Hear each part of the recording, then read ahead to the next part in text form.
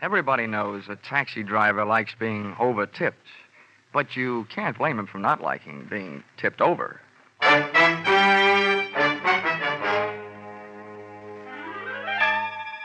This is another in the adventures of America's fabulous freelance insurance investigator, Johnny Dollar. At insurance investigation, he's only an expert. At making out his expense account, he's an absolute genius.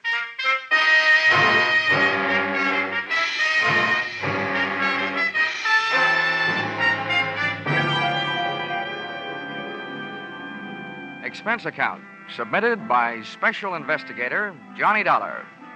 To Home Office, the Nutmeg State Liability Underwriters, Hartford, Connecticut. The following is an accounting of my expenditures during my investigation of the disappearance of 12 Apex cabs. Or who took the taxis for a ride. Expense account, item 1, $3.10, train fare Hartford to New York. Item 2, $1.10, dinner en route. Item 3, $18, club car. Expense account, item 4, $1.30, cab fare from station to garage and offices of Apex Taxi Company. I naturally waited for an Apex cab, but could have saved my time. The driver told me nothing, except that the man who came rushing out of the Apex office when we pulled up was the big boss, Mr. Gordon McKissick. Thanks, driver. He's just the man I'm looking for. Here. Thank you, sir. Hey, McKissick! I can't stop now. I'm in a hurry. See me tomorrow. Wait a minute, will you? I'm Johnny Dollar from the insurance company. Oh, good. That's different. Just in time. Come along. Where are we going? Come on, tell you in the car. Just had a call from the police. Another one of my cabs has been stolen. Huh? They found the driver slugged and unconscious, and I got to get out of there. I tell you, Dollar, I'm going crazy. This has got to stop. It's not only driving me out of business, it's driving me out of my mind. The police have done their best, and Lord knows I have too, but I'm about ready to give up. This makes 12 of my taxi cabs disappeared off the face of the earth. It's fantastic. I can't believe it. Hold it, McKissick. Do us both a favor, will you? Huh? What? Play cucumber for a few seconds. Oh. Remember, the insurance company I represent has plenty to scream about, too. What I need is some facts. I haven't got any facts. And if this keeps up, I won't have any taxis. They're gone, that's all. 12 of them, that's all there is to it. Any idea of a motive? Some new kind of car theft? That's what the cops say. Okay, what's your idea? Robbing the drivers? You don't have to steal a cab to rob a driver. It's ridiculous. All right, then. What else could it be? Competition? Sabotage? That's my guess, competition. So far, it's only a guess. I'd give anything to know. So would the insurance company. Anything. They'd even give up my happy young life.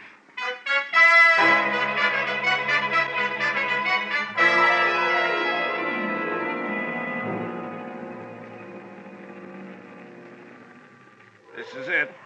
13th and East River. Yeah, and there's the crowd. Humanity's strongest magnets. All right. Blood. Yeah. Back. Please. Stand back. Come on. Hey, officer. Huh? What do you want? Look, here's my ID.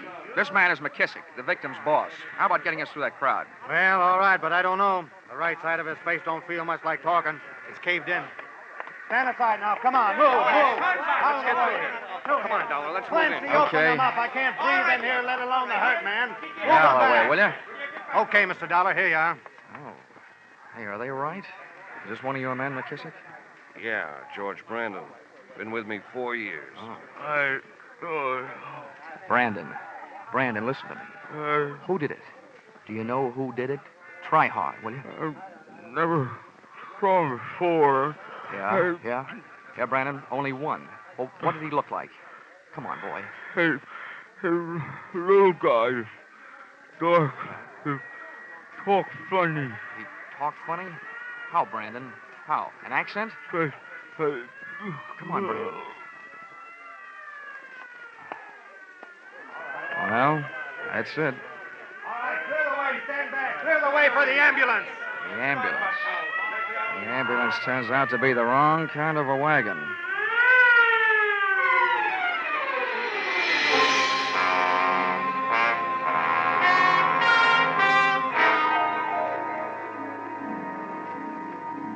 Expense account, item 5, $28.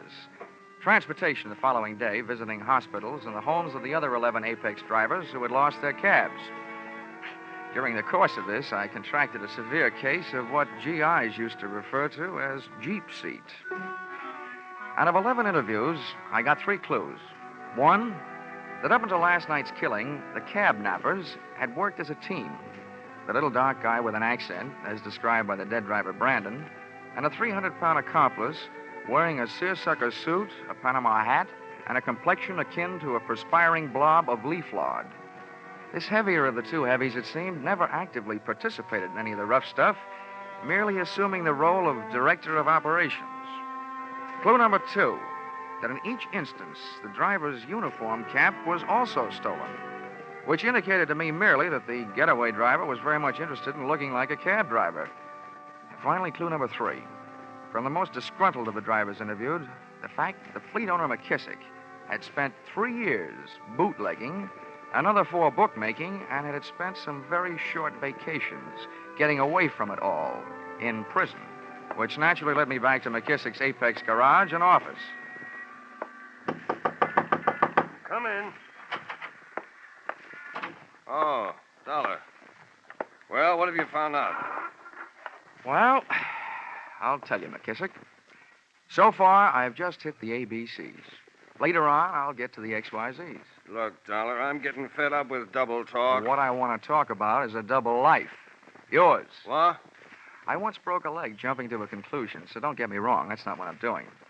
But a less experienced investigator might immediately assume that a man like you, an ex-bootlegger, ex-bookmaker, ex-jailbird, just might be stealing his own cabs for the insurance money. Well, you small Now, wait a town- minute.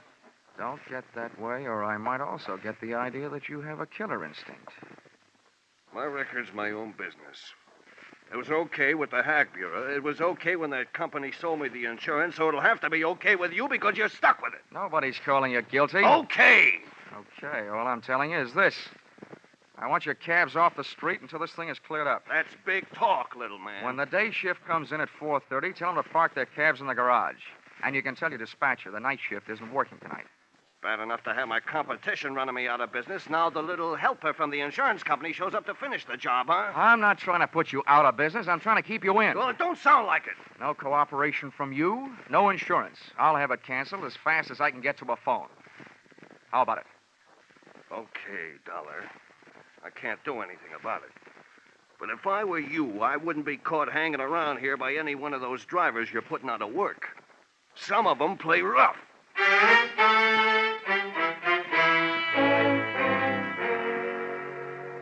You can always depend on a cab driver for being on time when it's time to knock off work. By 5 o'clock, the garage was full of taxis and carbon monoxide fumes. By 5:30, it was devoid of humanity, and a night watchman I'd met before stood guard outside the locked gate.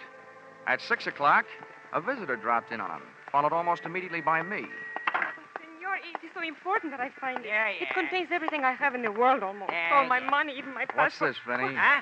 Oh, Mr. Dollar. Yeah. Well, a young lady claims she lost... My purse, senor. I hired one of your taxi cabs this afternoon and left my purse in it. It's so important that I get it. Yeah. I told her to call Lost and Found in the morning. But, senor, what will I do tonight? While we're trying to figure that out, will you join me in a drink? I would like that. Her name was Marita Guastella. She was the dark type, so I took her around the corner to a dark saloon. On the way in, we passed 4 grumbling Apex cab drivers shooting hot looks at me over cold beers. I arranged her in a booth so I could keep an eye on them, in case their intentions were no good, and an ear on her story, which I knew wasn't. You see, this is my first trip to America. I came from Spain 2 weeks ago. This afternoon, I was shopping on Fifth Avenue, and that is when I took the cab from 49th Street to the Sherry Netherlands Hotel. 49th, Sherry Netherlands. Yes.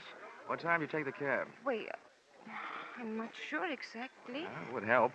Oh, well, it was exactly 10 minutes after 4. I remember now. I looked at a clock. And what time did you arrive at the hotel, Marita? Why are you writing all this down? Just trying to help you find your purse. Oh, but I do not want to put you to any trouble. I am perfectly willing to search through the taxis myself. Honey, the city of New York has gone to a lot of trouble to save you that trouble. Every driver has to keep a record of every trip. Where he picks up his passengers, where he drops them, and when. He puts it on a big card. So all we have to do is find out which card has your trip listed on it, then we'll know which cab. Oh, I see. Then we'll go to the little cab and probably find your little purse. All right? Oh, it is very good of you, senor. if you would not mind the trouble. Sometimes bothering with this kind of trouble eliminates my employer's troubles. How about another martini?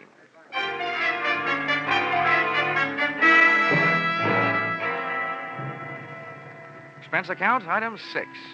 $4, bar tab. Tip to waiter, $1.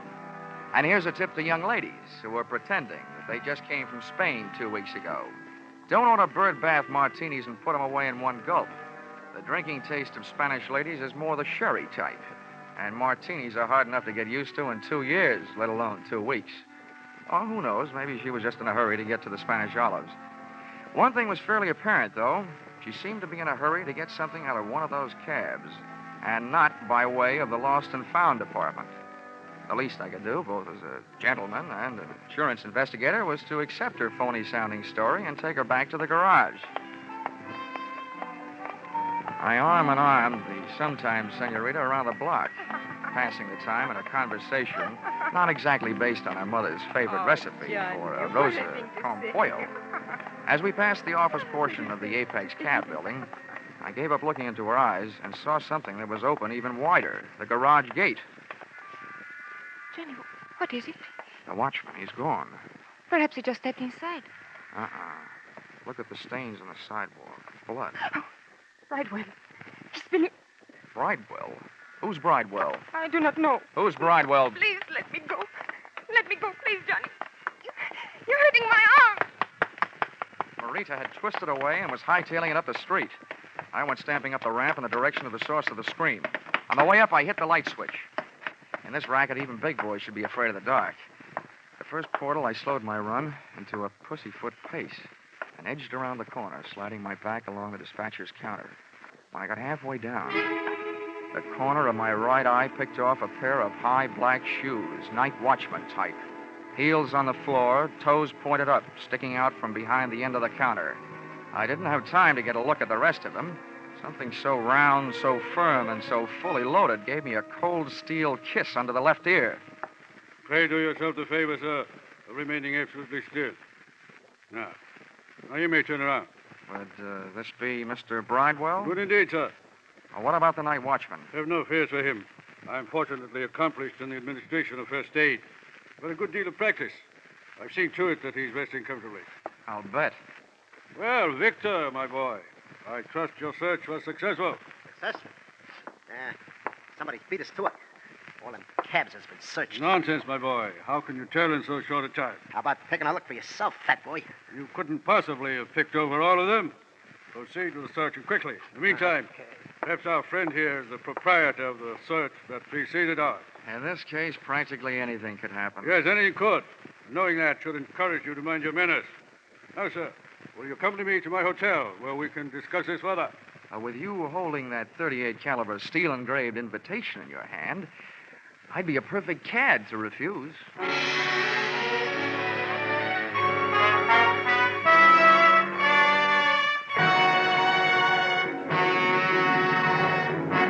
In just a moment, we'll return to the second act of Yours Truly, Johnny Dollar.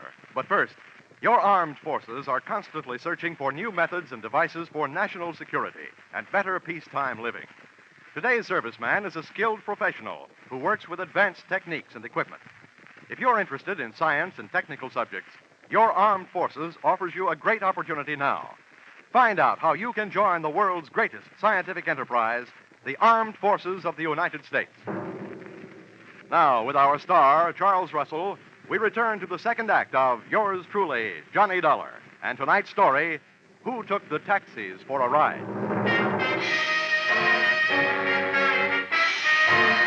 Looking for some stolen taxi cabs and wound up in a hotel room looking stupid.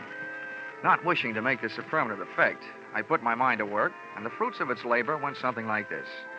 Whoever had been stealing those cabs, and I figured I was face to face with one of them now, had not been stealing the Apex rolling stock for the cabs themselves, but for something evidently hidden in one of them. From here on in, there was only one way to play it, by ear. And it was easy, because the pasty-faced 300-pounder draped in a double-breasted seersucker tent was doing all the talking. Back in 1912, when I was expelled from Oxford University as a result of an unfortunate association with an unscrupulous proctor, I arrived at this decision, sir. It is sometimes not profitable to be on the apparently right side. Do I make myself clear? Well, in a roundabout way, I think so. Now then, I am thus fully acquainted with my position in regard to this matter of the Scarlet Madonna. But you, where do you stand? I'm running a one-man escort service for Marita Guastella. Ah, Marita. So, the lovely but unwise Marita has taken unto herself an accomplice, has she? Well, as long as you're allied with her, you and I must be at cross purposes. Well, I'm open to suggestion. Good. The girl is nothing more than a penniless adventuress, a common thief. But I, sir, may be able to tempt your trenchant loyalties with some very fetching terms. Mm-hmm. Well, Victor? This is our man, all right. I knocked it out of that night watchman when he came to. There was only one guy in the garage besides us. This is him. Let's go to work. Now, here, Victor. This is not the time for violence. The gentleman and I are about to discuss terms of mutual profit. Are we not, sir? You were discussing. I was listening. Yes. You'll find that I can be concise when the situation demands that I be. Shall we start with a figure of, say, $5,000? Hey, you're nuts. Let me work him over. Now, Victor, you kindly remember that I deplore violence. Well, young man, what do you say? Nuts to your 5,000, Mr. Bridewell. Good heavens, man. Have you lost your mind? What do you think the Scarlet Madonna is worth to you? Well, so far it's been worth one man's life, 12 taxicabs, on a used car lot that comes to more than $5,000. $7,500 there. Keep coming. Now, see here now. There's not only a limit to my generosity, there's a limit to my patience. How else do you expect to realize such a handsome profit? I haven't made up my mind. Perhaps I can help you. Here are the problems you face. The Scarlet Madonna is no ordinary gem to be disposed of through the ordinary channels. You, sir, have the faintest notion of the importance of the jewel. Well, I've got a hunch I could retire for life on it. A very short life it might be. It'd be a pity if your blood were mixed with that already shed through the centuries over the Scarlet Madonna. Now, don't waste time with that story fat stuff. We haven't got all week. My purpose in this repetitious recitation is bona fide. The bloody history may convince our friend that no one since the year 1256 has been able to share for any appreciable length of time the company of the Scarlet Madonna. Hey, tell him about the For that pirate. was the year it was fashioned to be worn in the vestments of John of Vicenza. On March 20th of that year, he was ordered by Alexander IV to hasten to the province of Tuscany to aid in the routing of the heretics. The pirate. There, John was murdered and robbed of this jewel. And since that date, it has never ceased its bloody journey through history. England, France, and Spain. Don't forget the pirate fat stuff. Thank you, Victor, for your helpful interest. Indeed, it is true. During one of its bloodier experiences, it was woven into the beard of an Alsatian pirate, from which it fell when his head tumbled into the basket beneath a guillotine. That one killed me. You see, mister, don't go losing your head. I'm trying not to. Look, Bridewell, if this rock is so hot, how come you're willing to risk your pudgy little neck for it? Victor here and I are only the temporary middlemen for this infamous death. You aren't yet. Am I to understand that you refuse? Well, I must say you tell a very good story. But the answer is still nothing doing. I told you fat stuff. You're wasting your breath on this guy. Oh. All right, Victor. That's enough.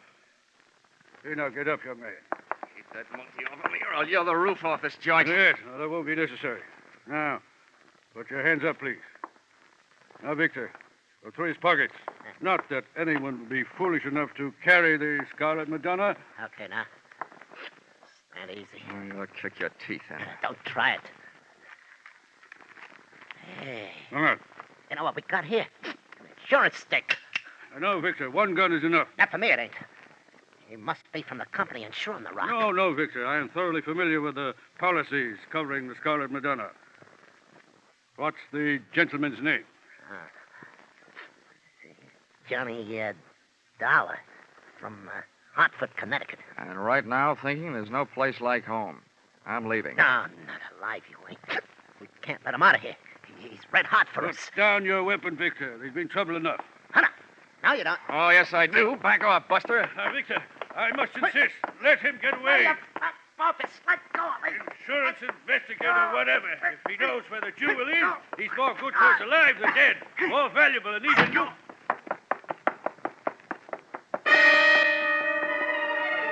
The elevators weren't fast enough. I hit every fourth step down 8 flights of stairs to the lobby and out into the street. Mr. Dollar. Hmm? Johnny, I must see you. Oh, Marita. Well, this saves me looking for you. You just tag right along. Taxi! Here you are, sir. After you, Lady of Spain. Thank you, Johnny. You're welcome.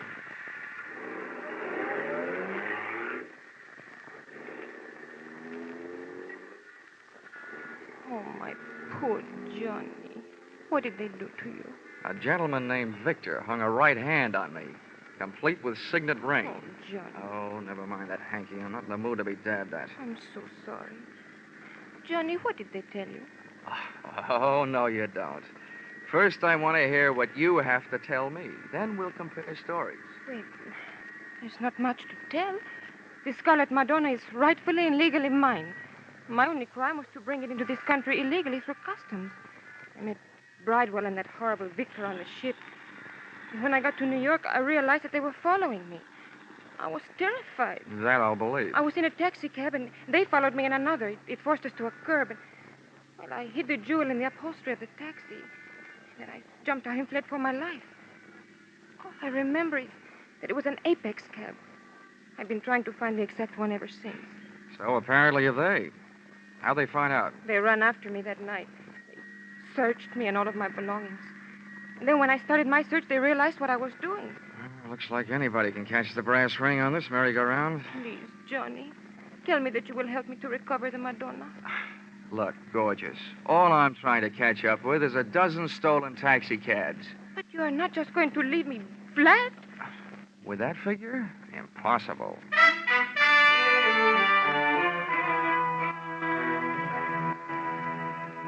I took Marita to a small hotel, got her a room, and while she was taking a bath, I stole her clothes and left her, locked in that strongest of midtown prisons, nudity.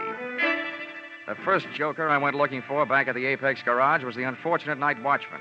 I found him sitting up and taking nourishment out of a bottle and nursing an egg on his head that would have hatched an ostrich.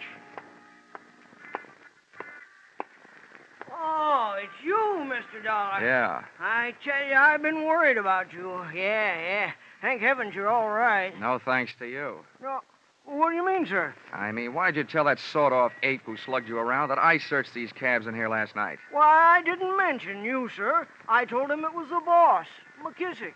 Huh? Yeah. McKissick? Where's he now, do you know? He just came by. I believe he's next door in his office. Thanks. Yeah. Oh, McKissick. This case is developing more suspects than a garlic breath in a crowded elevator. Now, listen to me, McKissick. Got to double-cross the scum. I tried to level with you. 10 pounds and it's my top offer. Turn it over. Let's see your money. You don't trust me, I don't trust you. All right, you had your chance. From now on, there ain't no money.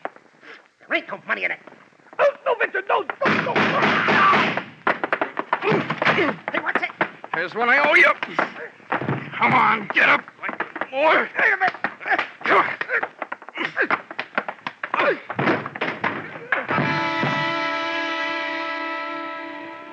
Then I finished the job he had started.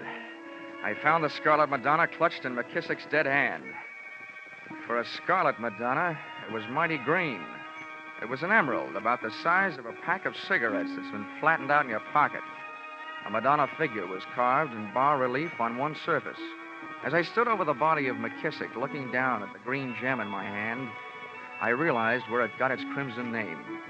For on the floor, outlying my hand, was a spreading pool of scarlet blood. Well, sir, we meet again. Yeah, so it seems. May I offer you my congratulations, at the same time request that you hand over the Scarlet Madonna? Being unarmed, as you are, you're not welcome to it. Well, perhaps I have something more persuasive than a weapon. Here are my credentials.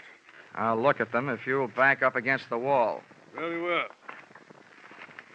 You'll also find there a letter authorizing me to the legal possession of this infamous, this hateful, this accursed instrument of greed. It will explain that it's been my odious duty to retrieve it for its rightful owner, the Stillwell Museum in London, from which it was stolen by Victor and his erstwhile lady-in-waiting, the exotic Marita.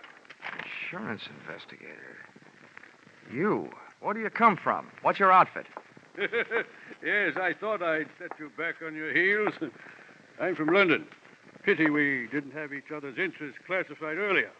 We might very well have, shall we say, collaborated in this matter. Yeah. I'm sure there's an unvoiced question lurking on the tip of your tongue. My association with the bestial victor. Well, at this point, I didn't want to insult you. Think nothing of it, my boy. Due to a fortunate similarity in voice and physique to your accomplished actor, Mr. Sidney Greenstreet, I find myself automatically listed as undoubtedly the villain of the piece. In this case, and in many others during my fantastically successful career as an insurance investigator, I was able to align myself with the basic source of the villainy involved. Further, I pray that you not accuse me of being associated with any of the physical violences which have punctuated this case. In short, this Victor fellow occasionally slipped through my fingers. Look, all I'm trying to find is 12 lousy taxi cabs. Well, then, your troubles are at an end, my boy. I shall write out an address. Fine. And then... there you shall find them unharmed in the warehouse hard by the East River. Okay. You'll forgive me, I'm sure, if I tell you that in this case, it is but another small milestone in the glorious pathway strewn with superior accomplishments in solving those minor mysteries evolved by the niggardly minds of the sniveling criminals who would offend the sanctity of that guardian of the peace of the public mind, the insurance company. Amen.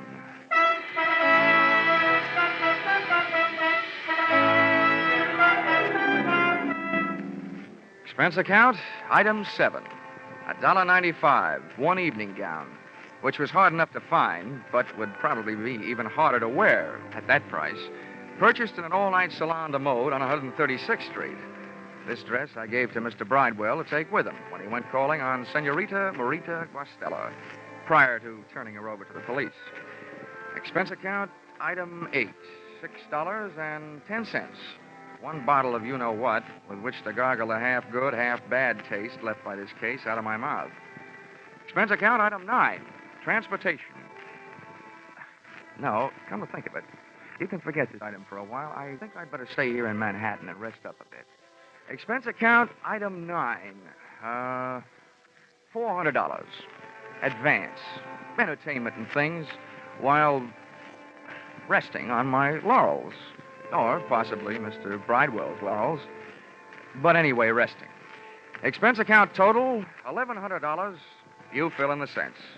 Yours truly, Johnny Dollar.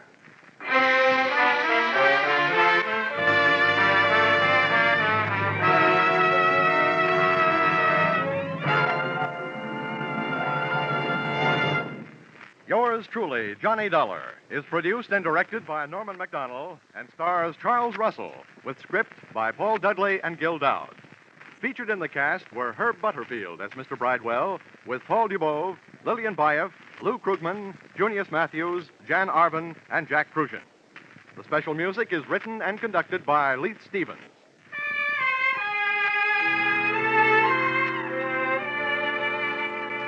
Be sure to be with us again at the same time next week when another most unusual expense account is handed in by Yours truly, Johnny Dollar.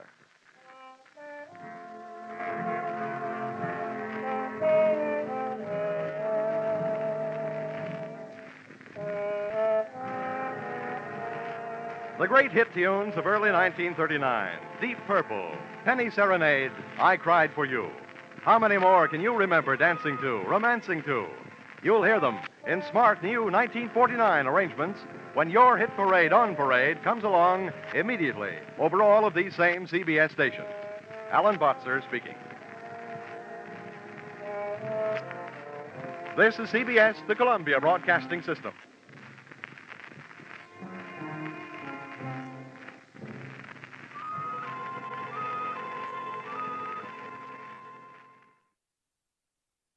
This is a horse on me. But I did find out that in a race for life and death, the police laboratory is where they make the photo finish.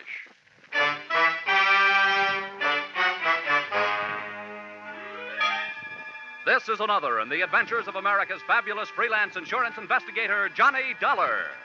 At Insurance Investigation, Johnny Dollar is only an expert. At making out his expense account, he is an absolute genius.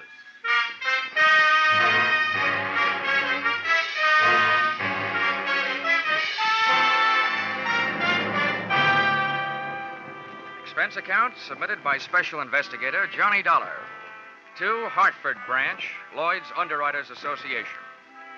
The following is an accounting of my expenditures during investigation of the circumstances threatening the life of the insured, the racehorse Piledriver. Or, he'd have been way off his feet if I didn't know my oats. Or, it's great to get a kick out of life so long as it isn't a kick in the head.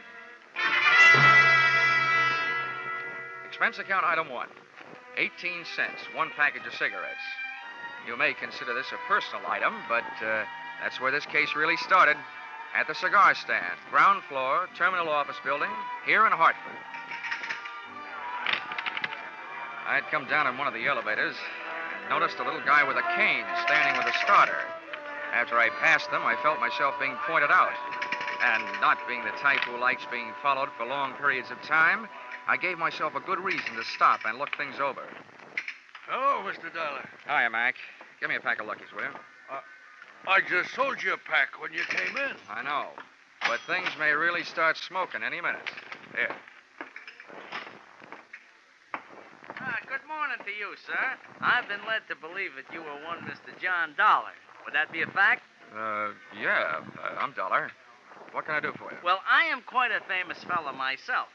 Perhaps you've heard of the fabulous jockey Earl Sand? Yeah, but... Well, next to him, I was among the best. May I introduce myself? I'm the famous little Nettie Montana, sometimes called the short Johnny Longden. Shake hands. Oh, how do you do? Now, to business. I think I have a way for you to solve my problem and make yourself an honest buck besides. Oh, now, whoa, pony boy. You're wasting your time.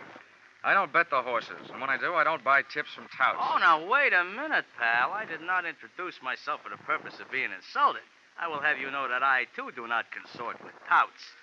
I will thank you to keep a civil tongue in your head. Oh, I can see this is going to be one of those days.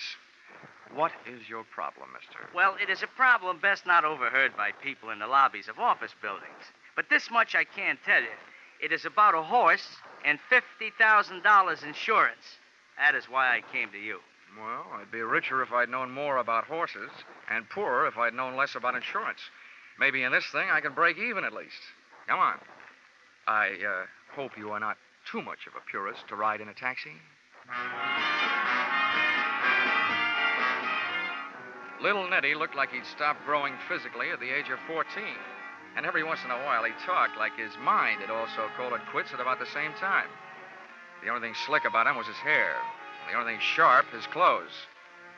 Liars always talk too much, and little Nettie wouldn't say a word until we were inside my apartment. So even before he started his pitch, I half believed it.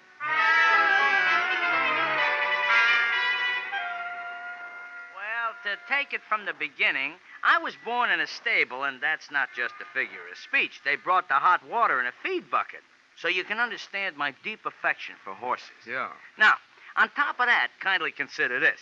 One horse in particular, a very brave steed by the name of Piledriver, has not only made me very famous, but has also made me a very large pile of hay. I have ridden Piledriver to a win position since he was a maiden. Piledriver, huh? Quite a hunk of horse. You remember? Yeah. Then you might also remember that he was on his way to becoming one of the big money winners of all time. Until I had to go and fall off a livery stable horse while teaching a girl how to ride in Central Park. It busted up my leg, and I might add, my future. To say nothing of Piledrivers. He hasn't won a race since I got grounded. Yeah, well, what's all this got to do with insurance? Mr. Dollar, they are going to murder him. Oh? Can you guess why? I can try. Piledriver is heavily insured. He's also no longer winning races. He's also a man who can't have a family. No good for studs. So if Piledriver should trip and break a leg, the owner would be entitled to shoot him, and he'd still collect the insurance. I know, it's been done. You have hit the horseshoe nail on the head. Mr. Dollar, I have a considerable bundle of money stashed away, and I am willing to devote a considerable lump of it to the purpose of saving Piledriver. Now, maybe you wouldn't understand such a thing, but I happen to love that horse. I understand it, Nettie. Where is he? Well, he is currently stabled at a track named Hiawatha. Oh, by the shores of Gitchigumi? No, by the shores of Lake Michigan. This is located slightly north of a place called Chicago. 5 telephone calls and a few hundred questions later, I learned that Piledriver was insured by your company. Got the assignment and was on my way. So, expense account item 2, airfare, Hartford to Chicago, $57.72. Little Nettie insisted on coming along, and he kept the hum of the plane from being humdrum as follows. Well, Johnny, the gentleman who owns Piledriver is an old Kentucky mint julep sponge named Colonel Faraday Bushnell. Mm-hmm. Now, this character has a very black heart hiding beneath a head of white hair. That's it. I trusted him until I heard him say what he was going to do. From then on, I have been seriously tempted to wrap these hands around his neck and squeeze. All I can say is he had better not hurt Piledriver.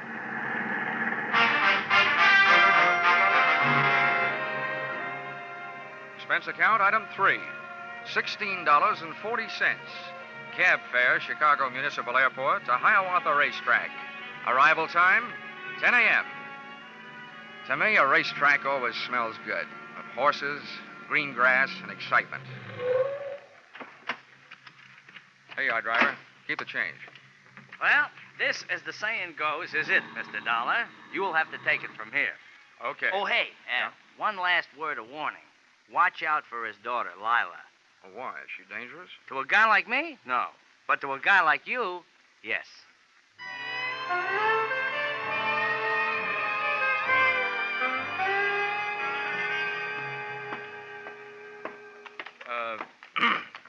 Pardon me, miss. Can you tell me where I'll find the boss around here, Colonel Bushnell? Oh. I was just going to chase you away. But you don't look like just another hay and grain merchant. What you selling? I'm not. I'm buying. Where's your daddy? How do you know the colonel is my daddy? Well, he told me he had a pretty daughter. Oh, well, thanks. Just who are you, mister? Well, as for the name, that's Johnny Dollar. As for my business, that's trying to buy one of your father's horses. Well, the colonel won't be back for a little bit, but I'm bossing while he's away. I'll tell you now, I don't think he's figuring on selling any of his horses. But I'll be glad to show them to you. Good enough. But there's only one I'm really interested in. Piledriver. Piledriver? Why, no, Daddy wouldn't sell him. Why not? Why, he's practically one of the family. He put me through the last 2 years of college. Do you mind if I see him anyway? Why, no, not at all. Right over here. Okay. Here, baby. You have company, darling. Meet Mr. Dollar. Hello. Quite a horse. No, he's just a perfect dear, aren't you, Dollar? Mr. Dollar, why do you want to buy Piledriver? Oh, he's a great horse. Got a great record. Have you been following him lately? Yeah. Oh, I know he hasn't been winning. That ought to make his price cheap and the odds long when he gets back running. I just happen to think I can make a winner out of him again. But his spirit's all gone. How do you think you're going to do that? Well, if I told you, his price might go right back up. Johnny, darling, I can't help it, darling. Hey, Kiss wait a me. minute. Let go. Wait a minute. Please, darling, please. Well, it was great fun. But what was it for?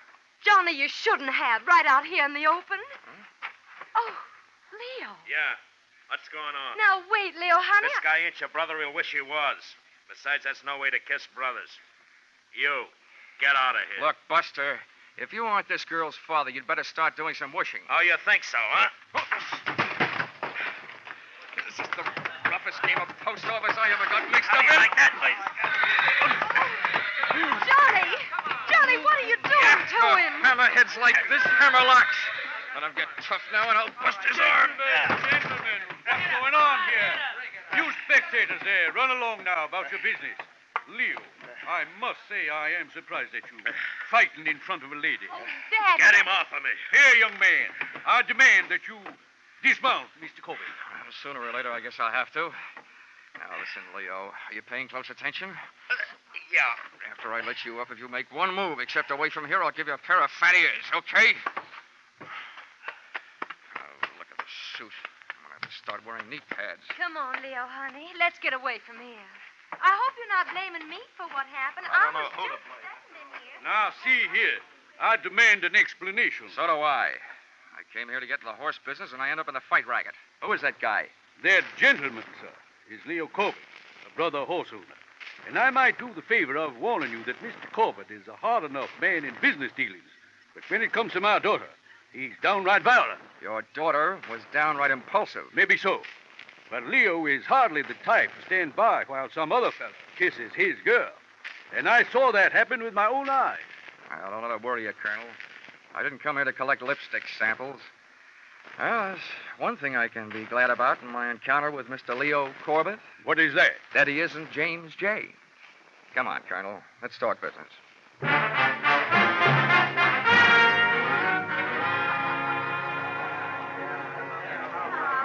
Hey, bartender. Hey, Mr. Dollar, over here. Oh, never mind. There's my man over there. How are you, Nenny? Oh, I'm fine. Hey, but you, where did you catch that mouse under your eye? Oh, I'm sharp as a trap, I am. You were so right about Miss Bushnell. She's not only dangerous, she's daffy. Huh? I didn't know she could hit that hard. No, she didn't. Let's just say that she has a novel way of introducing people to her boyfriend. Oh. You know him? Leo Corbett? Well, if I knew any more, I'd be the Racing Commission's witness. He owns a string of very fast horses who run very slow until the odds get right. Then he bets them up to the brisket, wins himself a potful. It's also rumored that he is stiff competition to the Perry Mutual machines. He books big bets among the owners. Well, they'll catch up to him sooner or later. They always do. Amen. But about that human glue factory, my friend, the horse-killing colonel. What's with him? Well, I offered him $60,000 for Piledriver. Huh?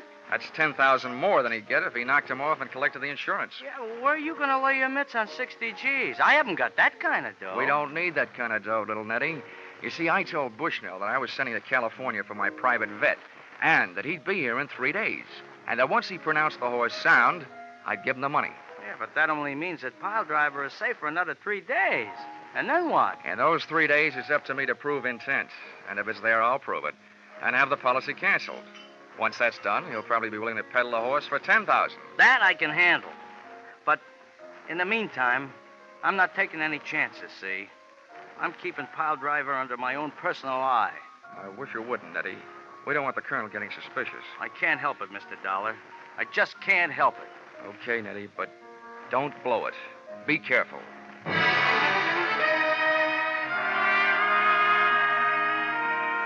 Like all racetracks, Hiawatha was surrounded by motor courts and bungalows with rooms for rent. So, expense account item 4, $3, room rent. I set the tin alarm clock for 8 and my ear for any time and went most of the way to sleep.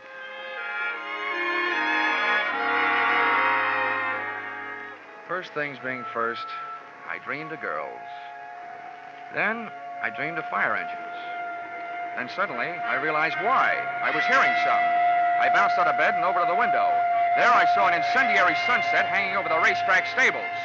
I jumped into my pants and into the landlady's car and got over there as fast as a 1929 Ford could take me.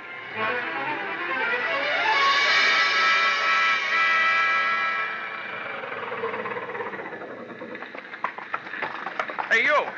What? How'd it start? I started to break those tables. I don't know how, but the guards were looking for a little guy with a limp who was hanging around. Oh, where'd he go? I didn't see him, but I hear he ran in the fire and didn't come out. Some crank, I guess. I had one particular horse to get to in a hurry, and I hoped one particular guy. The door to Piledriver's stall was closed and padlocked. I crowbarred the stable out of the wood with the pick end of a fire axe. Threw the door open, grabbed a lungful of fresh air, closed my eyes, and slammed into the smoke. I could have been smoked to death, burned to death, or stamped to death, but I had to take the chance. Steady, yo. Whoa, Piledriver. Now, take it easy. Easy, boy. I whacked him on the rump with the axe handle and then dropped it. I slipped to my knees, started groping across the straw-covered floor. I knew that if there was any air in there, that's where it would be. And if there was an ex-jockey in there, that's where he would be. And that's where he was. In the first corner I tried. I crawfished backwards toward the door, dragging him, inch by inch, out into the clean, cold shower of fresh night air.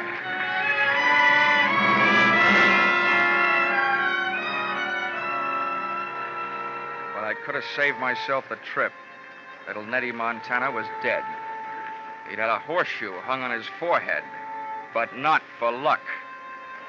And all I could think of at the moment was a jockey's best friend is not always his horse.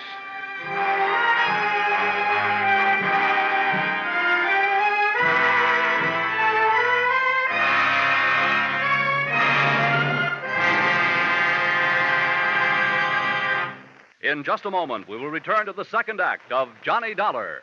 But first, may we take just a moment from tonight's Johnny Dollar story to remind you that 3 more fine adventure shows come your way each Saturday night on most of these same CBS stations. First, there are The Adventures of Philip Marlowe, based on the smart and tough Private Eye created by Raymond Chandler. Second, there's Gangbusters, one of the most famous crime shows on the air, reenacting outstanding police cases in real life. Third, there is Escape, a highly unusual adventure show which fulfills your need for escape. Hear these 3, Philip Marlowe, Gangbusters, and Escape, along with yours truly, Johnny Dollar, every Saturday night, won't you? Tune in this fall for the shows that you love best of all. Listen carefully. Here's the address. It's CBS. Now, with our star, Charles Russell, we return to the second act of yours truly, Johnny Dollar.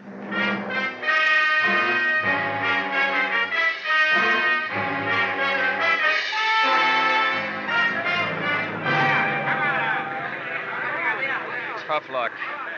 Nice try, little Nettie. Mr. Dollar, this is horrible. Why, it's little Nettie. It sure is. What's left of little Nettie? You don't... Yeah, I mean, he's dead. You know, when I was a kid, I knew about a story with a horse and a woman in it. Helen of Troy. I should have remembered that before I tangled with you. Why don't you get lost? Why, whatever's the matter with you? Look, Miss Bushnell, 2 minutes after I met you, you bagged me into a fist fight with your boyfriend with a phony kiss. I don't know how much you had to do with putting little Nettie where he is, but I intend to find out. Why, you're insane. Any fool, even you, Mr. Dollar, can plainly see that this boy's been kicked in the head by a horse. Lila, child, what are you doing here? Why, I saw the... Why? Who's that on the ground? Why? It's little Nettie. Don't tell me he's dead. What would you be if you got kicked in the head by a horse, Colonel? Why, the poor boy. I held this lad in deep affection until just a few months back. He was my best jockey. What on earth was he doing around here at this time of night? From all I can see, little Nettie swapped his life for Piledriver's. As small as he was, it's a pretty big price to pay. Although I guess you wouldn't think so, would you? What? What's that? I demand an explanation of precisely what you mean, sir. I mean that to some people, a dead horse is more valuable than a live one. Too bad you can't go count your money. I gotta take my friend to the morgue. An hour later, little Nettie was resting better than I was. I'd made my report to the police and was back pacing the floor of my rented room. It wasn't a long walk.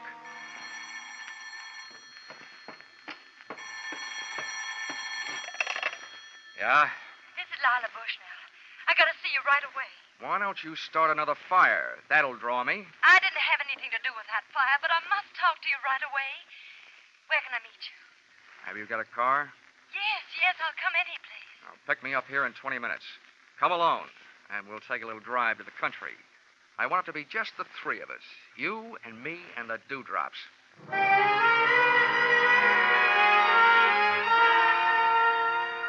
Dawn was making a dark gray promise in the sky when she picked me up, and a few easy-to-please birds had found something to sing about. During the first 5 miles, Lila denied everything except that she was a woman, and there was no hiding that. I had her pull in under a tree and said, "Well, then why'd you call me?" It was something you said to my father about a horse being more valuable dead than alive. You sold me out once. What are you planning on now? Selling out your old man? You women. You know, if the truth is ever told, it'll probably come out that Goldilocks cut her grandmother's throat to swipe the gold out of her teeth. Please don't make fun of me. Fun, she calls it. Well, if you got something to spill, get it off your chest. My father owes Leo Corbett $50,000. He lost it betting on Piledriver. Leo's been demanding his money, and Father doesn't have it. And I heard Leo practically order Father to destroy Piledriver for the insurance. And what did Daddy dear say to that? He said he'd do it. But I know he wouldn't. I know he didn't set that fire. How do you know? I just know, that's all. Now, that'll sound good to a jury. Why are you coming to me with all this stuff? Because you're our only hope. Can't you buy Piledriver right away? It would solve everything. Everything but one thing. What's that? Why did you go to all that trouble to get me punched in the eye? Oh, that. Yeah. I just wanted to show Leo that he wasn't going to have everything his own way. And you look strong enough to do it. Wow. That's a stupid answer. Why not? Makes a stupid kind of sense. She dropped me off at my rooming house where I dropped off to sleep. It was, however, only a 4-hour plunge. Expense account item 5, $6.50. Cab fare to headquarters, Homicide Division, Chicago Police.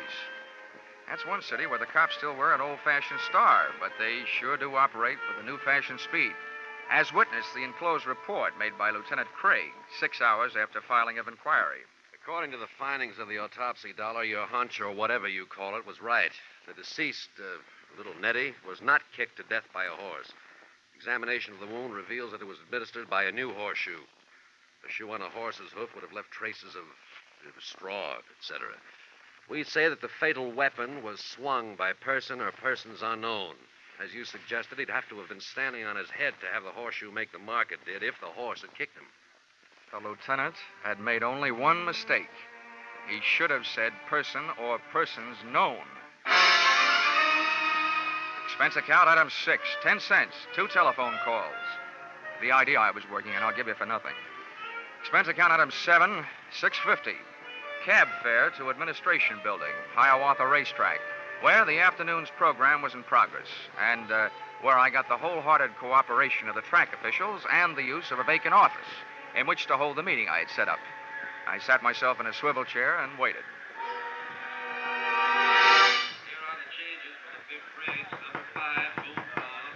Come in.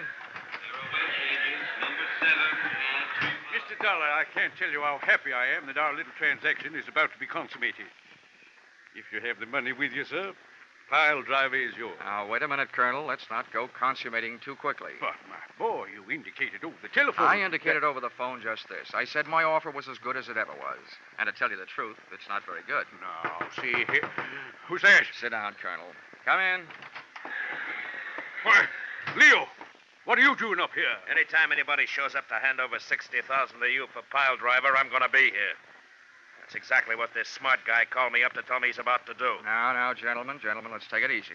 Before I do anything, I want to make sure I'm not doing business with a murderer. Sir, I demand an explanation. What about you, Leo? Yeah, so do I. Well, here it is. The Chicago police know 2 things. 1, that last night's fire was set, and 2, that little Nettie was murdered.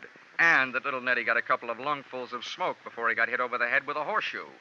That means that whoever hit him over the head sucked in some smoke, too. Well, I've never heard such a pack of nonsense in my life. What are you getting at, wise guy? Just what I told you. I don't want to do business with a murderer, especially $60,000 worth.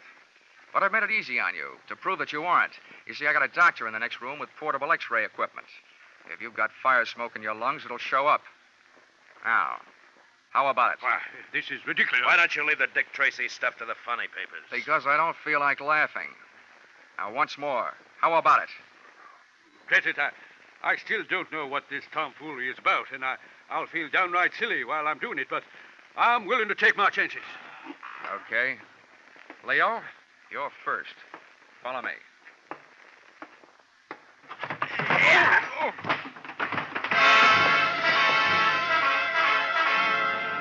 Turning your back on a murderer is no way to stay healthy, but very often it's a good way to get him to make his move. This one did, right out the door, knocking me down en route, and the chase was on. Out of the building and out toward the grandstand and the racing circle. And there they go. On the outside, Dreamy Boy by a neck. It's Brockbuster by a length, and Bodyguard by a head. And at the corner, it's Dreamy Boy. It may have been Dreamy Boy at the quarter, and on the track, well, it was my quarry by 50 lengths as he headed up an aisle into the grandstand.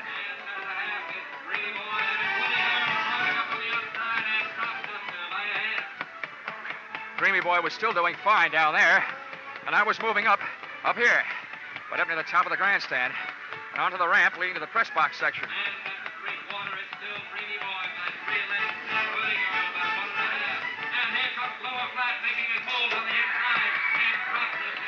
Just as Dreamy Boy hit the three-quarter, we hit the grandstand roof.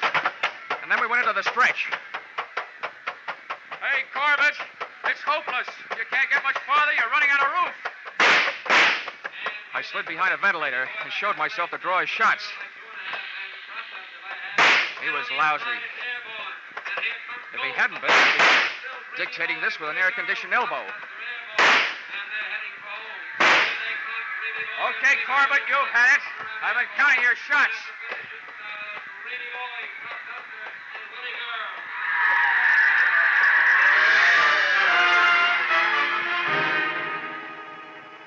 Corbett tried a few ventilators himself, and then apparently he decided the second time he fought me, he'd do better. He rushed in swinging. I was doing great trading punches, but he finally moved inside and threw one. I ducked low, but he came up fast with his knee. I sat down, and he took off, straight to the back corner edge of the pitched roof. He swung over the side and started to shinny down the 100-foot rain pipe. But that pipe was built to carry rain, not people.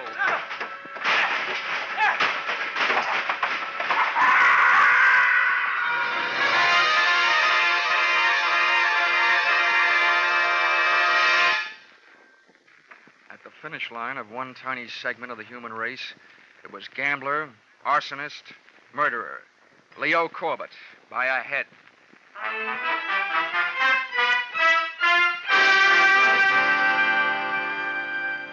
Expense account item 8. Dinner for 2 at the Shangri-La in downtown Chicago. $34.40. Dinner itself only took 40 minutes and 8 of the dollars. The rest of the evening and the money was spent listening to the story of her life. A story which would not, by any means, win any Pulitzer Prize, or, for that matter, any husbands. But sometimes when you're interested in a girl like Lila, you have to act like you're interested in what she's saying. Expense account item 9, $57.72. Airfare, Chicago to Hartford. Item 10, $1.50. One book to read on airplane, titled How to Win at the Races. As if I just hadn't found out. Expense account total, $1,449.22. I guess you could call that horse sense. Signed, yours, truly, Johnny Dollar.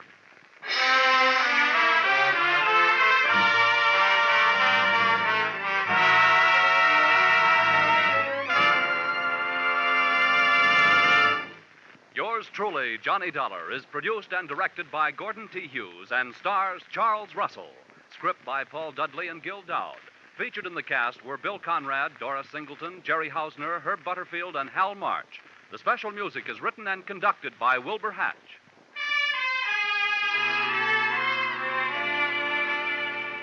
Be sure to be with us at this same time next week when another unusual expense account is handed in by yours truly, Johnny Dollar.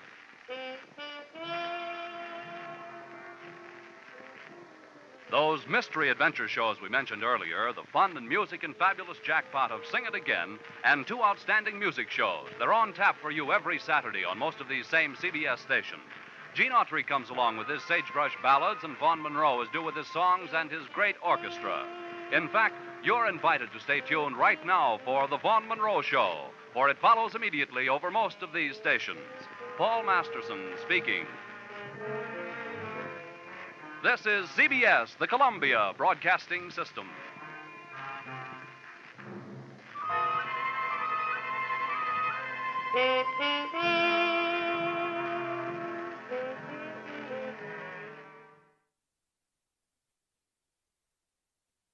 It was the week before Christmas, and all through the house, a creature was stirring. And boy, what a rat.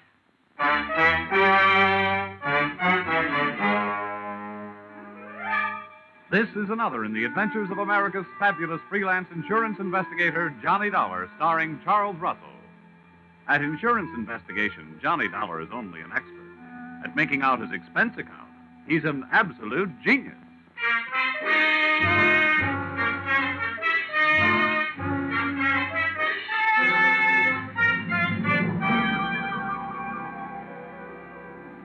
Expense account submitted by Special Investigator Johnny Dollar to Home Office, Industrial Insurers Incorporated, Hartford, Connecticut. Attention, Mr. Eben Stevens, General Manager. The following is an accounting of my expenditures during investigation of small-time swindles of big-time department stores. Or how I played Santa Claus and almost got left holding the sack. Or going for a sleigh ride without benefit of snow can be tough sledding. Expense account, item 1. $1. Tip to messenger who delivered this assignment writing by hand to my apartment. Thanks, Mr. Dollar. You have never been known as a fast man with a buck, Mr. Stevens, and I must say your note to me also marked you in my mind as an economist with words. Dear Dollar, our client, the Association of Department Stores of Greater Manhattan, has requested help on the following problem. A young man has been making the rounds of New York department stores during the current Christmas rush.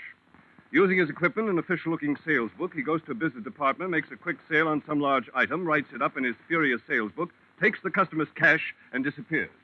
Enclosed find varying descriptions as furnished by victims to date, and check for your usual retainer fee. Please put a stop to this nefarious practice at once. Signed, Eben Stevens, General Manager. Expense account, item 2. $6.21. Train fare, Hartford to New York. Next morning at 7:03 on the Banker's Special. A train very cleverly named that because 75% of its load is made up of bankers. I sat among them in a parlor car, watching them limbering up for the day's chores, slowly shaking their heads from side to side and softly whispering, no. We arrived at Grand Central at 9:20. The bankers got off and headed for their granite vaults. I got off and headed to face my stone wall. Expense account, item 3. 4 bits, cab fare to offices of the Association of Department Stores of Greater Manhattan. There, things got brighter right away. Her name was Judy Whitehall. Boy, how she'd been missed by the scouts for the Copacabana, I'll never know. I have been assigned to help you all I can, Mr. Dollar. What would you like to know first? Your home phone number. Oh, well, maybe we better wait until later for that. How many stores are there in your association, Miss Whitehall? We have 120 member stores, Mr. Dollar. Great. You know, in one department store, I'm the kind of a guy that can't find the glove department. And now I've got 120 stores in which to find someone I don't even know. Well, we do have the man's description. Yeah, as a matter of fact, we have a lot of descriptions, all slightly different. And the regular store detectives are all on the lookout. It's like looking for a noodle in a spaghetti sack. And all the sales personnel have been warned. It's beautiful. What's beautiful? Your face. Well, really, Mr. Dollar. Hmm? After all. Oh, yeah. Oh, yes, I know. Business. Well, before I start, maybe you'd better give me a letter of identification. If I spend all day moseying around department stores without buying anything, I can stand a good chance of getting picked up as a shoplifter. Right away. Follow me. All right. Oh, just a minute. Hello, this is Miss Whitehall. Oh, yes, Mr. Sandler. Oh, my, that's terrible. My goodness, that's awful. Good gracious, that's worse. Well, the insurance investigator is here right now, Mr. Sanders. We'll be right over. What's so terrible? Well, that man, the one we're looking for, he was in the Miller's store making a phony sale in the camera department. Oh, you also said it was awful. It was. A little girl picked up a camera and snapped his picture, and the man tried to take it away from her, and the girl yelled, and then her mother screamed. And what made it worse? Well, a store detective came running, and the man shot him. Then he grabbed the little girl, camera and all, and ran off. They called the police. Really? I can't imagine why.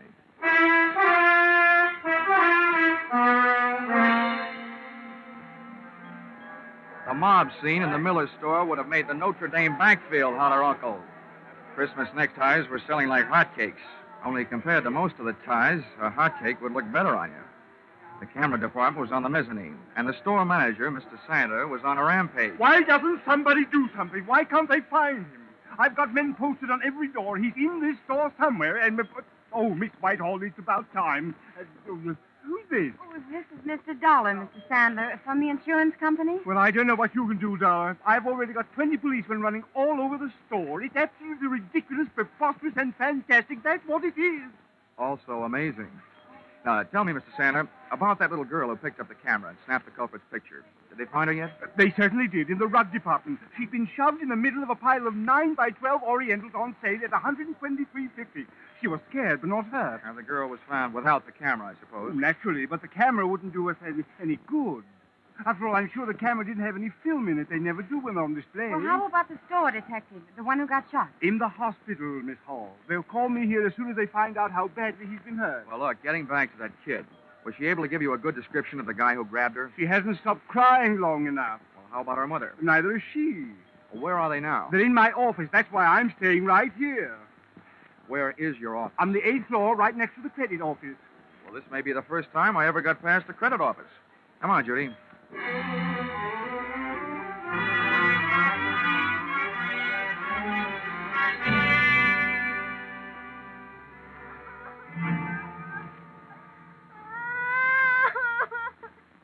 Oh, Bobby, come on. Blow your nose. There. Now, be a brave little girl. I don't want to. He hit me. He tried to kill me. He took away my camera. Let me have another try, Mrs. Jenkins. All right, Mr. Dollar, if you think it'll do any good. All right. Oh, come on now, Bobby. All you have to do is tell us what that bad man looked like. We'll get him, and then we'll fix him. Come on now, huh? I don't want to. He'll kill me. I'm beginning to think he's got a point. Okay, Bobby. Okay. Just a minute now. Oh, Judy. Here. Yes, Johnny? Looks like as a child psychologist, I'm nothing. At this point, I feel like telling little Bobby to go out and play with some old razor blades. Got any suggestions? Well, it is almost Christmas. Yeah.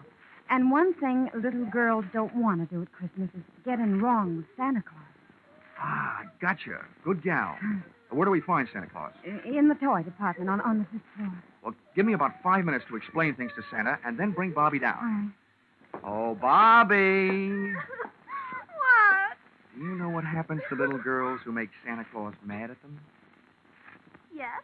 What happens? They don't get to look at television before they go to bed. I mean, at Christmas, what happens? They don't get any toys. All they get is old sweaters and underwear. Well, listen, Bobby. This guy Santa happens to be a good friend of mine. What do you think of that? Tell him I want an air rifle. You would. Okay. I'll even fix it so you can tell him yourself. How's that? Just fine. Ah, good girl. Hey, where'd you get that blood on your coat? You got a cut? No, sir.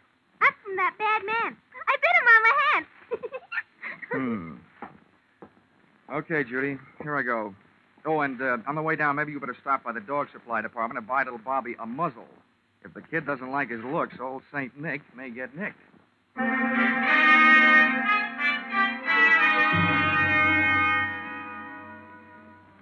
Department stores should have some kind of a congressional medal for salespeople who work in the toy department just before Christmas.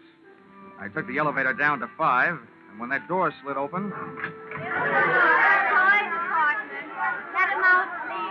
It was like stepping into Dante's Inferno, junior grade. First, I got on a house phone and called Sandler, who was still in the camera department. He'd had word from the hospital. The store detective had died without regaining consciousness. I was no longer trying to catch a cheap swindler. I was now out to swap blood with a dirty murderer. A line of fidgety kids led me to Santa Claus, sitting benignly on his throne. I had a short talk with him and a short wait for Judy and little Bobby.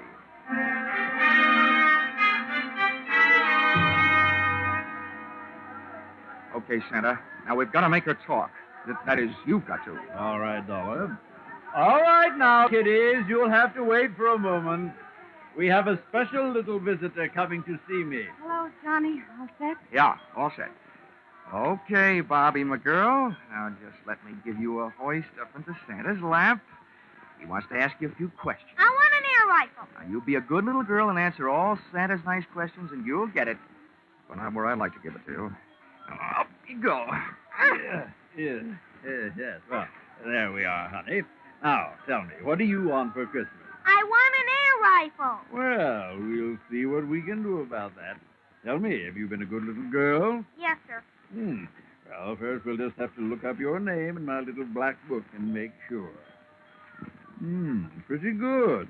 All but one little thing. What'd I do? I didn't do nothing. Well, that's just it. You see, Bobby, I have a note here that today some people asked you what a certain man looked like, and you wouldn't tell them. Is that right? I'm afraid. I don't want to tell. They can't make me. Mm-hmm. Well, Bobby, maybe you and I had better talk this over. If you won't do something for us, now, how do you expect to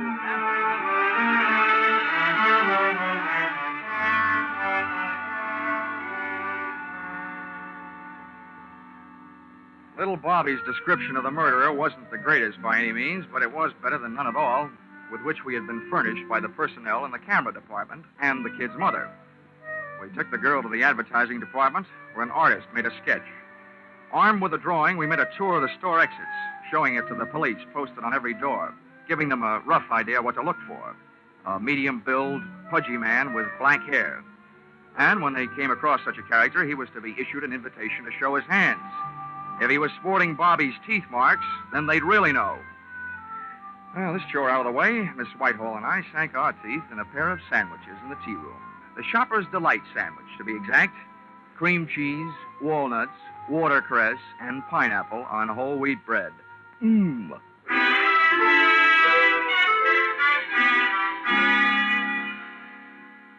We found the store manager, Sandler, back in his office.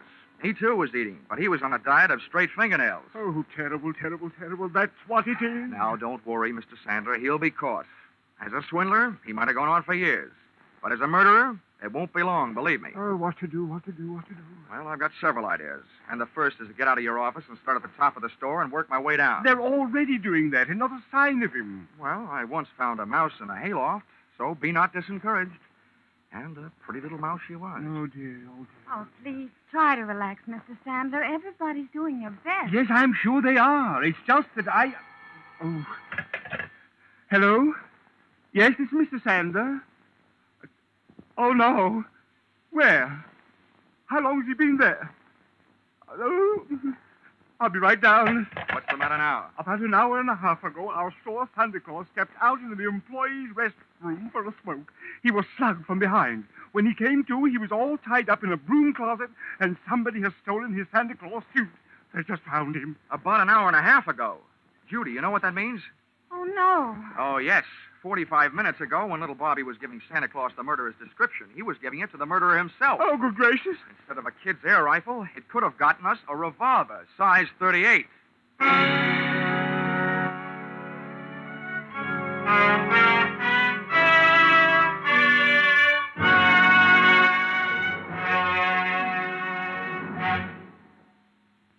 In just a moment, we will return to the second act of Johnny Dollar. But first, CBS is going to bring you one of the biggest presents you ever received from show business tomorrow afternoon, Christmas Day.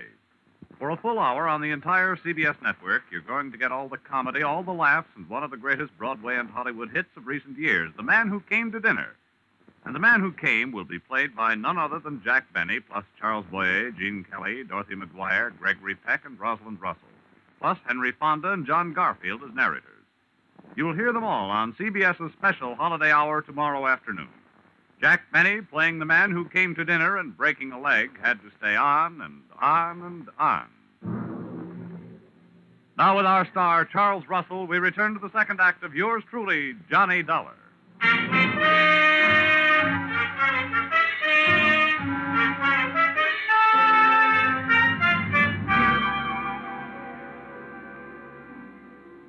There's no place like a crowded department store for a fresh-made murderer to be on the loose, especially one that's playing Santa Claus for a lot of rosy-cheeked little nippers. I headed back to the toy department, but when I got there, the cupboard was bare. Our lethal St. Nick had decided to give up his red flannel and white whisker hiding place. We found the empty suit in a storeroom, tossed high on a stack of baby buggies. Oh, Johnny, this is terrible. That man's a murderer. What are you going to do? What am I going to do? Now, listen, Judy. By now, there must be 87 cops sifting through this store looking for that guy. They've got 2 cops on every door. Now, all I'm going to do is help them look. This is one of those everybody's problems. You're right. I guess I'm just getting excited. Well, that you have a right to do. Come on, let's get out of here. I've got an idea. All right, Johnny, I'll Oh, do it. Mr. Dollar, stay thank goodness I found you. Mr. Sandler wants you right away, down on 3. An old lady has just been shot in Junior Mrs. Lingerie. Serves her right for not acting her age. Let's go, Judy.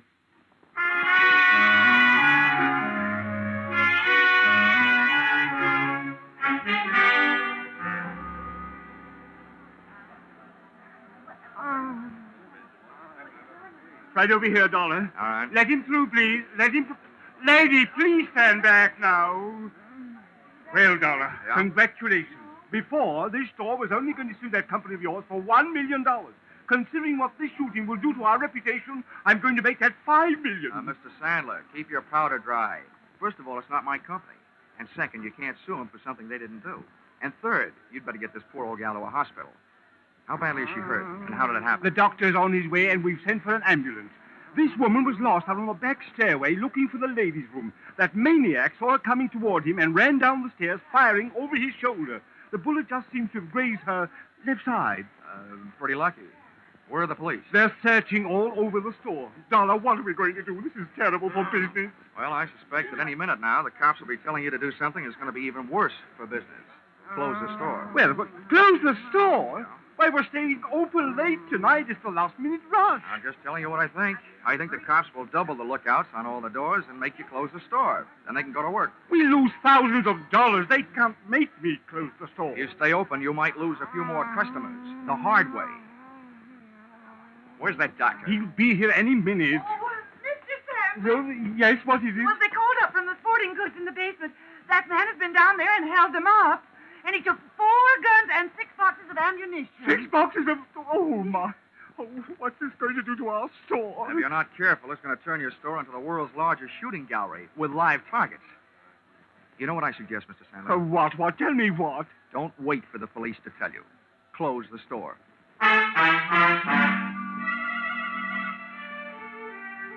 Sandler didn't like it, and neither did the customers, as they filed out of the store past the scrutiny of the police officers, still clutching their unfinished Christmas shopping lists.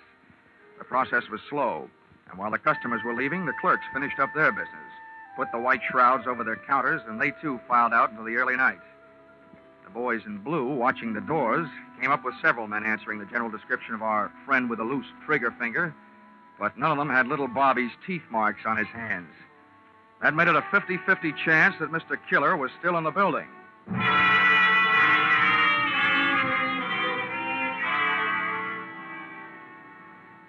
There's nothing more eerie than a department store after closing. In its white sheets, the whole joint seemed to be playing ghost. I sent Judy over to a steakhouse, Pietre's on 3rd Avenue, told her to wait. Then I had Sandler get me a gun from the sporting goods department.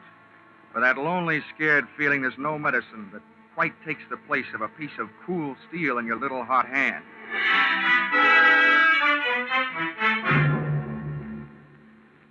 The sergeant, in charge of the police detail, posted men outside all exits. The rest he took up to the roof with him. They were going to run the whole store through their burly blue sieve, floor by floor, counter by counter, inch by inch. Sandler stayed with me down the first floor. Just for fun, I thought I would start working my way up. Dollar, don't you think we should get out of here and leave this to the police? Well, I have several goosebumps that agree with you, Mr. Sandler, but I have a very dangerous habit of trying to earn my money. Oh, this is terrible. Now, look, every counter and post in this store is just the kind of hiding place a sniper would pray for. I get paid for this kind of work. You don't. Now, why don't you go out for a nice safe walk? It's my duty to stay here. I'm sticking with you. Okay. But remember, 2 of us gave him twice as much to shoot at. No, you did? I had to go and open my big mouth. Get down.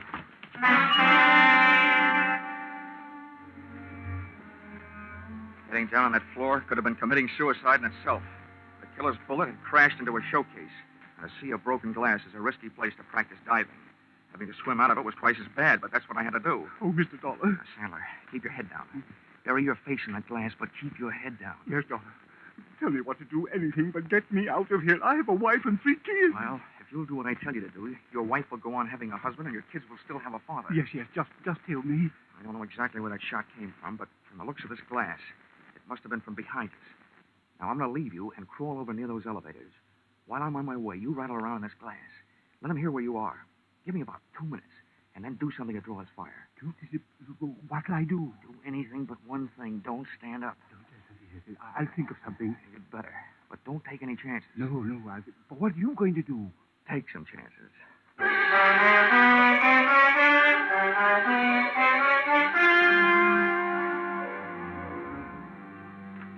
Once I was on my way, Sandler went to work with a vengeance. I could hear him thrashing around in that glass like he was trying to corner the Band-Aid market. I made it over to the elevators, scooting flat along the floor till I hit a car with an open door and slithered inside. Behind the protection of the elevator's front wall, I stood up, peered over at the edge of the door, and waited for Sandler to make the move that would draw the murderer's fire. I must say Sandler was dead game, and the way he made his move, he also stood a good chance of becoming plain dead. First, he stopped wiggling around on his bed of glass, and then he just stood straight up. The shot missed, but my eyesight didn't. The killer was shooting from high up, behind a pole. He was standing up on a glass showcase, hoping for a better view. And it didn't take me long to decide to give him a better view of the inside of that glass showcase. I started deliberately shooting his foothold out from under him.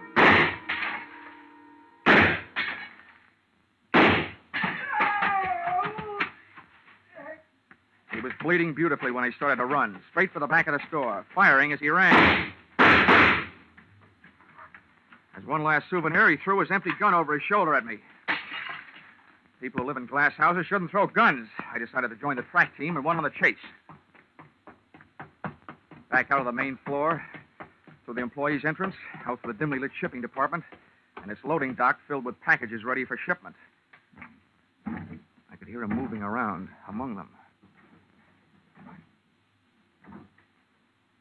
Okay, get your hands up and come out.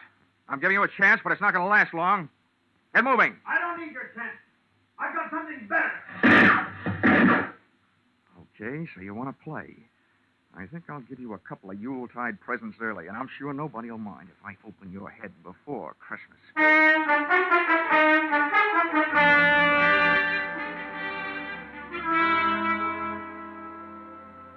My hot-headed friend was hiding behind a high pile of wooden boxes ready for shipping. I grabbed the heavy, empty dolly, gave it a flying start, sent it crashing into the bottom box of the pile. It was beautiful. The biggest crash since 29.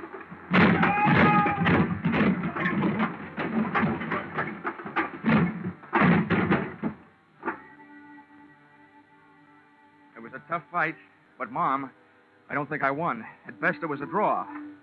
About the 15th time I belted him, he belted me right back.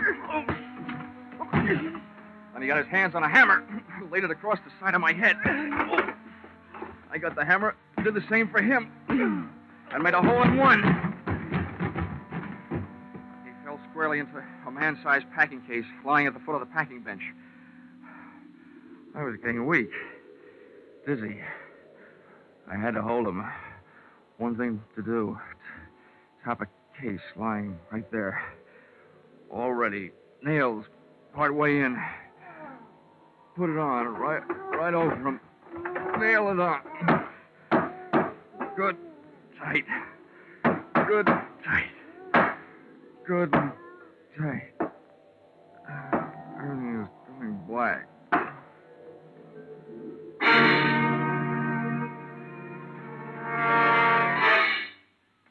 Then everything went white. Hey, corny as this may sound, where am I? You're in the hospital, Johnny, darling. Hmm? But don't worry. It's only a slight concussion. They brought you here last night. Oh, I suppose I have a hammer-shaped hole in my head. No, darling. It hardly shows. Oh, how could it? These bandages covering it up. Well, at least I got him. Hmm? You what, dear? I got him. The killer. Oh, no, dear. You couldn't have. They're still looking for him. Oh, no. Oh, my gosh. What time is it? 11 in the morning. I gotta get out of here. Why? Johnny, please. Johnny, you're not supposed to get out. Oh, nurse!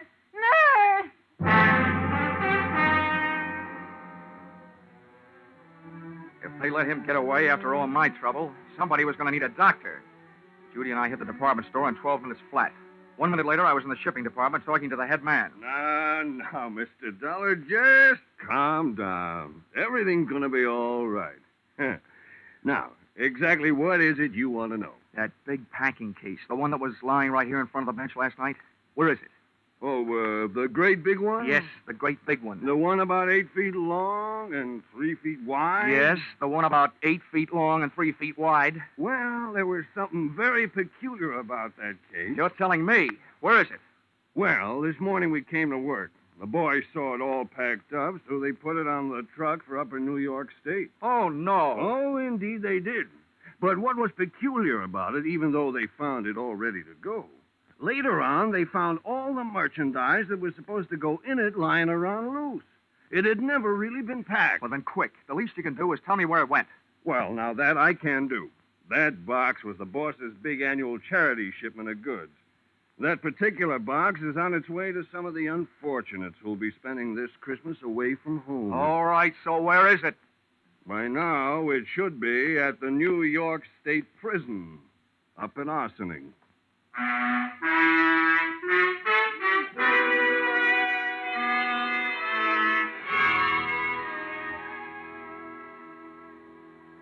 Expense account, item 5, $12.80. Dinner check at Pietro's, where I had asked Miss Judy Whitehall to wait for me the night before, and where I inadvertently stood her up. Although how a gal can stand up after eating $12.80 worth of food, more than I can figure out. Let's see. Expense account, item 6, $10. Medical supplies for those poor CBS sound men, Vern Surrey and Billy Gould, who had to break all that glass during the show. Expense account total, $511.50. You may think this amount is a little high, but isn't everybody at this time of the year? Signed, yours, truly, Johnny Dollar.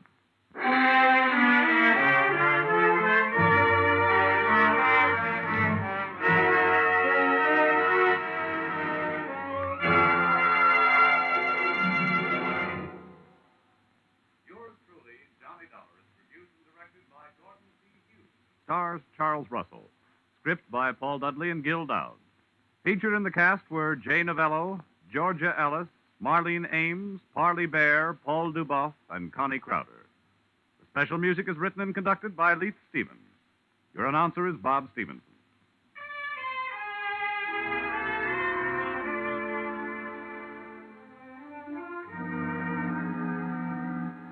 Be sure to be with us at the same time next week when another unusual expense account is handed in by yours truly, Johnny Dollar.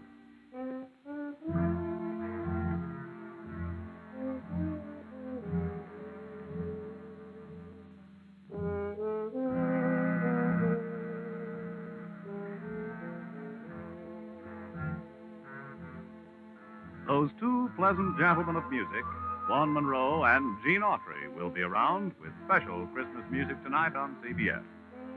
On his caravan, Vaughn will feature a medley of Christmas carols. And you'll hear the maestro and his band featuring Vaughn's new song success, The Jolly Old Man in the Bright Red Suit. Gene Autry will bring you Christmas music and the Christmas Eve story, Western style.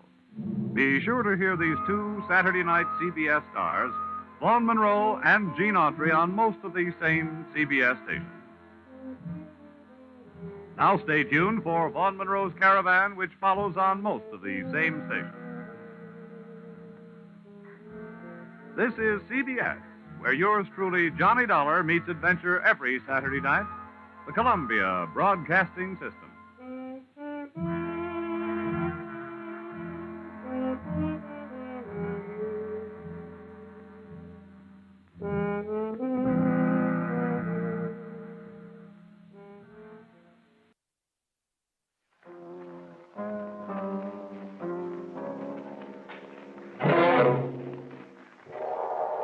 The Columbia Broadcasting System presents yours truly, Johnny Dollar.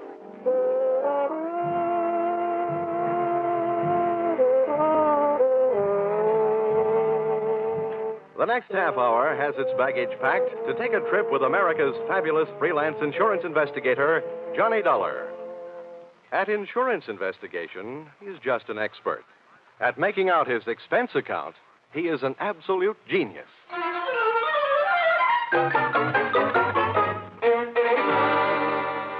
Expense account submitted by Special Investigator Johnny Dollar to Home Office, Honesty Life Insurance Underwriters, Terminal Building, Hartford, Connecticut.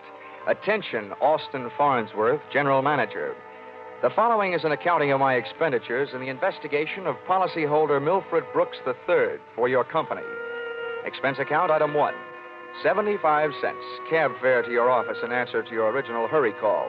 Tip to driver, $1. Expense account item 2, 25 cents. Shoe shine. You remember I got my shoes scuffed when I unsuspectingly walked through the private door to your office. Dollar, grab him. He's trying to jump out that window. Let me go. Get off. I'll show you. Oh, no, you don't. Hey, let go, you fool. Get away. Had a nice try, sonny boy. Now pay attention to teacher. No. Class dismissed. Well, Mr. Farnsworth, why didn't you tell me what you had waiting for me? I'd have worn my boxing gloves. Dollar, this was all a complete surprise to me. Well, just in case your little chum on the floor there wakes up in a hurry, I think I'll close the window. Now. My goodness, Dollar, what are you doing? I'm sitting on his head. I don't care if this guy tries killing himself again. I just don't want him to try and kill me. After all, we haven't even been introduced. Dollar, that happens to be one of our largest policyholders. His life is insured with this company in the amount of $2 million. Oh, now I can see why you're so anxious to keep him from putting a dent in the sidewalk. Precisely. He'd also put quite a dent in your company's bank account. By the way, Dollar, aren't you in danger of smothering the boy sitting on his head that way? Maybe. Now, tell me, what's this guy's name and what's his story? That, sir, is Milford Brooks III. As I said, we have him insured for $2 million. His mother and father left him with a paid-up policy for the sole purpose of enabling his heirs to pay the inheritance taxes on his estate when he dies. Unfortunately, due to the kind of life he's been leading, Brooks not only hasn't any heirs, he hasn't any money. He blew all his cash? That's right. Now he's trying to get some out of us by threatening to kill himself. And that policy pays off on suicide. In a mortuary, he'd be a millionaire, huh? Please, Dollar. Sorry, go on. 1/2 hour ago, Milford walked into this office and changed the beneficiary in his policy. When that was done, he proceeded to demand, not request, mind you, $500,000 in cash. Oh, well, say, that's quite a touch. When I explained to him that there was no loan provision in his insurance policy, he threatened suicide. He said I could either give him the $500,000 cash or pay off the $2 million on his policy. So all you have to do is to keep him alive. And he's managed to make that no small problem. The man he named as his new beneficiary, just before he made his demand for the cash, is, well, it's downright frightening. Why? Who is it? One of the most notorious gamblers in the East. His name is Hatcher. Harold Hatcher. Oh. You know him? Yeah. Say, that kid's been a post office pinup boy for a lot of years. Well, there's the situation, Dollar. I'm engaging you to protect Milford Brooks' future. Yeah, what there is of it. The way this lad operates, you'd think he had but 2 lives to give for his country. He's not only set himself up to get knocked off by somebody else, he's just dying to do the job himself. It just means that you'll have to work twice as hard. Oh, it also means something else. What's that? That you'll have to pay me twice as much money. You'll get your money. The situation demands sacrifice, I'm afraid. But protect the boy, Dollar. Give him something to live for, an interest in life. An interest in life, huh? Let's see. I know. Here, this should help. What's that you've got there? It's what's commonly referred to in the more successful bachelor circles as my little black book. Now, let's see. Ruby? No, her favorite expression is drop dead. Bernadine? No, she'd be the new beneficiary by midnight. Oh, here's one. Here. Butter. Butter? Hey, Farnsworth, would you mind passing me that phone, the one with the long cord? No, not at all. My little friend here is showing signs of life. Here you are. Maybe you should let him breathe a bit more. Don't worry. He'll be all right. Hello? Hello, I want to call New York. Person to person. Miss Theodora Butts. Yeah, that's right. And you'll get her at Hudson 24292. Dollar, you're not thinking of taking this boy to New York, are you? Well, I'm going there myself, and you want me to keep an eye on him, don't you? Don't fret, Farnsworth. All is not lost. You do worry me sitting on his head that way. Hello? Hello, Butter? Butter, this is Johnny Dollar. I'll be in town tonight. I want to see you. Look, here's what I want you to do. Yes, this is all right to say over the telephone. I want you to reserve a table at the hatchery in my name for 10 o'clock tonight. Will you do that? Okay, I'll see you in a few hours. Huh? But I can't make it any earlier. I'm sitting up on a sick friend. Okay, goodbye. I'm not sure that I agree with your methods. Oh! What's the matter, Dollar? Did he hit you? Hit me? No, he bit me.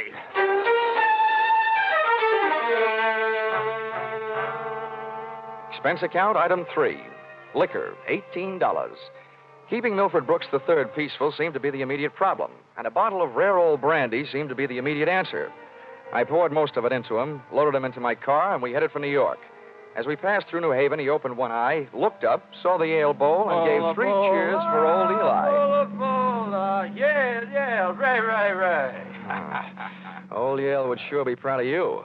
Why anybody would want to insure you for $2 million is more than I can figure. Yeah, well, my daddy loved me very much, and my mother loved me very much. Not only that, but I love somebody very much. And not only that, but I hate somebody very much. Hey, you want to know something? Huh? Next to one other guy, I hate you most of anybody else. Here, lover boy, it's cocktail hour again. Time for your bottle.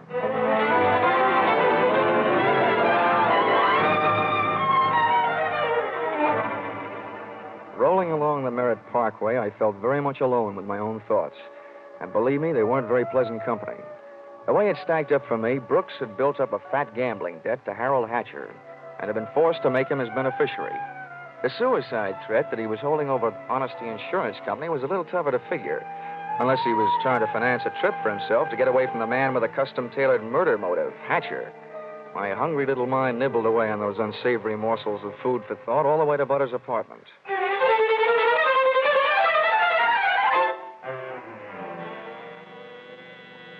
Hey, where are you taking me? I want to go to New York. If you don't behave, Buster, I'll punch your ticket. Johnny, darling, welcome to New York. Fastest trip I ever made. Quiet. Well, where did you find this? In a box of Cracker Jacks. Come on, let me in. Oh, I don't know about you, Johnny. Some men bring me flowers and some bring me candy. What do you bring me? A boiled owl in a Brooks Brothers suit. Oh, I'm pleased to meet you. My name is Brooks, but I haven't got any brothers. Lucky them. Fix the pillows on the couch, will you? They look more at home in the bathtub. Oh, come on, Buster. Lie down. Oh, I'm charmed. Thank you. Hey, this kid's liquor sure can hold him. He's passed out. How long have you been playing nursemaid to this bottle baby? Lead me into the bar, sweet. Let's get away from this buzzsaw, and I'll tell you all about it. Sure, come along. Horrible examples don't seem to bother you, do they? If you knew how that guy's been bothering me. What'd you do to him? Oh, let's just say he put the bite on me. Ah, the river sure does look pretty tonight. Like a brandy? Well, anything but. I've been sniffing that secondhand, all the way from Hartford. Oh, make it a Brow root beer. Hey, Butter. See that big boat out there? Mm-hmm. Oh, I sure would like to be on it with you. Sailing off to faraway romantic places. Get with it, darling. That's the 125th Street Ferry. Here's your root beer. Come on now. Tell Butter all about it.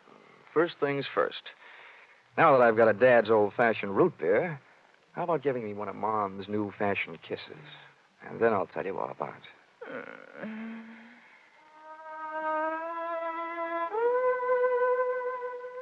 A few seconds later, I proceeded to tell her all about it, and it wasn't easy. Everything about her kept flagging down my train of thought. She was a sympathetic listener to my story until I gave her the answer to her first and only question. Where do I fit into all this? Well, baby, I thought you understood. My job is to give the poor, misguided boy something to live for. That's you.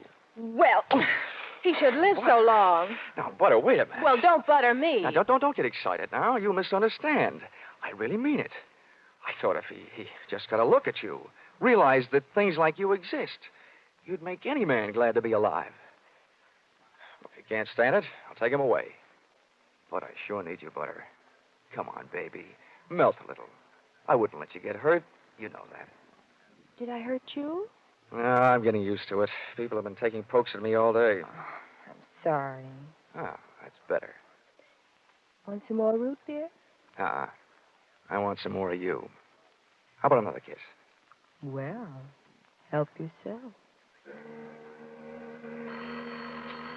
Darn.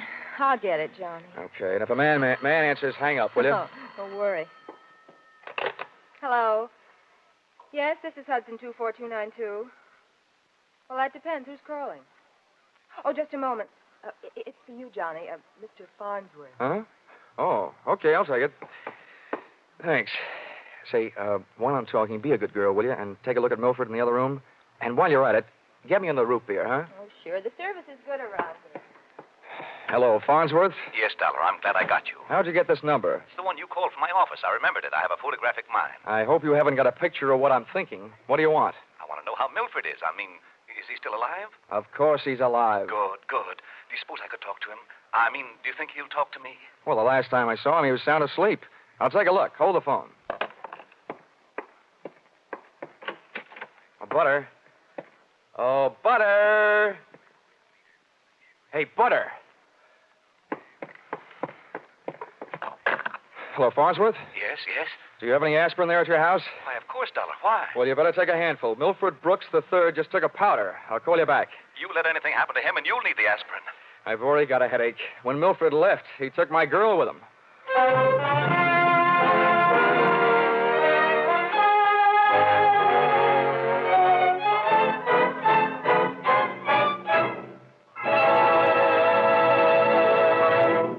In just a moment, we'll return to the second act of Yours Truly, Johnny Dollar. But first, we want to remind you that it was 437 years ago, next Sunday, the famed Spanish explorer Ponce de Leon began his search for the Fountain of Youth. By sheer coincidence, the man who's still looking for it, Jack Benny, will be heard on CBS next Sunday at 7 o'clock Eastern Time. And now, back to Yours Truly, Johnny Dollar.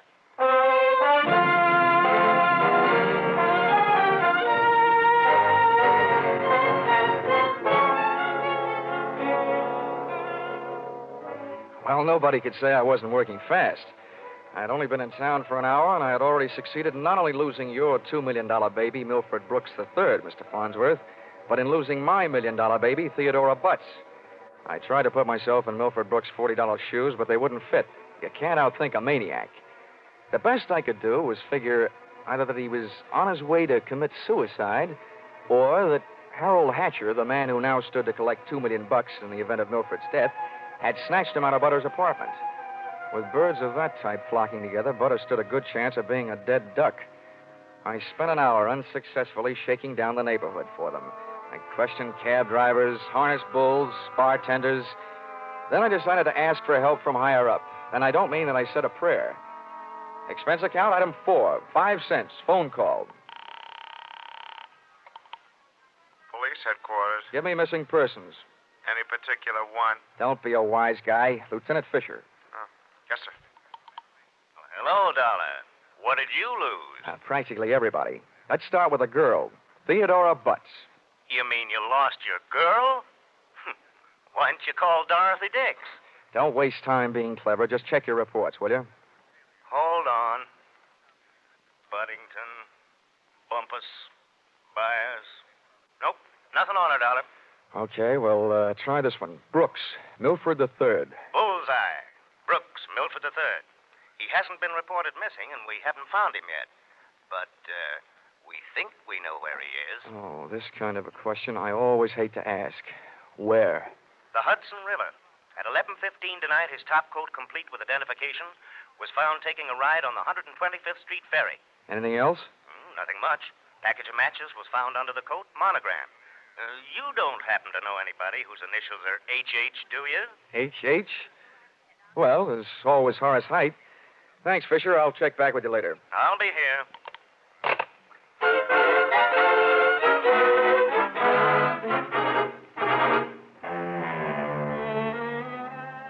Expense account, item 5. Nightclubs, $28. Harold Hatcher's hatchery was in a cellar under a hotel, but the prices were high enough to rate a penthouse. The club was draped in too much satin, its lady customers in too little. The decor was French provincial, music Brazilian, and the food was nowhere. The drinks looked weak and the waiters looked strong. All in all, the joint was a sight for sore eyes, for making them sore. The only pretty thing in the place was a blonde. She came strolling up to my table, her hips unconsciously sending subtle little messages back to the rumba band. She opened her mouth, slid her tongue over her lower lip, and let a few warm, soft words slide out. Looking for someone? Oh, well, you'll do until the real thing comes along. Sit down. Thanks. No, I won't have a drink. My name is Janelle. I understand you were asking about Mr. Hatcher. Yeah. You know him? More than somewhat. Are you Mrs. Hatcher by any chance? I might be. Does that mean you might admit it or that you might talk him into it someday? I'll ignore that. What do you want to see him about? A mutual friend, Milford Brooks. I know most of the quiet-clothes boys around here, so you aren't a cop. You don't look like the type to be a society friend of the Brooks family. So what are you? I'll ignore that. Is Hatcher around? He might be. Oh, come on now. Where is this office? At the top of the stairs in the back. Can I expect any trouble getting in? You act like you just saw a B picture. Harold is doing his best to act like an honest businessman these nights. You won't have any trouble. How do you know? Because Harold sent me down here to look you over. I think you're all right. Oh, so I've won myself the good housekeeping seal of approval, huh? Keeping house with you would meet with my approval. I ran for my life, had a slow walk across the dance floor, edged my way through a cluster of tables, and went up the back stairs. When I located the door to Hatcher's office, I knocked once and went in. Come on in. Thanks. I'm Johnny Dollar. I've been hired by Honesty Life Insurance underwriters to protect the interest of a guy named Milford Brooks III. What's that supposed to mean to me? You know him, don't you? Well, he isn't exactly one of my boozing buddies. How much money does he owe you? We've got him on the books for a few grand. Why? They picked up his top coat tonight on the 125th Street ferry. He wasn't in it. It might have been a suicide, or it might have been a knockover made to look like a suicide. What's your choice? Where do you get off asking me to make a choice? Where were you around 11:30 tonight? What's it to you? I don't know. I just thought you might like to rehearse a few answers. The law will be asking you some questions real soon now. I don't know why I should tell you, but I was driving around in my car getting some air. You better do better than that. They found a match folder under Brooks' coat. It had your initials on it. You're out of your mind. The guy owed me a couple $100,000. You think I'm going around knocking off my own assets? I don't know whether you're stupid or bright, Hatcher. Don't worry about it. I know. What about that insurance policy? What insurance policy? Now, look, Hatcher, we're big boys now. We both know that changing the beneficiary of an insurance policy is a legal transaction. That means witnesses. That means it isn't secret. You mind telling me what you're trying to say?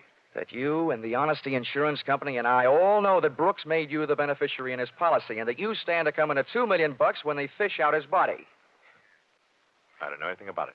Motives don't come much bigger. I'm telling you, this is all news to me. You or nobody else is going to move me off that story. I feel the same about mine. It doesn't take a genius to know that Brooks didn't love you $2 million worth. There's only one logical reason for his making you the beneficiary that I can see. You forced him into it. Who'd believe anything else? Who cares? They'd have to prove it. And, brother, that can't be done. Now, how would you like... Wait a minute. Yeah? Yeah. Oh, okay, Rocky. Thanks for the news. Dollar, did you turn me in? Oh, they're here, huh? Yeah. No, I didn't turn you in. What's the matter? You got a good story, Hatcher? You're not worried, are you? Here, have a cigarette. Thanks. Oh, I got a light. Oh, worked the first time. Yeah. Nope, I'm not worried. I'll be out in 48 hours. You'll be lucky if you're out in 48 years. Okay, boys, come on in. The homicide boys invited Hatcher down to headquarters. He accepted and invited them down to the bar for a no-hard-feelings drink. They accepted. I walked back down the stairs into the club. The place hadn't changed. Same stale customers, the same stale music, same stale air. And the same lovely Janelle sitting at the same unlovely table. Hello. How'd you make out? Oh, I left before they started playing 20 questions. But I wouldn't worry. You've got a smart boy in the bar there. In some ways, maybe. What'd he hand you? A big round zero. Wouldn't talk, huh? About what? Oh, just a little doodad, a $2 million life insurance policy. Wait a minute. That young Brooks kid? Yeah, that's right. Oh, I knew it. I tried to tell him, but he wouldn't listen to me. Trying to tell who what? Hatcher. That he'd get into trouble about that policy. It just looks funny, him being made the beneficiary. You knew about it, huh? I suppose you also know what was behind it. Sure, Milford owed him some money. A lot of money. It's in writing. What kind of writing? It's a personal note that Brooks was going to get back if he made Harold beneficiary. It's up in his office. Hey, you must be awful close to Hatcher. I'm the close, friendly type. I'll have that drink now. You've earned it, beautiful. She had earned it, and I had a hunch as to why. If ever I saw a gal busy putting the skids under her boyfriend, she was. Even if she helped send him up on a murder rap. I would have bet a quick 50 that she'd tipped him to the police. It's happened before if the boyfriend is the murdering type, and it's a nice, neat, legal method of disposal. Janelle led me back up the stairs and into Hatcher's office. I sent her back down to watch the bar to divert Hatcher in case he decided he'd forgotten something.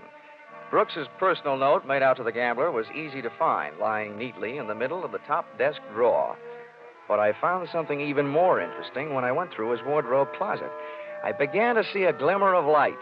And then, encouraged by not too much thinking on my part, it turned into a veritable bonfire, which I hoped wouldn't be too hot for me to handle.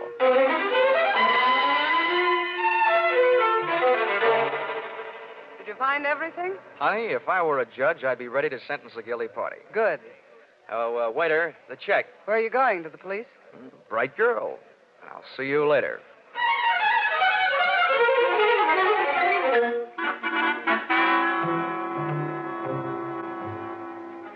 Expense account, item 6. Cab fare, $1. Tip to driver, $1. Once out of the hatchery, I walked to the corner, got into a taxi, and waited. In just a few minutes, my favorite suspect came out of the club, jumped into a taxi, and the chase was on. We nuzzled our way through the traffic over to 2nd Avenue and headed downtown. Then he took a right turn on 45th Street over to Lexington and headed uptown. But they didn't lose us. At 72nd, the cab ahead turned right and pulled to a stop. My driver was on his toes, and his toes were on his brake. We stopped, too, half a block behind. You want I should wait? No, here you are. Keep the change.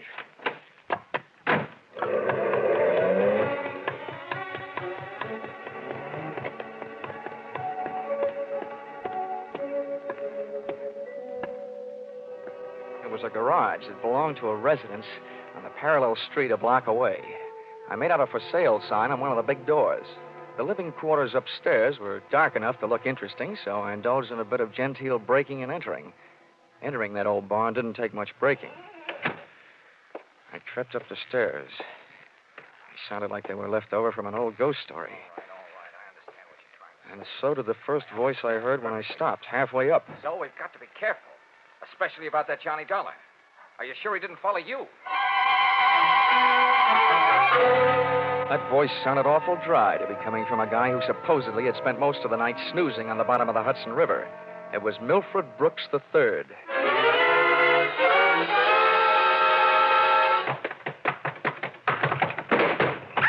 Get up on your feet, Brooks. Now, wait a minute. No!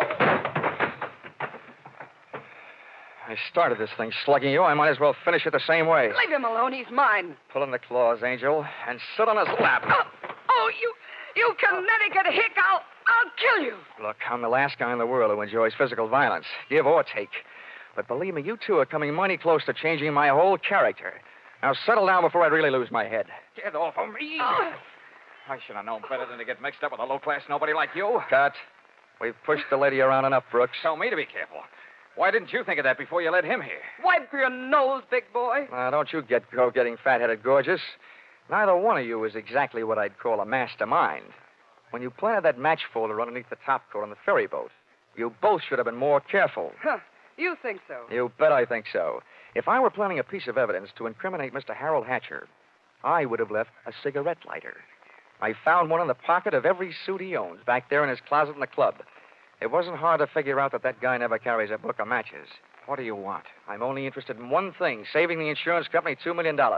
And, Buster, I think you've done it for me. Wait, look, Dollar. This is insurance fraud. It has been ever since you put on that fake suicide attempt, trying to extort $500,000 out of the company for you and Janelle. Wait a minute, Dollar. So much for the company. Now, something a little more personal and a little more serious. Where is my girl? Well, she's all right, Dollar. I couldn't help it. I had to get out of that apartment. She caught me leaving. I had to take her with me. Where is she? Well, I didn't mean to hurt her. I was afraid she'd yell. Oh, you miserable... I'll tell you where she is, Dollar. I put her in a cab and sent her to the emergency hospital. Get up. Oh, no, Dollar, please, I'm let me give you the beating Wait yell. a minute, Harold. Hatcher. You had your fun, Dollar. Now I want mine. How did you get here? New York City, world's most efficient police force, remember? When they think maybe a guy's jumped off a ferry boat and nobody's seen him do it, They check the turnstile counters at each end. In the case of Brooks here, as many people got off that boat as got on. Yeah, that makes sense. They'd hardly hold a guy for murder just because somebody else lost a topcoat. How'd you know we were here? You know me, Janelle. You never go any place that I don't know about. Okay, Brooks, you felt like explaining. Now I feel like listening. Get it up. I don't know what you mean. I know what you mean, Hatcher. One, he gave you a big, fat $2 million motive for murder. And two, he did his best to make it look like you did murder him with that broken-down match cover plan on the ferry boat. Why? Well, they wanted to get rid of you and live happily ever after. The big mistake they made was in trying to shake the insurance company down for some ready cash. And you, baby. Harold, please. You put him up to it, didn't you, you cheap little muscler? No, Harold! Calm down, Hatcher. You don't need a gun around here. They're tame. You don't know me very well, Dollar. I'm going to teach all of you amateurs a lesson. How these things are really done. Come on, Brooks. No, Hatcher. You can have everything I've got. For a second, it looked like Hatcher was going to take everything. But I hadn't gone that far to see Brooks knocked off with me as a witness. Hey, maybe I wasn't going to be a witness. Maybe I was going to be a victim, too. When that thought hit me, that's when I flew across the room and hit Hatcher in a do-or-die flying tackle from behind. Oh. Hatcher went down shooting. I went down kicking, and a lucky boot knocked the gun out of his hand. I beat him to it and swung it straight into his skull. Oh! Half the people in the room were lying there bleeding. Brooks from a gunshot, Hatcher from the gun butt. Janelle and I both stood there panting. But believe me, not for each other. We stood that way until the police arrived.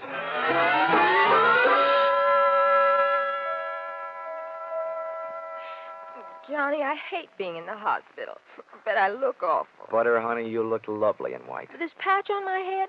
Johnny, they had to cut a big hunk of my hair off to put in the stitches. Oh, that awful man. Well, if it'll make you feel any better, baby, that awful man got taken care of. He's upstairs in the same hospital. Oh, Johnny, you didn't shoot No, him. Butter, I didn't have to. Harold Hatcher saved me the trouble. They don't know yet whether Mr. Brooks is going to live or die, but it doesn't make much difference to me or to the insurance company. He signed a statement admitting attempted fraud. Serves him right hitting a lady on the head. Johnny, what am I going to do? My hair will look awful. It'll take months for it to grow out. Now, don't worry, Butter. I'll buy you something to cover it up. I know a guy over on Fifth Avenue who claims he makes something that looks prettier on a woman's head than her hair.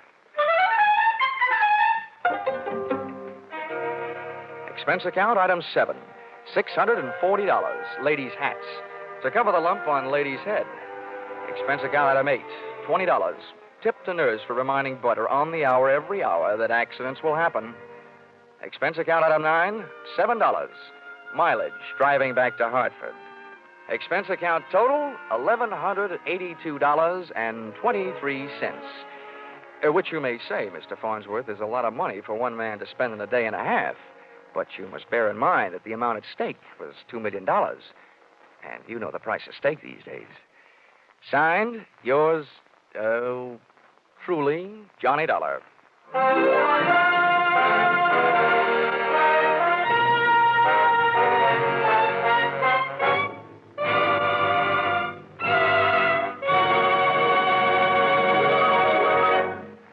Listen in again next week when CBS brings you yours truly, Johnny Dollar, with Charles Russell as Johnny.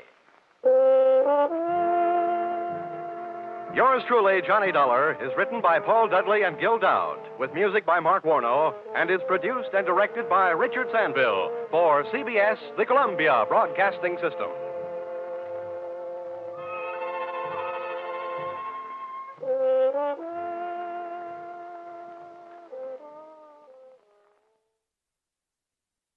Mrs. Perkins won the prize, but I got in the biggest pickle at the county fair.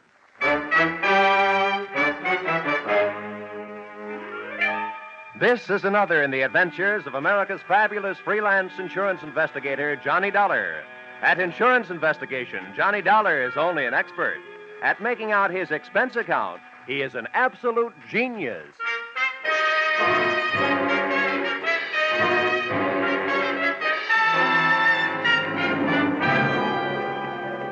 Expense account submitted by Special Investigator Johnny Dollar. To Home Office, Corinthian Liability and Bonding Company, Terminal Building, Hartford, Connecticut.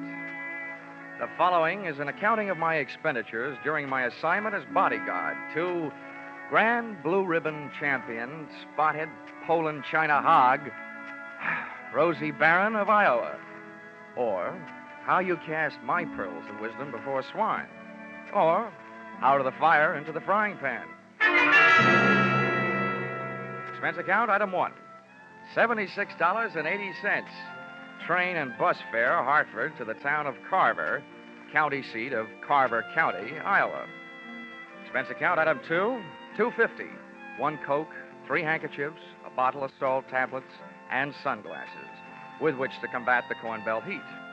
Item 3, 6 bits, jitney ride to the Carver County Fairgrounds.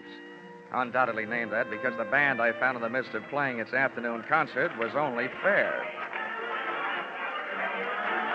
Hey, friend.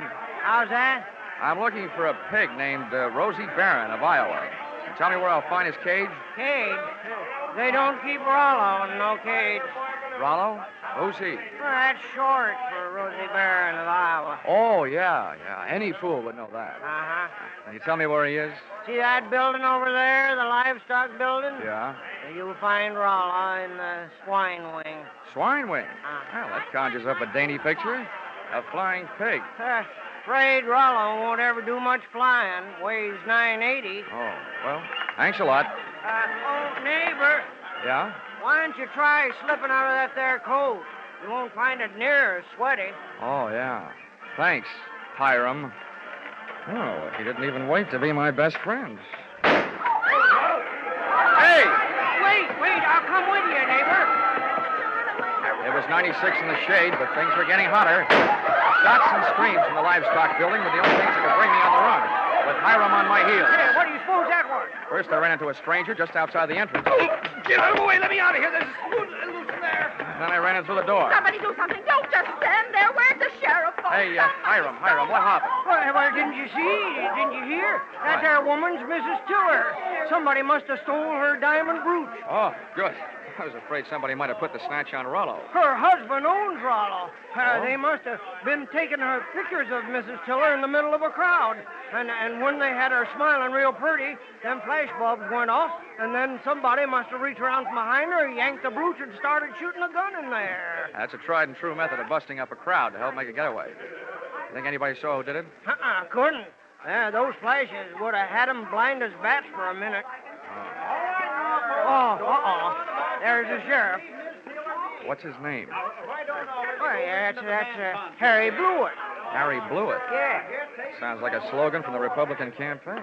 Hey, here, you. Wait a minute, let go. Well, everybody around here's trying to get my coat off. Come on, Sheriff. Loose the haberdasher. All right, now, never mind the fancy talk, young fella. I saw something pass between you and one of the thieves just outside the door. Oh, you're out of your mind. That guy bumped into me. He came crashing out of here, and I happened to be in the way. I'll bet you happened to be in the way. Accidentally on purpose. Now, that's an early American comeback. But that's the way it was. Now, look, I won't ask you for a search warrant, Sheriff. You think I got the brooch on me? Start looking. All right, I will. All right.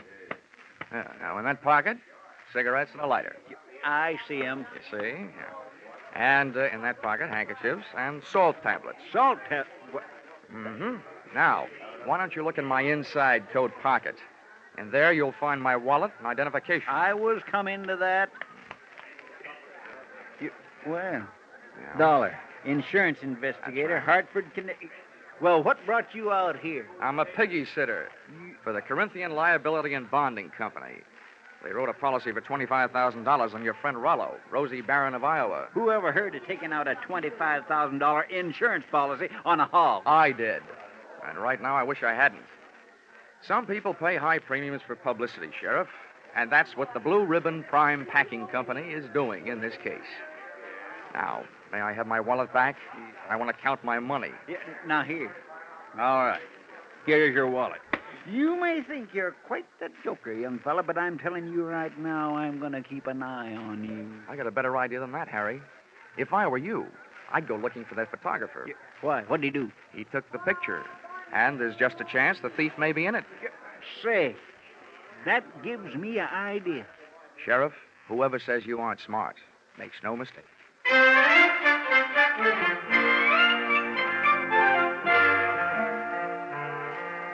Rollo, the prize porker, wasn't hard to find. First, I followed a few signs. Then it was a matter of closing in on a contented series of juicy, slurping grunts that came blurping up out of a succulent mound of Louisiana yams. Rollo was all fat and a yard wide. His table manners weren't much. He didn't look very smart, but he sure looked healthy. 980 pounds on the hoof. A fine figure of a pig. Pardon me, miss. Could you tell me who's in charge around here? Well, just for the moment, I am. Well, I'm trying to find a Mr. Worthington Tiller, who I take it owns this monster. Monster? What? What's the matter? Have I said something wrong? You certainly have. And you've also said it to the wrong person. In case you don't know it, my name is Alva Anderson. Oh, my name is Johnny Dollar. How do you do? What's all this got to do with Rollo? Nothing. I just raised Rosie Barron of Iowa from a suckling, that's all. Kind of got away from you, didn't it? I'm sorry, Miss Anderson. I apologize. To you, too, Rollo. I'm sorry about the interruption, Miss Anderson. Some fool made off with my wife's diamond brooch. How's this excitement affecting Rollo? I hope he hasn't lost any weight. Well, he took it very well, Mr. Tiller. Oh, good. This gentleman wants to see you, Mr. Dollar. Oh, yes. Oh, from the insurance company. That's good, right. Good. Well, I'm glad you're here. We'll have your picture taken right away with my wife and Rollo. Oh, it'll make grand publicity for Blue Ribbon Prime Packers. Oh, I don't mind having my picture taken. Just so long as your wife doesn't mind having people pinch her diamond brooches. Oh, well, now, don't worry about that. It was fully insured.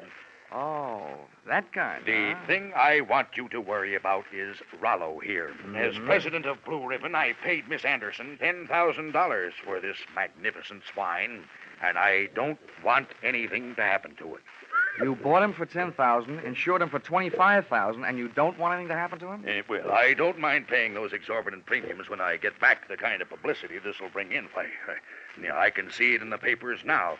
America's fabulous insurance investigator, Johnny Dollar, sent from Hartford, Connecticut to guard the life of that fabulous prize swine, Rosie Barron of Iowa. Well, Mr. Tiller, I don't mind getting my name in the paper for a pig, just so long as it is not in the obituary column.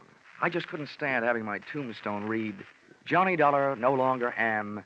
He gave up his life for a great big ham.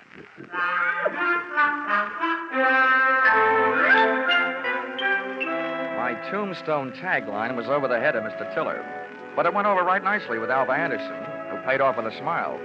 I parlayed that into a conversation, helped me pass the time while guarding Rollo, the poor man's blue boy. By the time it was over, Alva knew a lot about me, and I knew a lot about pigs.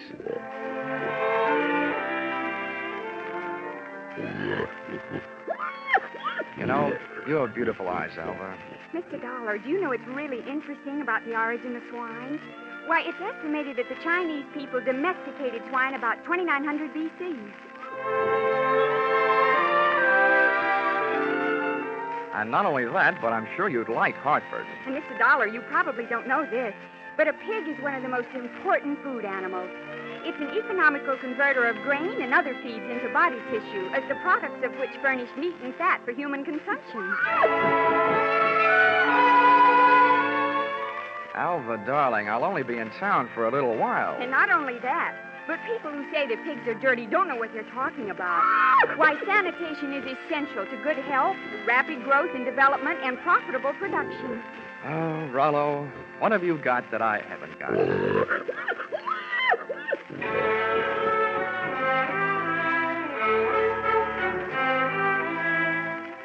I still don't know whether Alva stuck around because of my charms or Rollo's. But she was still there at the changing of the guard when Mr. Tiller, in person, came to relieve me long enough for a trip to the dining hall. And what do you think they had for dinner? What else? Baked ham. Oh, dinner was wonderful, Johnny. Coming from you after eating baked ham, that sounds practically cannibalistic. Oh, Johnny, stop. More coffee? No, I've had it.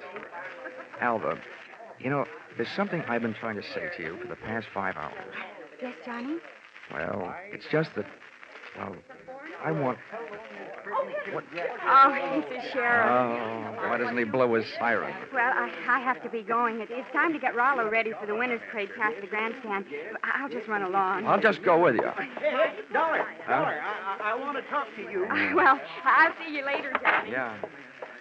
Well, Sheriff, Hey, you being a sort of investigator, Dollar, I knew you'd be interested in my methods. Well, you're sure interfering with mine. Huh? Yeah. Oh, well, do you know what I did? What? I found that photographer, had that picture developed, and rushed it up to the state capitol. And they just called me. Dollar, there's a known criminal in that photo. He's got that brooch, and he's on the loose. Do you know what that means? Yeah. It means that you shouldn't be sitting here talking to me. Who is this villain? They say he's the... Ooch over here. Yeah. What? They say he's known as Little Rocky.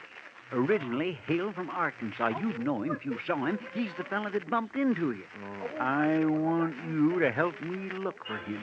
I take only one job at a time, Sheriff. Right now I got a pig to mind. I think it was the Grand March. Boy, in case I'm interested later, how much do you pay your special deputies a day?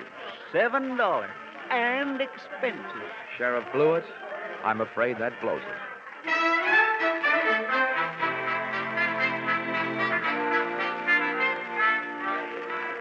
The Carver County Pickle and Pie winners were lining up to lead the Grand March. By the time I got to the grandstand, down at the tag end of the livestock echelon, there was a shiny white cab and trailer, sporting the markings and mottos of the Blue Ribbon Prime Packing Company. And high upon it, perched on a platform and surrounded by a sturdy iron railing, stood that champion, the pride of the pork set, Rollo, Rosie Barron of Iowa. It was lovely. It was divine. I had a feeling that swelled my heart with pride. Here they were, products of the American home and the American soil. A fanfare of foodstuffs flowing from the horn of plenty. Just because of my association with Rollo, I felt that I was playing some small part in this gallant parade as it was started the first leg of its journey. It was inspiring. It was thrilling. It was... Boing! All of a sudden, it was downright frightening. As Rollo's chariot rolled by, I got an eyeful of its driver. It was my comrade in collision, the guy who had put the snatch on Mrs. Tiller's diamonds, Little Rocky from Arkansas. I added to my treasury of thankless tasks by trying to pin a tackle on a 5-ton truck. I got a door handle with one hand, running more with one foot, and a clout in the teeth from an unexpected adversary. Knock him loose, Milo. He's on the running board. Hey, what? I was flat on my back. Everybody was screaming and hollering. The truck went crashing through the fence. And Rollo, Rosie Barron of Iowa, was one little piggy who wasn't staying at home.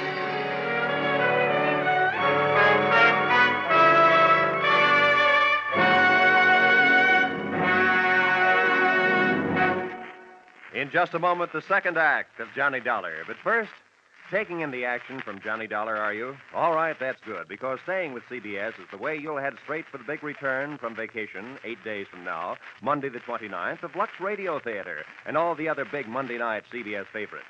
And by staying with CBS, you'll find more action later tonight with Bill Grant of Call the Police and with Sam Spade, who will be heard from on most of these same CBS stations. Now, with our star, Charles Russell, we return to the second act of yours truly, Johnny Dollar.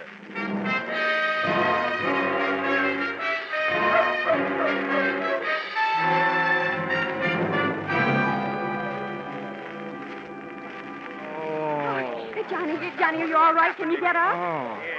Oh, the spirit's willing. I'm not sure about my spine. Here, let me help.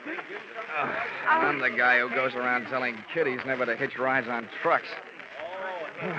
Well, nobody can say I didn't make a dent in Iowa. It was wonderful the way you tried. But what are you going to do now? Right now, I don't know. The only place I can think of at the moment where I might find a hot pig is a barbecue stand. Oh, this is no time to be funny. Well, look, up until now, all the laughs are on me, kid, so let me be the judge, huh? Well, what are you going to do? Well, first I'm going to practice my arithmetic and see what adds up. You can't unload a stolen pig in a pawn shop. So, question number one is, where do you unload it? Where would you go? Well, where would I... Well, I'd never thought of it. Well, here's what I figured. The Rollo on the hoof is too well known to peddle for anything like the dough he's really worth. I mean, he's not like a big diamond that you can cut up in little... Or is he? What is the going price on pork? The market this morning was at $23.50. Well, that kind of money hardly sounds like Little Rocky's kind of project. But maybe things are tough. By the way, Alba, have you ever been in Arkansas by any chance? Why do you ask? Just wondered. Hey, Dollar, just a minute. I want to talk to you. Barnyard bloodhound himself. Yeah, Sheriff? Would you mind, Alfred? I was just leaving. How could she be that cold on such a hot night? Huh? What's bothering you, Sheriff? I saw your little performance, Dollar, when you leapt at that truck. Just how hard was you really trying? How hard was I? I ought to punch you in the nose, badge or no badge. Now, don't you go getting huffy. I just want you to know that I don't fool easy. When I'm on a case, I'm suspicious of everybody. That must be rough on your wife. How often do you have her in handcuffs? Huh? Well, Now, look, Sheriff, all I need from you is the use of a car so I can go looking for old Lardhead. No, you don't. There's enough missing around here as it is. Rollo, Miss Tiller's jewelry, and I ain't about to add a county vehicle to the mess. And besides, I want to keep an eye on you. Good. You might learn something. Come on. Here, wait a minute. Where are you going? Over to the Ferris wheel. That truck hasn't been off the fairgrounds more than a couple of minutes. I want to get a look at the countryside. Ferris wheel. Say, that gives me an idea. I hoped it would. Come on. Say, you know, Sheriff, I don't know very much about this farm-side ferreting racket. Well, there's more to it than meets the eyes, I can tell you that. Oh, yeah, I bet there is. Tell me, didn't I see a feed trough on Rollo's truck with a lot of mash in it? Well, now, let's see. If he ate yams this afternoon, he'd eat mash tonight, all right. Does mash kick up any kind of a smell? Oh, sour as swill. But the pig seems to like it. Uh-huh. How does this sound to you, Sheriff? Suppose right after you take your ride to the top of the Ferris wheel to case the countryside, we were to get ourselves a nice hungry pig. Say, that gives me an idea. We could take that pig and he could smell that mash in the air and sniff out the trail of that truck. Sheriff, if you aren't a genius, I wouldn't be surprised. Oh, Shaw. It was planting time in Iowa that night, at least for ideas.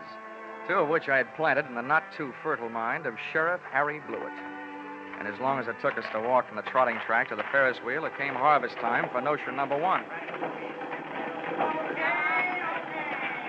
this way for the big ride on the big wheel. Hurry, hurry, hurry. Okay, mister, okay. I'm the sheriff. I want you to run me up to the top of that wheel and hold me there long enough for me to get a look around.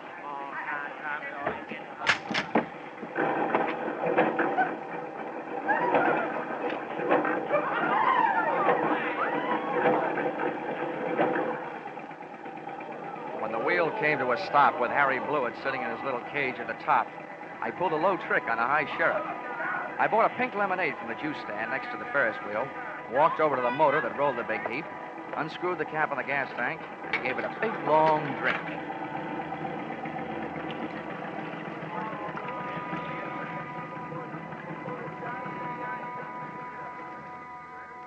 I hope it wasn't doing to people's stomachs what it did to that motor. You might well remember this harmless little deceit the next time you have occasion to get rid of a sheriff.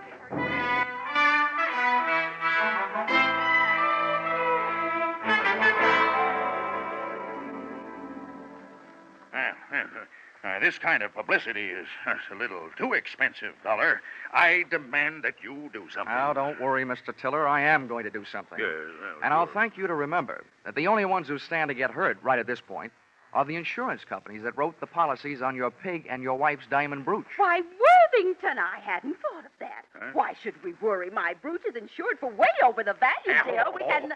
Hortense, you keep flapping that loud tongue of yours, and the first thing you know, they'll be accusing us. Why, they wouldn't dare. Oh, yes, we would, Mrs. Tiller. But we're just not the type A $15,000 profit on a pig and whatever else you could make on your jewelry might make anybody the type, Mrs. Tiller.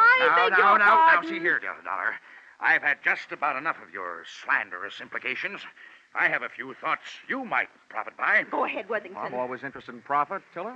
My father had the same thing happen to him back in 1902. That's right. Remember, dear? Yes. In Nebraska.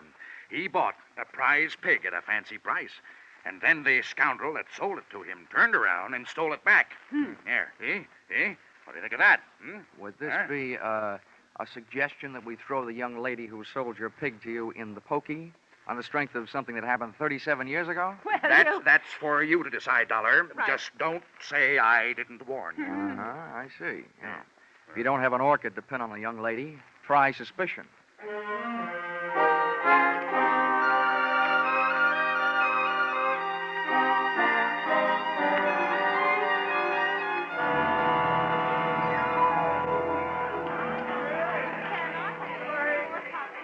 most of the crowd packed in the grandstand watching the free attractions, I had a good chance to scout the fairground for Alva Anderson, from whom I wanted to learn a little bit more about the habits of not only pigs, but their ex-owners. Our trail led me past the home-baked cakes, hybrid corn, the watermelon pickle, tractor and harrow exhibits, and all the way back to where I'd first met her, Rollo's pen in the swine wing of the livestock building. But when I got there, Rollo's cupboard was bare. Alva was leaving for the rear door in the company of a small, tough-looking gent carrying a sack over his shoulder. Name of Little Rocky from Arkansas. I could hardly believe it, but they piled into a car and hauled off up the road. At the risk of adding one last insult to the most recent injury I'd inflicted upon Sheriff Blewett, I stole his car and went dusting up the highway in hot pursuit. There's nothing easier to follow than a red taillight on a clear night. And the bright Mazda Ruby tacked onto the rear of Little Rocky's car led me around the village of Carver and 11 miles out to the pastures, to a shack hidden in a grove of elm trees 100 yards off the road. I parked the car and legged it in. From 25 feet away from the house, I could call the roll through an open window. They were all there. Little Rocky, the strong-arm man who would knock me off the running board, Alva Anderson, and last but not least, there was Rollo, all 980 pounds of him, and most important to me, still alive. Here you are, Milo, you stupid clown. Oh, stop. This is all the sweet potatoes that was left. First we go through them, and then we'll be ready for you, Alva. Oh, but I told you I don't have it. We'll see about that later. Hey, Milo, don't get the porker excited. I didn't do Here, put the sack on the table. Then when we look at him, we throw him out the window and away from him. Now, hurry up. All right. Well, it ain't in this one. Ain't in this one either. Nope. Ain't in this one. Shut up, just look. Well, I just... And from now on, from you, no thinking. Anybody dumb enough to stash a $30,000 hunk of jewelry and pig food ought to go see a head doctor. Oh. Come on. Through the open window, I was being bombarded by sweet potatoes and facts. While making a getaway after ripping the brooch from Mrs. Tiller's throat, Little Rocky's accomplice had suffered a sudden attack of panic and had hidden the brooch in one of Rollo's lunchtime yams. Whether that yam was inside the piggy or out, they and I were apparently just on the verge of learning. That does it, I guess. Ain't here. Then that means... That means your little friend here had a $30,000 snack today, which right now is giving me a great big bellyache. You know all about pigs. What do we do about it? Well, Rocky was yellow. He wouldn't rub him out. Look who's talking. Here, take my 38 if you're so tough. Yeah, I thought so. Now, shut up. Well, I ain't killing no piggy with him just standing there looking at me. If he'd only make a break for it, I'd mow him down. You. Now, look, baby, we'll kill him if we got it. We want that chunk of ice, and we want it fast. Milo, tease him into the corner with a sweet potato. We're throwing them all out the window. Oh, please, Mr. Rocky, You don't. shut up, too, and sit down. Close your eyes if you want to. Oh, please, Mr. Rocky. In the manner of Sheriff Blewett, I had an idea. Given to me, of course, by Rocky. Alva was sitting in the corner, Rollo was scratching his side by rubbing it against the opposite, and Rocky and Milo were standing shoulder to shoulder in the middle of the room, ready to advance on him. I groped around in the dark until I found one of the yams, and taking the sweet potato delicately in my hand, I tossed it through the window so that it would roll to a point just behind Rocky and his pal Milo. Oh, look out! He's shooting balls! Oh, Johnny, help! Rollo took my bait and, getting to it, knocked his two would-be executioners in a heap on the floor. I took over from there, jumping to the window and applying a kitchen chair dutifully to the prescribed areas, reducing enemies to a state of unconscious surrender. They gave out, Alva gave up, and Rollo gave me a dirty look.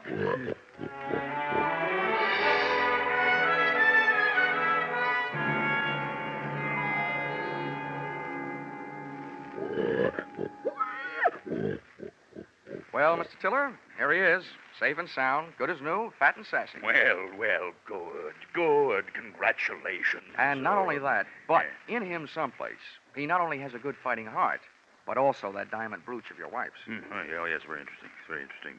Well, I'd better go charter a plane. Rollo is due in Kansas City at noon tomorrow. Oh, but it might upset him, Mr. Tiller. Rosie Barron of Iowa's never flown before. He might lose weight. Yeah, what's the big hurry to get him to Kansas City? Is he booked for a personal appearance? Oh, no. No, hardly that. He's due to be slaughtered at a special ceremony. All the plans are made. Oh, I wouldn't want to disappoint my boys. They've been looking forward to this. Oh. How do you like that? Why, it's almost murder.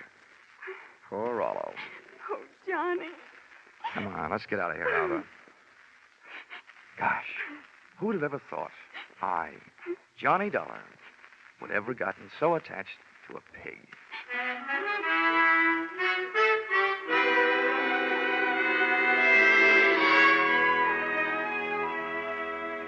Expense account, item 4, $3.50. Dinner for Alva and me. A vegetable dinner, by the way. And speaking of that, reminds me, if you find a $30,000 brooch in a pork chop, it'll only mean that the Blue Ribbon Prime Packing Company didn't have much luck when they went looking for it. Expense account item 5, $20.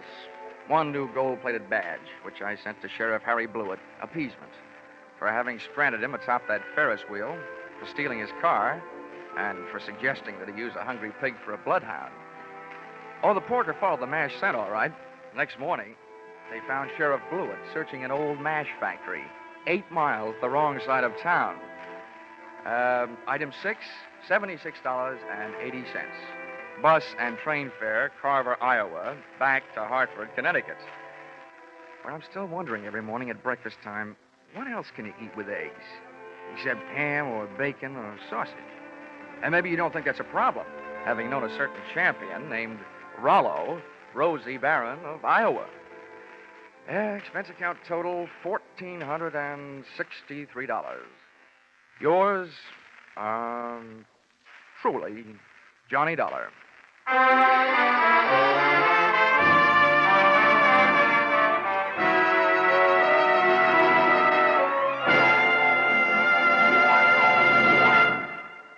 Yours truly, Johnny Dollar, is produced and directed by Norman MacDonald and stars Charles Russell with script by Paul Dudley and Gil Dowd.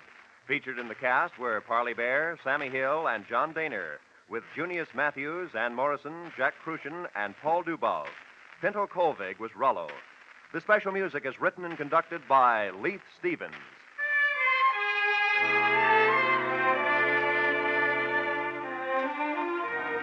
Be sure to be with us at the same time next week when another most unusual expense account is handed in by yours truly, Johnny Dollar.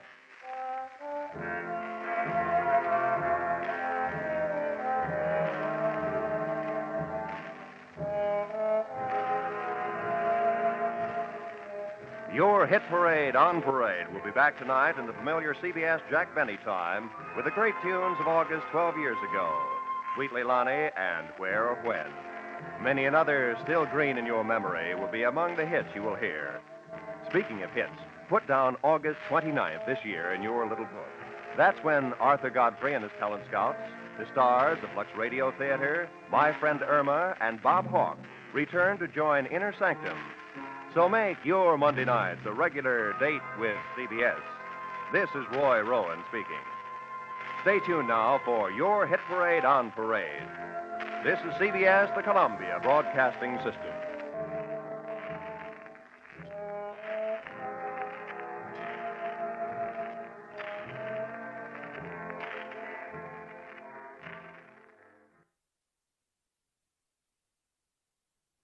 Sure, they may have plenty of blue blood in Boston, but from what I just saw, they've got plenty of the other kind, too.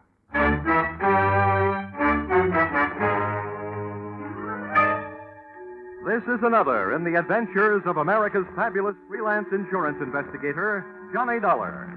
At Insurance Investigation, Johnny Dollar is only an expert. At making out his expense account, he is an absolute genius.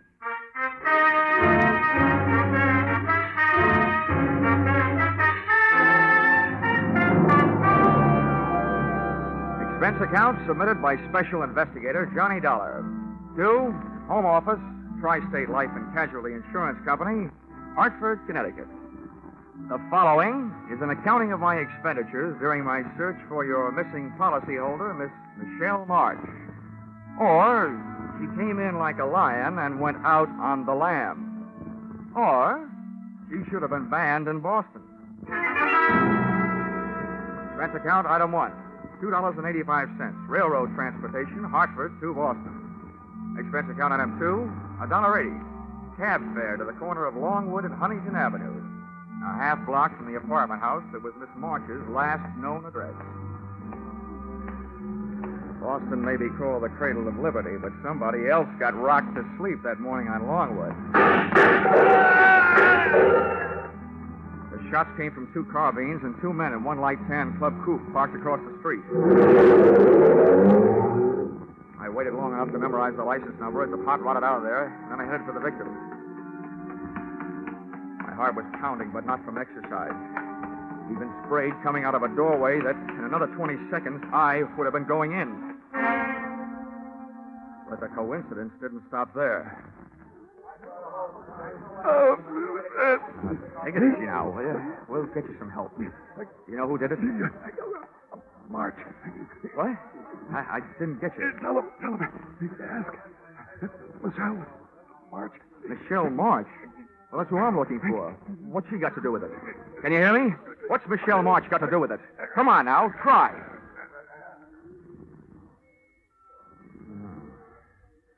I wonder if I should have stayed in Hartford. I didn't see it happen, but I sure heard it.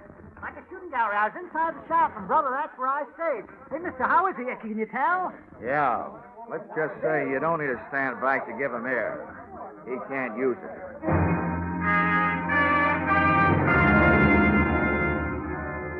While the 2 limelight-happy characters from the crowd argued about who was going to notify the police, I disappeared from the scene by way of that desk doorway, pausing inside just long enough to learn from the buzzer panel that Michelle March's apartment number was, unluckily, 213.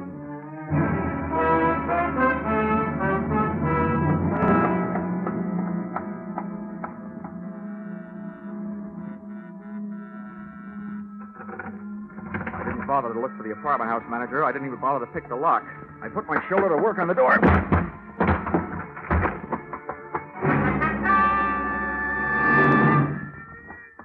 Apartment to search, but it didn't offer anything to find. The only thing even faintly resembling a lead I found on the floor behind the bureau. A book of matches that advertised Boston's best bar by far, Flannery's, with an address on Washington Street. About then I decided that rather than being found at the scene of breaking and entering, I'd look up the police at the scene of murder.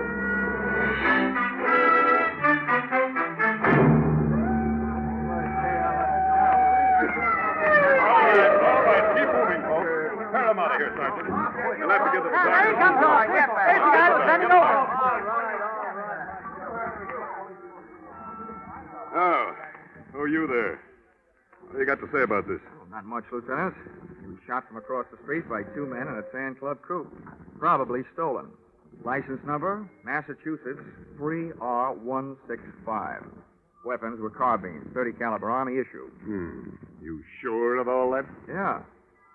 Here. This will tell you why I make it a habit to be sure of things. Oh. Dollar. Insurance investigator. Uh-huh. Hartford. Well, in a way, that makes 2 of you. Huh? I'm Lieutenant Dollar. Sergeant Major. The dead man was a local detective. Private license, good business, and a bad reputation. Name of? Something I can't pass out right now. Well, look, here's why I'm interested, Lieutenant. If friend detective was on a case, he could have been hired to find the same party I was hired to find. And since he was blasted at said party's last known address, it could be that somebody doesn't want said party found, which paints an interesting but gloomy picture of my future. Who is this said party? A girl, Michelle March, reported a missing persons in New York yesterday by a worried sister, who was also the beneficiary of a $25,000 insurance policy owned by Miss March. The insurers, Tri-State Life, got the report from missing persons and hired me to find her. You think she's dead? I'll tell you when I find her. Yeah. Now, what makes you think the deceased might have been looking for her, too? Because he mentioned her name just before he went bye-bye. Where are you staying, Dolly? Just in case we need you. Cartwright Hotel. Now, look, Lieutenant. You've got a murder and I've got a missing person. You can loaf if you want to, but I'm eager. I want to talk to the apartment house manager. Any objections? No. Go right ahead, darling. Good luck to you.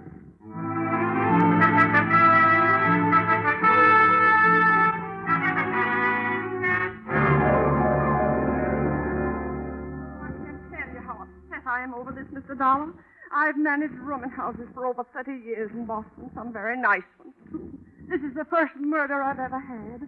Oh, why did fate point at me? Fate didn't point, Mrs. Macy. The gentleman was knocked off because he was involved with one of your tenants. Oh, that's impossible. I've tried so hard. References, my own personal observation. Oh, I'm glad to hear that, Mrs. Macy. In fact, the more personal your observations were, the gladder I'll be. Well, it isn't that I snooped, Mr. Dollar. Oh, of course not, Mrs. Macy. Who was it? Michelle Marsh, 213. Oh, she's a lovely girl. But her habits were quite irregular. Often came in late. Oh. I understand she hasn't been staying in her apartment for the past 2 weeks. Do you know where she went? Why, no, but I did happen to be just outside her door when she came out with a suitcase and her gentleman caller. Her employer, I believe she said. Something about some work they had to do in the country. Uh-huh. She leave a forwarding address? She had little reason to do that. Why, all the time she's been here, the only letters she's gotten is from somebody in Chicago. One a month. A man, I'd say, from the penmanship. Didn't get one this month, though. Do you, by any chance, remember what those letters said? Oh, you young upstart. I'm only trying to help. I know, Mrs. Macy. You're a lovable old gossip.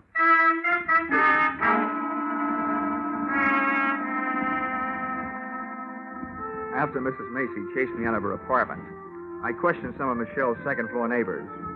What they gave me only augmented the story I already had. She hadn't been seen in the company of anyone for 4 or 5 months, until Dapper, medium build, and Swarthy took over. All of them had seen him. None of them knew his name, but they all agreed he was the guy Michelle March had marched away with. Everything I learned added up to a dame getting tired of waiting for somebody in Chicago and ducking out with somebody else. It would have looked that simple if it hadn't been for that detective who had so recently taken up new headquarters in the city morgue.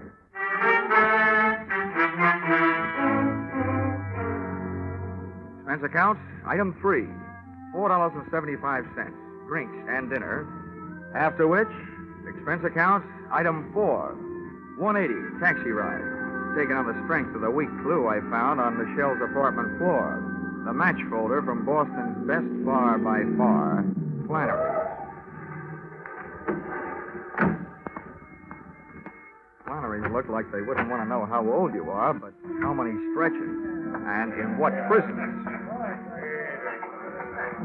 Above a row of greasy bottles, the wall behind the bar was covered with pictures of fighters, right from old John L. up to Rocky Graziano. But none of them looked as brutal as the 8 or 10 gorillas who had their feet on the brass rail. I decided this was no place to ask for a lady, so I asked for a drink. Yeah? Straight rye. Double.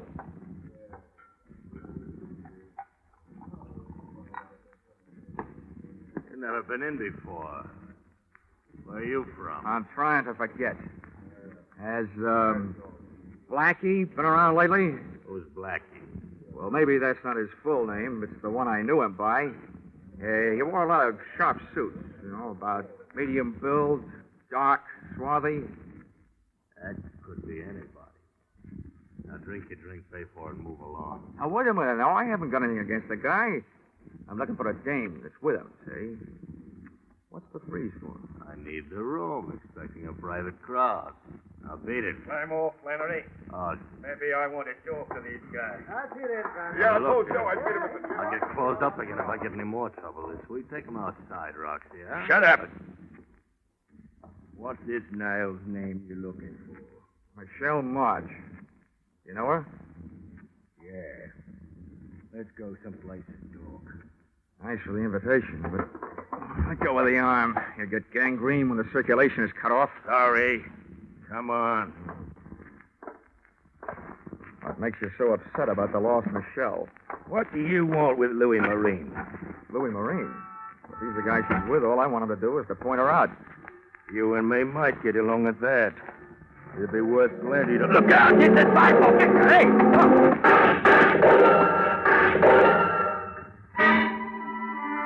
The car car they were in was different, but those carbines sounded the same. I rubbed my nose raw, trying to bury my head in that sidewalk. I knew they had to empty those carbines sometime, but instead of sounding better, it started to sound worse. I twisted my head, shot a look at the street, saw one of the attackers in the process of falling out of one of the windows of the gun car. Closed my eyes again and realized why they never let my kind of insurance investigator be a policyholder. I'd been sent to find a missing girl, and there I was in the middle of another Boston massacre.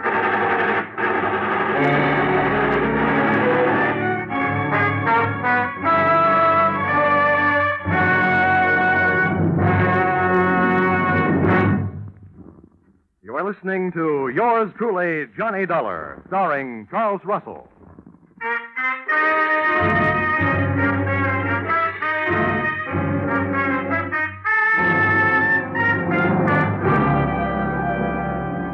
It took a full 20 seconds after the smoke of battle had started to clear for me to realize that I'd been saved by the arrival of fire support from an unexpected source, the police. I looked around for my new friend and brother target, Roxy, but he had disappeared. A wave of suspicion broke over my flow of thought with this question.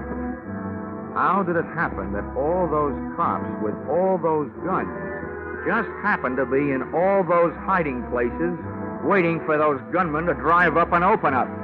Answer, a hunter's stew like that usually calls for a pigeon. I didn't feel like flying, but I did, straight back to my hotel, with one landing and a newsstand. An evening paper gave me everything else I needed, except the feathers. But I wasn't exactly cooing when I got to my hotel room phone and put a call through to the Boston police.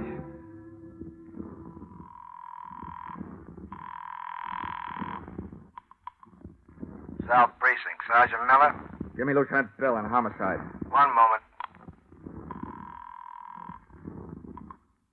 Homicide, Lieutenant Bill. This is Dollar, Lieutenant. Oh, Dollar, sure. I'm glad to hear from you. I'll have your badge for this.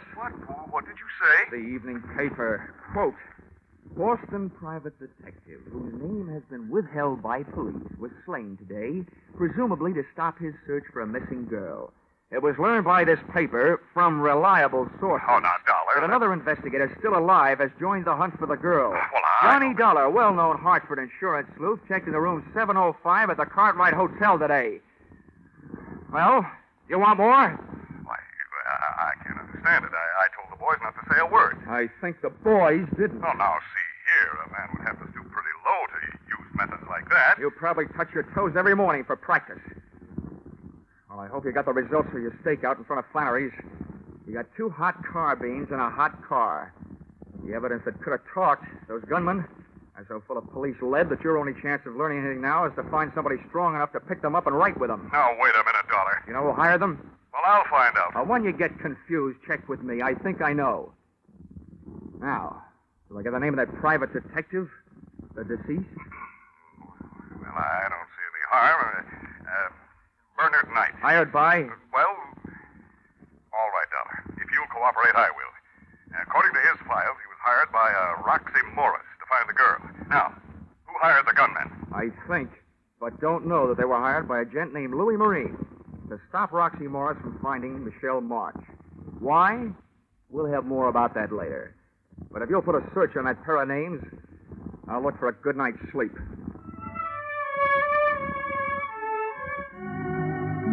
And after that sidewalk, it was easy to find.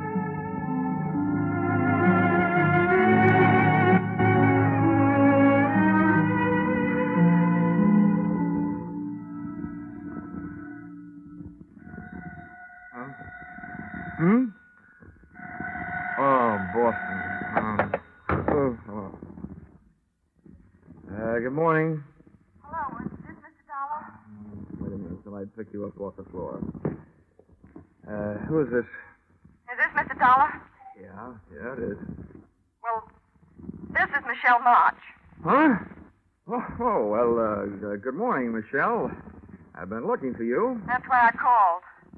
I read that you were hired by my insurance company. Yeah, that's right. They don't like disappearing policyholders. Well, let me tell you this.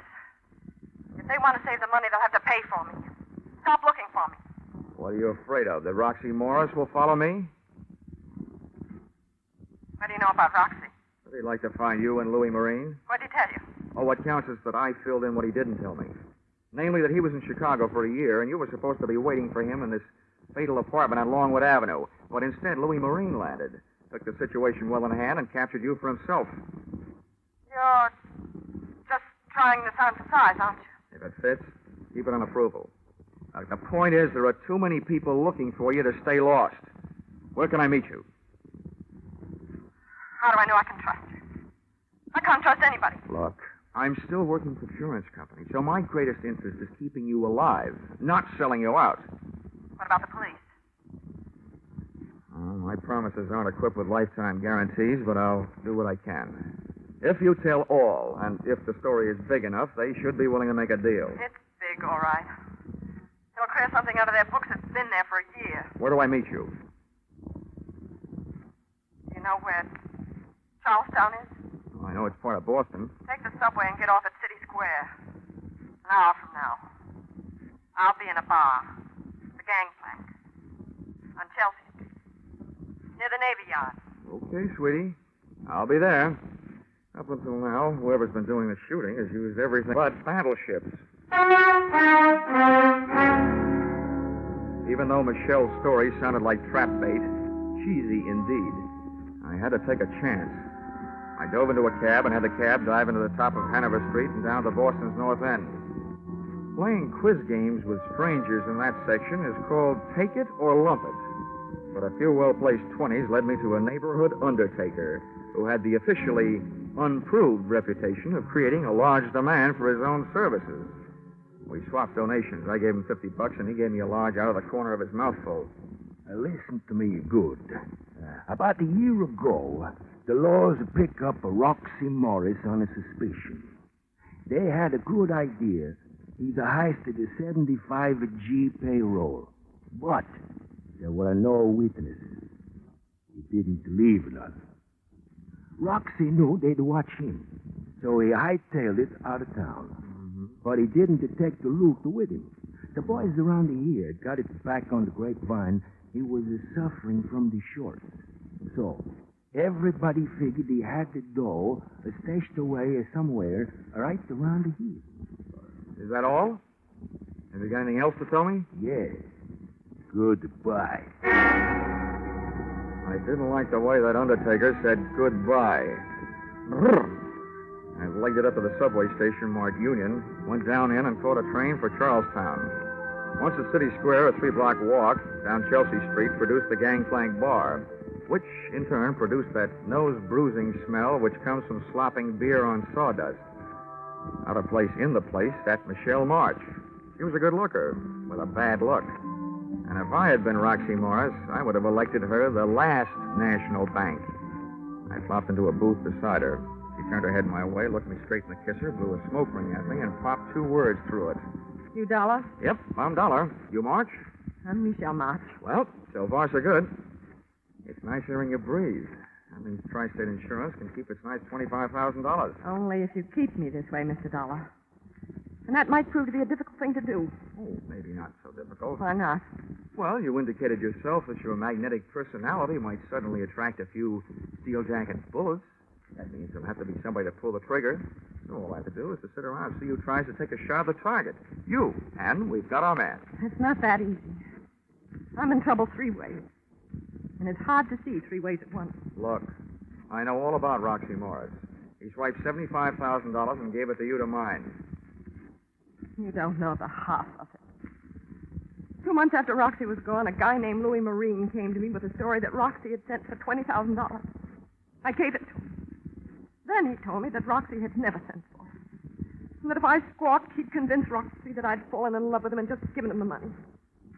Either that or he'd tip off the police. He had me going and coming. Nice fellow. He wouldn't leave me alone. He made me give him $15,000 more of Roxy's money. And 2 weeks ago, I got word through to Roxy in Chicago. He blew up. Turned on me. I've been running from him ever since. He wants his $75,000, all of it. And I haven't got it. Oh, seems like you've been taking chances all the way. Now, you know what I want you to do? No, what? Take 1 more.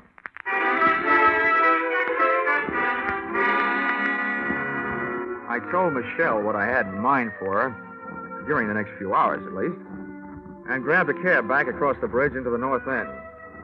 Expense account item 5, $50. Another donation to my expensive undertaker. This time I paid him for talking, but not to me. Then I took over the telephone and dialed my way through to the guy to whom I was about to give a chance of becoming the ding-dong daddy of the Boston Police Force, Lieutenant Bell. Yes, Dollar, this is Lieutenant Bell. Bell, how would you like to get the goods on Roxy Morris? Well, I'd like it fine. Okay. And along with that, how'd you like to pin a receiving stolen property rap on Louis Marine? I hope you aren't just being salty, Dollar. I'm not, Lieutenant. Now, look, you may have to do some trading with the gal, honest to you. Yeah? You may have to promise her some time off for verbal good behavior. Well, such things are possible. All right, what's the pitch? Listen, I have baited a tall, thin granite trap for Roxy Morris and Louis Marine.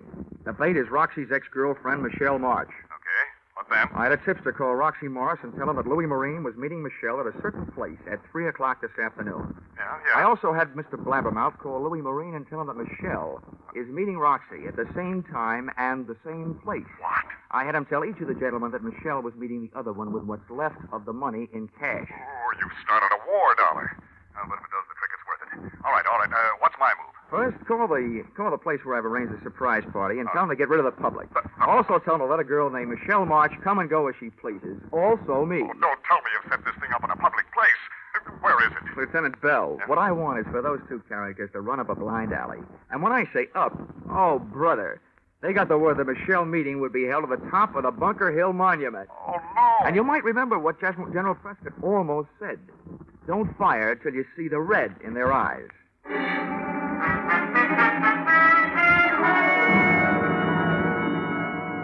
I was back in Charlestown and at the base of the Bunker Hill Monument at 2:45. The door of the museum at the bottom was open, but a state park officer stood by its side. I told him who I was, and he nodded me through the bronze doors. Officer, did Miss March get here? Yes, sir, young man. She went up the shaft. Oh, well, look, can I run the elevator myself? There isn't any elevator. Just steps 200 to 300 of them. Oh. Ow, this may be going to heaven the hard way, but here goes.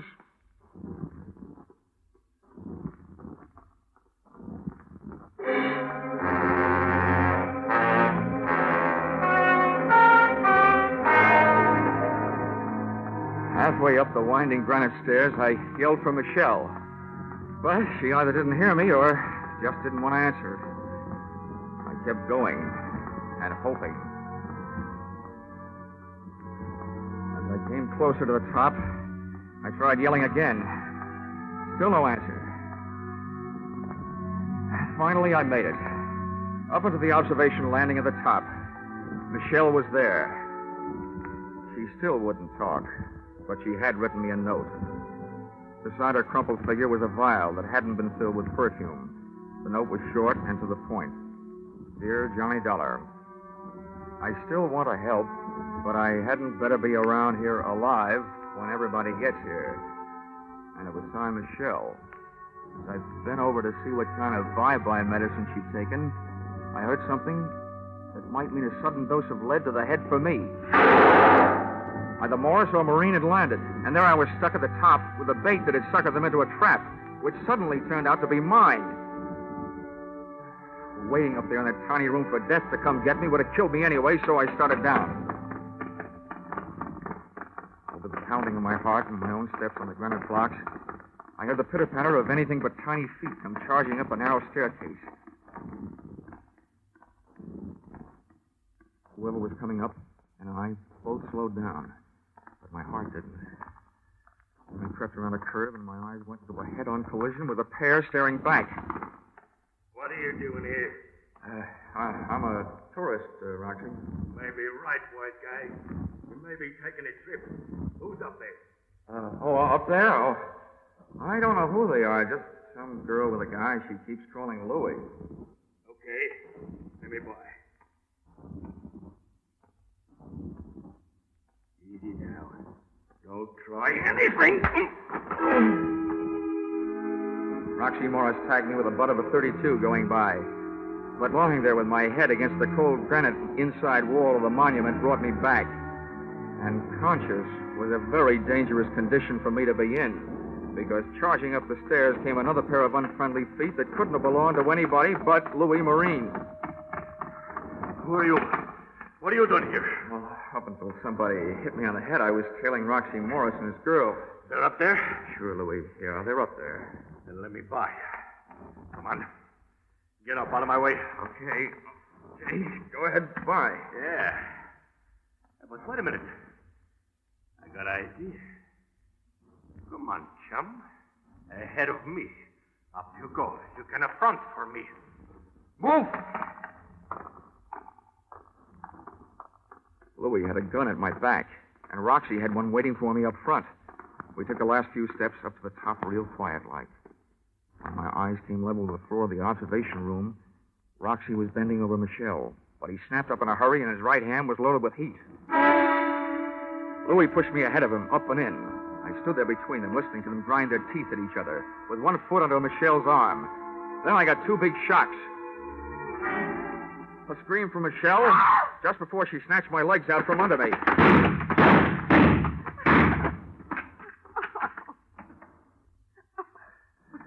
Hey, what are you doing alive? I don't know. I guess I didn't take enough. Well, whatever you're doing alive, I'll tell you one thing. Your two boyfriends sure took care of each other. Come on. Let me get you out of here. Oh. I didn't think I'd be able to carry me down all those stairs. Now I have to carry you.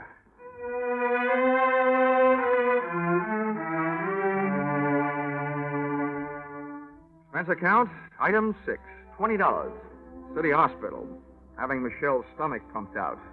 And the way Michelle took my suggestion that she voluntarily turn herself over to the police was very good. Lieutenant Bell was very cooperative. Otherwise, I might let it be known that the reason that he didn't show up on time to help me in the 1949 Battle of Bunker Hill was because he forgot to reset his watch at the end of daylight saving time. He showed up for our 3 o'clock appointment at 4. Expense account total, $786 and no cents. Signed, yours, truly, Johnny Dollar.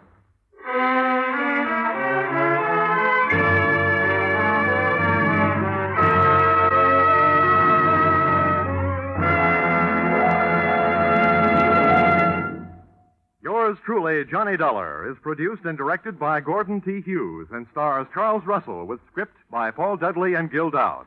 Featured in the cast were Bill Boucher, Myra Marsh, Dick Ryan, Larry Dobkin, Charles Seal, and Dorothy Lovett. The special music is written and conducted by Leith Stevens.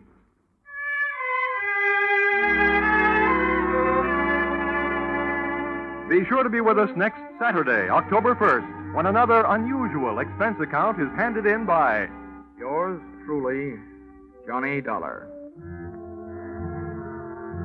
That's right. Yours truly, Johnny Dollar, will be heard on Saturday evenings starting next Saturday. And look at who's going to be here at the same time on Sundays. The world's most famous blockhead, Charlie McCarthy, accompanied by a man who shadows him closely as Johnny shadows the suspect, Edgar Bergen. Yes, Charlie McCarthy and Edgar Bergen have joined the great parade of stars to CBS, along with Jack Benny, Amos and Andy, Horace Height, and Red Skelton, whose show starts next Saturday, or rather next Sunday also.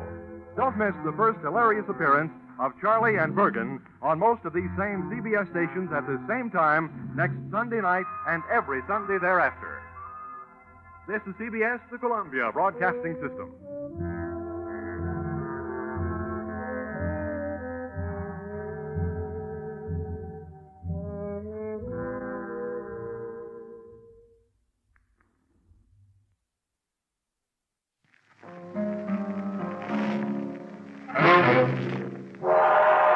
Time now for yours truly, Johnny Dollar.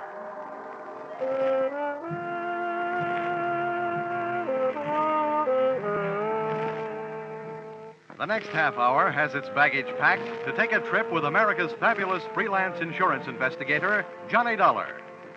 At Insurance Investigation, he's just an expert. At making out his expense account, he's an absolute genius.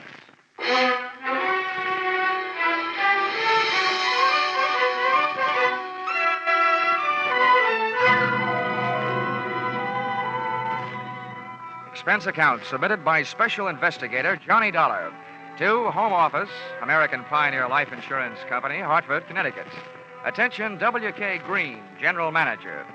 The following is an accounting of my expenditures in the case of Barton Drake, or how I played ducks and drakes with a drake who ducked. Expense account, item 1. $100 I'm charging you for 1 hour's sleep I missed answering your telephone call at 9 o'clock in the morning. Expense account, item 2. $1.50. I had to go out for breakfast. The Easter Bunny didn't leave me any eggs. Item 3, cab fare to your office, $1. Tip to driver, $1.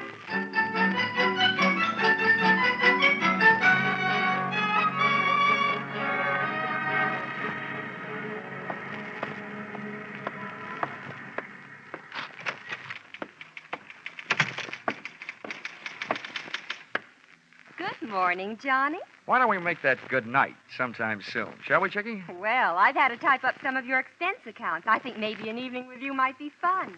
But business first. Old Stonewall's waiting for you. Oh, hasn't he gotten out of that military kick yet?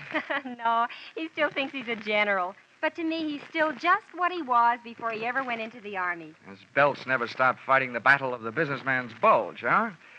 Well, forward march.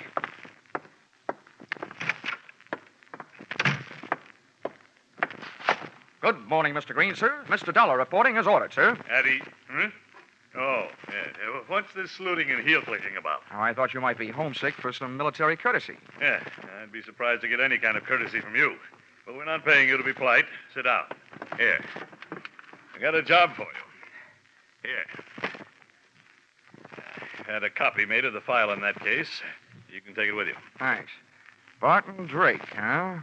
Oh, yeah, I remember him. Let's see. Life insurance, $30,000. Beneficiary, Mrs. Barton Drake. Well, what is it? Is he dead or just dying? Neither, we hope. Well, if you'll pardon a little before-noon philosophy, just by living, a man is slowly dying of old age. We have a statistical department to worry about that, Dollar.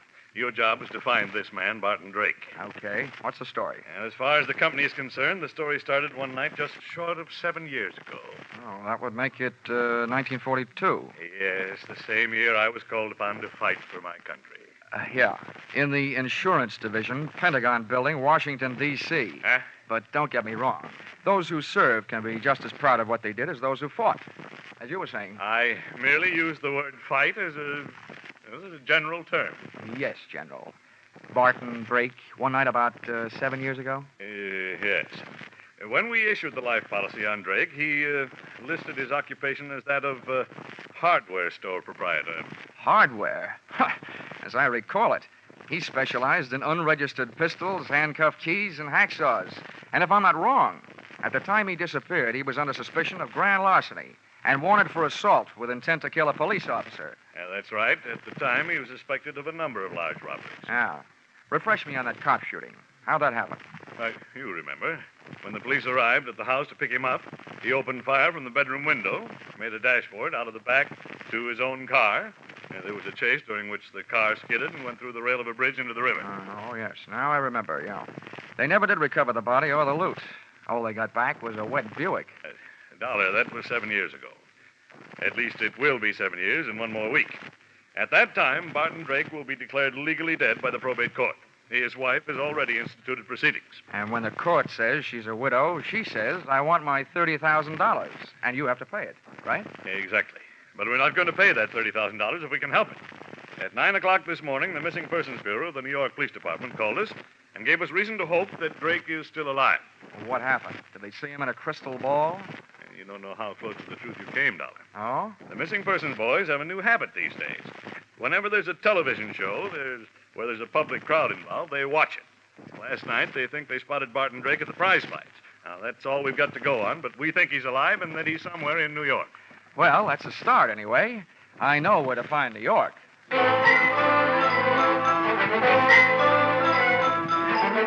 Expense account, item 4, $7. Mileage, Hartford to New York. I stopped in Bridgeport to soak up a dish of coffee and whatever information there might be in the insurance file. Of the two, the coffee was the stronger. All I learned from the file was Drake's physical measurements, the birthplace of his mother, his wife's maiden name, the last known quotation on his blood pressure, and his home address in Manhasset, Long Island, to which I went.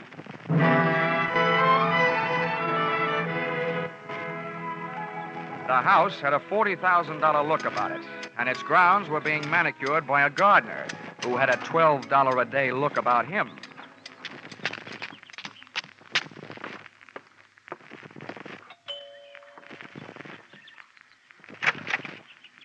Yes, sir? I'd like to see Mrs. Drake. Here's my card. Yes, sir. Step in, please. Thank you. If you wait here in the hall, sir, I'll go tell her you're here. The maid had a $40 a week look about her and completed the picture of prosperity. For a hardware merchant, Barton Drake had died leaving his wife living a soft life. Either that or he was still alive and not giving his wife grounds for divorce on the basis of non-support. Or she was that certain kind of gal who wouldn't have any trouble making that certain kind of man get up that certain kind of money. And when I saw her, I knew not only that I couldn't afford her, but that Drake probably hadn't been able to, which probably led to his undoing. Just to give you an idea, she was wearing a diamond necklace and a negligee, and it was 2 o'clock in the afternoon. Mr. Dollar? Mrs. Drake? Yes, Stella Drake. I'm having breakfast. Won't you come in and join me? Well, I'll join you, but no breakfast. I just had a tomato surprise. Lunch. Oh, I'm glad you didn't mean me. Come on, right in here. Are you sure you won't have some breakfast? No, thanks. I couldn't bring myself to hurt that poor, tired trout you've got there. Oh, please. That's a genuine English kipper. Oh, I beg your pardon. I didn't recognize it without its monocle. Oh, you're more fun than an eye-opener. I should have you around when I get up every day. Well, I have something to tell you that should make you really feel good. You don't mean that bunch of stuffed shirts at the insurance company have decided to give me my money without going through all that fuss at probate court? Oh, I've got better news than that. You may not get that money. But we think you have a good chance of getting your husband back. What? Yeah, the New York police think they saw him last night. Alive. Oh. Maybe I was wrong. Maybe that doesn't make you happy. Why, yes. Yes, of course it makes me happy, but to live without a man for 7 years and then have a stranger just sit across the table and calmly tell you he's alive, it's just too much. Tell me, where did they find him? They didn't. They think they spotted him at the fights they were watching on television. I imagine they're looking for him. I know I am. Well, it's impossible. If he were alive and back in New York, he'd come to me. That's what I was hoping, Mrs. Drake. Well, I don't believe it. Why would he do a thing like that to me? Why would he make me suffer all these years? I think you'd better go now. I've got to be alone. I've got to think. Oh, Barton, why? Why? Please, Mr. Dollar. I want to be alone. I figured if she wanted to be alone, it was for a good reason. Because that lather she'd gotten into was strictly from soap opera. She flooded me to the door on a tide of tears. Once outside, I picked up the hedge clippers the gardener had conveniently left near the front walk and pruned the telephone wires leading into the house. Then I took a plant on the place from the other side of the street. I figured Mrs. Drake would want to share her troubles with somebody, and with the phone wires cut, she'd have to leave the house to do it, giving me a chance to follow her. And that's the way it worked out. She led me someplace, all the way into New York City, but not to Barton Drake. That would have been too easy. Once in Manhattan, she headed for a drugstore and a telephone booth.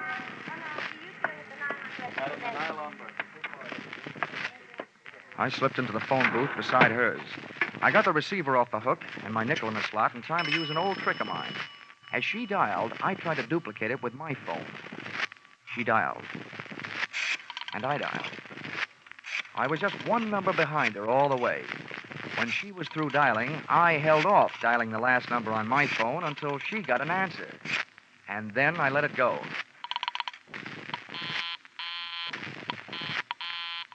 The number she was calling was busy. There was still room for coincidence, but it was good enough for me. I jotted down the number I'd gotten out of my little telephone game of tag and then listened. I've got to see you right away. We're in trouble. All right, I'll meet you in 20 minutes. The usual place.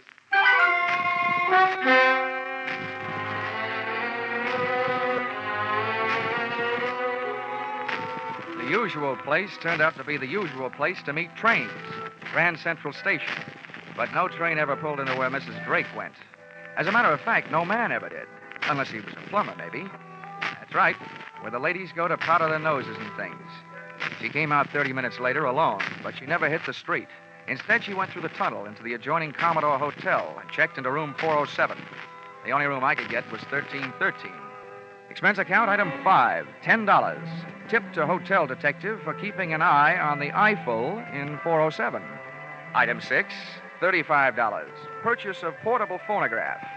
Item 7, 65 cents. Purchase of phonograph record, Frank Sinatra singing night and day. With this for ammunition, I went back to my hotel room and, gunning for a bird I'd never seen, I set up the phonograph near the telephone, put on the record, and placed a call to the number Mrs. Drake had called earlier in the day.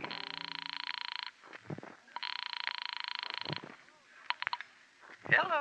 Hello there. 7 p.m. again, and this is your favorite disc jockey, Happy Jack the Money Man. Yes, your favorite disc jockey, your spinner with the winners. Tell me, are you listening to our show? My radio is not on. Goodbye. Oh, hold the phone, madam. A little thing like that doesn't make any difference to Happy Jack. Here's all you have to do to win a house full of prizes. Now, you just listen closely over the phone and identify today's puzzle platter, and you'll win all these wonderful prizes. A genuine Sunbeam Mixmaster that makes those fresh little eggs just happy to get beat up. Yes, and you'll clean up with the next prize.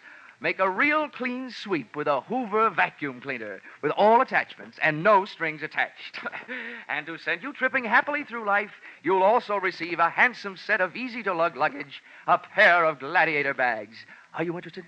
Why, of course I am. All right, then. Here's the tune.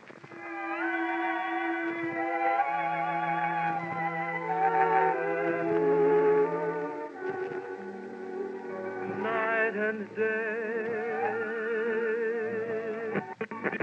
There it is. What's the title of that song? Night and day. You're right. You win all the sensational prizes. Quickly now, give me your name and address. They'll be delivered tonight. Mrs. Knott. Yes, Mrs. Knott. The street number? 127 East 89th Street, apartment 3C. Thank you, Mrs. Knott. You'll get the whole works immediately.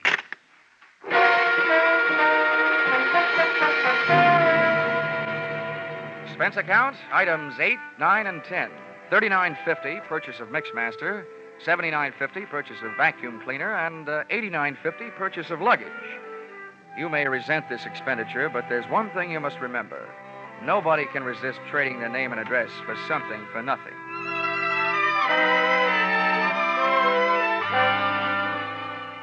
I felt like an out-of-season Santa Claus when I knocked on the door of apartment 3C at 127 East 89th Street. The frame suddenly became a picture frame encasing a live version of Whistler's grandmother, complete with wheelchair and crocheted afghan.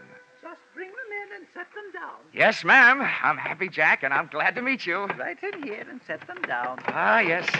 There you are, Mrs. Knott. You lucky woman, you. Is that all? Almost. Now, all we need from you is a little information. Just some background on today's winner to pass along to my radio audience. Be off with you, young man. I'll write you a letter. Oh, but come now, Mrs. Knott. Never mind. I have no time now. Just a few questions while I check you out on the Hoover. I don't need any checking out. Now go away. I must say, Mrs. Knott, you're a bad winner. So now I'm afraid I'm going to have to stick around to find out how good a loser you are. What do you mean? Come in. You. Stella, do you know this man? Do I know him? He's that insurance investigator, Johnny Dollar. Granny came flying out of the wheelchair, multiplying in height by 3. When I first saw Granny's hand flying toward me, it looked like there was an old-fashioned wedding ring on each finger. But just too late, I saw it was only a set of brass knuckles. Oh.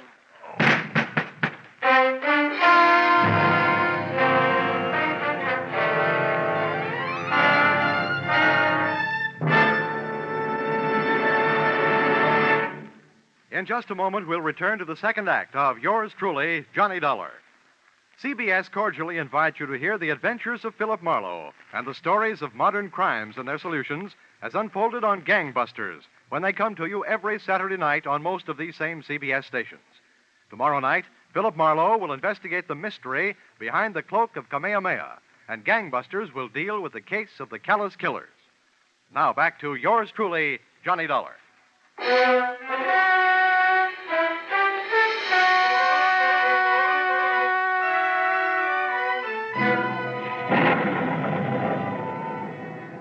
woke up, the thunder and lightning in my head was getting an answer from the sky. And I started getting some answers, too. You, James, give me a page. Granny's You're all voice alike. had changed to the bass register, and its owner was smoking a big cigar. I stayed on the floor and quiet. I didn't want those brass knuckles crooning me another lullaby. Come awful close to fouling up the whole deal. I told you I didn't want you to try to collect on that insurance. Why'd you do it? It's $30,000, that's why. To hear you talk, you'd think you were going hungry. What do you think I am, some empty milk bottle you can run down to the corner and get your nickel back on? What were you trying to do anyway, sell me out? Sell you out? You know what started this trouble. You had to go to the fights last night. Oh, a big man. Dumb cops, you called them. Don't worry about me. They haven't found me. I'll take care of myself. But not with you lousing me up, getting mixed up with dirty dealers like this guy Dollar. Oh, you're so smart. Why did you let him in here? Shut up! He wanted to give me something for free, that's why. Well, I've got something for him. A free boat ride. Wheel that chair over here. We'll take him out in that. The wheelchair ride was short, to the street. The auto ride was longer, to the ocean. And from what I could gather on the dock, the boat ride was to be even longer, to my doom. I was still playing Sleeping Beauty and listening to the supposed-to-be dead man, Barton Drake, telling his wife Stella how he was going to make my slumber permanent. Come on, get a move on. I've got his hands tied. Hurry up with his feet. I'm almost through. There. Now what? Now stand back while I heat him up on the deck. Well, aren't you going to tie him to something? For what? If they ever find this boat, they're going to find it empty. One good wave out there, and this guy goes for a swim. There. The wheel's lashed. He's got plenty of gas and plenty of ocean out there. That'll teach Mr. Happy Jack. Now I'm giving him away.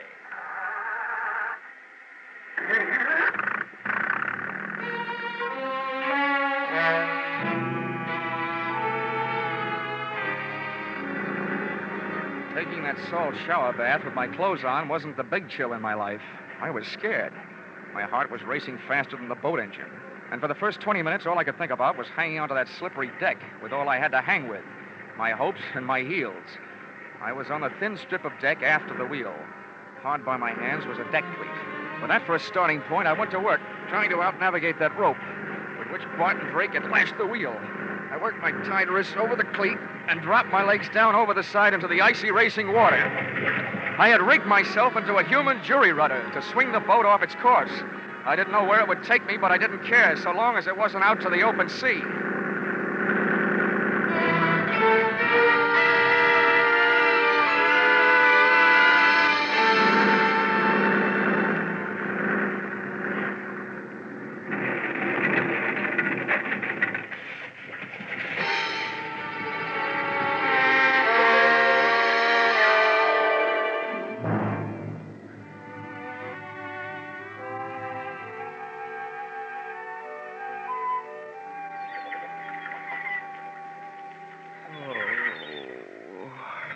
Oh, waking up, eh? Might as well tell you. Your boat sunk and you ruined my knock last night doing it. I have to pay for it. Oh. My name's Fred Kindly. I pulled you off the beach. I'm expecting to be paid for that, too. Will it cost me to find out where I am? It ain't worth nothing. Talk ain't. You're on Slate Island. Ain't worth much neither. All slate. Didn't have the sense to grow no chalk to go with it. Dandy. Where are my clothes? Out in the sun. How about my wallet? Fish must have got it. Mind if I feel your back for fins? Now, don't get funny, young feller. Might want to be getting off this island someday. Someday. Some minute is more like it. You got a boat? Of course I got a boat, but ain't got much food. Maybe if I could afford to buy some of supply canned goods when I got to the mainland, well, Well, how much would it cost? Much as $100, maybe? Okay, it's a deal. Let's go. Hold on now. Only said maybe. Come think of it, might cost $200. Oh, okay. You swindler. $200 then. Oh, swindler, am I? I say a fellow might as well have the game as his name. Makes my price $500 worth of grade A canned goods. And if you don't want to pay it, you can get out in this shack and wait for the mailboat. Maybe I will. When does it get here? Week from Tuesday. Okay. He'll get your $500 worth of canned goods. When can we start? I'll give you your clothes soon as you put it in writing and sign your name. Where's the paper? Right here. Keep it handy. Just fill in the amount here. $500 worth. It's my regular contract for shipwrecks. Okay. Give it here. 500. Now, where do I sign? Right there at the bottom. There you are. All signed. That's a peculiar name. Ali Khan. I'd had more than my share of wind the night before, so I decided to throw caution to it. I went into the building at 127 East 89th Street and up to apartment 3C. First, I knocked with my knuckles and got no answers, so then I knocked with my feet. Well, what do you know? The lock broke. There was nobody home, and Barton Drake must have been out calling himself Granny at the moment because the wheelchair part of his disguise was also among the missing. The closet was empty, and the brand-new Gladiator bags I had delivered the previous evening were nowhere to be found. Now, nobody could say I hadn't made it easy for Drake to make a getaway with my little giveaway. I'd even supplied the luggage. But all the traffic wasn't going. Some of it was coming. Oh, well, Stella, there's one bad thing about kicking your way into places. You can't lock the door behind you. Well, now that you're in, you better come all the way in. What are you doing here? You should be asking me what I'm doing alive. The only answer I've got for that is I don't murder easily. Where's Barton? Ah, that was the next question I was going to ask you. Now that one's gone, I've got a couple more I'd like to ask you. And don't argue. I don't know anything. Well, then let me tell you something. If you're not guilty of anything else, you are guilty of attempted insurance fraud. That's in my department. The tougher you make it on me, the tougher I'm going to make it on you. Now, about those questions. How long has your husband been back here in New York? He never left here. Oh, the night his car crashed through the bridge, he just grabbed himself a hideaway in New York and stayed put, huh? How long has he been using that old lady disguise? All the time. Okay. Well, now my last question. That bag in your hand, where were you going? Okay, let's find out. Give me that bag. Uh-huh. What's this? Well, it's either a bathing suit or a two-piece handkerchief. And that blouse there, that doesn't look like it's for dinner wear in an igloo. You were headed south. So we were headed south. What about... We, huh? If you ask me, and I doubt that you will, so I'll tell you anyway, your hope's just headed south. Lady, you've been double-crossed. Your husband took off without you. I don't believe it. If he left here, he had a good reason. That's your guess, but we're not playing your hunches. We're playing mine from here on in. Just where did he say you were going? I don't remember. Maybe it'll help if first you remember what I told you about insurance fraud. It's good for 10 to 20 years. Now, do you remember? He bought tickets on the Orange Blossom Special for Florida. It leaves Penn Station in an hour and a half.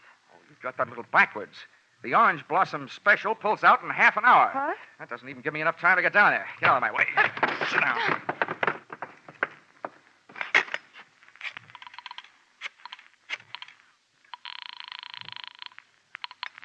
Information. Hello. Information. Look, I want the telephone number of the Penn Station branch of the Travelers' Aid Society.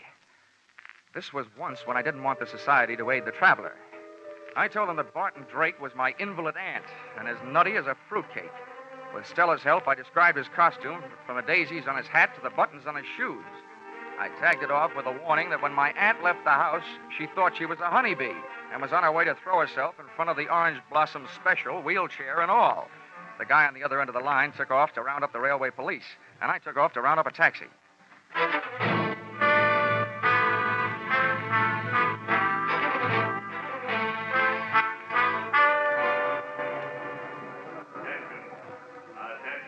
I rode the escalator into the main waiting room, and halfway down, I spotted Barton Drake in his grandmother get-up. He was surrounded by police, and the police were surrounded by a small crowd. I walked over. Orange Blossom Special. I don't know what kind of a practical joke this is, young man, but it's not funny. You made me miss my train, and I don't even have a nephew. No, Mother, don't be upsetting yourself. Don't you now, me, young man. Just get me on a train. Any train headed south will do. Drake was getting ready for trouble. If the cops couldn't see it, I could. His hand was under his Afghan, and I knew the least it could be holding was a fistful of brass knuckles, but probably more. He was getting ready to make a run for it. I wasn't taking any chances. I edged my way through the crowd, up behind the wheelchair, spun it around, and hit what looked like somebody's grandmother a beautiful shot in the whiskers. What? He hit the old lady. I got him. Now, wait a minute, officer. You don't understand. Don't understand, don't I? Hit an old lady, will you? He's not an old lady. It's trouble you want, you scoundrel. Here, maybe this'll quiet you Oh, down. so you don't...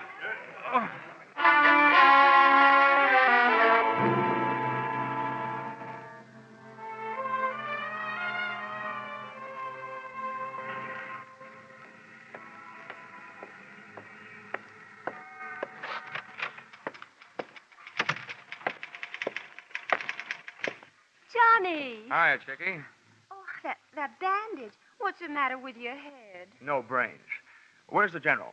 Oh, when he found out you'd saved American Pioneer $30,000, he decided to take the morning off and celebrate. He's out playing golf. Oh, great. To celebrate my getting hit on the head with police clubs, he goes out and swings golf clubs. Oh, Johnny, I was sort of Now, hoping don't that... worry, Chickie. I've still got enough energy left for nightclubs. You want to help me with this expense account? I'll get it out of the way. Oh, that's all that stands between us. Uh-huh. Expense account submitted by Special Investigator Johnny Dollar to Home Office, American Pioneer Life Insurance Company,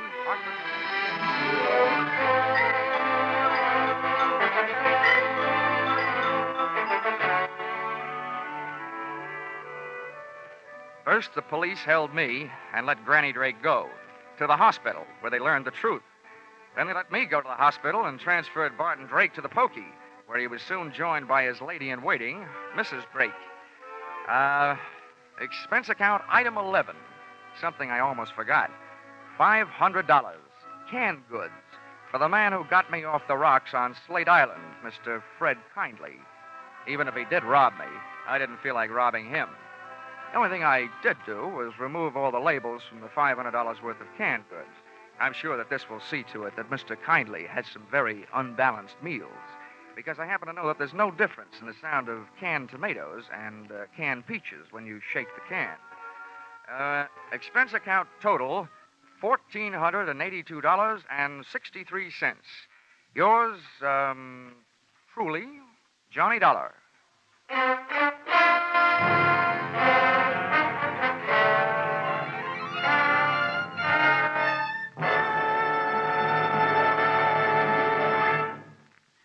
At last, mankind is facing up to one of its most feared diseases, cancer.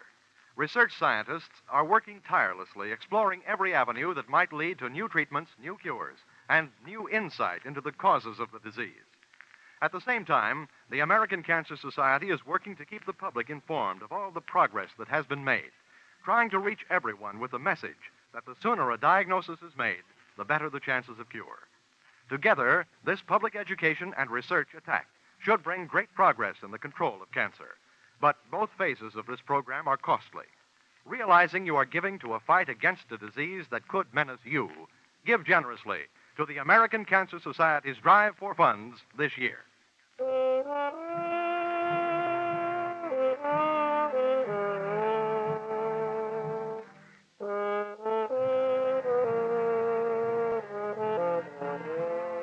Yours truly, Johnny Dollar, stars Charles Russell as Johnny.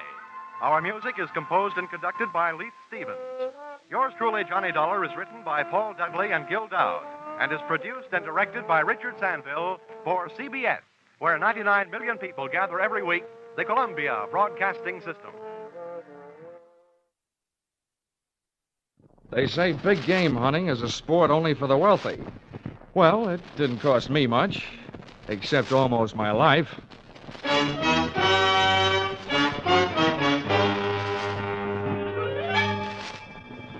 This is another in the adventures of America's fabulous freelance insurance investigator, Johnny Dollar. At insurance investigation, Johnny Dollar is only an expert. At making out his expense accounts, he's an absolute genius.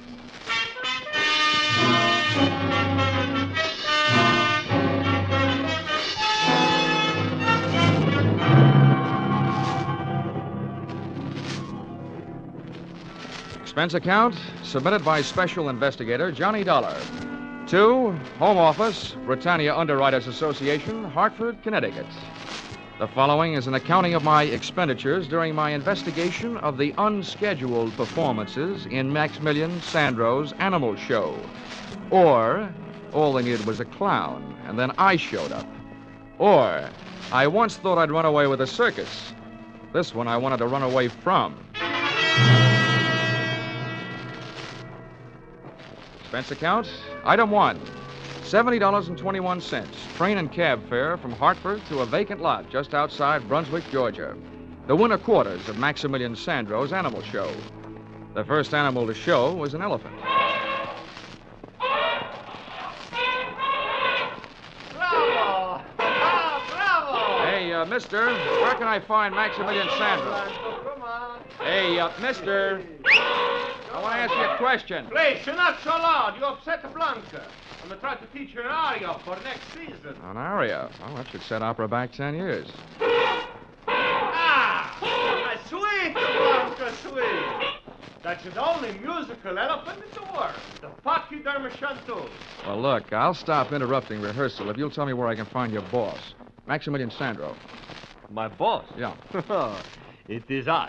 I am Maximilian Sandro. Oh, well, good. I'm Johnny Dollar from the insurance company. Oh, let's make it something else. Blanca, you rest. I'm going to come back when I'm through with Mr. Dollar. Well, as I understand it, Mr. Sandro. Oh, that's a poor Blanca. She don't like to see me go.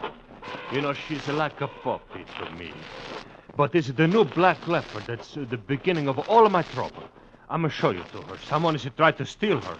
And that's what I don't want, Mr. Dollar. Well, since Britannia Underwriters insured her for $20,000, that is what they don't want, too. See, that cost me too much to get her from Africa. To lose her, that would ruin my financials. Everything would go.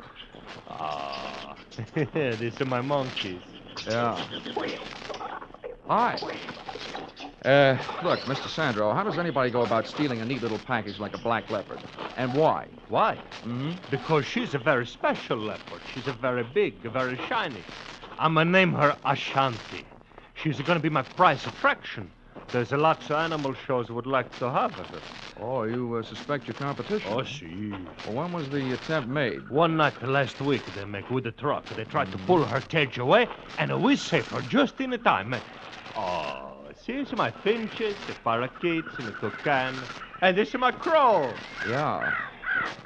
Very nice. Colorful. Did you try and trace the truck? Man, no, so no way to trace. They went away, whoosh, no lights. And it's something else that's not right at all. Oh, yeah? What's that? I'm going to make a big plan. I'm going to get all the money I can put a hands on to buy her from this man at Tex Randall. And now he say the money that was enough before is not enough now.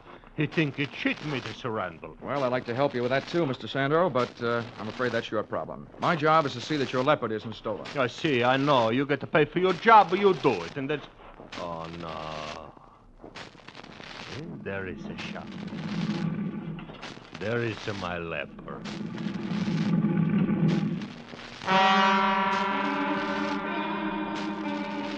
I guess somewhere way down in the taproots of my family tree, there probably was an ancestor with a low forehead, bearskin overalls, and a club who went into an unpleasant double take when he found himself face to face with a leopard. I know the feeling I had when I saw Ashanti was inherited from somebody.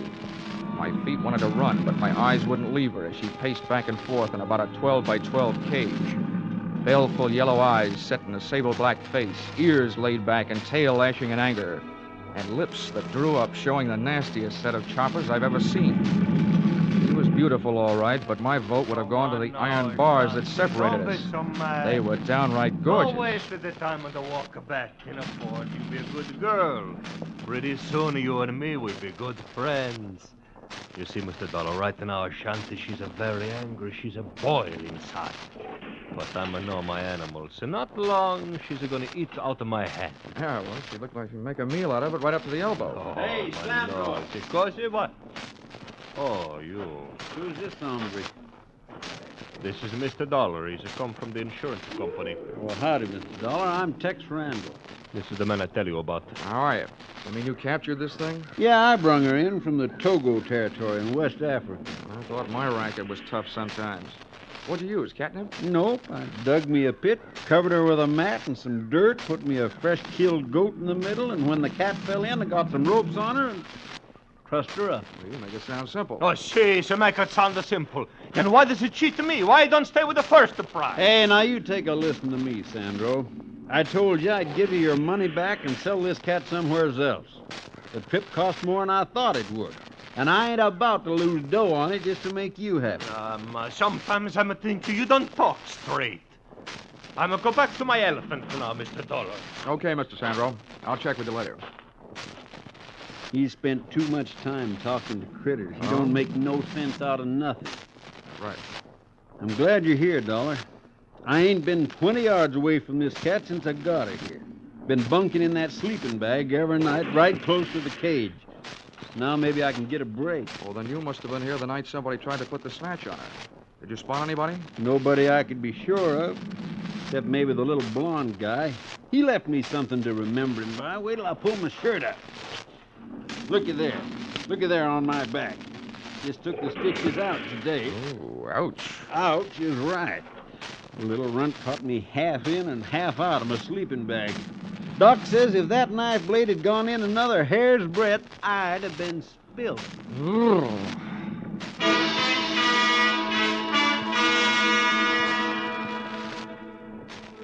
And with that happy thought, Tex Randall, a hard man to kill, left to go into town. I watched a shanty tear into enough raw meat to keep a kennel of Great Danes happy for a week, after which he settled down for what you might call the original catnap. Sandro's elephant settled down to a short vocal lesson, and I settled down for a game of mumbly peg. But before I could get warmed up, I had a visitor. Hello. Wow, the Ava Gardner type with darker hair and olive skin. You look as though you could use some company, Mr. Dollar. Well, who couldn't? I was beginning to think the only females around here walked on all fours. Oh, I've had the same feeling about the males.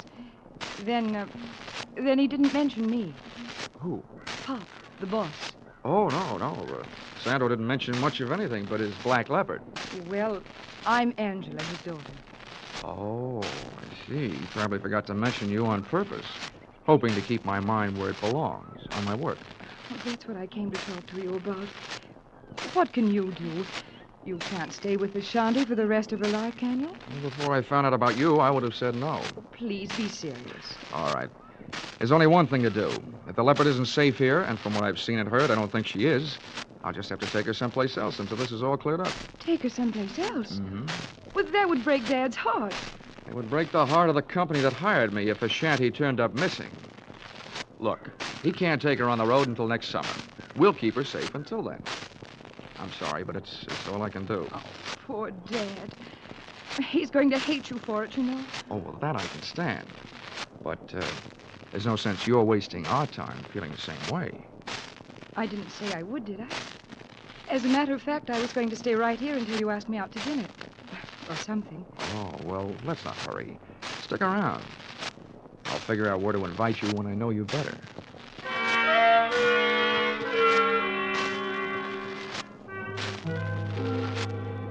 And there, during the waning hours of the Georgia day, I learned that, up to a point, Angela was an easy girl to know. She liked cocktails, dinner, and dancing, so that's the schedule we set up for later. As soon as Tex Randall showed up to temporarily relieve me of my duties as leopard sitter.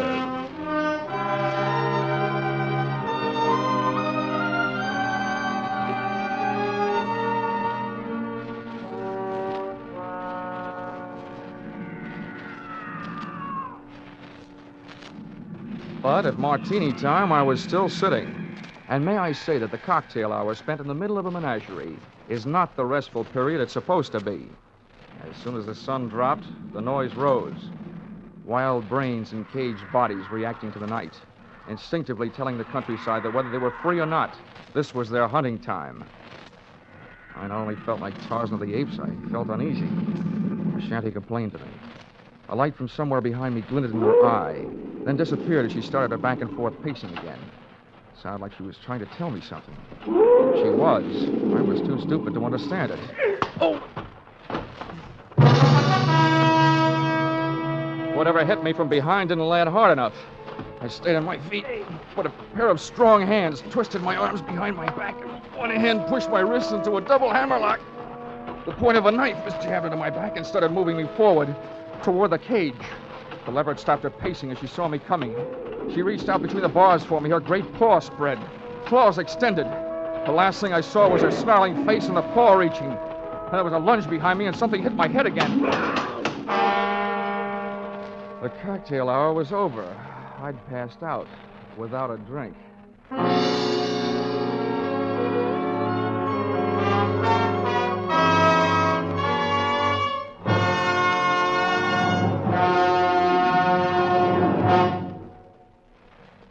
just a moment, we will return to the second act of Johnny Dollar. But first, last week, Vaughn Monroe's Caravan saluted the Rose Bowl team. Tonight, Vaughn will play the favorite songs of Louisiana State and Oklahoma, the Sugar Bowl team. Vaughn's Caravan will also bring you the 5 top tunes of the week as chosen by Variety, and later, Gene Autry will be here with his Western music and cowboy humor. The Vaughn Monroe Caravan and the Gene Autry Show are regular Saturday evening features of most of the same CBS stations. Now, with our star, Charles Russell, we return to the second act of yours truly, Johnny Dollar.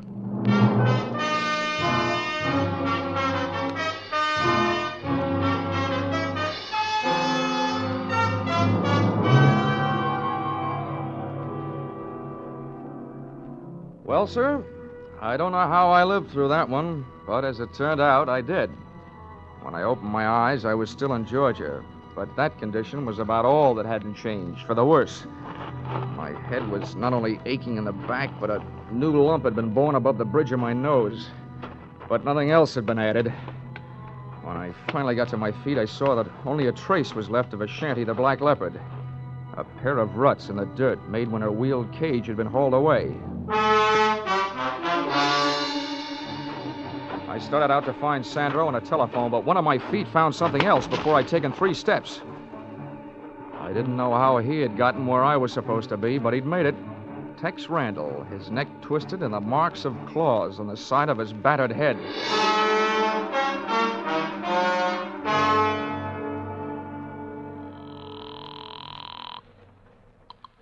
Police Department, Central Precinct, Sergeant Miller. Hello, my name is Dollar. I'm an insurance investigator. I'm calling from the winter quarters of the Maximilian Sandro's Animal Show, from the owner's trailer. I want to report 2 things. Yeah, well, wait a minute. There's a body out here that your coroner ought to take a look at, either accidental or murder. Well, hey, Lieutenant, get on 2, this, will you? grand larceny. Somebody stole a Black Leopard. Oh, now listen, this is your idea of a joke, fella. It's too late to joke, Sergeant. Just send some men out. I'll give them the rest of the story when they get here. Joke yet? What passes for humor in Georgia, anyway? Hey, Sandro! Sandro, come home!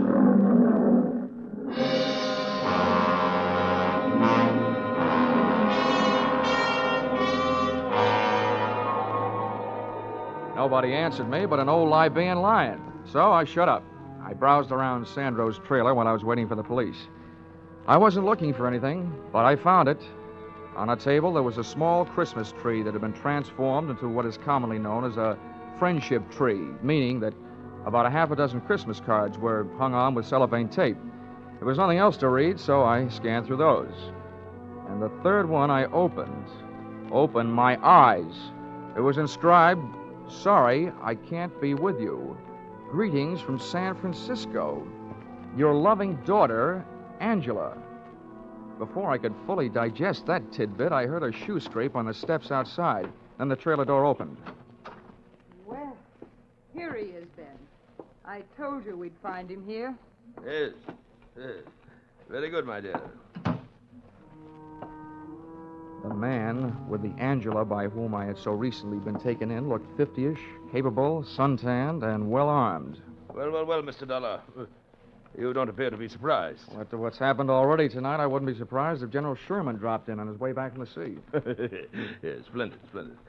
I admire a show of courage, a sense of humor at the point of a gun. Oh, think nothing of it.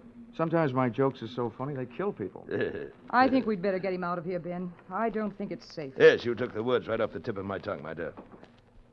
Shall we go, Mr. Dollar? Should I ask where and why? I've taken a small place in town. There, at our leisure, we shall discuss a fascinating subject. Hmm? Namely, the whereabouts of a splendid Black Leopard.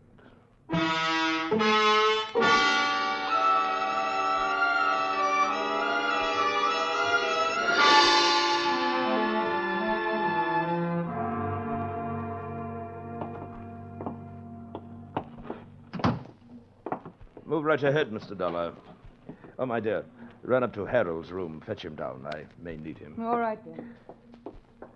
Into this room, Mr. Dollar. And please be seated. If you don't mind my asking, Ben, how do you manage... My dear sir. It just so happens that my full name and title is Sir Bennett Mountford. The term of familiarity, Ben, is to be used only by my closest friends. Now, if you will couch your question properly. Oh, it wasn't important. I just wondered, since that gun seems to be so much a part of you, how do you manage without shooting yourself while shaving? You've a ready wit, haven't you? I know the proper time and place for a weapon, my boy. I've learned from experience. I chose early in youth as my avocation the hunting of big game. If you had faced the last desperate charge of a wounded lion or a maddened rhino as I faced them, you, too, would realize that a good weapon, properly aimed, is man's best friend. Which brings us to the subject of our mutual interest, the black leopard. Where have you hidden her? What makes you think I have? No. Let's have no deception, sir. The report brought back by my charming accomplice, who so ably posed as the daughter of that stupid showman, Mr. Sandro, was that you made no secret of your plan to carry off the cat to a place of safety. You will not deny that. Why should I? You wouldn't believe me if I did. An admirable attitude, sir. Now, once more. Where is the leopard? And if I told you, it wouldn't be worth much as a hiding place, would it? If you do not tell me, sir, your life will be worth very little. Come now. Perhaps your loyalties are misplaced. What did that market hunter, Mr. Randall, tell you about the cat? Not much. Except that he got a knife in the back, put there by somebody who was trying to steal her. Well then, sir, I'll spin you a tale that'll set your blood to pounding. What would you say, my boy, if I told you that black leopard is worth a king's ransom? Well, I don't know. I'd probably ask why. Well, she is, sir, and I'll tell you why. She was captured in the Togo territory, West Africa. I am quite familiar with that section. I've hunted there. A district par excellence for elephant, buffalo, and Situtanga.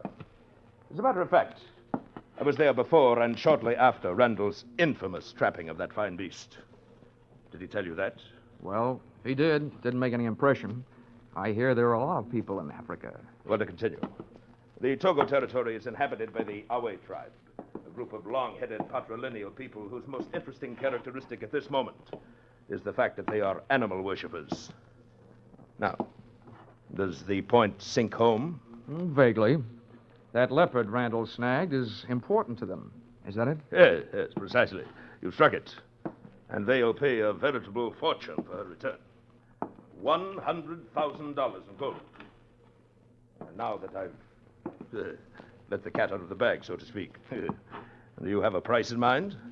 In return for which you will share with me the hiding place of the animal?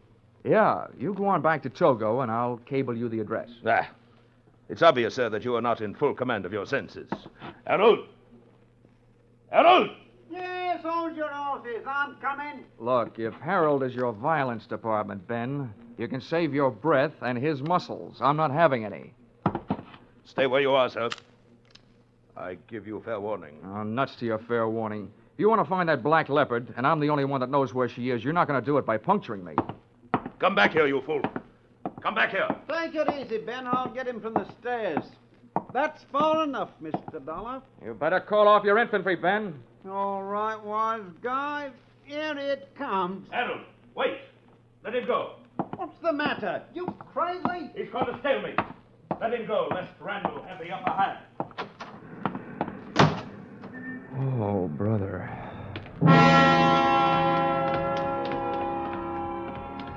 As I went out, I caught a glimpse of the man Milford had called Harold, the same little blonde runt Randall had talked about. That wrapped up the question of who had played tic-tac-toe with a knife on the Texan. But 10 yards of Sir Ben's front walk later, I suddenly remembered Mountford's last words. Lest Randall have the upper hand, he said. It sounded like he didn't know Randall was dead, which shook my head and in a strictly nonsensical way made sense. Well, there was only one place for me to go, so that's where I went. Back to Maximilian Sandro's Animal Show.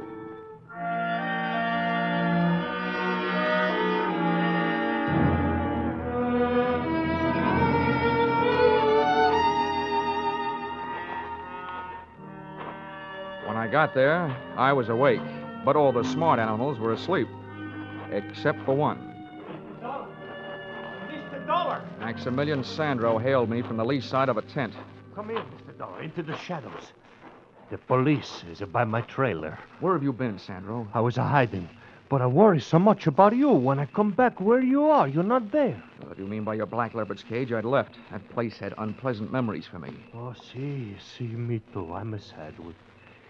You see, when I'm see that man, Randall, he's a push you to the cage with a knife, I'm a go crazy. I'm a nothing. I'm a run up and a push. So then you fall, you hit your head in the bottom of the cage. And then Ashanti, she hit the Randall instead, and I'm so sorry. Oh, don't bother with an apology to me. No, you don't understand. Look, I'm a commit the murder. With these two hands, I'm a push him on the leopard. Oh, well, there's such a thing as justifiable homicide. You were saving my life. So let's not worry about it until it gets to court. If it does. Where did you take your cat? How you know that? Nobody else has her, so you must. You were at the right place at the right time to haul her away. All right. I tell you true. See, I take her away where she's safe. I keep her where she is until this trouble is, and no more. Oh, now, listen to me, Sandro. I know how you feel, but I've met the people who were after your leopard. They say they can get $100,000 for her back in Africa. $100,000? Consequesto. For that kind of money, they'll never stop looking for her. The only way to stop them is to let them find her, and then we'll try and wind this thing up. Wind up? Does it mean finish? Yeah. Oh. I'm pretty sure I've been followed here. Now, will you take me to the hideout? Oh, no, so these people, they follow you there. I'm not like that. I don't either, Sandro. $100,000 worth of cheese would even make a mouse.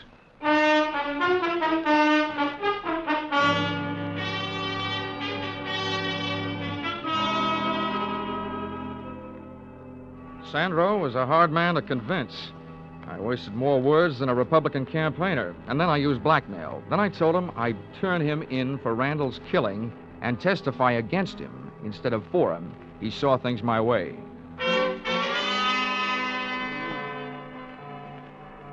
The leopard's lair turned out to be an abandoned barn 5 miles farther out of town, to which we went in a truck that Sandro had driven into that jungle-type vacant lot. Now come. This way, please. This way. Okay. It's a little side door.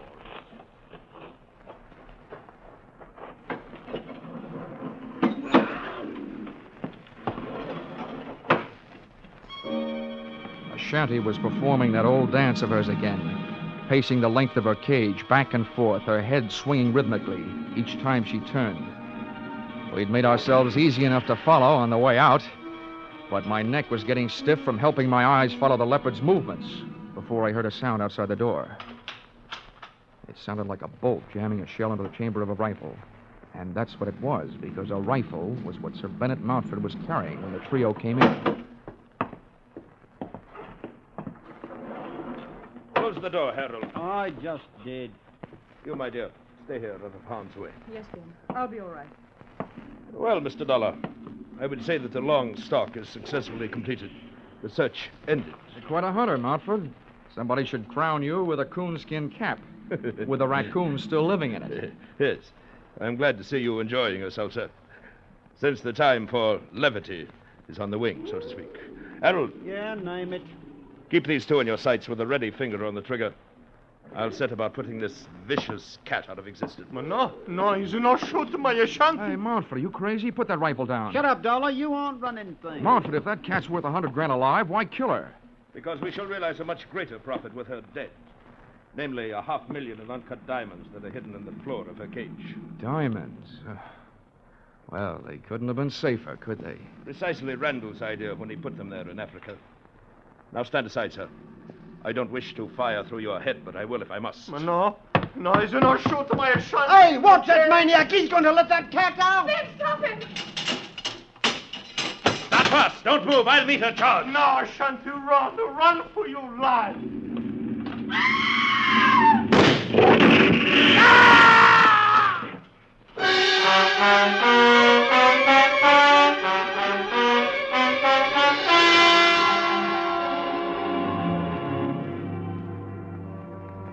Mountford had a lot of guts, but sometimes luck helps, and that night he didn't have any.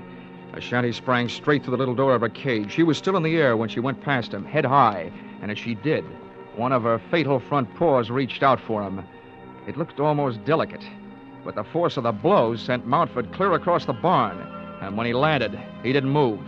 Ashanti streaked toward a square of night sky showing through a window, and she was gone. Ashanti! Ashanti! Come back! I turned back, away from the window, to check on the rest of our guests, but they were gone.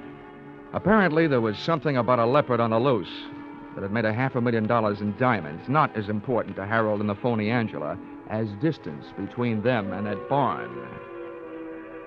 So, there I was, suddenly left with nothing to worry about. If you can call enough diamonds to stock the Kimberley mines, nothing.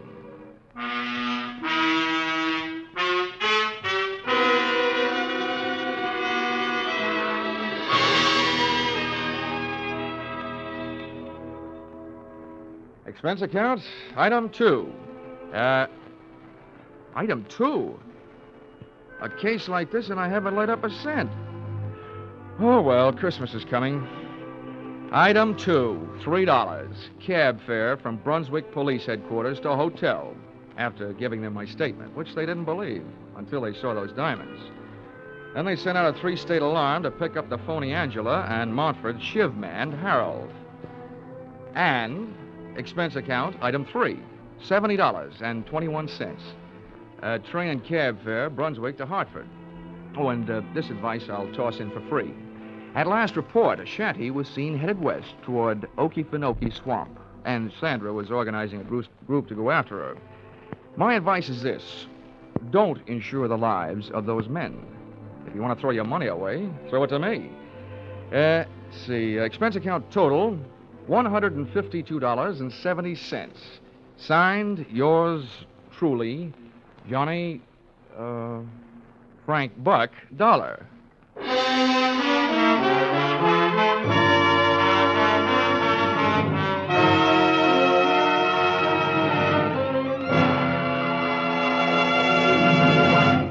Yours truly, Johnny Dollar, stars Charles Russell. Tonight's script by Paul Dudley and Gil Dowd was produced and directed by Ralph Rose. Featured in the cast were Lynn Allen, Larry Dobkin, Bill Conrad, and Parley Bear. The special music is written and conducted by Leith Stevens. Your announcer, Bob Stevens.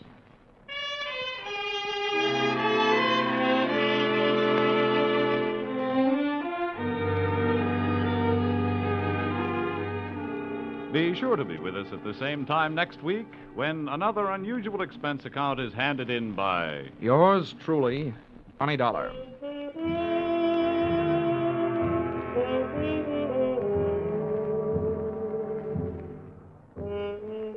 Teamwork.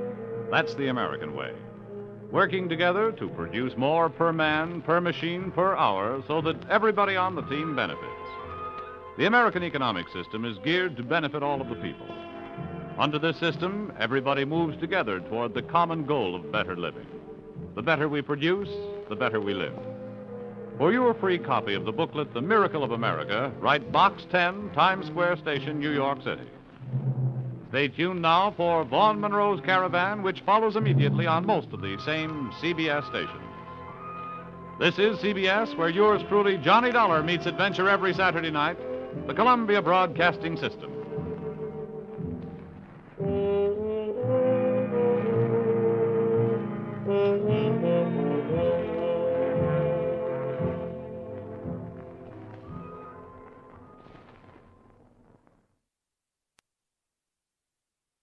This you can really call a fish story. And I was the live bait.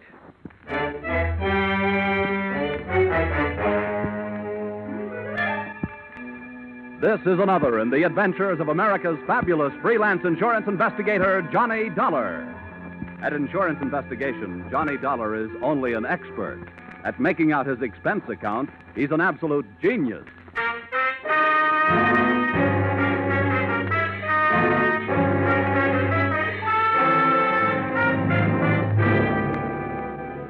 Expense account submitted by Special Investigator Johnny Dollar to Intercontinental Marine Insurance Company, Hartford, Connecticut.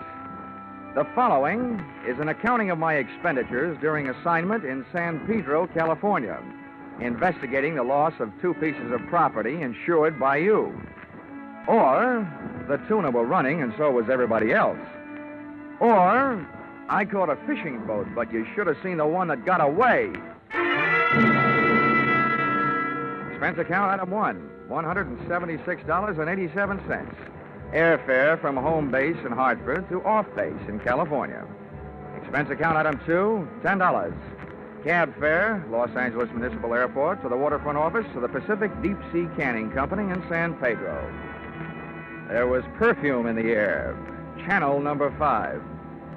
Inside, the name on the door said Walton. That's who I wanted to see, so I walked in. Well, who are you? I'm here to follow up the claim you made to Intercontinental Marine Insurance Company. My name is Johnny Dollar. Oh, when you bring the money, I need boats. The tuna are running. No, Mr. Walton, I didn't bring any money. All I brought is a suspicious nature and an inquisitive mind. What the devil do you mean by that crap? Now, don't get your fish in a stew, Mr. Walton. This is standard procedure. No insurance company is going to shell out $400,000 without first taking a long, lingering look. Well, there's not much to look at. Yeah, so I understand. According to your claim, 2 of your boats, the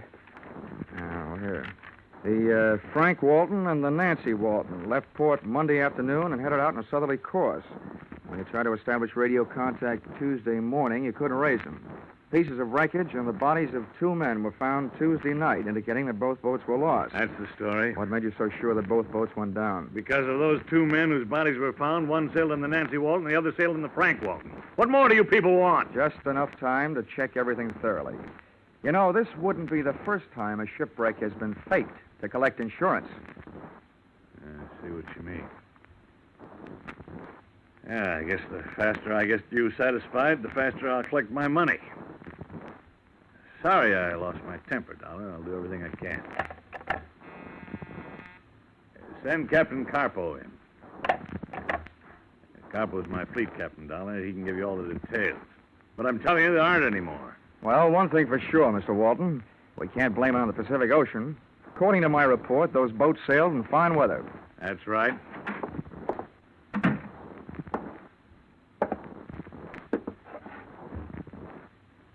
You call me, boss?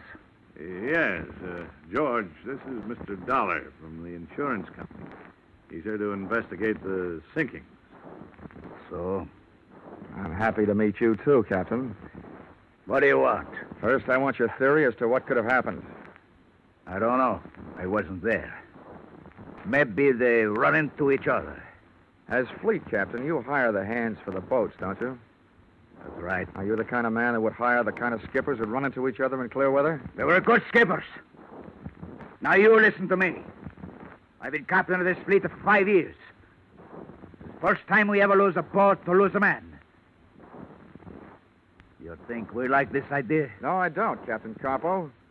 I don't think you like it any better than the insurance company likes the idea of losing $400,000. Well, at least if I find those sunken boats, that'll be salvage. No, Mr. Dollar. That'll be a miracle. The meeting busted up without me getting busted up, which was unusual in itself. And I hitched myself a ride out to an outfit who knows more about salt water than a Coney Island taffy maker. The U.S. Coast Guard. Enclosed find the statement of the commander of the station, Lieutenant Senior Grade Miles P. Endicott, Jr. We've made thorough patrols using both air and surface craft. The bodies of the men recovered show signs that lead us to believe that they were blown clear of the lost ships by violent explosions. All the lieutenant needed to say to make my eyes light up was that one word, explosion. Because in a marine insurance investigator's book, the word explosion sets off another word, scuttling, a widely used wet variety of fraud. In other words, blowing up your own ship to collect the insurance. And continuing this chain reaction, I followed the best available lead, the man in charge of the vessels involved, Captain George Carpo.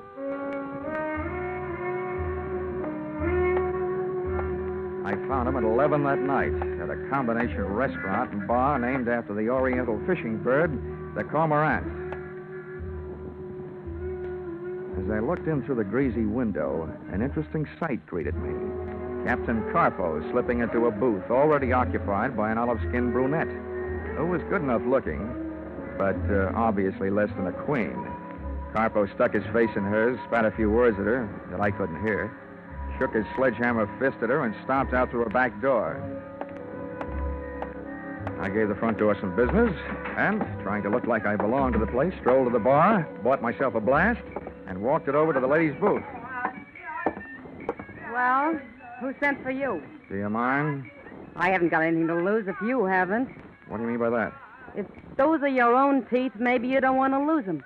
Oh, Carpo's a jealous type, huh? You don't believe in sharing the wealth. Are you Carpo's girl? Part-time. Who are you? Well, if Captain Carpo comes back, he'll tell you anyway. So the name is Dollar, Johnny Dollar. I'm an insurance investigator.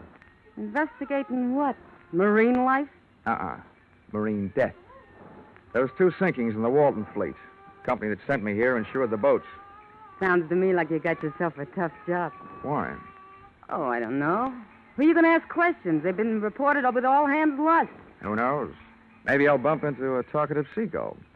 Or maybe, if I'm lucky, a talkative girl.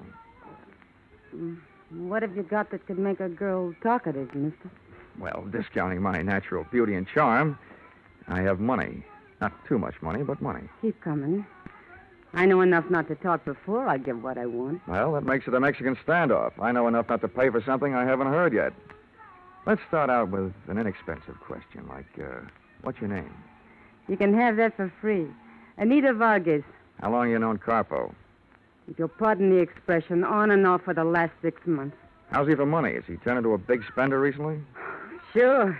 Instead of 2 drinks a night, he's now buying me 4. Carpo will never be a big spender. Where does he live?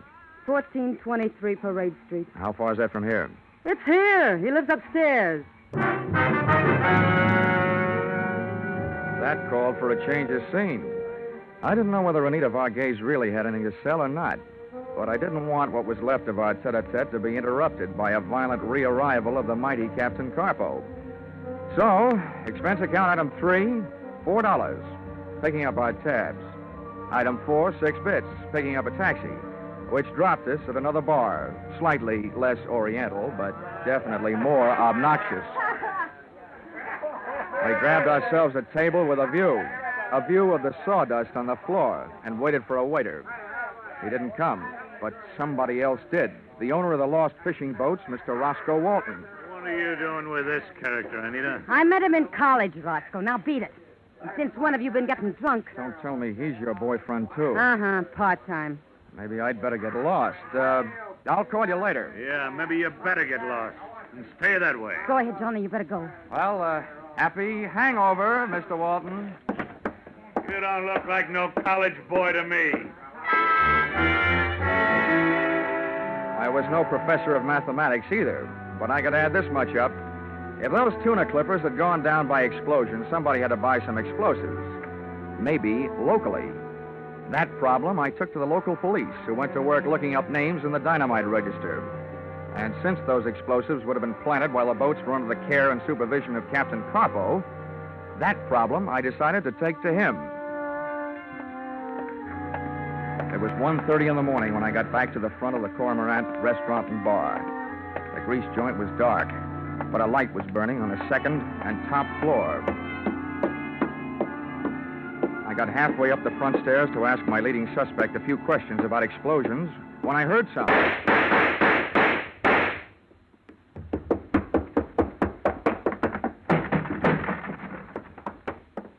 Carpo was still moving when I got up there, but not for long.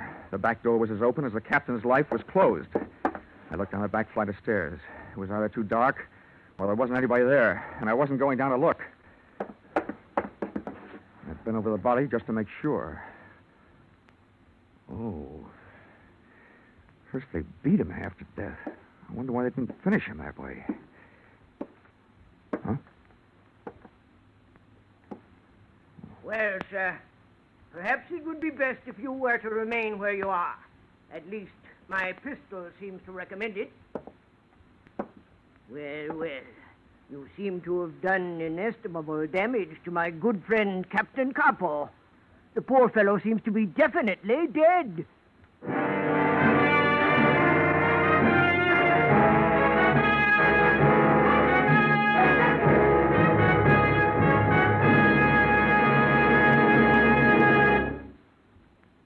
In just a moment, we will return to the second act of Johnny Dollar. But first, you might be interested to know that CBS has acquired a couple of blocks of wood. You're not interested? Well, would you be interested if you knew that those blocks of wood had been carved into certain figures? No. Well, then let's try this. Would you be interested if you knew that those carved blocks of wood could talk? Ah, now you're beginning to sit up and take notice. Well, we might as well come out and tell you that these talking blocks of wood are named Charlie McCarthy and Mortimer Snerd, that they and a lively fellow named Edgar Bergen will be making their first appearance over most of these same CBS stations this Sunday evening, and that you'll be able to hear them every Sunday thereafter. Now, with our star, Charles Russell, we return to the second act of yours truly, Johnny Dollar.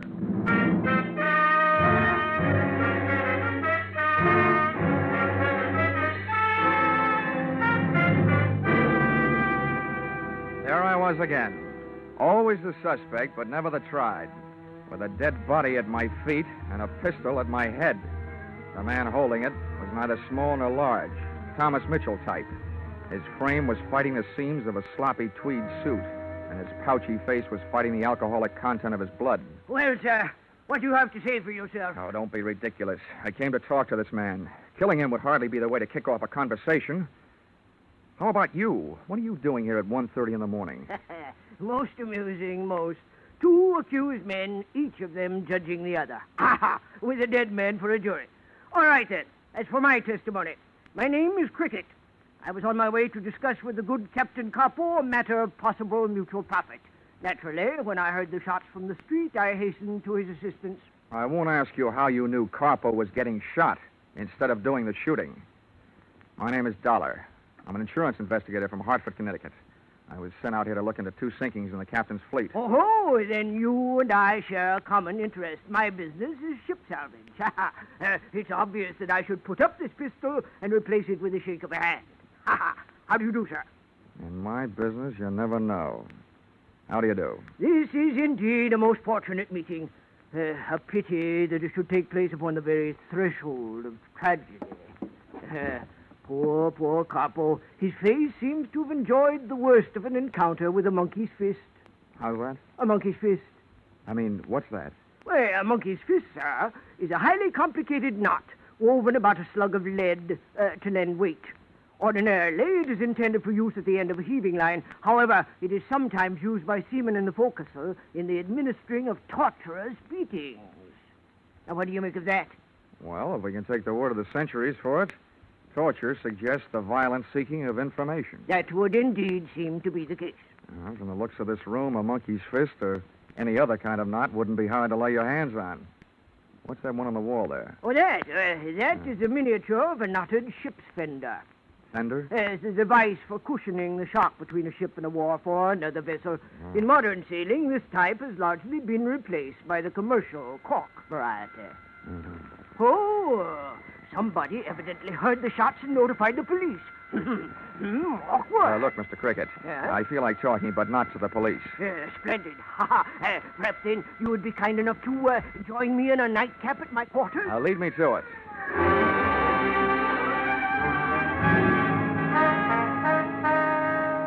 Mr. Cricket's quarters turned out to be afloat and moored to a dock. It was a PT boat, ex-Navy. Sit down. Make yourself comfortable. Thanks. Now, first, that nightcap. Yo-ho-ho, sir, and a bottle of rum. And now, if you'll do the honors... Delighted. I will invite the London Symphony to play behind our chairs. Tchaikovsky, the Pathetique. Oh, utterly beautiful. Wow. Sweet phonograph records, soft lights, and hard liquor. This is the kind of stuff I enjoy on my time off, which this doesn't happen to be. There we are. Now to business. Mr. Dollar, I assume that the insurance company that sent you out here is not satisfied with the story of the sinking of the two vessels, Frank and Nancy Walton. I assume further that you have been authorized to spend any necessary monies to not only view the evidence firsthand, but also, if that evidence proves a criminal intent, to be able to retrieve it from the ocean floor for use in court. Are my assumptions correct? They are. But it can't be as simple as you make it sound. The first job seems to me the toughest. Finding the spot where those clippers went down. I would venture to say that with my special equipment, I could detect the presence of the fillings in Davy Jones' teeth. It is fantastic, sir. And about your price. Is that fantastic, too? My proposition is this. A flat price of $5,000. And, in the event that criminal intent is proved, the possession of the recovered hulks. I assume this $5,000 is only payable if you succeed in locating the boats. Let us substitute the term returnable for the word payable.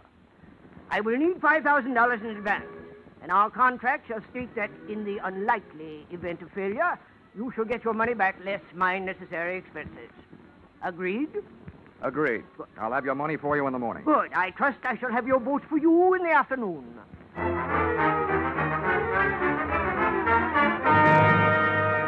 I couldn't tell yet about his fantastic sonic sounding device, but otherwise, Mr. Cricket was well equipped.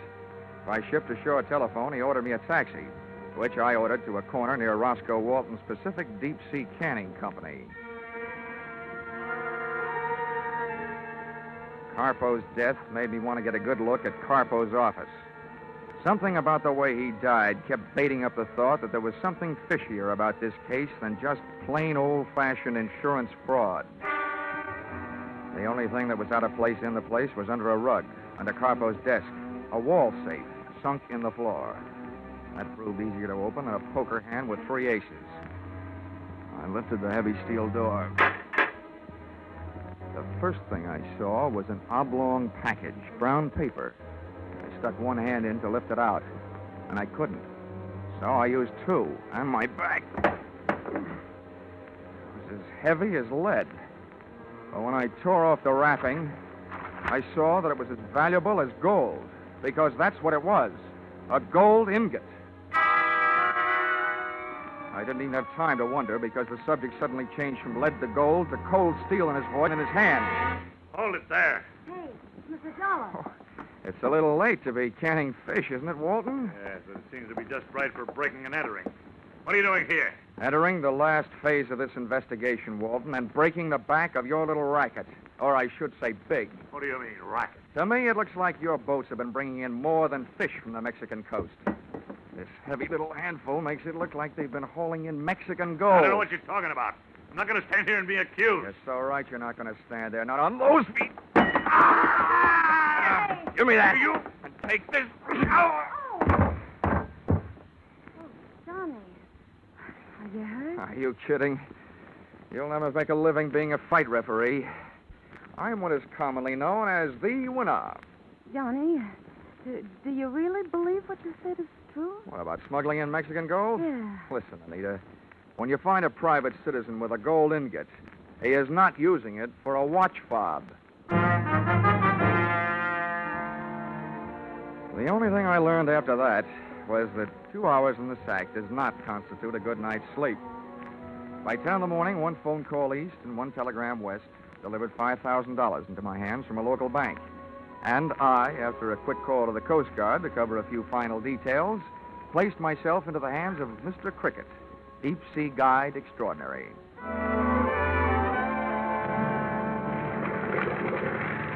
2 jolting hours later, our bucking bronco with a briny had us crashing to the swell somewhere off the island of San Clemente, which is somewhere some 60 miles off the coast of Southern California. Well, Dollar, my boy, enjoying the voyage?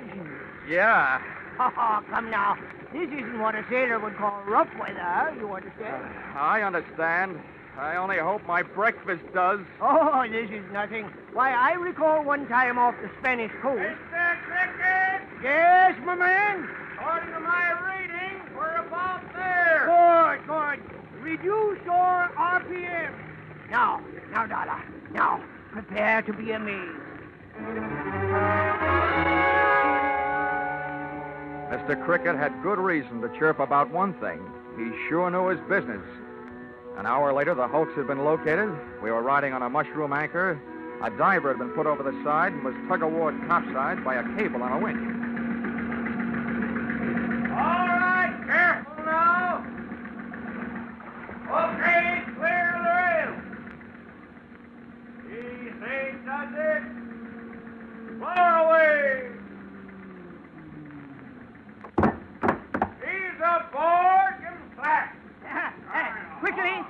now get his helmet off. Now, Dollar, we shall see, we shall see. For $5,000 bucks, I'm going to have to see. Well, Riley, what luck? We hit it right on the nose. They're both down there 30 yards apart. Well, Dollar, are you satisfied? Just about 90%, Mr. Cricket. Oh, and the 10%? Oh, look, it's this way, Mr. Cricket. If this case gets any place, I'll probably have to testify in court. So far, everything I've got is secondhand. That isn't worth much in court. I've got to see those boats. What?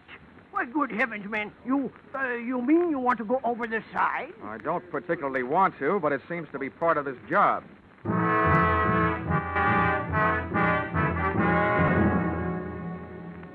Many times before in my career, I've thought I had a heavy weight on my shoulders. But that diver's helmet set the new record. And those lead shoes and that rubberized canvas suit didn't feel exactly zoot.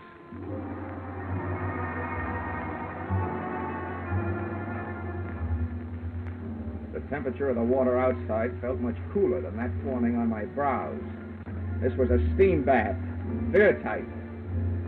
8 days later, in my mind at least, my lead wedgies groped for a foothold on a slimy bottom, and I had arrived shipside. As I had no immediate way of determining the sex of a sunken ship, I couldn't tell from abaft abeam whether I was looking at the Frank or the Nancy Walton. About then, a passing current grabbed me and invited me out to dance along the ocean floor. I grabbed out for anything for support, and it turned out to be a rope hanging from the clipper's gunwale.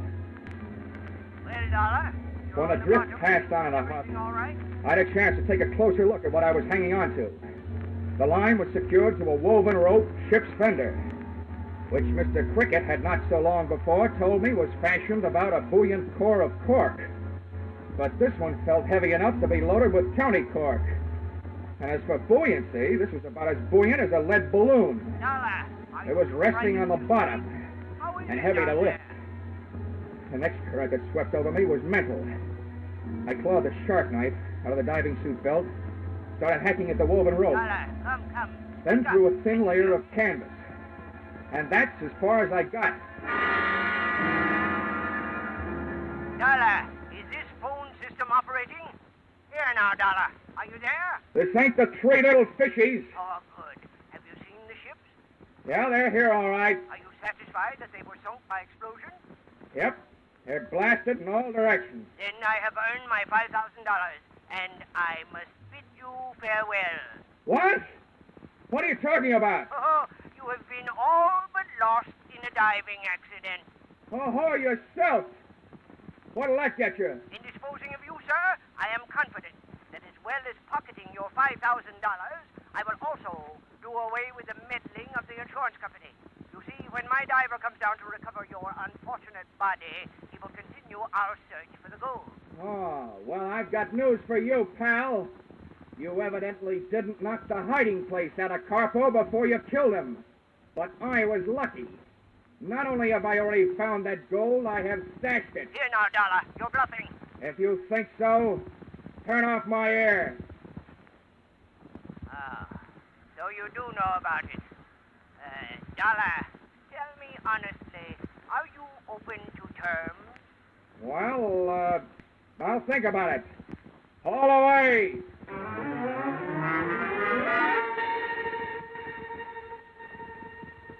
The trip up was slower than the trip down, which was luck for me. The first thing I heard when I broke to the surface was muffled by the helmet, but unmistakably gunfire. The Marines hadn't landed, but by George, the Coast Guard certainly had, and I had a grandstand seat for the whole affair. My winchman was busy ducking bullets, and the winch just didn't decide to stop on its own hook. So I went riding skyward until I was stopped by the tip of the boom. And there I was, hanging on its own hook, suspended over the deck, looking through my helmet glass at the raging battle below.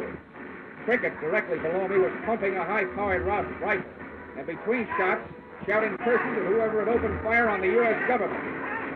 Lieutenant Senior Grade Miles P. Endigan Jr. stood silhouetted against the sky on the flying bridge of the Coast Guard cutter. I looked down 20 feet between my dangling lead-weighted feet and saw Cricket taking careful aim in his direction.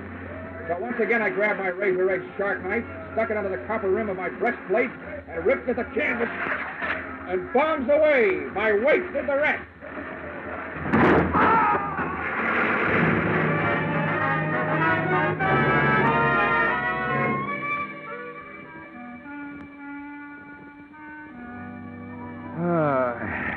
Expense account, item 5.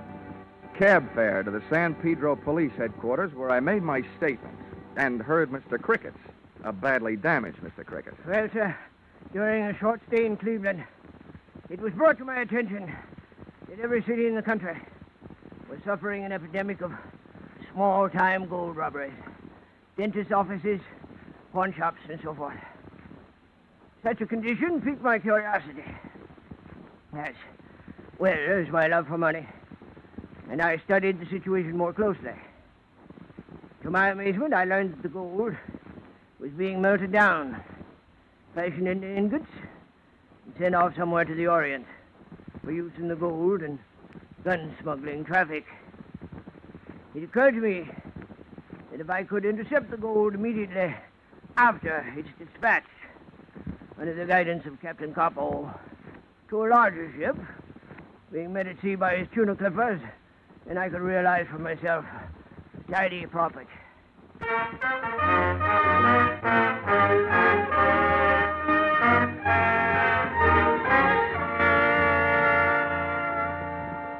Expense account, item 6. $7.50. A 5-pound box of chocolates for Miss Anita Varghese. Address, San Pedro Municipal Jail. It seems that the police sometimes classify a part-time girlfriend as an all-time accomplice. Expense account, item 7. Airfare, Los Angeles to Hartford, $176.87. And being Friday, what do you think they serve for dinner on the plane? What else? Tuna fish salad. Expense account total, $1,264.28. Yours, truly, Johnny Dollar.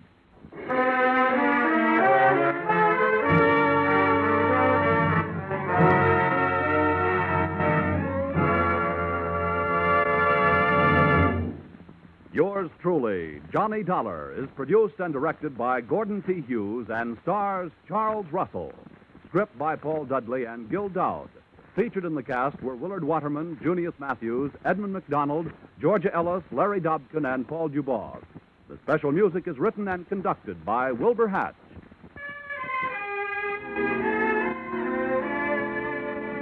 Be sure and be with us at this same time next week when another unusual expense account is handed in by yours truly, Johnny Dollar.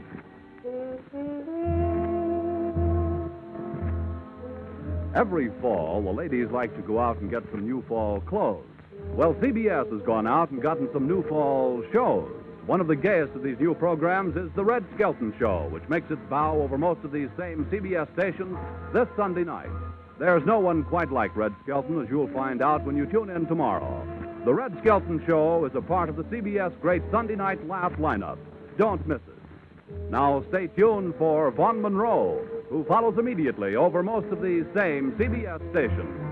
Paul Masterson speaking.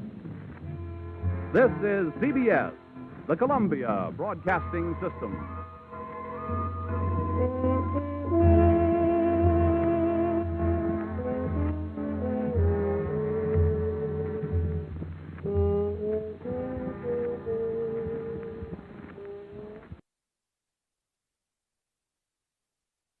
In this case, most of the principals were out on bail. It put me out on a limb.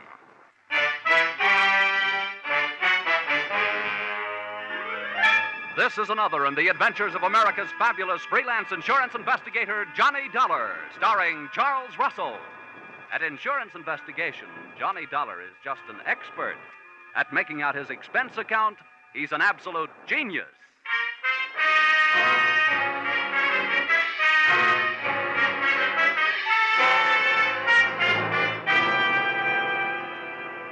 Expense account submitted by Special Investigator Johnny Dollar to Max Krause, Krause Bail Bond and Insurance Agency, New York City, New York. The following is an accounting of my expenditures during my investigation of two of your clients, or witness, who's got the witness? Or, he said, give me liberty or give me death, and got both. Expense account, item 1. $1, 1 cigar, to replace the asphyxiating stogie you were smoking when you arrived, unannounced, at my Hartford apartment door. My name is Max Krause. Here's my card. Krause Bail Bond Insurance Agency, State, Federal, and Immigration. All forms of surety bonds and insurance. Got it? Yeah, I got it. Well, I got a job for you to the tune of saving me $50,000. Okay, you can come in. But you'll have to tie up that cigar outside. Okay? Here, better yet, give it to me. Hey. Thanks. Come on in.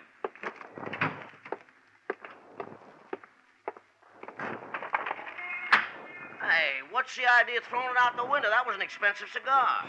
Oh, can you think of a better way to get rid of it? It was killing me. Here, have one of these. Oh. Well, not the quality I'm used to, you understand, but much obliged. Forget it. They were a gift. Maybe I won't even charge you for it. If I go to work for you. Well, shall we find out if I will or not? Sit down. What do you know about Leo Persino? Just what I read in the paper. Did you put up his bail? I wish I had. Well, the bonds I put up were for 2 prosecution witnesses, know what I mean? Yeah. And they either took a run out, jumped from one of the bridges, or some of Leo's men put them out of the way, get me? Vaguely. They're gone. Yeah, that's right. And unless I can prove they're dead or find them, you understand, before the trial, which is a week from today, I forfeit the $50,000. 25 apiece, see my problem? Yeah. Tell me something, Mr. Krause. Why'd you come to me? I'll tell you why. To the police, these witnesses are only 2 names on a long list of missing persons. You up with me? Yeah. Now, and as for private detectives, I could never be sure that one wouldn't make a deal with Persino and make more money not finding them than I'd be paying to find them. Get the point? Yeah. Well, what makes you think you can trust me? Oh, well, you were mentioned by one of the insurance companies I sell for. They tell me that you're straight, except for padding your expenses here and there. Hey, now, that's an insult. What's a little padding? I used to do the same with my old man when I was in grade school. That's kid stuff. You'll find out. What's that? I said I'll find out what I can. Who are these lost, strayed, or stolen witnesses? Nippy Cochran is one. Real name is Glenn. You hear? Glenn. Yeah. The other is Dan Patterson. I got their addresses next to kin, you know what I mean? What else do you need? A big fat retainer, about $2,500.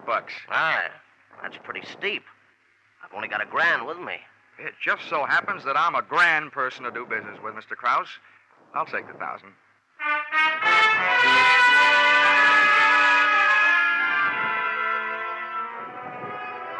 Expense account, item 2, $345, train fare, Hartford to New York. A high wind and I hit the big city at the same time, 4 p.m. to be exact. So I set storm canvas and tacked crosstown toward 81st between Madison and 5th.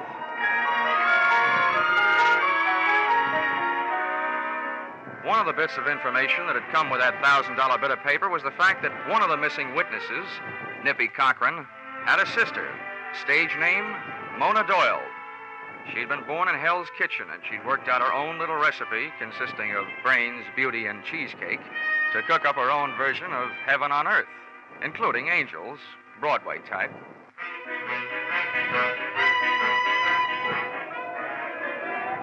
When I hove to in front of her 81st Street brownstone, a delivery boy was buzzing his way into the building.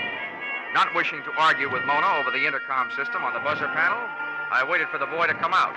Caught the door before it closed. Thanks, Bub. Went in and up to her second-floor apartment.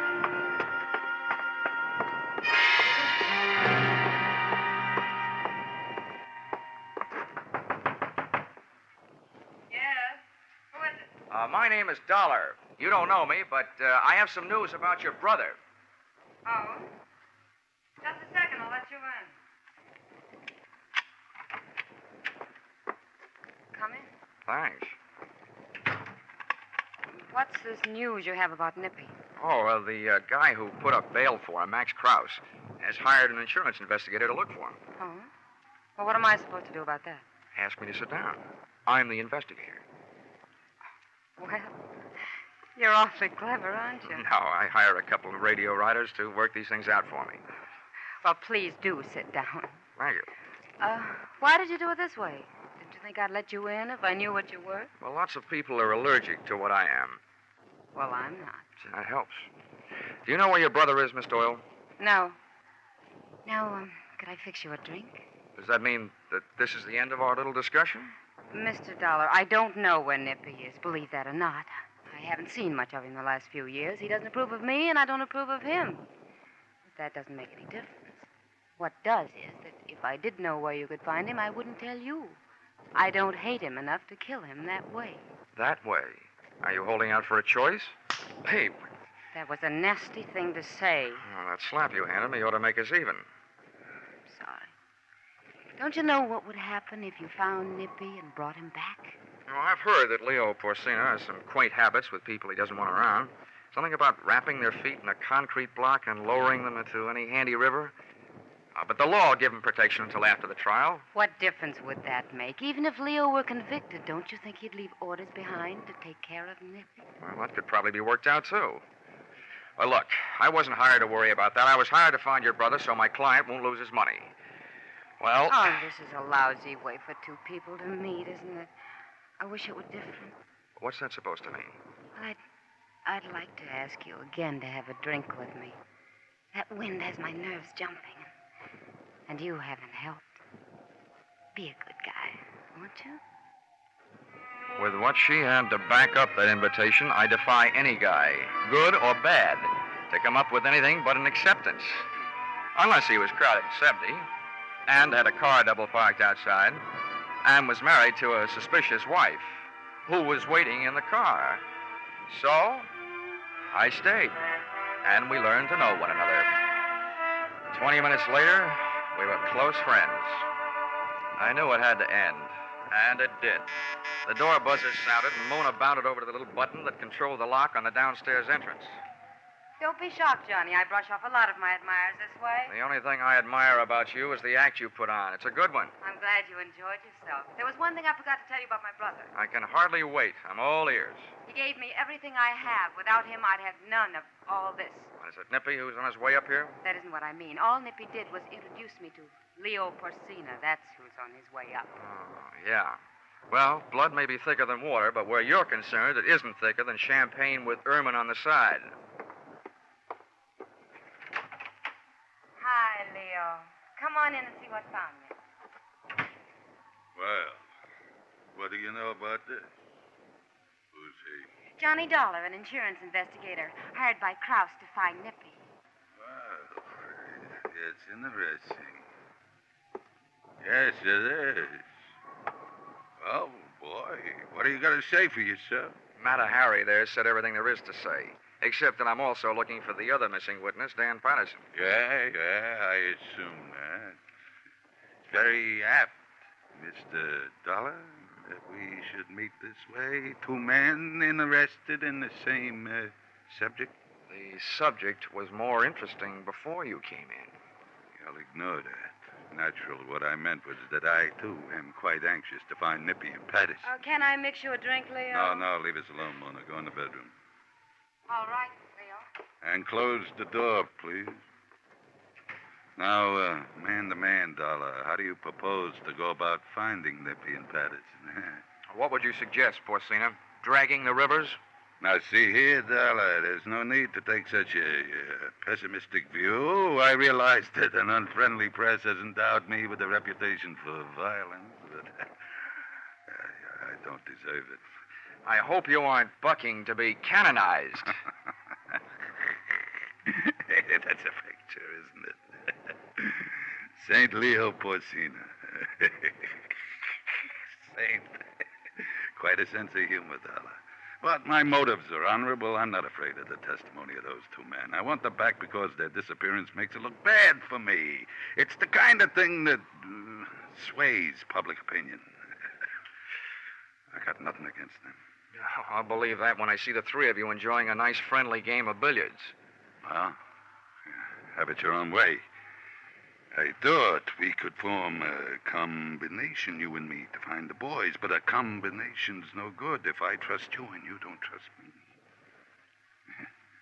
Go ahead, Dollar. Bullet through alone. And good luck to you. Thanks, Leo. I've enjoyed your pack of lies no end.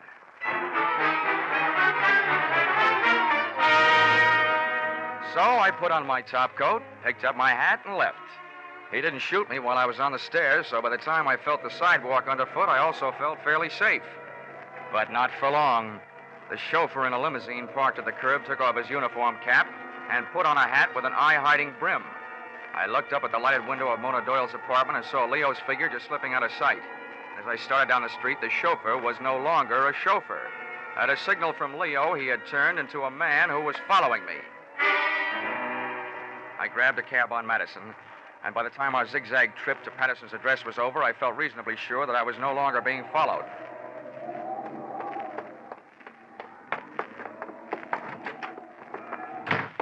The hall was like a mine shaft and smelled worse. 4 doors down on the right, I found the number of Patterson's apartment. Come on in. The man who bid me enter was still wearing the hat with the eye-hiding brim. But something new had been added to his right hand, .45 caliber. Leo Porcina's chauffeur hadn't followed me to Patterson's address. He beat me there. Close the door.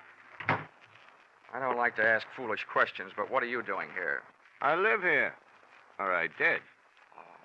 Patterson. Oh, great. I'm looking for you, and the way I do it is to try and get away from you. Look, take the load off your right hand, will you? I want to talk to you. Sure, but not here. Let's go someplace.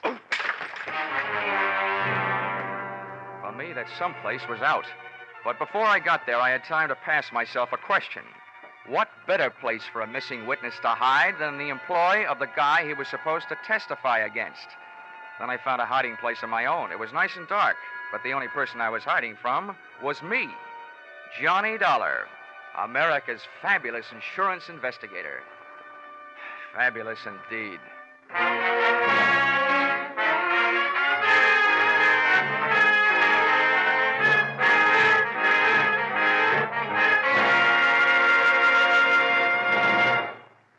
In just a moment, we will return to the second act of Johnny Dollar. But first, a battle to the finish, a no-holds-barred as far as words and opinions are concerned.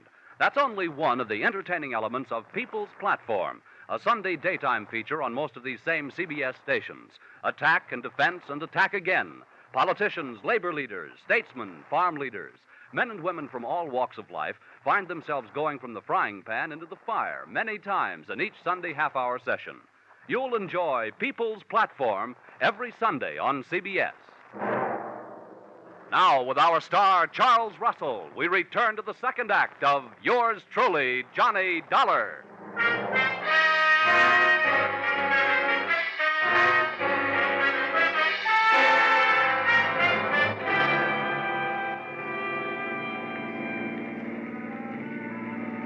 When my brain started the trip back from unconsciousness, I thought at first I had passed out in one of the tunnels. The air, what there was of it, was thick with the smell of burned gasoline. It was still dark, and it seemed like cars were going past me without headlights. Then I noticed that the tunnel was moving. It took me a long time to figure out that meant it wasn't a tunnel. It was a car, and I was on the floor in the back seat with a blanket covering me. It took 2 hands and all my strength, but I managed to lift the blanket away from my face. The first thing I saw was one of those old-fashioned speaking tubes that sometimes are used between a limousine's rear and driver's seat. It was hanging down, the mouthpiece a few inches from my head. But what was coming out of it was not noise, but that smell of burned gasoline, carbon monoxide. I didn't have to try them to know that all the doors were locked from the outside and that all the glass was unbreakable. From there, it took me only one short mental step to realize that speaking tube was connected to the exhaust pipe, and I was in the process of being executed in laughing Leo Porcina's private gas chamber. There's nothing so exhilarating as being slapped in the face with death. I wrestled a handkerchief out of my breast pocket, twisted it up into a stopper, jammed it into the tube, and clamped my hand over the mouthpiece. It didn't help the air any, but at least it wasn't getting any worse. Then I settled back to wait, trying not to breathe.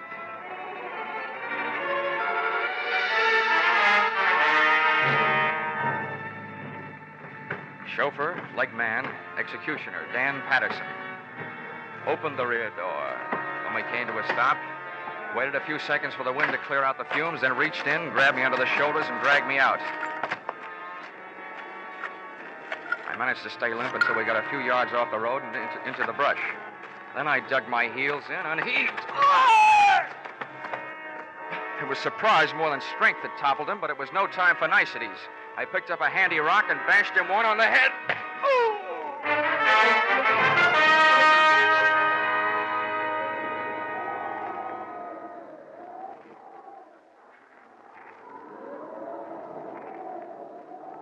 Oh, come on, Danny boy, get with it.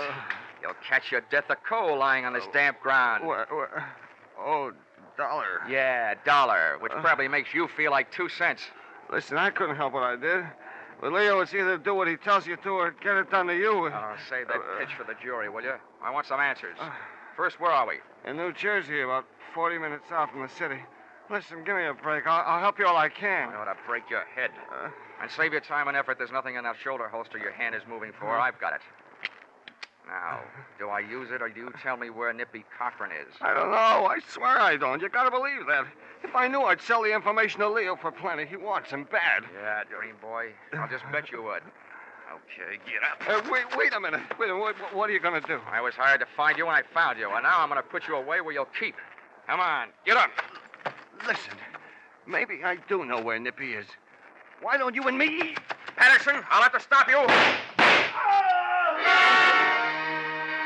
I didn't want to fire, but I had to, and fast, in the darkness. Aim was next to impossible, but I shot low. I guess it takes more lead than I threw into him to kill a guy who's so full of mental poison. Patterson was alive when I got to him, and alive and conscious when I left him in the hands of the nearest police doctor. Score, 1 up. 1 witness found and 1 still missing. Expense account, item 4, 50 cents. Toll paid to get Leo Porcina's lethal limousine across the George Washington Bridge and back into New York City. Expense account, item 5, 5 cents. Phone call soon after I got there.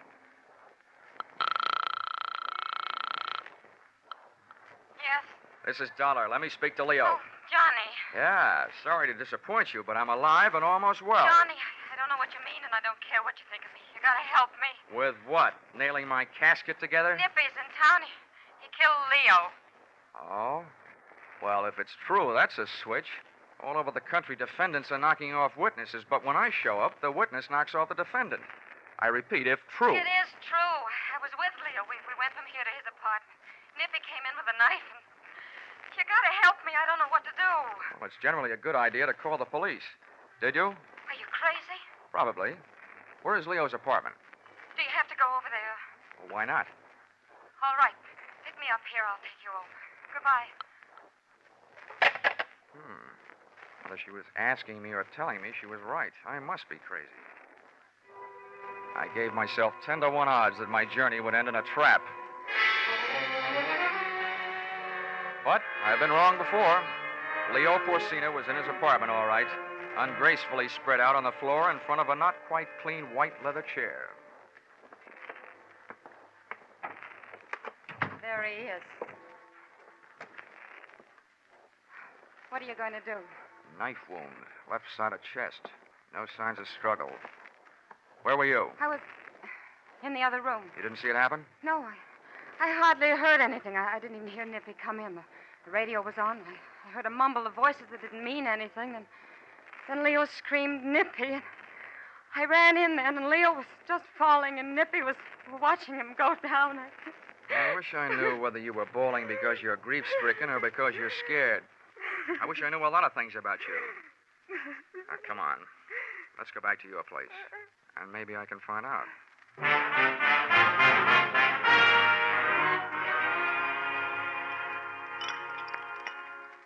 Here you are. Johnny Walker for Johnny Dollar. Oh, thanks. Would you also say it's Johnny on the spot? I don't know why I thought I had the right to ask you to help me. Well, I didn't have anyone else to turn to. Oh, you ought to improve your dialogue. I'm not trying to be clever, Johnny.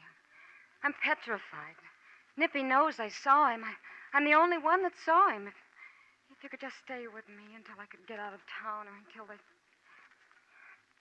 is cleared up. If I could keep my eyes closed, I'd say you weren't worth it.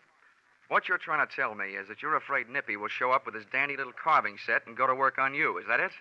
It's an awful thing to say about my own brother, but that's right. I'm afraid he'll kill me. He hates me. He blamed me when Leo kicked him out of the combination. Was he right? Of course not. But I couldn't make him believe me. He swore he'd pay us off, and he did.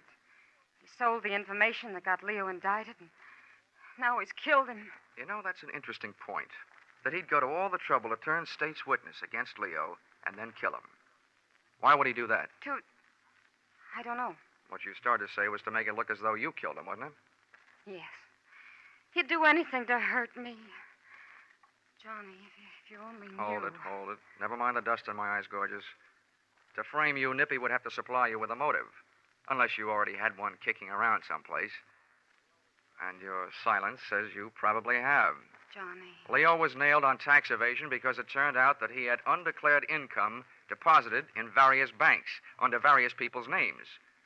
How much is in your account? You're smart. Not very. Doesn't take a wizard to add 2 and 2 and come up with a motive. With Leo out of the way, there's very little chance that you will be dragged into court as an accomplice. And I'll mention in passing the bank balance you didn't deny having. I know it looks bad, Johnny. Please put your drink down. Well, why not? It's empty. I know it looks bad. I'd be in big trouble if the police found out about the account. But do they have to? Johnny? According to all the rules, yeah. I didn't kill him, Johnny. You've got to believe that. I'd like to. You've got to, darling. Don't you think it'd be worth it? There's the money. And there's me. Darling. Oh, Johnny. Get away from me! Johnny, what's wrong? In this case, everything. I've been slugged and gassed. I had to shoot a man. I missed my dinner. But the worst of all is you. You think because you've got your kind of hair and your kind of eyes and mouth and the rest of it, you can hide all your lies and greedy ideas behind them and put a leash on any man you see. Well, it might work with a human being, but I'm not human. I'm an insurance investigator. What are you going to do? I'm going to turn you in for murder. That's what I'm going to do. Operator, get on this thing before I change my mind.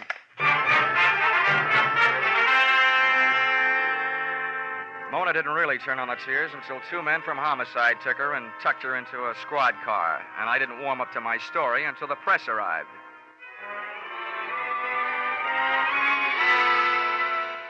In print, in a very early morning edition that hit the stands at 12:01 a.m., it looked even better than it had sounded. Headline: Insurance investigator records confession of murderess. Lead: police, late last night, booked Mona Doyle for the murder of Leo Porcino, racket boss. In an exclusive statement, Johnny Dollar, Hartford, said he was able to record the voluntary confession of the shapely knife killer by means of a tape recorder and a microphone concealed beneath a sofa, thus lifting the suspicion from her brother, Glenn Nippy Cochran, who has been sought for the slaying.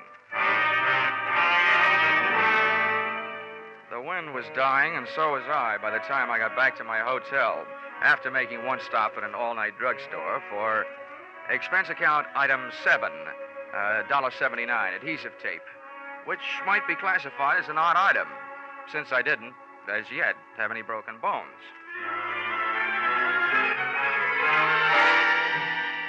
In my hotel room, I put the tape and the 2 telephone books, one classified, one general, to what I hope would be good use, slipped on a dressing gown, and sat down to wait. An hour and 10 minutes later, it turned out that I'd waited long enough. Yeah? Who is it? A telegram. Well, you can't say much for his originality. Wait a second. I'll slip on a robe. Okay, Dollar, get back in the room. This is hardly the way to deliver a telegram, is it? I've got a message for you, all right, but it's not in an envelope. I'm Nippy Cochran. Well, hello, Nippy Cochran. That confession you coaxed out of my sister isn't what the tape is recorded on. It's phony. The police seem to like it. And nuts, I killed Leo Porcino. Oh, that's your story, and it could be phony. Look, I'll tell you why the police like Mona's better. Huh? Leo died from a knife wound in the left part of his chest. There were no signs of a struggle. That means he was probably killed by somebody who just walked up to him and pushed. Someone he trusted, a friend. That doesn't fit you, but it fits your sister. I've got the answer to that. It says in the paper that confession of hers lifted the finger off me. The least I can do is take it off her. And you know how that's done. It's a little late for guesswork, Nippy. Killing the same way with the same knife while she's alibied by the police, that'll clear her. What's it going to do to you? And if you get close to me, you can believe me, there's going to be signs of struggle this time. I don't have to get close. See?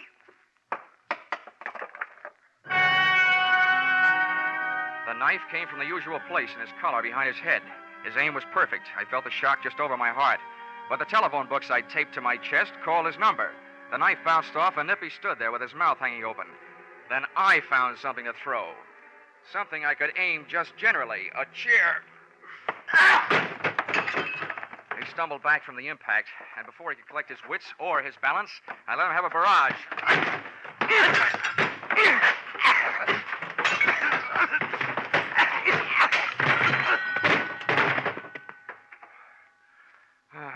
I should have known. A bail bondsman doesn't know the right people.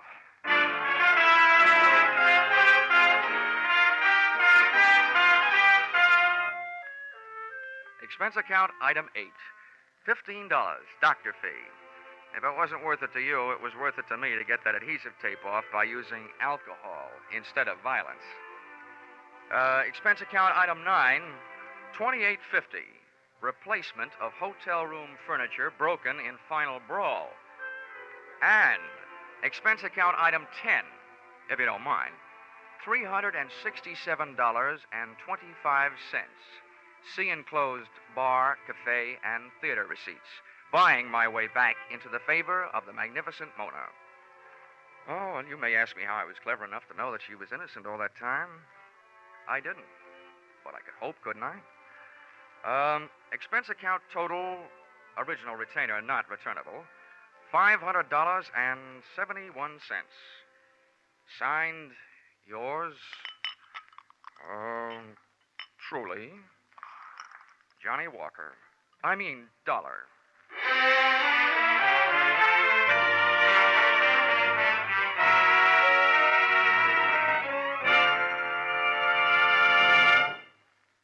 Yours truly, Johnny Dollar, is produced and directed by Gordon T. Hughes and stars Charles Russell. Script by Paul Dudley and Gil Dowd. Featured in the cast were Ed Max, Paul Dubov, Sidney Miller, Jim Nusser, and Georgia Ellis. The special music is written and conducted by Wilbur Hatch. Be sure to be with us at this same time next week when another unusual expense account is handed in by... Yours truly, Johnny Dollar. It's fascinating, it's challenging, it's something unusual in radio fare. Yes, that's what folks are saying about CBS's popular Sunday program, Invitation to Learning. You'll renew old acquaintances in literature. You'll make some exciting new ones when you make a Sunday afternoon listening habit of CBS's Invitation to Learning. Remember the time every Sunday afternoon over most of these CBS stations. Stay tuned now for Vaughn Monroe and his Caravan. They follow immediately over most of these CBS stations. Paul Masterson speaking. This is CBS, the Columbia Broadcasting System.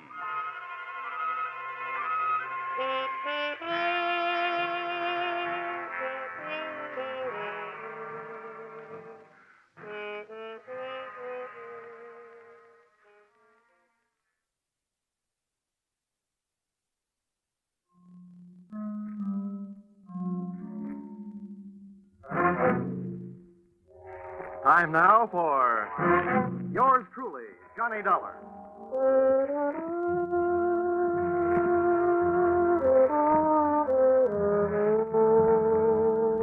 The next half hour has its baggage packed to take a trip with America's fabulous freelance insurance investigator, Johnny Dollar.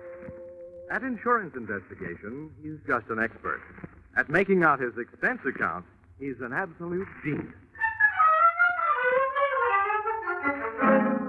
Expense account submitted by Special Investigator Johnny Dollar to Frederick Kimball, General Manager of Fine Arts Insurers Incorporated, New York, New York. The following is an accounting of my expenditures in the investigation of the stolen portrait of the Duke of Massen, or who opened the season on Canvasback Duke.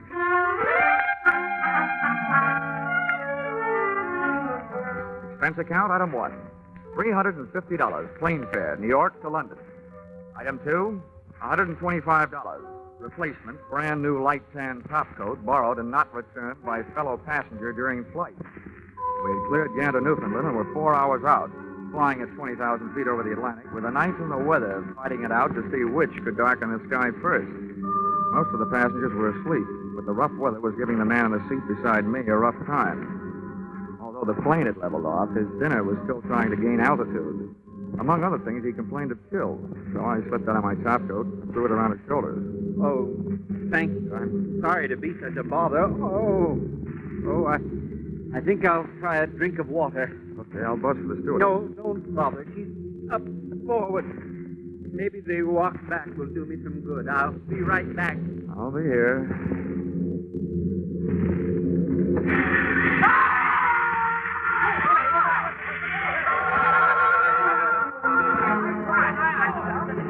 My seatmate had carried his constitutional too far. He stepped out for a breath of fresh air.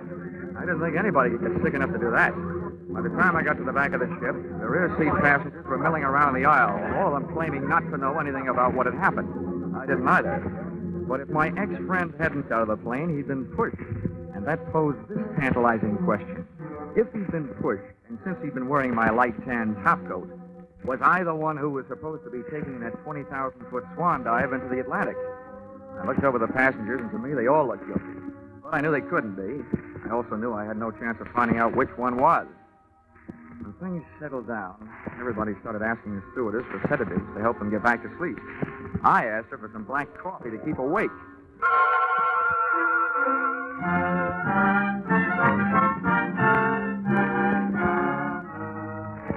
By 4 o'clock the next afternoon, I was in good health in London and in the office of your policyholder, Dexter Morley. Yes, I've been expecting you, Dollar. Your company cabled that you were coming.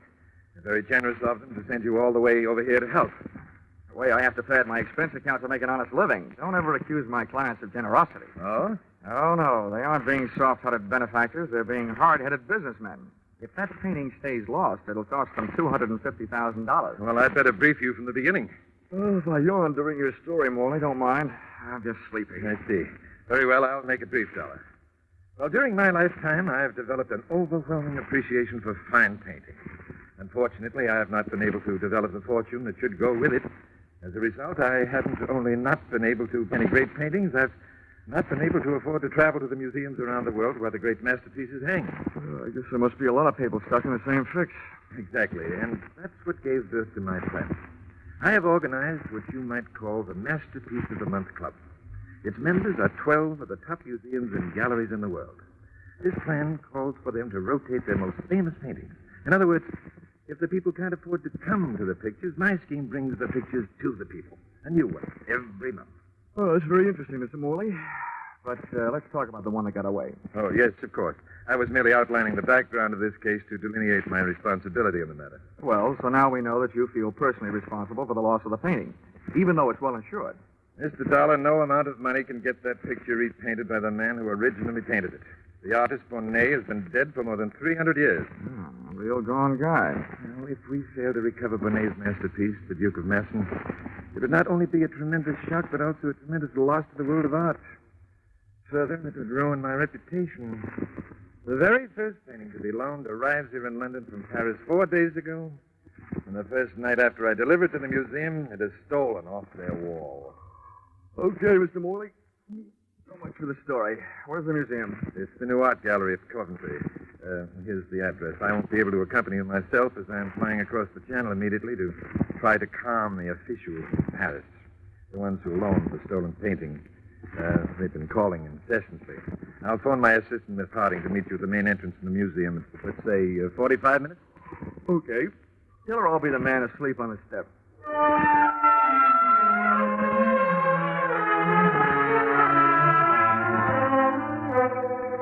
Expense account, item 3. 6pence halfpenny, London papers.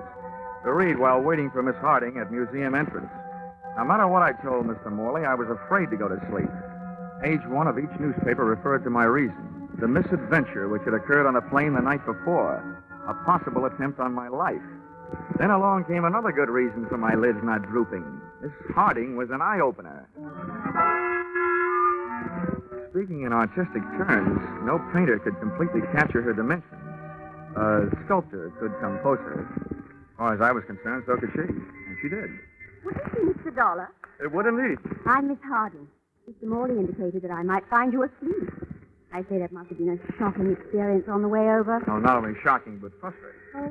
Yes, there was nothing much that could be done. We circled long enough to drop a few life rafts, some flares, and a big blob of yellow oil to help mark the spot. Then all the pilot could do was call for the air sea rescue boys and hope. Yes, it's been in all the papers the whole day. Poor chap. Yeah, it could be that there, but for the grace of a light tan topcoat, go I. What was that? Oh, nothing. Well, shall we go museum prowling? Yes, of course, though. Well, there isn't much to see, just a blank space on the wall. Well, let's take a look anyway.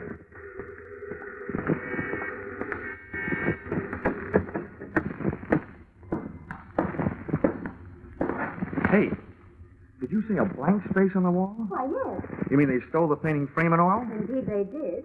Oh. Art thieves are doing things the hard way these days.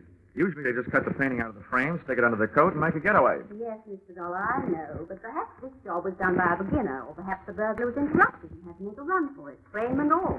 There are infinite possibilities. Yes, infinite. Thanks.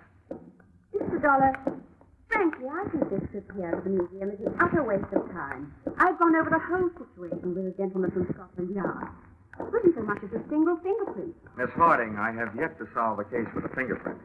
Sorry, I forgot. Men just can't stand to see any show of efficiency in a woman. Oh, I wouldn't say that. It's according to what they find their efficiency. I'm speaking of business. Mr. Dollar, I'm sure that I can save you a great deal of trouble. I've already done an extraordinary amount of research on this case. Well, be careful what you tell me, Miss Harding. At this point, I confuse easily. Mr. Dollar, a child could understand what I have to tell you. Sometimes a wide-awake child is better than a sleepy man. But go ahead. Now, this is the place, right here. No. There. You see? A blank wall. Now, Mr. Dollar, of the 12 foremost art thieves in London, I have discovered that 9 are currently in prison. 1 is in hospital after falling 4 stories off a roof, and the other 2 are at large and may be found residing at the addresses I have here. Hey, you sound more like a patron of the criminal courts than you do of the arts. The entire subject of criminology fascinates me. Now, have you seen enough of your blank wall? Yep, things are blank enough. Give me those addresses. And while you're at it, maybe you better give me yours. Mr. Dollar, you don't think I look suspicious? Oh, no. Delicious.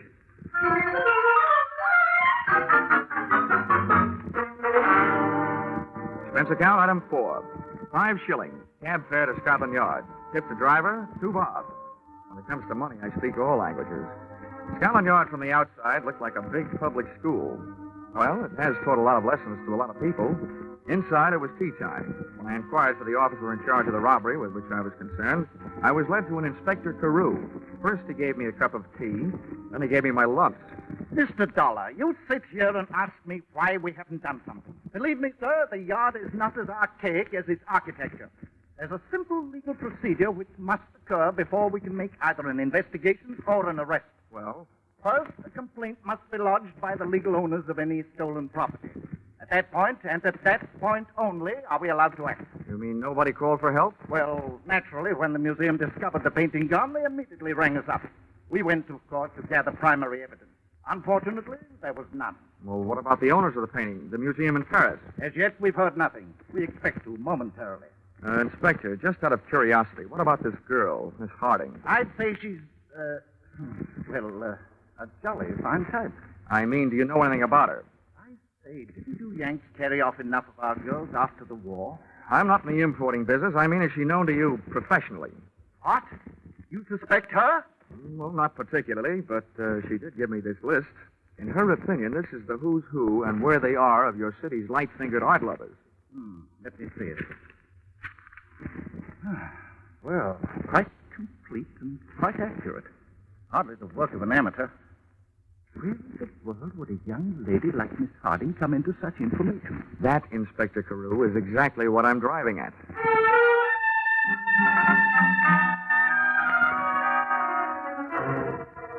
Back in a taxi headed from Scotland Yard on my way to check into the Mount Royal Hotel, I gave my eyes a rest at the risk of missing the sightseeing, but my mind refused to follow suit. It now had 3 blank walls to stare into. The one in the museum, the one at Scotland Yard, and the most provocative of the 3 to look at, the girl who knew too much, Miss Muriel Harding. My mind also kept ruffling my nerve ends with a question. Was I supposed to be the guy who got dumped out of that plane the night before? We arrived at the Mount Royal Hotel, and I got my answers. Here we are, sir. That's the Mount Royal, right? Dead on, across the way. You can't miss it. Okay. What's the bill? To you, sir? That'll be half a crown. How much? 2 and 6 cents. Oh, here. You figure it out. God, ever so, Governor. Look out, Governor, mind that car! That was a close one. You all right, Governor? Yeah. Blimey, since the cars are back on the street, it's more dangerous to walk around now than it was when them ruddy buzz bombs were dropping. Yeah, a couple of good things about the buzz bombs, though. Nobody aimed them at you personally, and nobody was at the wheel to steer them.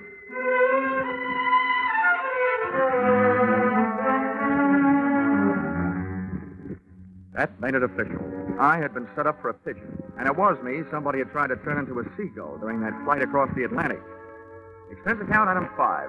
£3.10 to bellboy for services rendered. How about that? $14 for a bottle of scotch. I knocked off 40 winks. It felt like only 20. Then I grabbed a shower, shave, and a cab down Oxford Street and over to Soho. Expense account item 6. 5 shillings, the legal limit on the price of dinner in England these days. I ate in a nice place called Kettner's. Dinner being a bit of chicken, 3 choices of vegetables.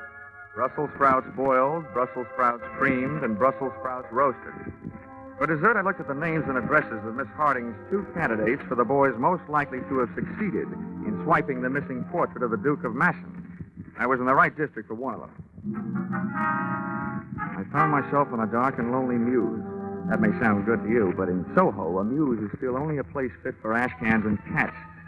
I groped my way up the stairs to the address of the number 1 boy on Miss Harding's list. On the top step, I was breathing hard. I wasn't all from the climb. I clenched my teeth, my knuckles, and knocked on the door. Then I broke roll 2, the basic instructions for the working snoop. I opened the door. That lock never went to Yale. The door of a wood-burning stove across the room was open, the flames erratically painting the walls with orange light, then erasing them back into black darkness. I finally dared to breathe. Then I saw what I was looking for, lying on a table, its edges curled upward. An oil painting of a guy with short breeches and a long face. I started forward, but something bored my foot. I stared down at the floor in front of me. First it was pitch black. Then the light from the stove flared up, and I saw that the object was what I thought it was and hoped it wasn't. A man, wearing his head, and I don't mean his hair, parted in the middle. I rushed across the room, flipped the middle off the top of the stove to give me more light, to look for a telephone. There was none in the room with a corpse, so I tried the door of the next room. And the door I was trying started erupting.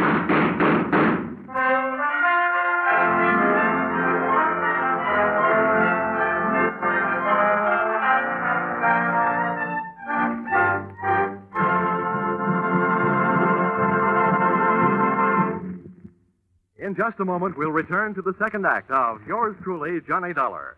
But first, we want to remind you that those delightful, charming neighbors, Ozzie and Harriet, are coming back home next Sunday night, coming back to CBS.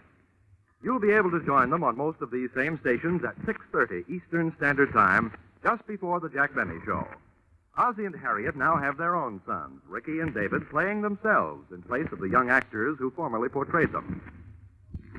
So make it a party for your whole family when Ozzie and Harriet, Ricky and David come home with their fun and laughter to CBS next Sunday night. And now, back to yours truly, Johnny Dollar.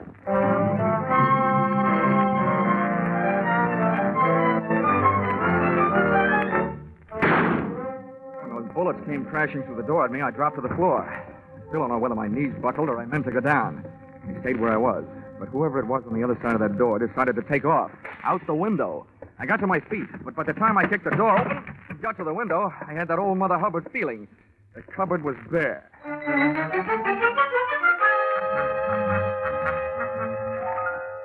And that's what I'm doing here in your flat, Miss Harding. After my little adventure, the first thing I did was to call the police. And the second was to come here to call on you, the girl who steered me into that shooting gallery. Well, you needn't sound so annoyed at me.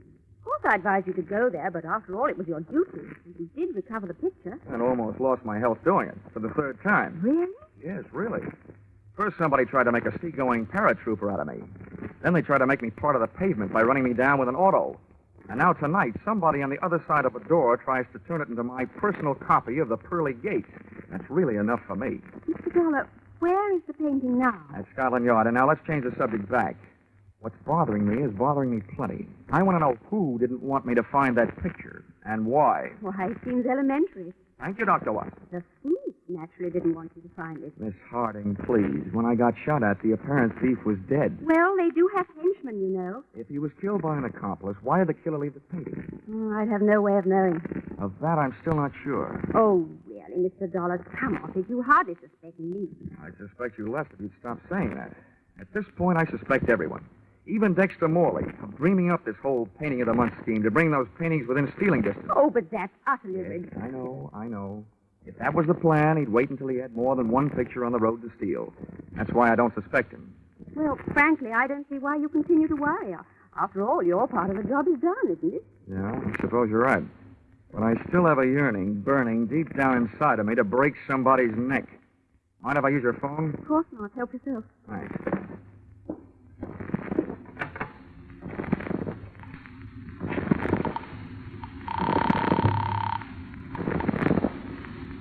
Transatlantic overseas operator. Hello, I want to talk to New York. Don't worry, I'll call collect. My name is Johnny Dollar. I want to place a collect call to New York. Number is Plaza 6, 9184. Check this, please, sir. Your name is John Dollar. New York number you're calling is Plaza 69184. And the call is collect, correct? Correct. Collect. Right you are, sir. We shall ring up immediately if there's a clear circuit. Thank you. They'll call me. Well, while you're waiting, you should probably do with a bracer. Did you care for a drink? What have you got? Oh, gin and orange, gin and lemon, gin and Italian, or gin and French. No whiskey. No, thanks. Well, come and sit down over here. Very restful. What's more restful in the eyes where I am? Here, I can have a better look at you. However... Why, Mr. Dollar, you can be charming. Do you mind if I change the mistress of Johnny? It sounds much more fun. I'll swap you one Johnny for every Muriel you let me use. It's a bargain. Now, tell me about yourself. Your line of work fascinates me. I'm an absolute bug on criminology. At the moment, Muriel, that happens to be my unfavorite subject. Let's talk about you. Where shall I begin? Just after the age of 21? You're a saucy type. At the age of 21, I was serving in the WAF. Huh? The Women's Air Force. Oh, you must have had a lot of exciting adventures. Rather. What was the most exciting? Oh, I think perhaps the night the young U.S. Air Force captain kissed. Oh, one of the boys of the Wild Blue yonder. Maybe it was the blue of your eyes that made him wild. Johnny. I know how he must have felt. Gee, Johnny.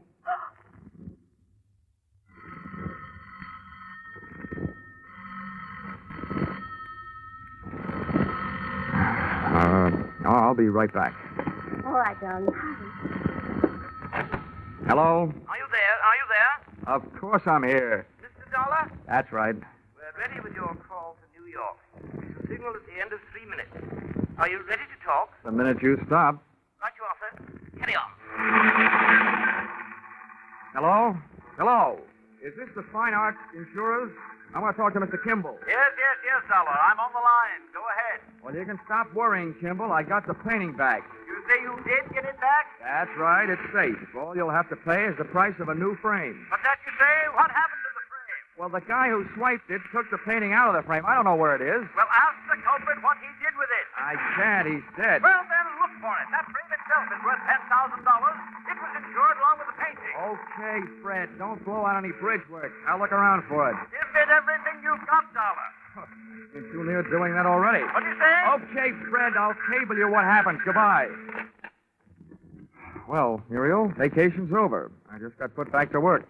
I gather from your conversation they want to send you chasing off into the night to look for the picture frame. Yeah, that's it. Oh, it's ridiculous. The police have probably already found it somewhere in that fellow's flat. I'll check that. But my work is personal service. But must you go, Johnny? It's only 10:30. Couldn't you put it off till morning? Well, there's nothing I'd like better, but...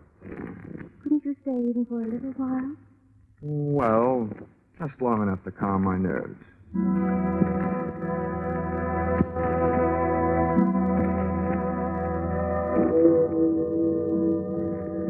Ben was ringing up midnight on Time's greedy cash register when I finally cleared with a bobby guarding the back alley flat that had not so long before given up one unprecious life and one very precious painting. The place was darker than it had been on my previous visit, and when I groped for the electric switch, I realized why. There had been a brisk fire blazing before. In the bottom grate of the stove, I found enough unburned portions of the hot picture frame to justify my conclusions. And I found something else that came under the category of hot rocks. Expense account, item 7. Cab fare to the office of Dexter Morley. The front door was not only locked, it was barred. However, at the back of the building, I had better luck. A loose window down to the basement. I could have broken a law, but I didn't want to break my neck, so I snapped on a light. The basement was loaded with cabinet-making equipment. But for my dough, they weren't making any cabinets. There was a bench with a power drill, and on the floor below it, a pile of sawdust and wood shavings. That was normal enough, but the sawdust pile was glinting with tiny specks of crystallized glue. With what I had now, all I had to find was Dexter Morley.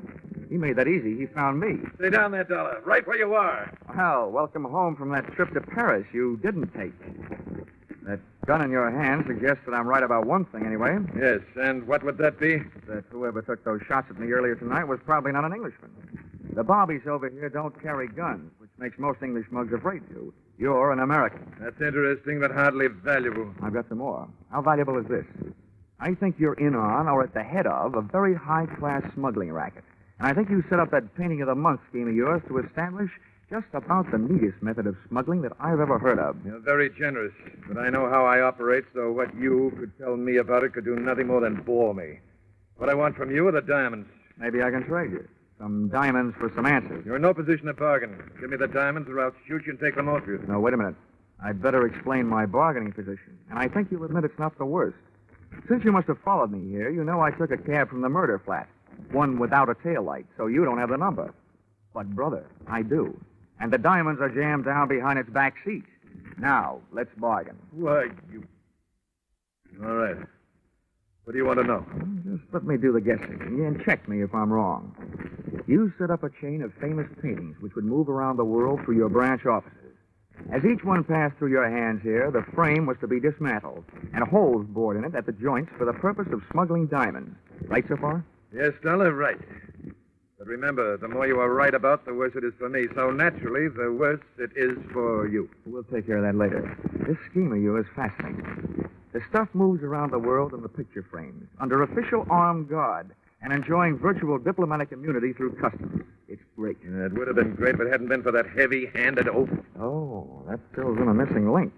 From out of the night comes a burglar, steals your first loaded picture, shoves the frame into his stove to get rid of it. You arrive, cream him with your gun, then I arrive, interrupting you before you get what you want out of the burning frame, and then... You saw what happened to him when he resisted me, Dollar. But now you must realize that I won't hesitate a moment. It works the other way, doesn't it? You kill me, who tells you the number of that taxi? And without it, you'll never get your diamond. There are ways. Keep your hands behind you.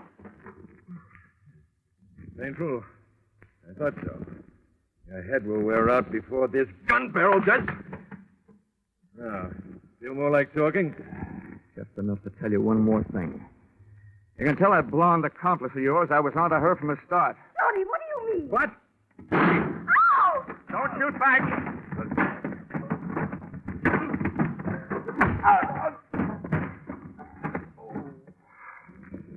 I can't repay you for those 3 tries you made or had made on my life, Morley.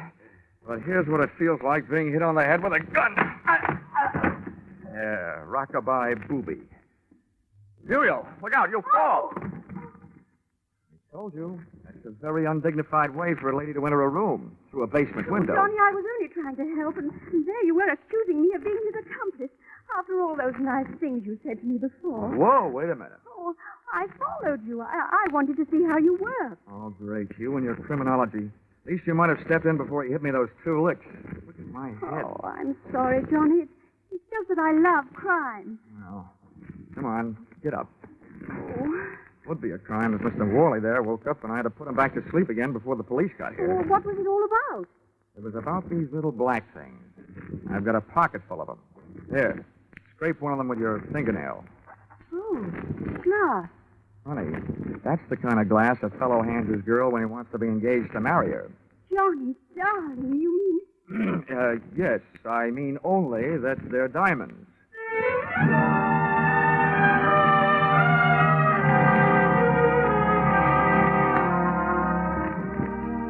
Expense account, item 8, $350. Plane fare out of attempted matrimony by the party of the second part. Item 9, $25. Gift to Muriel Harding. 2 books, one on the art of crime, the other on the art of cookery, in the hopes that the latter might attract her to the pursuit of a more womanly hobby. Item 10, 10 cents. Roma Seltzer. Purchased upon landing at Gander, Newfoundland. The only thing still fighting me on this case were those Brussels sprouts I had at dinner in London the night before. Expense account total, $1,563.40. If you find any slight discrepancy in this amount, in my favor, blame it on my confusion and lack of understanding of the international rate of exchange. The only thing I like to exchange at this point is my head with its 2 new lumps. Wishing you the same, yours, truly, Johnny Dollar.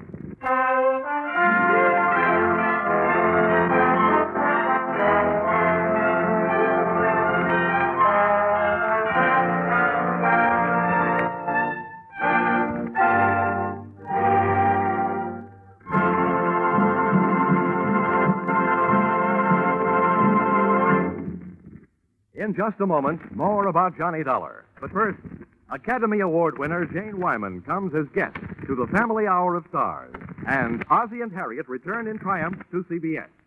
These are 2 headline-making events for next Sunday night. Add these 2 shows to the top comedy of Jack Benny, the feminine charm and dramatic talents of Helen Hayes and Eve Arden, the ace comedy teams of Amos and Andy and Lemon Abner, and CBS Sunday night makes great news. On top of this, there are the notable mystery capers with Sam Spade and the laughter with Life with Luigi and It Pays to Be Ignorant. So don't miss a single one of CBS 10 great entertainments next Sunday night when they're heard over most of these same stations. Jack Benny, of course, comes to you over them all.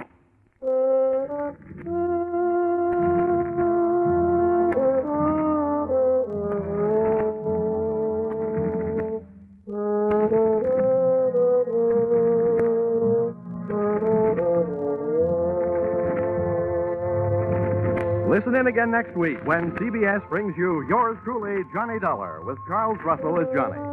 Yours Truly, Johnny Dollar is written by Paul Dudley and Gil Dowd, with music by Mark Warnow, and is produced and directed by Richard Sandville for CBS, the Columbia Broadcasting System.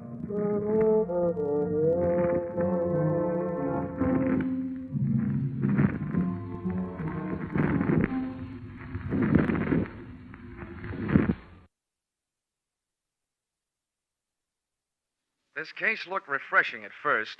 It took me to Milwaukee, the brewing capital of the USA. But it occurred to me later, for a guy who appreciates a good head on a glass of beer, I take lousy care of my own.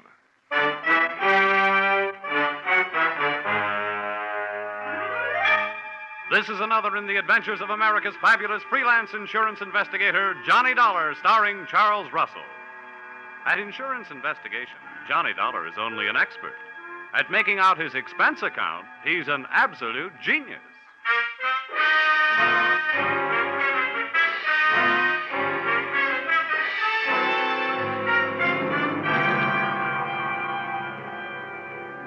Expense account submitted by Special Investigator Johnny Dollar. To Home Office, Ambassador Life and Casualty Insurance Company, Hartford, Connecticut. Attention, Franklin Haley, General Manager. The following is an accounting of my expenditures during my assignment as bodyguard to your policyholder, Ann Connelly. Or it may have been love at first sight, but the last sight was down the barrel of a .45 automatic. Expense account, item 1, $2.95. 1 copy of The Case of the Playful Siamese, a novel of detection and suspense. It was a story about a private eye named Dexter Payne. But before I could learn whether poor Dexter was dead or alive at the end of Chapter 1, the phone rang, and there you were, Mr. Haley, telling me I had to leave for Milwaukee on the next plane. So I returned the book to the lending library, bought a copy of my own, and came to your office to find out what my assignment was all about.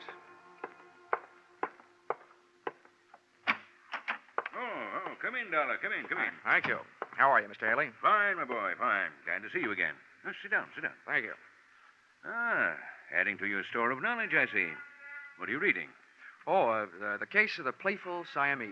Bah, crime fiction, trash. When there's good literature available, why waste your time on such mediocre drivel? What do you think you're playing, Noel Coward? Millions of dollars taken in on it every year. Well, what's the difference so long as you're not taking in? Oh, you bet they'll not get a penny from me. Oh, yes, they will. Huh? What's that? Oh, I said Will Shakespeare. You know, Hamlet, Macbeth, Othello, crime fiction. No comparison. That's different. Anybody knows that. Well, I guess we'd better get down to business. Your plane leaves in an hour and a half, 6:30. This girl who needs a bodyguard, who is she, and what's she afraid of? It's a sad, tragic case. The result of a misdirected, surely not faultless life, but nevertheless a situation that demands outside help. Oh, there now. Don't go to pieces. All I asked was what's her name and what's she afraid of. Her name is Anne Connelly. 6 years ago, she had the misfortune to fall in love with a man named Neil Grafter, a man of violent passions, jealousy, and so on. He misrepresented himself to her. He plied her with luxuries. And then, practically on the eve of the wedding, he was arrested for grand theft. Uh-huh. Yeah, I think I can ad-lib the rest. While he was in prison, she didn't get tired of the luxuries he'd given her, but she did get tired of waiting for him. Well, he had lied to her, and 5 years is a long time. True. The point is, Grafter's coming out on parole today, and Miss Connelly is terrified at the prospects of her first meeting with him. His violence, you know. Mm-hmm. He once threatened to kill her if she so much as looked at another man. We want you with her when Grafter arrives. Well, why me? Aren't there bodyguards for hire in Milwaukee? Well, we hold a large paid-up policy on her life, and we want her protected. Besides, she's practically penniless. She couldn't even afford to hire a private detective. You know, it's a tragic case. And then, on the other hand, possibly all her fears are imaginary. Perhaps nothing will happen at all. Look, Mr. Haley, you can count on one thing. If I'm mixed up in it, something will happen. Expense account, item 2, $55.10. Airfare, Hartford to Milwaukee. I switched on my reading light, settled back in my reclining seat, and once more buried my nose in the case of the playful Siamese. I should have buried the book. It turned out that Dexter Payne had lived through Chapter 1, and he really started to live in Chapters 2 and 3. A beautiful blonde in a slinky negligee had just made herself comfortable on Dexter's lap, and guess what happened? A fuse on the plane blew, my reading light went out, and I spent the rest of the flight in a dark cabin in a black mood.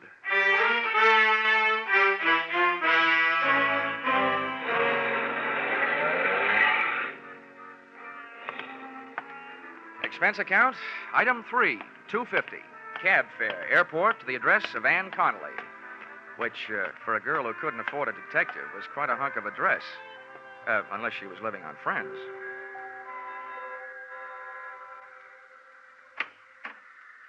Good evening. Good evening. In case you are looking for Miss Connelly, she is not here. In fact, she has went out for the entire evening. Oh? Well, I think she's expecting me. At least she sent for me. She sent for you? Yeah, I'm Johnny Dollar from the insurance company. Oh, how dense of me. She did mention in passing that a detective would show up. Step inside, please. Thanks. Just hang up your coat and things. All right. She wishes you to remain until she comes home, which could be any time after the joints close up. Yeah, sure. And, in the meantime, I have been instructed to see that you are comfortable. So, what would you care for, a straight slug or a highball? Well, a highball would be fine. Step this way, please. Yeah. Oh, the floor's waxed, so watch that throw rug if you don't wish to land on your ear. Okay, thanks. Hey, it's a nice place. Do you own it? Most decidedly not. To me, it is a sweatshop. I am Cora. I am Miss Connelly's personal maid. Personal maid? I agree that I do not look the type. I only accepted the position because I was on my uppers. My regular racket is specialty dancing. Please be seated. Thanks. Cora, if I may call you Cora? Oh, please do. Cora, as I understand it, Miss Connelly needed a bodyguard, but she couldn't afford to hire one. So she asked the insurance company that holds a policy on her life to supply one. Well, that's me. And now I find out she lives in a house on the right side of the tracks and has a personal maid. I'm confused. Listen, Mr. Dollar. It is my opinion that preventive measures should start at home, if you know what I mean. No, I don't. In other words, she needs a bodyguard like I need a foster mother. What do you mean by that? From what I have saw, she has more men hanging around to protect her than Princess Margaret. You know, if they were divided into a line in a backfield, they could walk over Notre Dame. Especially a handsome specimen named Ray Merrick, whom she is dating tonight. Well, what about this guy who's coming out on parole? Pardon me? Neil Grafter. While he was cooling his heels in prison, she was cooling her love for him. And she's afraid of what will happen when she tells him. This is news to me. Of course, I have been in Miss Connelly's employ only a few days, but I have not heard mentioned any kind of a grifter or a stir bum in her past. Now, as regards to your highball, would you care for scotch, bourbon, brandy, soda, or plain water? Make it scotch, soda, and no ice. Hey, Cora, if you don't mind a compliment, that outfit you're wearing, naked sandals, quilted skirt, and that sweater, make you look less like a personal maid and more like a personal friend of Errol Flynn's. I should live so long, but I thank you for your appreciation. It's part of my condition here that I am allowed access to Miss Connelly's wardrobe. Except for, here, we're the same size. Here's your scotch end. Thanks. And, if there's anything else that would add to your comfort while you wait, name it. All I need now is an easy chair and a lamp. I'll get back to the case of the playful Siamese. Pardon me?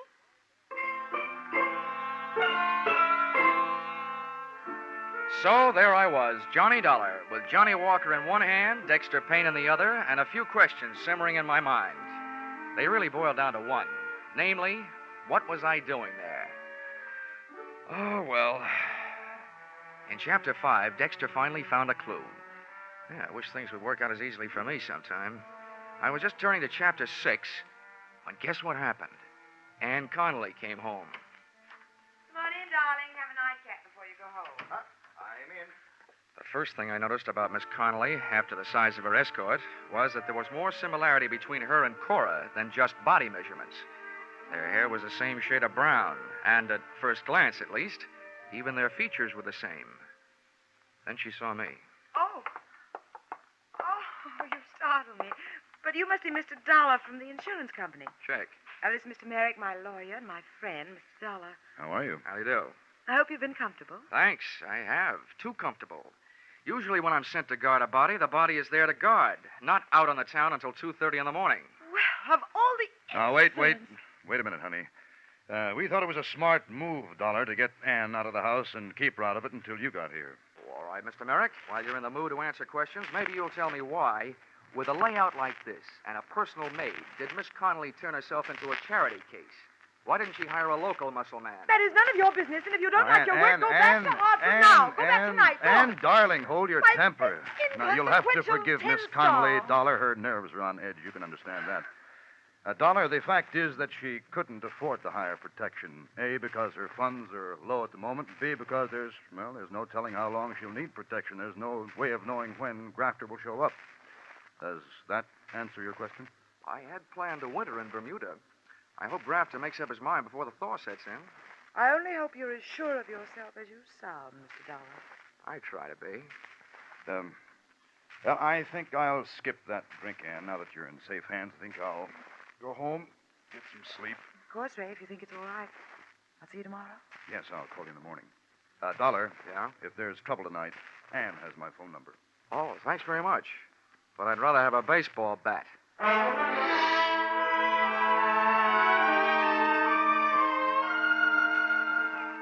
I learned early in my career that an excellent way to court disaster is to wait for trouble because it usually sneaks up behind you. But it was too late then to go looking for it, so I made the rounds of the house, checking the locks on doors and windows. Then I turned off the lights and hunched myself up on a couch that would have tested the stoicism of a bed of nails type Indian faker and tried to stay awake. I wondered about Dexter Payne. I wondered if the playful Siamese was a cat or somebody from Siam. And I just about made up my mind to duck into the closet with my trusty Ronson and read until the fluid ran out. And guess what happened? A door closed quietly. and a white-robed figure floated toward me. Dollar. Pardon the intrusion of your privacy, but there are certain things I'd like to hash over with you in secret. Oh, wait till I see if I can straighten my back, Cora, and I'll make room for you on the couch. Many thanks. All right. I hope you don't mind my state of attire, but I didn't bother with the robe in case the noise of the closet door might waken Miss Connelly. That double-talking nail. Oh, here, I'll put my jacket around your shoulders. Thanks, but I can only stay a minute. Listen, Johnny. You may think me meddlesome, since it's none of my affair, but I couldn't help but overhear. And them two were feeding you a line of downright untruths earlier in the PM. Well, this is the best news I've had since I got here. Give me more. It was in regard to Miss Connelly's financial standing. I happen to know that dame is as solvent as the state of Wisconsin. Well, on that I haven't read up. She's fat, and I'm not casting aspersions on my own figure. Oh, please don't. How'd you find this out, Cora? It is not that I make a habit of putting my nose where it does not belong. But when I see a book lying open, I can't keep my eyes away. Yeah, I know just how you feel. Well, in this case, it happened to be her bank book. And with that balance, she could afford J. Edgar Hoover. Yeah. Why are you telling me all this? Have you got something against her? Mr. Dollar, if you are casting aspersions upon my honesty... It's only a faint suspicion, but you could be trying to talk me into leaving the case and leaving Miss Connelly unprotected. Well, I am thoroughly disappointed. A fine lot of thanks after I braved possible pneumonia. Oh, Cora. It so happens that I told you because I am a strong believer that it is decidedly crummy for anyone to take advantage of their fellow man. Now, look, Cora. But from now on, you can take a flying leap. Cora. If you were dying of thirst, I would... What's that?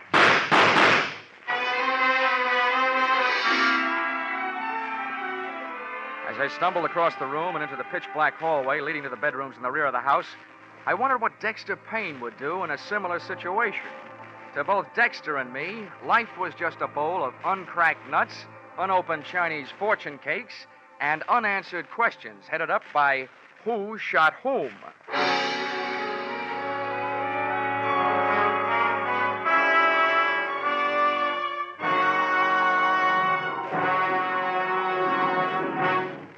In just a moment, we will return to the second act of Johnny Dollar. But first, the case of the Paper Stars, a thrilling true story from the police file, starts a 3-week serialization on CBS's Gangbusters tonight.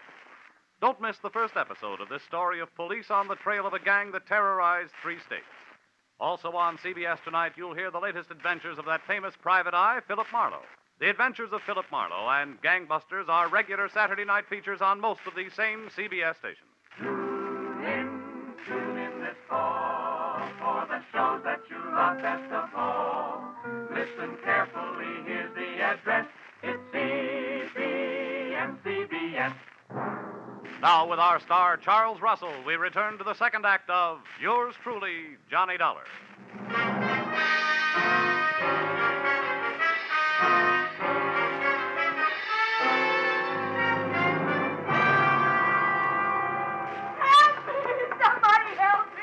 Anne Connelly's hysterical screams told me the way to her room, but before I got there, a stream of cold night air blowing into the hall through an open door to another bedroom stopped me. The draft was coming from a smashed-out window, and the smell of cordite that came with it meant that this room had been the shooting gallery.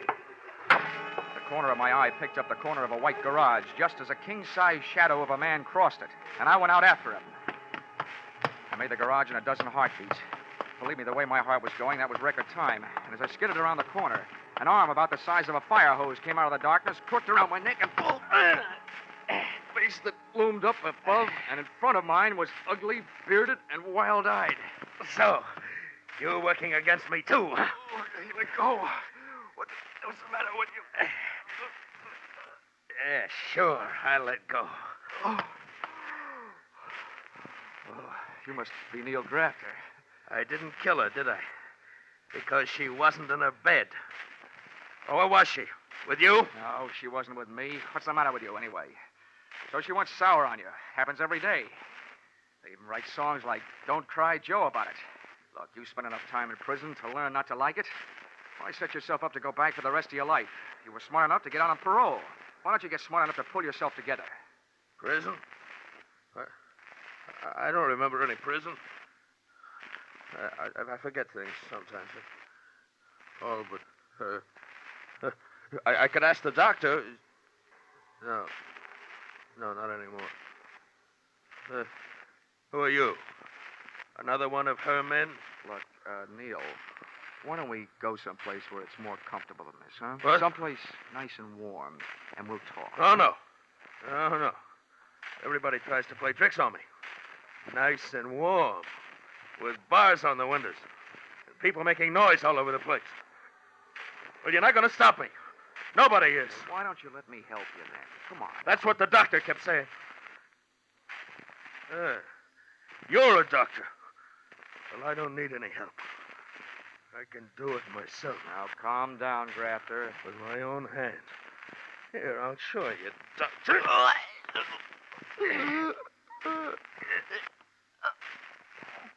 No. Oh. Oh, well, why should I kill you? Don't help me. Just stay away from me.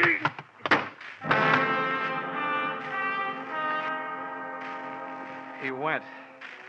And what's more, I watched him go. One, I didn't have enough strength to get off the ground. Two, if I'd had the strength, my extreme dislike of being choked to death would have argued me out of going after him. Three, the guy was obviously nuts. When I finally could make it, I staggered back to the house.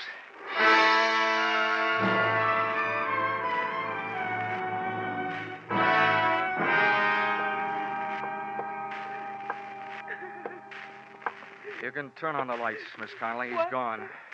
No, wait a minute. On second thought, maybe we'd better make sure all the shades are down. He might come back.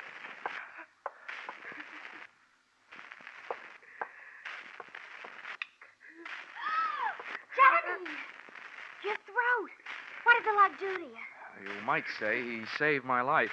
At least when he got halfway through the job, he changed his mind about killing me. You talked to Neil? I tried to, but he didn't understand anything I said. And Miss Connelly, he didn't talk about wardens and paroles as in prisons. He talked about doctors and barred windows and noisy people as in mental hospitals. Do I translate that to mean that he's off his rocker? Oh, Cora, please, go over there and sit down, will you? I'll get to you later. Well, palm me. Just pretend I'm elsewhere someplace. After all, it was only my bed that he blasted. Did you hear that, Miss Connelly? Yes. Yes, I know it was a horrible thing to do, having Cora sleep in my room. I was half crazy with fear. Why doesn't Ray get here? He promised to hurry. Maybe we can air some of the linen before he arrives.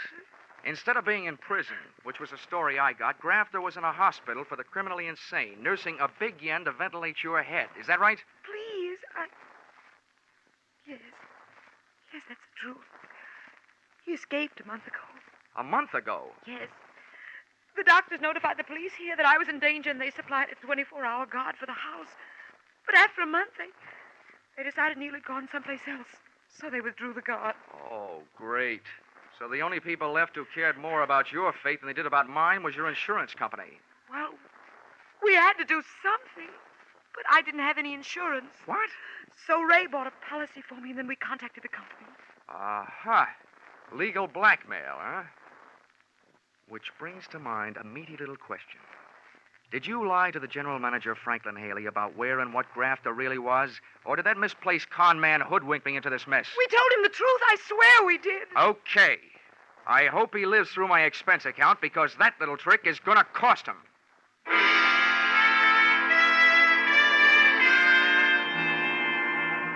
Expense account, item 4, $43. Breakfast the next morning. Over which I managed to steal a few moments alone with Dexter and his dilemma. In Chapter 7, Dexter finally came upon the corpus delicti. The only sign of life in the place was a Siamese cat playing with a ball of string. But before I could find out how the cat figured into things, the phone rang. Hello? Mr. Dollar, please. Yeah, this is Dollar. Your call to Melville State Hospital is ready. Oh, fine. Go ahead, please. Hello? Dr. Dollar here. Who is there, please? I am so busy. Oh, well, this is Johnny Dollar, Doctor. I'm an insurance investigator. But I don't want any. I am so busy, please. Oh, no, Doctor, investigator. I want to talk to you about a patient of yours, Neil Grafter. Grafter? Mm-hmm.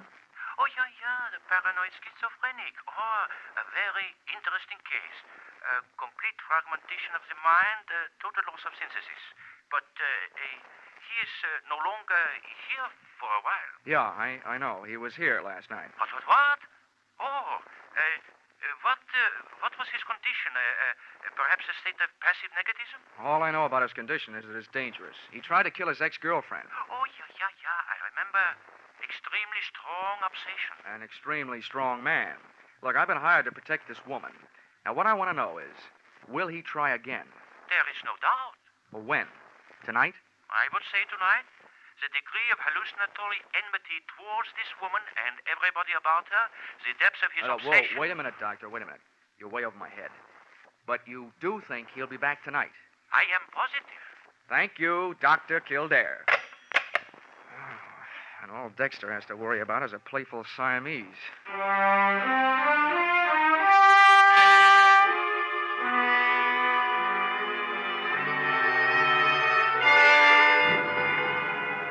Waiting for a paranoid killer can be depressing all by itself. But to make it more so, in Milwaukee, the sun went into hiding behind a layer of dark gray clouds about 4 p.m., and it started to snow. It had the mood of Wuthering Heights, with icicles.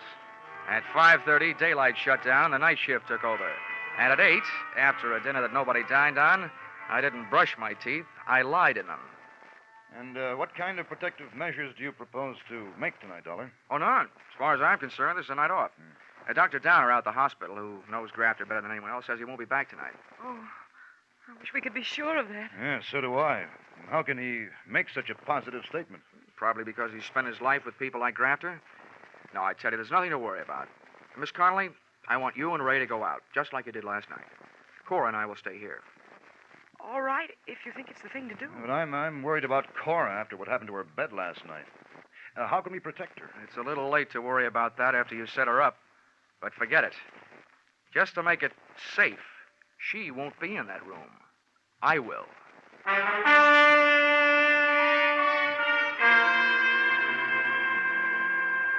Expense account, item 5, $50, refreshments. I needed something to bolster my courage, so I ordered it. At 2:30 a.m., things were looking good for Neil Grafter. Ray Merrick and Ann Connelly had returned from their date. Merrick had left. Miss Ann Connelly was trying to sleep in her room. Cora was on the couch in the living room, and there was a rolled-up blanket in her bed to make it look like that's where she was. And me? I was out in the snow, huddled near the incinerator, with an iron poker freezing to my hand, with a good view of the house and a poor outlook on life. Nothing happened till about 4 o'clock. That's when I spotted a familiar-looking big shadow of a man moving across the garage toward the house. I got up, but a flurry of wind-driven snow swept in front of me, and when it had passed, I could still see the window to Cora's room, but I couldn't see the man. Then I heard him at Ann Connelly's window. He started away from the house, and I started toward him. I met him under the clothesline on a flying tackle. No. Oh, let go of me. Merrick. Let me go. Get away from me. Merrick, but I'll put you away. Well, how do you like that? When an insurance policy enters the picture, you can't even depend on a maniac.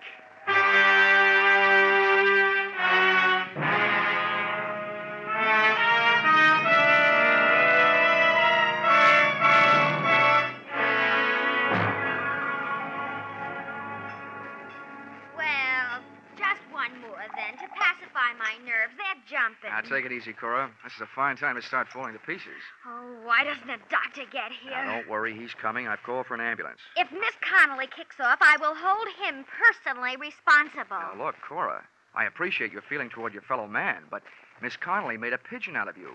She hired you because you looked like her. She had you parade around in front of those windows wearing her clothes. I am aware of all those double dealings. She even had you sleeping in her room where Grafter almost blasted you. Now, what I want to know is why are you so anxious about her recovery? Because she owes me a week's pay. If this Sawbones doesn't pull her through, I'll sue the city of Milwaukee for my arrears.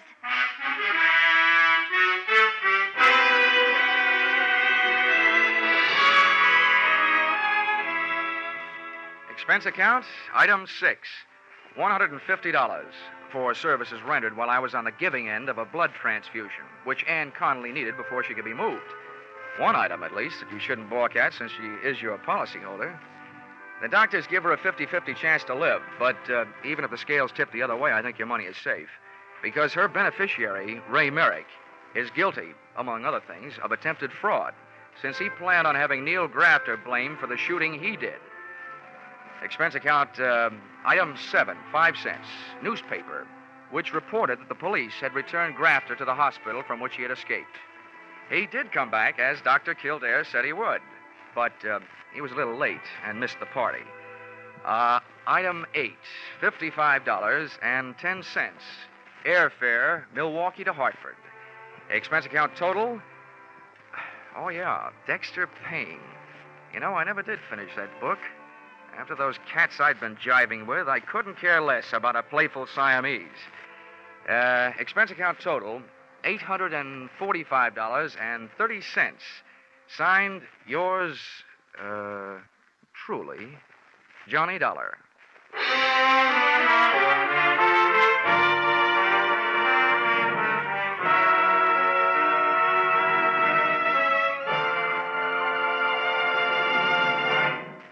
Yours truly, Johnny Dollar, is produced and directed by Gordon T. Hughes and stars Charles Russell.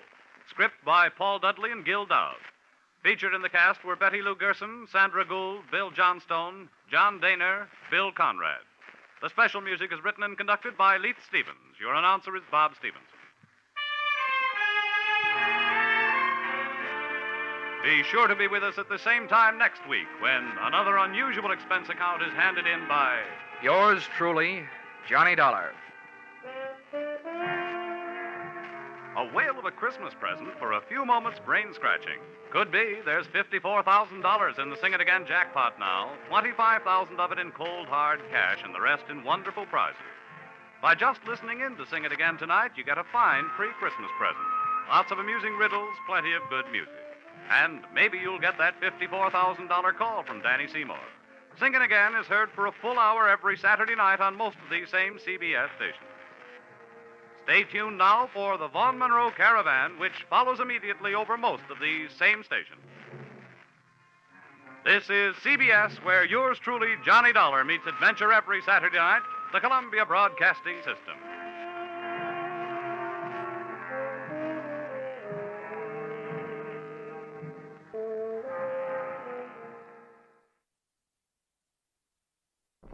The encyclopedia says that the island of Haiti can be called San Domingo, Santa Domingo, or Hispaniola. Well, after my visit there, I could suggest a few more things they can call it, but they probably wouldn't get past the censors.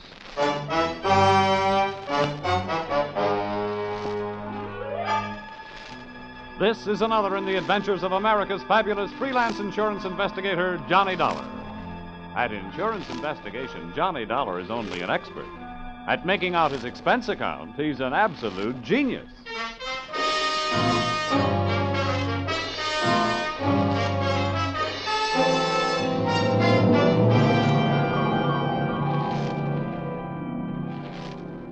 Expense account submitted by Special Investigator Johnny Dollar. To Home Office, American Federated Life Insurance Company, Hartford, Connecticut. Attention, Harvard Huntington, General Manager. The following is an accounting of my expenditures during my assignment in Port-au-Prince, Haiti. Or, the nights may be black down there, but the magic is blacker. Expense account, item 1, $15 for a pair of tickets to see the show Detective Story at the Hudson Theater, New York, which I never got a chance to use since I was sitting in the living room of your Hartford home promptly at curtain time. I want to thank you for coming out here. Why, that's all right, sir. Sorry to break into your evening like this, but since I have, I'll get right to the point. Fine. Perhaps you've heard of the Gordon family here in Hartford. Well, what I see of the society page is while I'm flipping back to the sports section. But I've noticed the name. Diamond-studded, aren't they? Yeah, immensely wealthy. Pillars of society, and surprisingly, quite a proper family. Oh. It is all but one of the sons, Ralph. He's a heavy drinker, complete waster, ne'er-do-well. A blot on the old escutcheon, eh? Yes. Continually getting into one scrape or another. Now he's done it again. I take it that you're not worried about Ralph the man, but about Ralph the policyholder. Well, to put it bluntly, yes. I don't think it's unethical for a company to protect its interests. In this case, the policy is in the amount of $150,000. Payable to his death to charity or to his wife if he's married. Oh, it's quite a piece of paper. Yes, to be quite candid, I rue the day it was issued. But the point is this. Ralph Gordon, at last report, is dying aboard his yacht at Port-au-Prince, Haiti. Oh, you don't need me, Mr. Huntington. You need the Mayo Clinic. Dollar? Yeah? I hesitate to even mention this in the presence of a sane man, but from everything we can learn, young Gordon is not dying from any known malady. He's dying as a result of a... Well, it's pure nonsense. He's supposed to be dying as the result of a voodoo curse. Now, anyone with any sense... Now, wait a minute. Where'd you get your information? From his older brother, Thomas. He's a doctor. He's down there in Haiti with Ralph. I want you to go down and debunk this thing, Dollar. Find out what's wrong. Why, any sane man knows there's no such voodoo. You don't believe in it, do you? No. Not unless I see it working.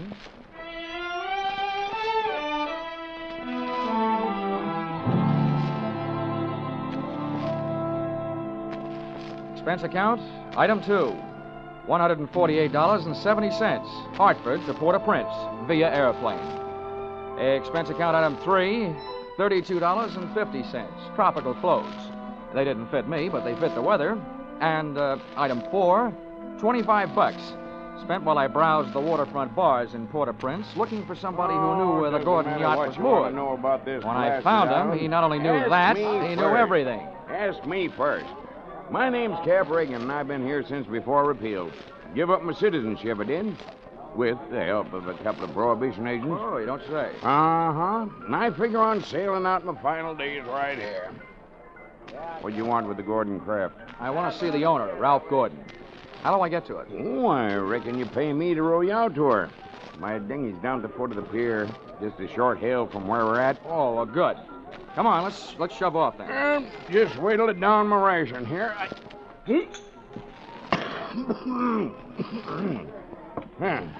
That'll put me shipshape. What'd you say you wanted with that schooner? You figuring on buying her? Thanks for the compliment, pal. Listen, if I bought a boat today, it would have to be a surplus life raft. Now, I told you I want to talk to Gordon. Friendly visit or other kind? I'm beginning to see how you know so much about this island. Well, never question, never learn. Remember that, Sonny? Yeah. Yeah, this way. Veer off to starboard.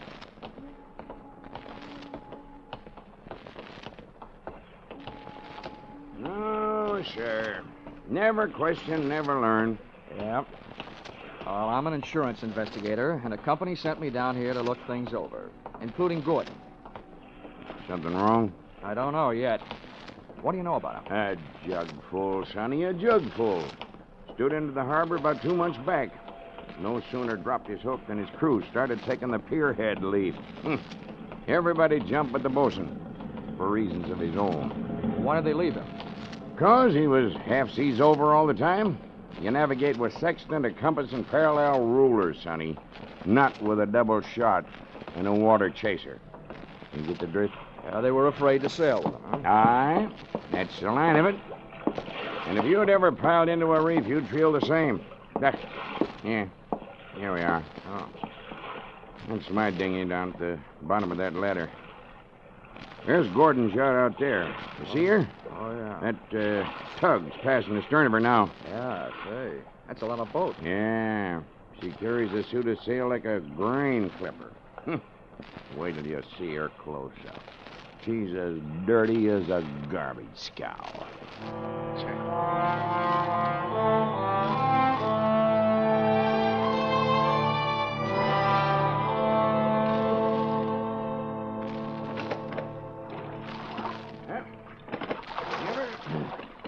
Give her a hail now, Sonny.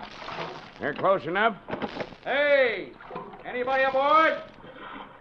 Hey, aboard the yacht! Anybody home? Yes? What do you want?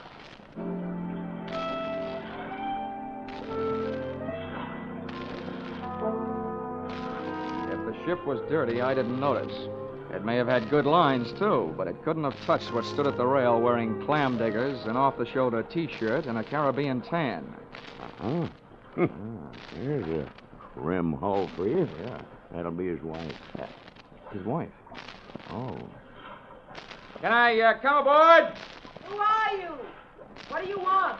I'm Johnny Dollar from Hartford. I want to talk to Ralph. Oh. Go Why, yes, and I guess you'll have to come aboard. Here. I'll swing the stern into the ladder. Okay. There you be. Oh, Steady now. Steady. Okay, Cap. You wait for me, huh? Yeah.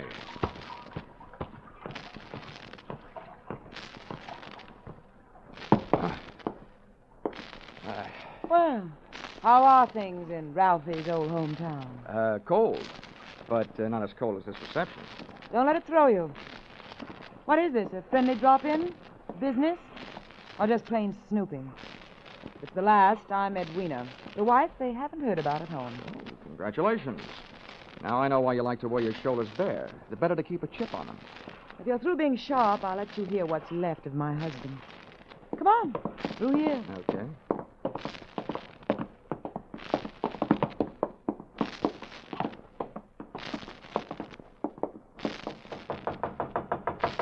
Hey, Ralph. Ralph, you've got a visitor from Hartford. Get away from this cabin, you dirty little gold digger, and take your visitor with you. Wine's all gone. Why don't they send another case of wine? There you are, chum. He's got the door locked. It'll stay that way till he runs out of wine. You heard enough? Yeah. Enough to know how you acquired your charming attitude. Forget it. I walked into it with my eyes wide open.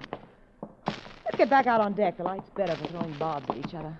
Yeah, sure. Sounds like fun.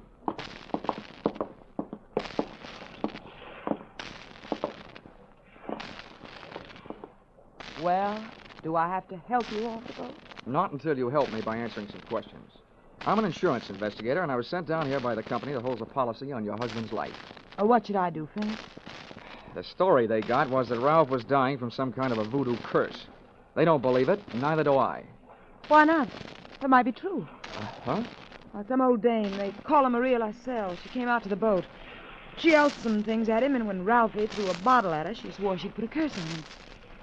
How'd they hear about that back in Hartford? Ralph's brother, Dr. Thomas Gordon, told them. Do you know him? Yeah, we hate each other.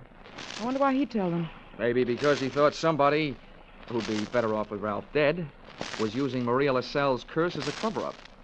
How would you stand as his widow? Get off this boat, get off. Never mind the act. You're his beneficiary. Or didn't you know? I said get off. What's the trouble, Eddie? Oh, him. Yo, come here, will you? All right. Who's the boarding party? Just get him off him. I'll see you in my cabin. Sure, honey. Anybody get you this upset, it'll be a pleasure. Well, mate, do you walk or dive? Save your strength for the last scene, Goliath. I was just leaving.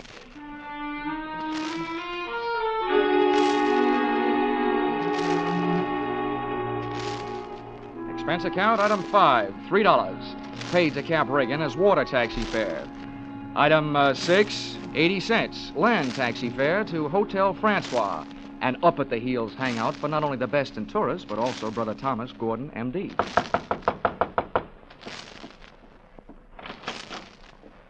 Yes? I'm Johnny Dollar, Dr. Gordon, from Hartford. Oh, yes, Dollar. I've been expecting you. They wired me you were coming down. Come in. Thank you. Well, please make yourself comfortable. Could I offer you something? Nothing but some brotherly advice. Why, certainly. You know, I feel like a stupid fool for not being able to handle this thing myself. So now that you're here, you call on me for anything. And have you seen Ralph? I tried to, but he locked himself in his cabin. Tell me, as a medical man, how do you digest this voodoo curse story? Why, it's ridiculous. Good heavens, this is the 20th century. I do think that science doesn't know everything it would like to know about voodoo and black magic. There are stories supposedly true, but any victim would have to have a highly susceptible mind. Now, I know my brother, Mr. Dollar. His mind is susceptible only to his own whims and fancies. Well, then what's the matter with him? Well, that's it. I don't know. He's drawn within himself. He seems to be searching almost insanely for escape through alcohol. Hasn't anybody thought of putting him on the wagon? It's a horrible idea, but I've heard it works. I don't think this is the time for it. He's suffering mentally and needs release. Well, that leaves us with only one thing to think about. No matter how thin you cut it, it's still voodoo. Well, I'm a man of science, Mr. Dollar. I'd make hypocrisy out of all my knowledge and training if I attacked the problem from that direction. But please, you let me know what you learn.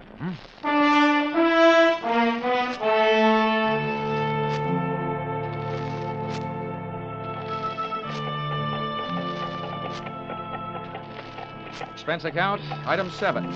$4. Rental of horse and cart in which my walking tourist guide, Cap Riggin, and I jolted out of town in search of Maria LaSalle. Something made me feel like I was riding my last mile in a tumbril en route to the guillotine. The moonlight was fighting a losing battle against an army of storm clouds that were sweeping in. And then to make it worse, I heard a drum. You there, Sonny? Yeah, sort of a tired Gene Krupa. Means we're getting close to Maria's headquarters. Is she the only one around here? Yep. None of the good hoogans performs in her territory. She's too mean. Oh, great. What's the matter? We're here. That's the path. Over there by that gnarled old tree. From here on, you plot your own course. This is close enough for me. Oh, me too. Well, how do I know I can't put a curse on her? I've never tried. Smooth sailing, Sonny. The path ran along the edge of a field of sugarcane. On the other side was a solid wall of jungle. First, I smelled some feathers burning. Then I heard the chant. There was an opening in the wall of jungle that led to a small clearing, and just before the moon was smothered by another cloud, I saw a shack. Little clouds of smoke curled out through an open door, and I could see the glow of a fire on the floor inside. Maria, I want to talk to you. Who is it? Comes to the house of Maria. My name wouldn't mean a thing to you, but what I have to say will. Can I come in? Andre, what is this word of so great importance to stop Maria? All I know about voodoo is I don't believe it.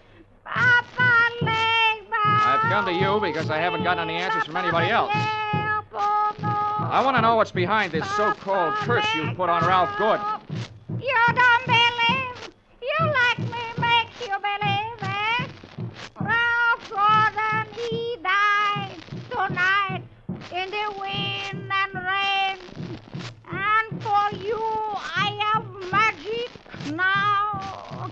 Look, regard my fire. You will see, you will believe this war. Voila! Billy!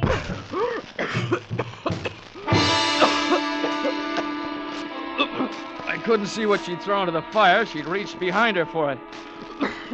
But when the smoke from it whirled around me, it seemed to grab my throat and squeeze. I stumbled back to the door. I hadn't believed in voodoo when I'd come in, but going out, I wasn't so sure.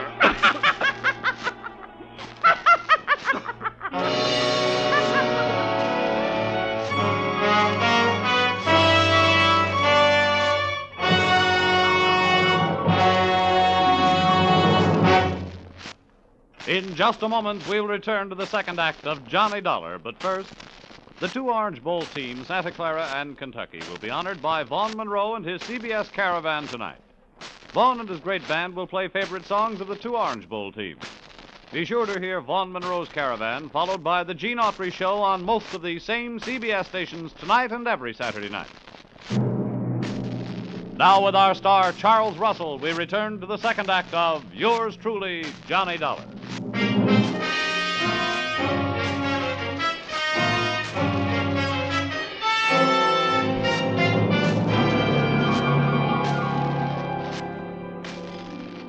My throat burned.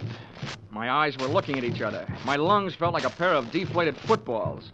And the blood in my head was pounding a better and louder rhythm than that drum. I staggered around the heavy jungle air, and when I could breathe again, I gulped in enough to lift the Graf Zeppelin.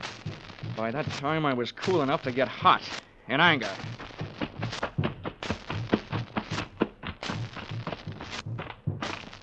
I got back to the shack. Maria had either disappeared into space or flown the coop. The atmosphere was not quite deadly. I crossed over to where she had been squatting. She hadn't left much of what she'd smoked me out with, but she'd left enough to swing things back from the world of black magic into the world of logic. A few shreds of photographic film on the dirt floor. And film, made of cellulose and nitrates, not only takes pictures, it puts out nitric oxide and nitrogen dioxide when it's burned. A combination that would live up to the demands of any gas chamber. The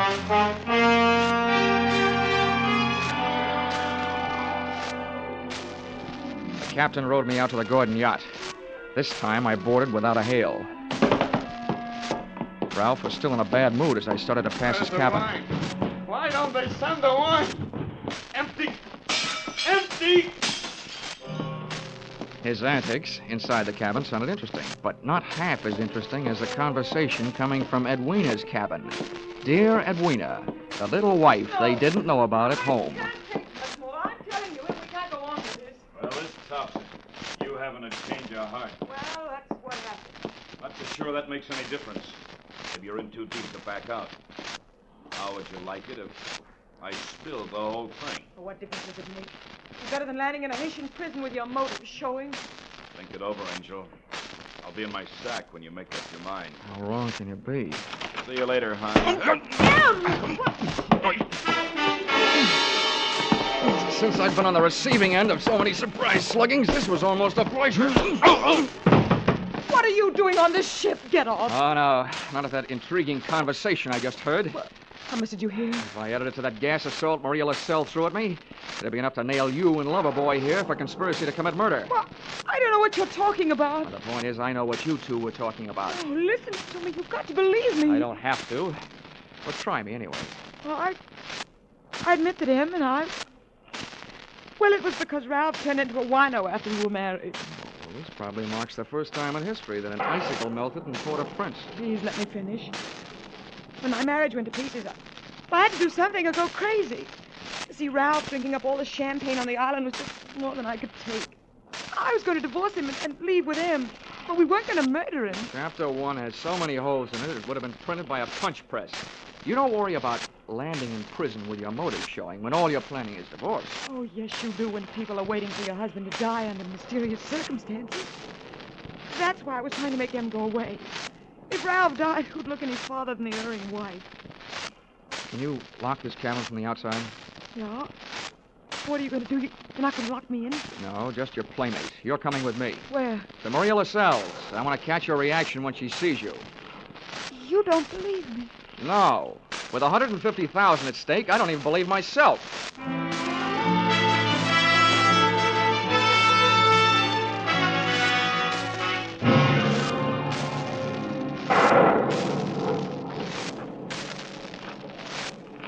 There's her shack. Go ahead. Go on in. Who is it? Come to the door of Maria. Who are you, woman? Well, Mr. Dollar, are you satisfied? Not quite. And you who don't believe, why are you here? You wish again to see the power of my smoke? Let's drop the act, Maria. I know what you threw into the fire. It was my Booker smoke. Yeah, well, a good man from the police laboratory can sift enough out of those ashes to know it was film. What is this you say? I say that I've got enough on you, you old fake, to put you in the local pokey. Who dares to speak this to Maria? And that's where you're going to go if you don't cooperate. That's a promise. What is it you want? Did somebody put you up to this cursed business that Ralph Gordon is supposed to be under? Well, a man of your race. Who was it? I do not know. Now go. That is all. It's not enough. What was his name? I don't know the name. What did he look like then? My eyes are closed. Nuts. Come on. No, Taking you into town if I could drag you by the hair. No, don't touch me. I will tell you how it is. It is true. I do not know the name or the face. He come to me. He asked me when comes the next rain and wind. I tell him last night. But it is tonight. The storm comes with the sea. He tell me he needs storm to close portholes in the ship. Huh? He say, if I bring this curse, I will be the best Hugan on Haiti because it kill white man. That is difficult. That is all. Now you go. How about the film for the fire? Did he give it to you? This is true. Not long before you come. Well, get rid of it, Granny, before you lose your license to operate. Now, you go. Maria will be alone. Papa, Okay, Mrs. Gordon. Let's not stay for the music. Did you make head or tail out of what she said? Hey, look. What goes into your husband's cabin? Nothing but food and wine. Mostly wine. Well, who fixes his meals? I do. Our cook left us. Well, what about the wine? Huh? Where does it come from? You said it was champagne, didn't you? Yeah, it always comes from the same place. Liquor shop in town, a case at a time. Oh, nothing makes any sense. What are you going to do? All I can do. Try every angle. But that's not all I'm going to try in that liquor shop.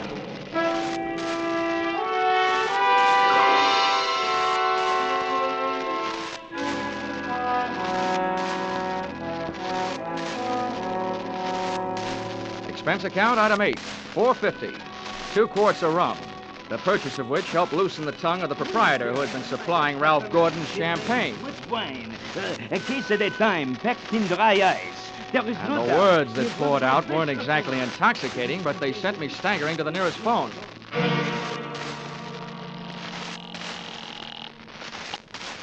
Yes? Hello? Hello, Dr. Gordon, this is Dollar. Good.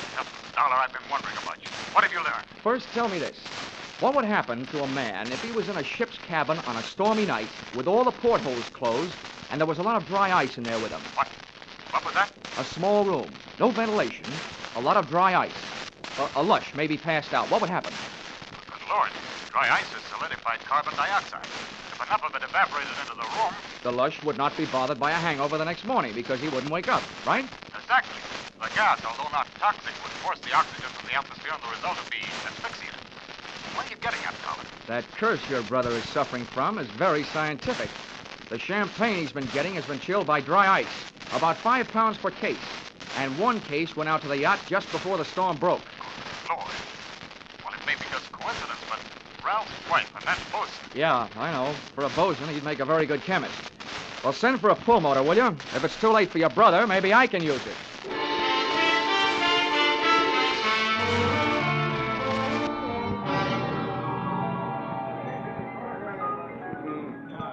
I'm a flying fish sailor. I hail from Hong Kong. Hey, Cap. Blow, Cap. blow. Come on, Cap. Ahoy, Sonny. Send him around, George, from a shipmate and me. This is rum Never weather, mind the round, Sonny. Cap. You gotta row me out to that yacht again. Huh?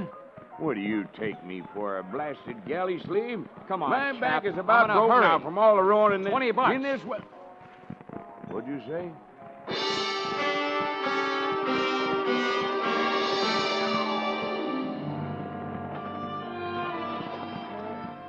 I didn't think it could rain any harder than it had, but it did.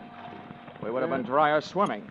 And the visibility was so bad, I would have had to have a seeing eye sealed to find the ship. But about 20 minutes out, Cap spotted a riding lights. Here's your lies, Sonny. We were on target. But so was somebody else. A searchlight stabbed out at us. Hey. This sounds like Prohibition days. Who's giving us a broadside? I can't tell yet. I'll lay a pelican hood over his head if I get my hands on him. Hey, Cap, what's the matter? Got my left leg out. Cap, get down to the bottom. I'm going over the side. To me, swimming is a pastime to be practiced only under ideal circumstances, in a pool, and preferably in the company of a well-filled bikini suit. But there was nothing to do but swim, so I swam. I tried to remember how many shots had been fired, and that's where I made my mistake. There was a lull in the shooting, which I took to mean the gun was empty. I put my head down in the best Weissmuller style and thrashed my way to the ladder. But when I got there, the first thing I saw after I'd shaken the water out of my eyes was the muzzle of a rifle. The face looking down the barrel at me belonged to Brother Thomas Gordon, M.D. Sorry, Dollar. Killing you wasn't in my plan. But now it'll have to be done. I wasn't surprised at that, but I was surprised at what happened. I was waiting for a bullet to come my way, but instead the doctor did. Are you all right, Dollar? Yeah, I am. Something wrong that a Turkish towel won't cure. I'll thank you later for spoiling his aim. Get a hook on the doctor. He's our prize fish. Don't let him get away. I grabbed a fire axe out of its case on my way to Ralph Gordon's cabin. If it needed ventilating, I knew one quick way to do it.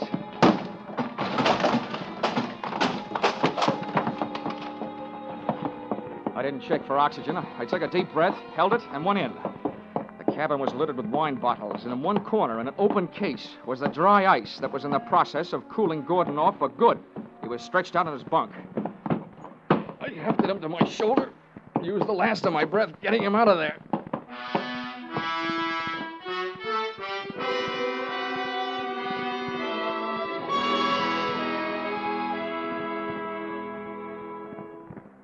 Expense account, item 9, $30. Cover charge at a hospital where I put the revived Gordon under the care of a doctor, not his brother, who happened to be resting in a jail cell at the time. His motive hadn't been the insurance money. he figured to gain quite a chunk as the only heir to the Gordon fortune, if he could have taken care of Brother Ralph. Item 10, same as item 9. Same hospital where they patched up Cap Riggin. Item 11, $148.70. Return trip to Hartford. And expense account item 12, $40. An ounce of voodoo perfume for the lovely but sometimes chilly Edwina. Maybe if she tries that kind of magic on her husband, he'll spend less time with a bottle joy and more with her kind. Expense account total, $424.70. Signed, yours truly, Johnny Dollar.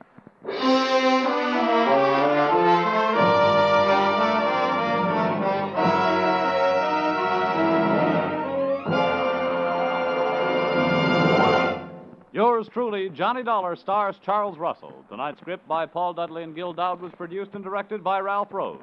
Featured in the cast were Betty Lou Gerson, Sylvia Sims, Ben Wright, Ken Christie, Howard Culver, Dawes Butler, and Tim Graham. The special music is written and conducted by Leith Stevens.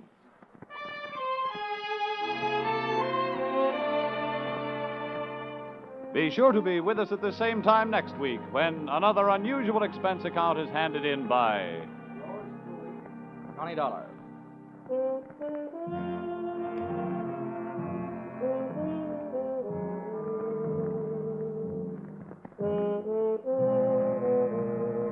Were you right? Were you wrong? Did you know it was Buster Keaton playing Sing It Again's Phantom voice these last few weeks? Well, now there's a new Phantom riding the airways on Sing It Again. And for identifying him tonight, some CBS listener can win $50,000 in cash and prizes, radio's largest jackpot. Phone calls go out from coast to coast, so be ready for the new Phantom when Sing It Again comes your way over most of these same CBS stations later tonight. Now stay tuned for Vaughn Monroe's Caravan, which follows over most of these same CBS stations. This is CBS, where yours truly, Johnny Dollar, meets adventure every Saturday night, the Columbia Broadcasting System.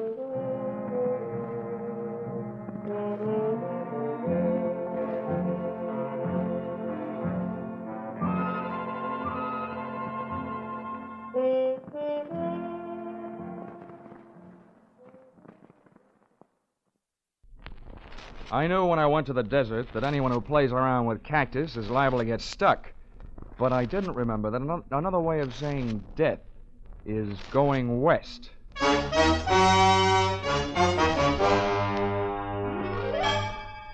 This is another in the adventures of America's fabulous freelance insurance investigator, Johnny Dollar. At insurance investigation, Johnny Dollar is only an expert. At making out his expense account, he's an absolute genius.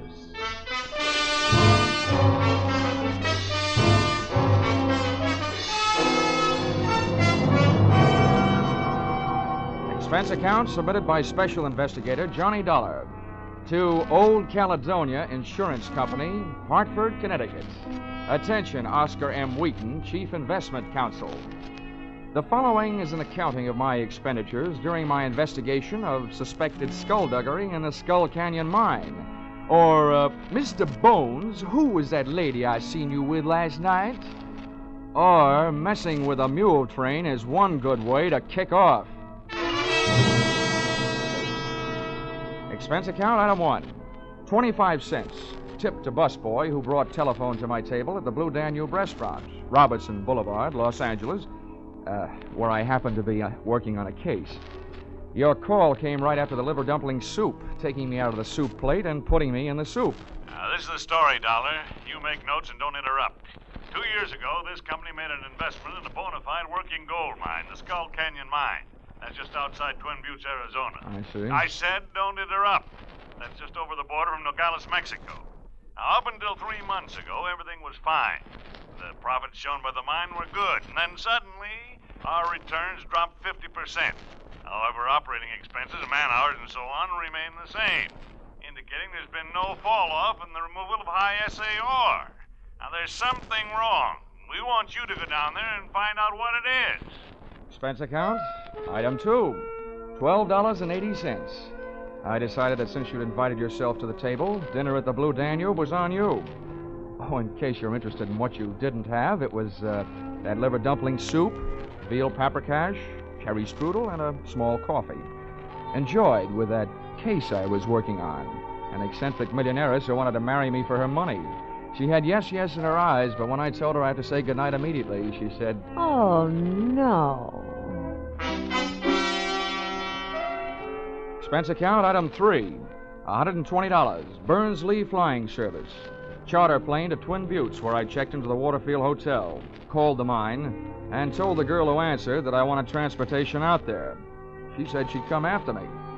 Having seen too many Western movies, I figured she'd arrive in a buckboard, but instead she picked me up in a Jeep. Hey, slow down, will you? Before my teeth start falling out. Oh, sorry. I forgot you were tenderfoot. That's not where I'm tender. By the way, Miss Moreland, how far is it out to the mine? 23 miles? Oh, no. Is the road like this all the way? Oh, no. About another half mile out of town, there isn't any road at all. Oh, if I ever live through this. From now on, I'm taking my bumps in a burlesque theater. Much better than walking, mister. Say, you said you're out here representing the owners. What's your job? Well, I'm an efficiency expert. Oh. Speaking of efficiency, what's your first name? Jackie?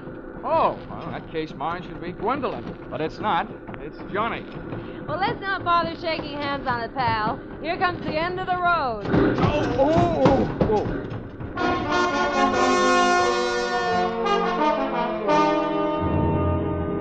The scenery was jumping around like a home movie.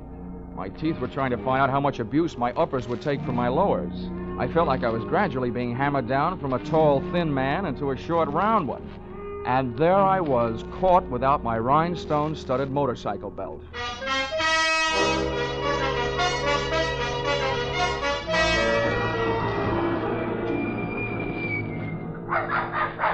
Well, here you are.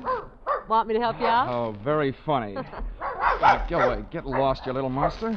I'll admit I look like a bag of bones, but I'm too young to die. Go on, now beat it. Oh, be a good dog now. Lie down, Nugget. Down. Yeah, Nugget, drop dead. This the mine office?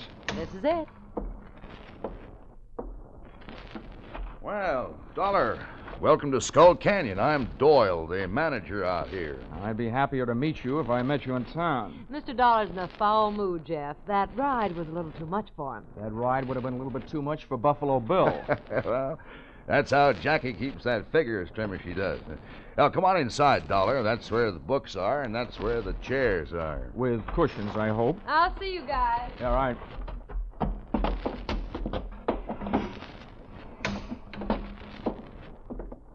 Sit down.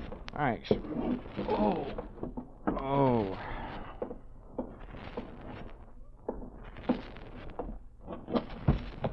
Well, there you are. You'll find all the figures right in that big, fat book. All but Jackie's. Well, I'm not in any hurry to do my arithmetic. Tell me, what do you think of the results around here? You know more about it than I do. How are things going? Well, Dollar, I'll tell you. It was going better than it is right now. But just a few months back, we worked out a pay vein. I'm hoping we'll pick it up again any day now. That sounds reasonable. Any trouble? Help, equipment, working conditions? Well, working conditions could be a lot better, but that's a geographical problem. You see, the mine is located here, and the big water supply is 8 miles west. We haul the ore across the desert by mule train to the smelter. It's cheaper than trucks. We'd have to build a road for them. Not here. Hay is cheaper than gasoline. You'd like to take a look at the mine? Frankly, Mr. Doyle, I'd just as soon climb up a chimney. I hate dark, confined spaces. But since it's part of my job, I might as well get it over with.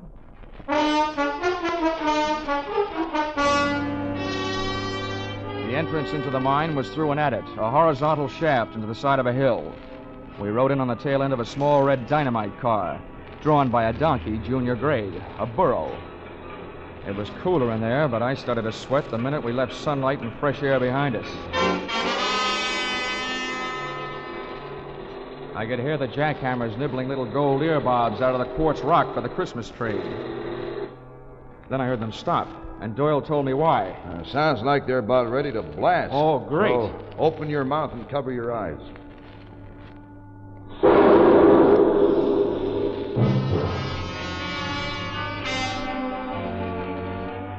150 yards deeper into the earth, I was beginning to think that mankind is mighty hard to satisfy. The Lord gave us the world's whole surface. Then we had to go and invent gold mines and airplanes. And right then, I'd have settled for an airplane. Oh, what's the matter, Dollar? You look a little green. Oh, feel a little green. Well, look. Take some deep breaths and hold them as long as you can. Okay. Yeah, there. That'll perk you up. Well, this is it. Right here is the only face we're working. It doesn't help. So this is it, huh? Well, let's see the rest of it. What? I told you, this is it. This is the only face we're working. Okay, you guys. Keep it moving. Load that ore. Fill them up. Come on, bend your back. Well, let's get out of here, Dollar. Okay, Doyle. I've seen what I came to see. And I also figured I had heard what I came to hear.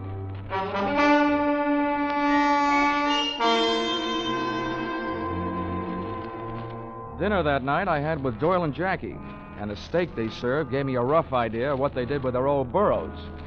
Doyle's attitude gave me a rough idea that maybe he'd seen my eyes light up when I heard those jackhammers snorting away in some other part of the mine, just after he had told me that where we were standing was the only place being worked.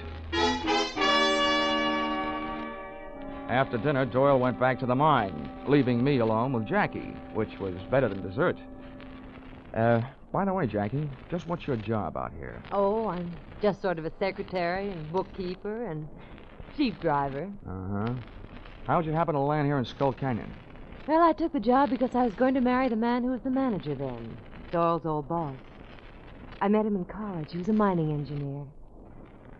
His name was Larry Hodges. Oh, what happened? I was left at the altar. When I got out here, he was gone. Guess he got stage fright and changed his mind. Anyway, nobody's heard from him since. Least of all me. Come on, I'll show you where you sleep.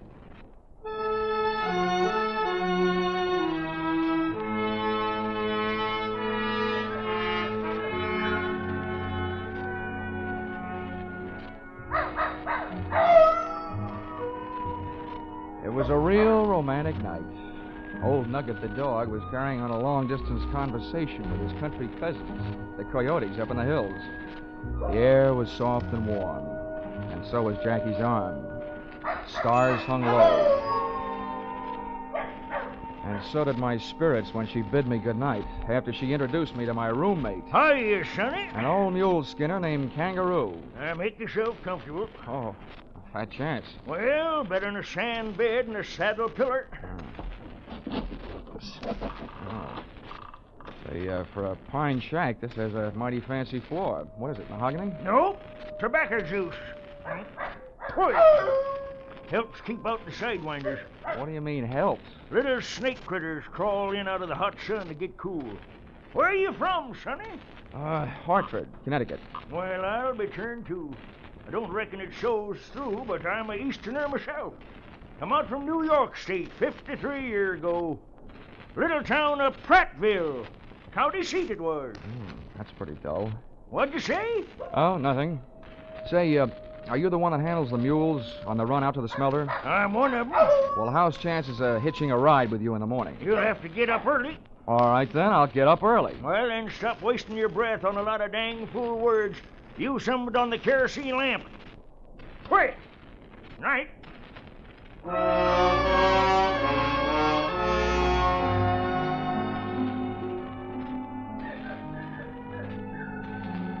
I lay awake, thinking about that jackhammer I'd heard working the supposedly inactive end of the Skull Canyon mine earlier that day. This didn't take too much pounding into my skull before I decided that Doyle was working on a vein for his own personal profit. I also knew that for him to convert the ore into gold, he had to get it to a smelter. So I figured that the mule skinner, Kangaroo, was the best place to start asking questions. It's funny how a sleepless night can sour the beauty of a desert sunrise.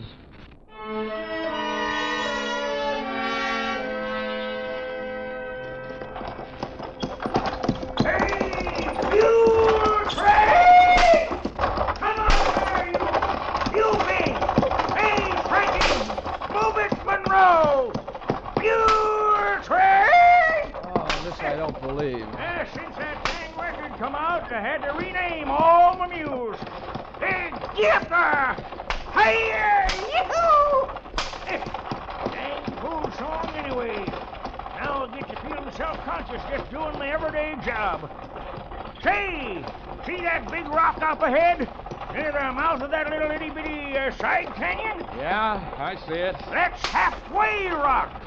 Means we're halfway to where we're going. I'm sorry it isn't all the way, Rock. I wish we'd get there. The sun's getting awful hot. Why, it ain't nothing, Sonny. Some days that old sun's got your tongue hanging out your fur. Gets a real nice tan. How do you stand it? Hey, what's that stomach pump doing way out here? Stomach pump?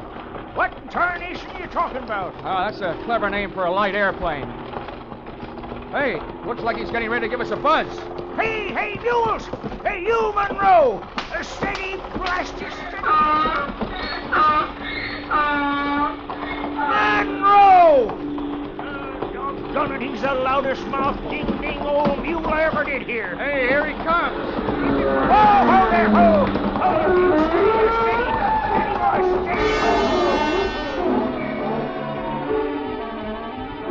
First thing I learned was if you ever want to panic a team of mules, just buzz them with an airplane. The second thing I learned was that little canyon we were approaching was loaded with armed horsemen who came galloping out like they were trying to make history at Tan Foran.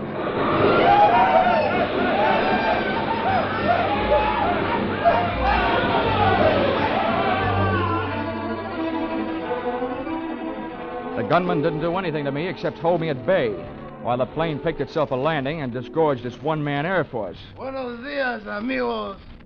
You don't look happy to see me. Maybe my friends scared you with their guns, eh? Hey, old man, who is this new boy who ride with you today? His name's Dollar. Right now, I wish it was Hopalong Cassidy. Well, let me introduce myself. They calls me El Puerco. That's because I look like a pig. But maybe it is because I'm so greedy, too. I want what you got with you. Why, Golden, your miserable sunbaits hide. Now, take it easy, old-timer. It's okay. All I've got on me is a wristwatch and a few bucks. Let them have them. And besides, what's he going to do with a wagon load of unrefined gold ore? You talk like a little boy. I know what you have with you, and I know where it is. It's under the seat. The little white bags. $30,000 of pure gold.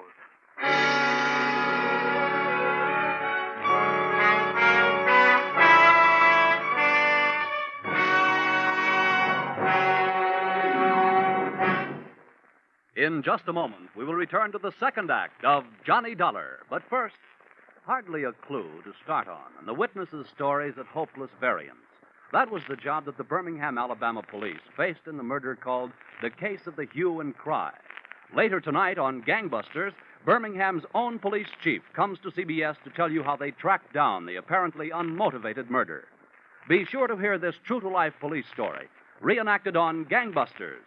Gangbusters and the Adventures of Philip Marlowe are regular Saturday night features on most of these same CBS stations. Now, with our star, Charles Russell, we return to the second act of Yours Truly, Johnny Dollar.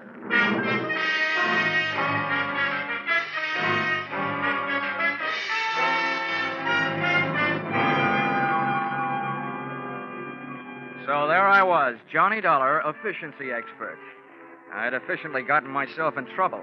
I was efficiently letting El Puerco walk off with a large part of your gold, and stood a good chance of efficiently getting myself shot in the belly. There we are, amigos. I feel better now the gold is in my little aeroplane. I hope you're not mad with me. You know, I need the money to pay my taxes. Okay, you got what you wanted. Why don't you take off and get out of here? That ding-dang rascal, he's probably figured on shooting us. Oh, no, old man. I'm a very scientific bandido. You think I want to shoot you and get killed myself for murder? Oh, no. I let your mules do the dirty work. Hey, Manuel, Pedro, Juanito, here, adelante. Take this man and tie them up. Tie them to the stake back to back. And the rest of you tie up the mules in a circle around them, in nice and close. Then I will get them a little aeroplane and dive on the mules. And the mules will kick their heads off. Pitching horseshoes may be fun, but not when they're being pitched at your head by a mule. Once we were tied back to back on the stake, the nearest available technical advisor, Kangaroo, was anything but encouraging. That's the trouble with a gold-darned mule. When they get riled up, they think with their feet. Here he comes. Ho,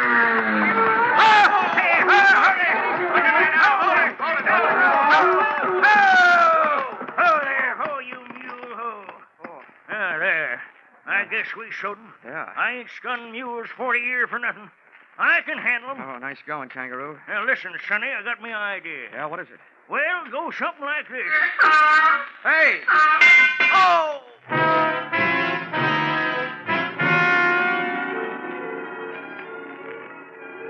Just as the idea, whatever it was, hit Kangaroo, a hoof from one of the mules scored a ringer around my cranium. Ah, the stars looked beautiful. They came out in the shape of a horseshoe. And as I slipped into that familiar Betty Bye for private eyes, the world of hit-on-the-head darkness, I could hear Kangaroo's advice, too little and too late. There, you see? You can never trust a mule. Never trust a mule. Never trust a mule.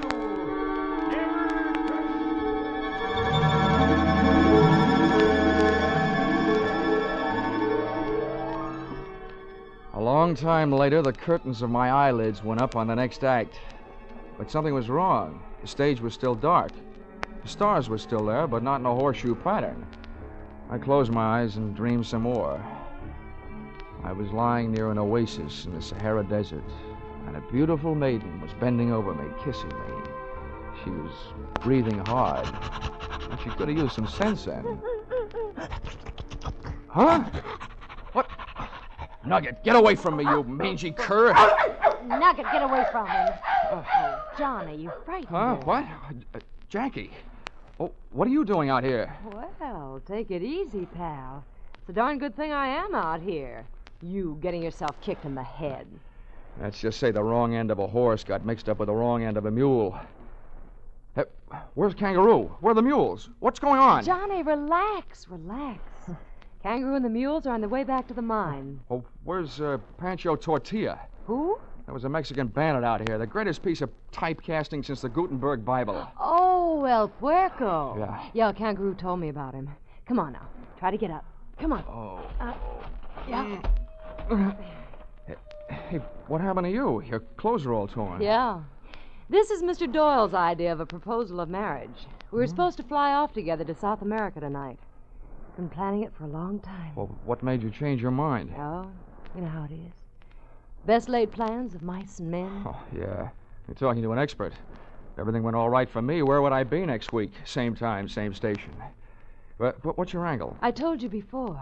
I came out to Skull Canyon to marry a man. I've reason to believe that Doyle did away with him to get his job so he could milk the mine.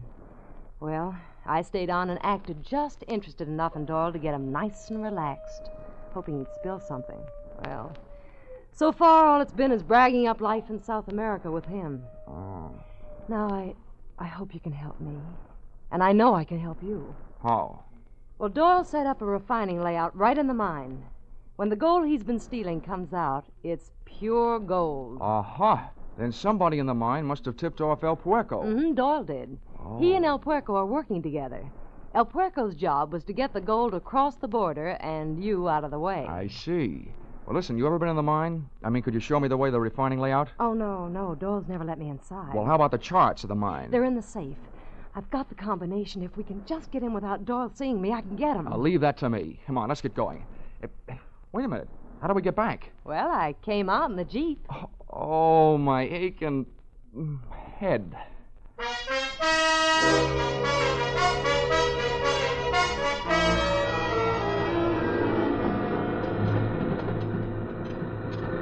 This is close enough, Star Eyes.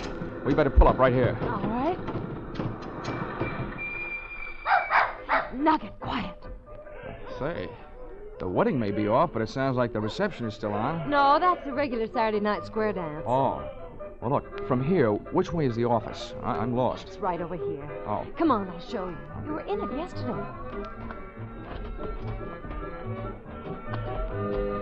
When we rounded the corner of the office building, my heart was doing a dozy-do.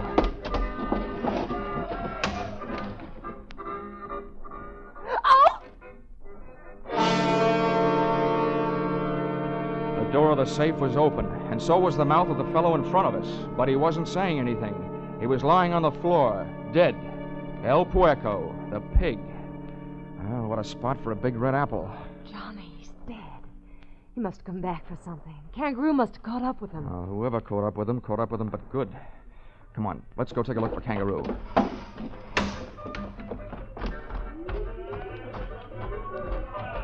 Wait. Yeah. Careful, darling. Door may be in there. Boy, tight spots really give that word darling a good workout, don't they? Okay, darling. Wait out here. I'll be careful.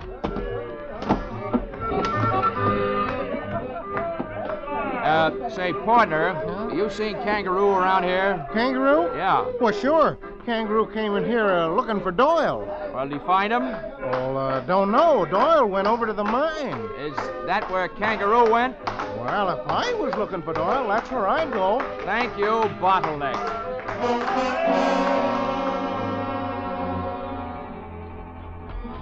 I don't know why I was in such a hurry heading straight into trouble.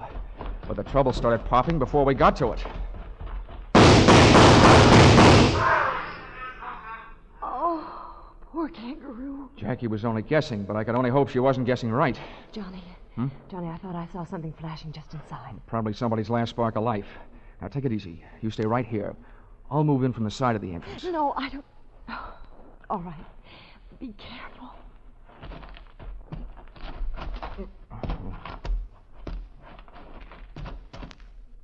Oh, he sure got you good, partner. Okay, Jackie, you can relax. The right man got it, your play man. Mr. Doyle. Oh, Johnny. Oh, Johnny, it's awful. What a relief. Hey, Kangaroo, you can come on now. Everything's all right. It's us, Jackie and Dollar. Anyway, don't make a move or I'll shoot you down. Hey, what the... Harry! Stay away now. Larry, you mean the guy you thought was dead? The guy you were supposed to marry? Yes. Oh, Larry. Larry, darling. I'll kill you. No. Oh, Larry. Larry, what's happened to you? I'll kill you. All right.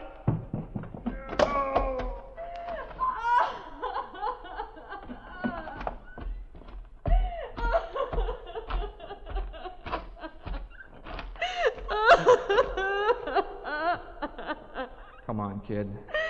It wasn't worth waiting for anyway.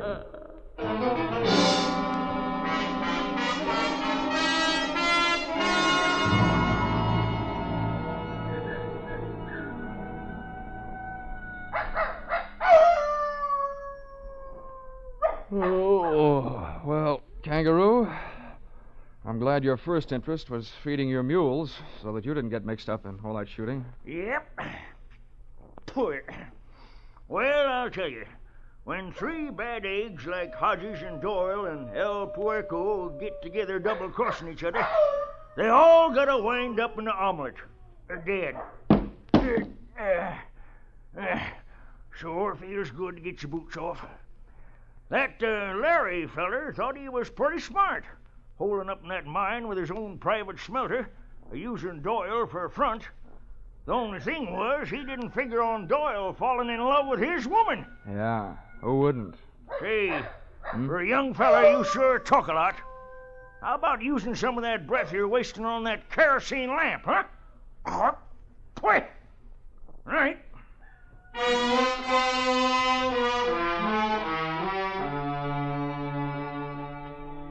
Expense account, item 4, $6.10. 1 quart snake bite medicine, 32 ounces of prevention in case a snake should bite me.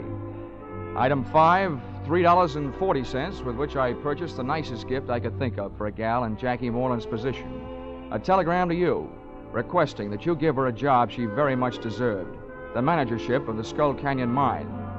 You see, when she first found out that man she was going to marry didn't love her, she took out her affection on the territory, which makes me very sorry that I wasn't born in the state of Arizona. Expense account item 6, $164.35. Transportation, Twin Buttes to Hartford. Expense account total, $947.99, which makes just about as much sense as you can make without making it a dollar. Signed, yours, no charge for that double talk, truly, Johnny Dollar.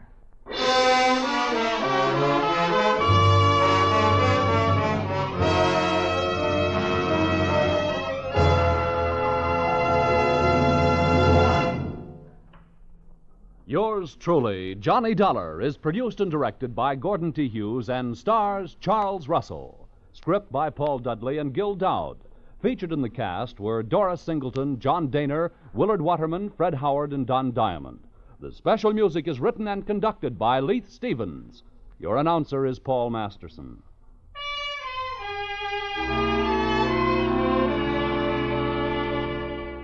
Be sure to be with us at the same time next week when another unusual expense account is handed in by yours truly, Johnny Dollar.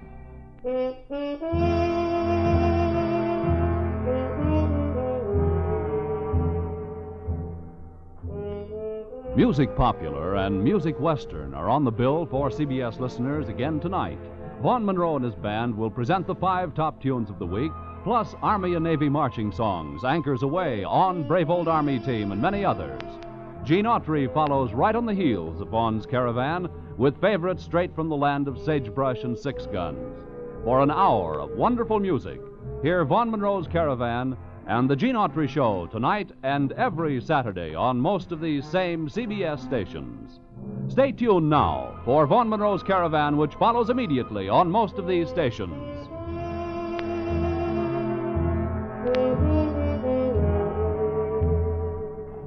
This is CBS, where yours truly, Johnny Dollar, meets adventure every Saturday night, the Columbia Broadcasting System.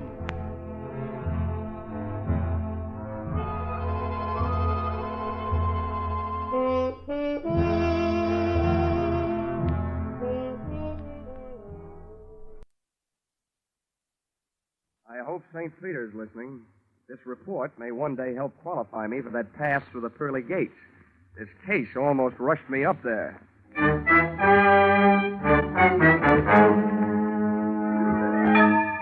This is another adventure of America's fabulous freelance insurance investigator, Johnny Dollar.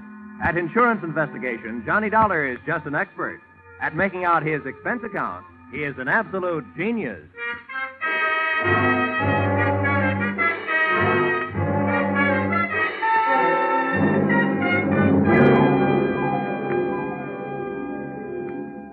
Expense account submitted by Special Investigator Johnny Dollar. To Special Investigator Johnny Dollar. This one's on the house. I wouldn't even bother itemizing it, except that the whole thing is probably tax deductible. The following is an accounting of my expenditures during my investigation of Bonnie Goodwin. Or, she was under 21, but that didn't mean she was involved with nothing but minor vices. Or, murder ain't minor. Expense account, item 1. $12.40. Scotch whiskey and cigars consumed at surprise party arranged for me by one Mr. King Hart at my apartment in Hartford, Connecticut at 1:25 in the morning.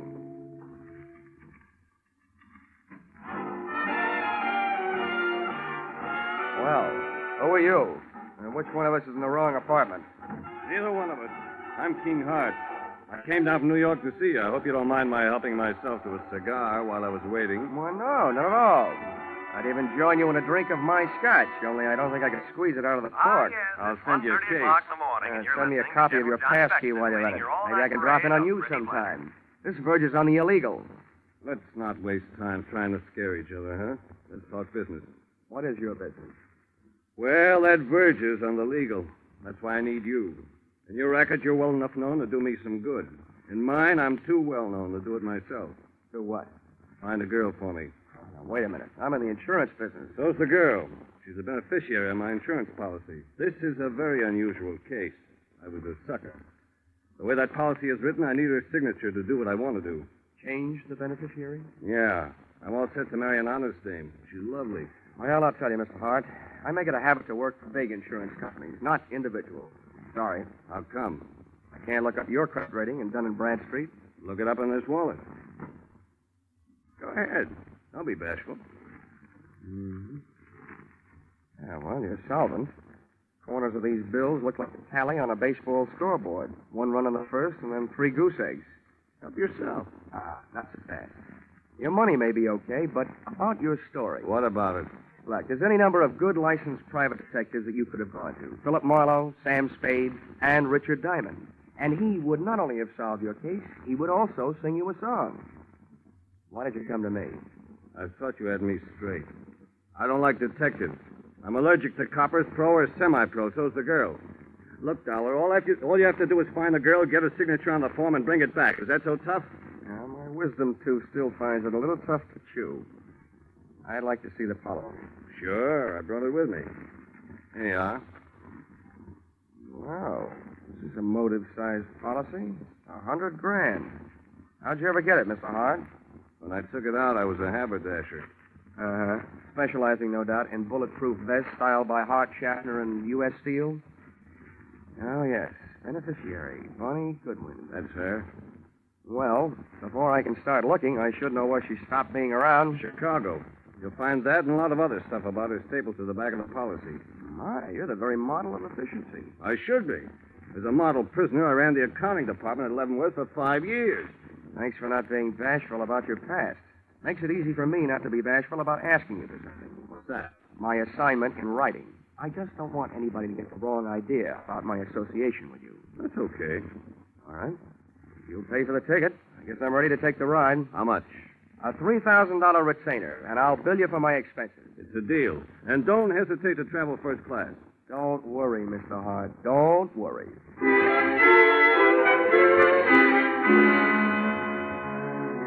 Expense account, item 2, $55.32. Plane fare, Hartford to Chicago. Expense account, item 3, $4. Cab fare from airport to downtown. It takes about half as long to get from the Chicago airport to downtown as it does from Hartford to Chicago airport. I checked into the Ambassador, where I intended to live, first class.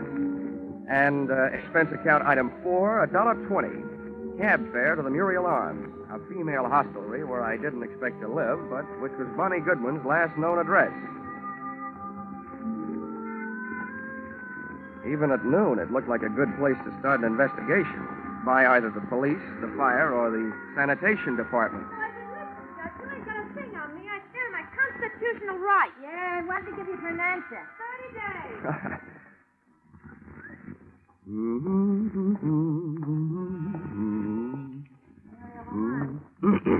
Call back at before. Hello, Muriel Arms. I'm sorry, Miss Graham left a no disturb until 2:30. Hello, Muriel Arms. Call back after 2:30, please. Pardon me. Muriel Arms. No, she isn't. She'll be back in 5 days. Hey! Yes, sir. Where can I find the room clerk? That's me. Oh, good. I'm looking for a girl who used to live here. Her name's Goodwin. You remember her? Oh, the little princess? Yeah, I remember. I'm trying to forget her. Well, I'm trying to find her. You know where she went from here? No, and I don't care. One of the girls said she saw her hanging around Emma's place. That's over on Rush Street. You'll hear it before you see it. I'm sorry, mister. That's all I got time for. These calls are piling up. Hello, Muriel Arms.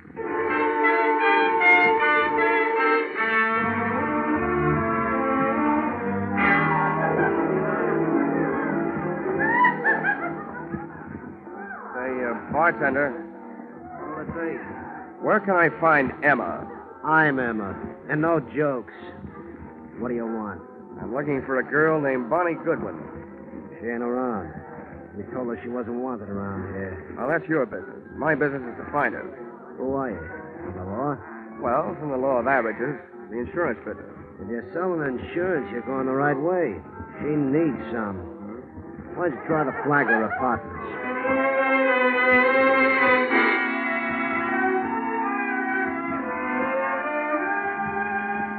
Not only did the Flagler Apartments fail to produce Bonnie Goodwin, but so did about 18 other wayward way stations scattered from the Loop to the far north side.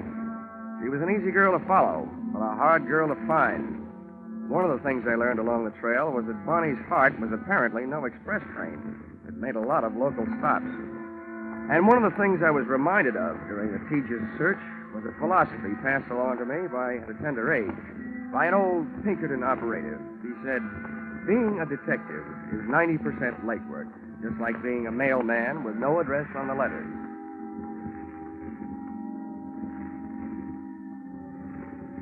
Expense account, item 5. $14.95, shoe leather. My brogans and my nerve ends were worn to a frazzle by 8 o'clock that night when I went sniffing up my latest lead, which took me to the desk of a tasty little flea bag on Dearborn. Oh, it felt like you were picking up a 7-year itch just walking into the lobby. Hiya, Sonny. Are you looking for somebody? Yeah, and if I don't find her soon, I think I'll just sit still and let her find me. One of your guests, Bonnie Goodwin. You know her? As much as I know any of them, I guess. Is she still here? No. Well, do you know where she is? No, all I know is she moved out of here. As I asked her to this morning. Tell me, what makes this kid so popular? She makes me nervous. I don't like the people she brings around. You mean me, Grandma? Or do you mean you don't like her choice of friends? I didn't say they were friends. No, I'm through talking. Read it. Now, wait a minute. I've got to find Now, it. listen, little boy. I'm awful good at not talking when I don't feel like it. And right now, I don't. Save yourself some time and get out of here. Okay. Now I know what was wrong with that Little Red Riding Hood story. Grandma was the wolf. Boo! Oh, nuts. Hey, mister. Hmm? Hey. Yeah, I think I want to talk to you. Go away. Don't bother me. You were asking about Bonnie, weren't you? I'm a friend of hers. Oh? Well, where can we talk? Well, we better get away from this lobby window. Come on. Where are you headed? Out of town? Huh? Oh, the suitcase? Mm-hmm. No, I just came back for the last of our things. Bonnie and I took an apartment today. Well, your roommate, huh? Yeah. What do you want with her? Wait a minute. Can you think of any good reason why 2 men should be following you? Where? Don't turn around. Where can I meet you? You're not going to leave me. Just long enough to get where we're going. Where's a good place? The hangover house on North Park. Who do I ask for when I get there? What's your name? Jenny Page. Why can't I go with you? I want to find out who's being followed, you or me. Now, there's a hack stand. You take the first cab, Yeah. I'll take the second. Bill and Darby take the third, and then we'll know.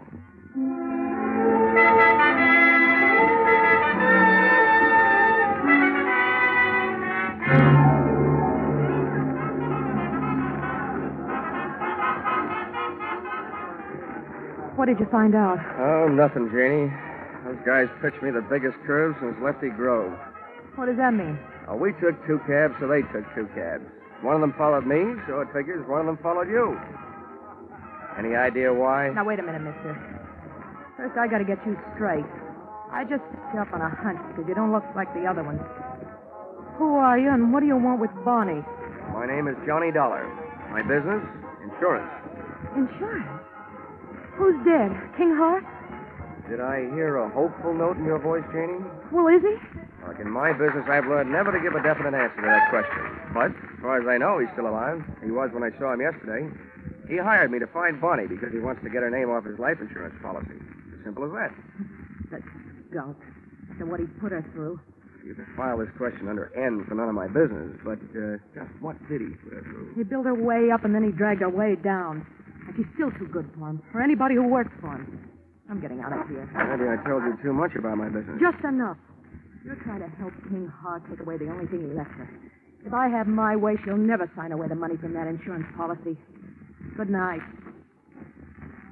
This was the first chance I'd had all day to make anything happen. With a little luck, Janie Page was going to finally bird dog me straight to the little chick who had flown so many coops, thus making herself so hard to find. As she started down the 60-foot length of the long, narrow bar toward the back door, I saw 2 familiar hulks launch out of their chairs up near the front door. They were after her, and too big for me, our opponents from that game of taxi tag. So I set about stopping them. I took advantage of the narrow room, the big crowd, and a little bitty drunk. I hated to do it, but I had to turn the bottle baby into a bottleneck. I hope he was too numb to care. Hey, lay off the little guy. You're not in his own business. I saw it. Guys like you to do Come on, let me like through that. here. Come on, Get out of our way. We're coming through. If you like mob scenes, it was a great go-round when it lasted. But it only lasted 40 seconds. And then we got upstaged by some off-scene action out in the back alley.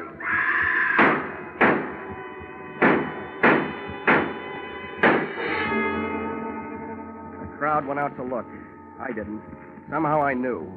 My live lead had turned into a dead one. And the morning news flash over my hotel room radio read the funeral services over what little remained of my hopes.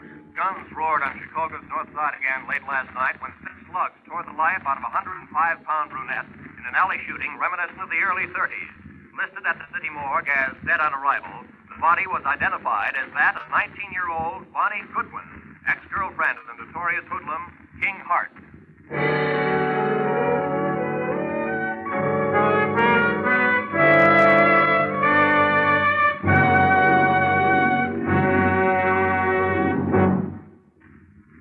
In just a moment, we'll return to the second act of Johnny Dollar. But first, a burly sea captain, a fashion designer, a neurotic young gun collector, and a wealthy socialite. One of them very much dead. These are the elements Police Commissioner Bill Grant faces in his adventure on Call the Police tonight. Join Bill Grant for the thrills of the chase as he sets out to solve the case of the hero's funeral.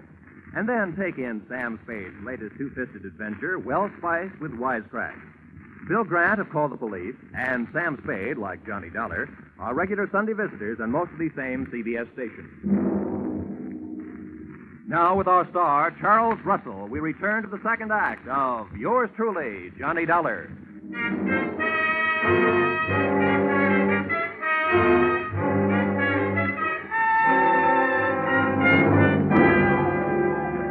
In an alley shooting reminiscent of the early 30s, listed as dead on arrival at the city morgue, the body was identified as that of 19-year-old Bonnie Goodwin, ex-girlfriend of the notorious hoodlum King Hart. And now for yesterday's baseball scores in the National... Expense account item 6, $22.50. Replacement of one hotel room radio, which I punched on the dial. After it had told me that the girl I'd been using as a bird dog the night before was really the bird. That I had spent an hour with Bonnie Goodwin, looking for Bonnie Goodwin. I agree, that isn't the proper way to turn off a radio, but the fight up to that time had been one-sided. I had to throw one punch even if the fight was all over. But then the bell rang, calling me out of my corner for another round. The bell on my telephone. Hello. Hello, Dollar. Yeah? This is King Hart. I just got in town at the airport. Well, 9 a.m. News travels fast. You got private lines to the major morgues of the country? A friend of mine phoned me last night. Joe Emma. What the devil happened, Dollar? I'm not sure, Hart. It could be that you used me for a leadoff man on a relay team. You hire me to find the girl, then hire some gunmen to follow me. And when I find her, boom. Now, wait a minute, Dollar. From now on, it looks like you don't have to worry about who's going to collect on your insurance. Do you, by any chance, collect on hers? It's out of my line these days, and flying 800 miles just to be at the scene of the crime has never been one of my habits. I'm not so sure you just flew in, but I'm dead sure that I'm not on your payroll any longer. Dollar, listen to me. You listen. I didn't follow through last night because I didn't want to be picked up as a material witness. First, I'm going out to prove a few things that'll keep me from being picked up, and then I'm going to make my report to the police. Aren't you jumping the gun, Dollar? You know more about guns than I do, but I learned a lot about Bonnie Goodwin while I was tracking her down yesterday. And one thing I learned, I like her kind better than I do yours. There wasn't anybody around to help her last night when she needed it. But I'll bet she had plenty of help making her first big mistake. Probably from you.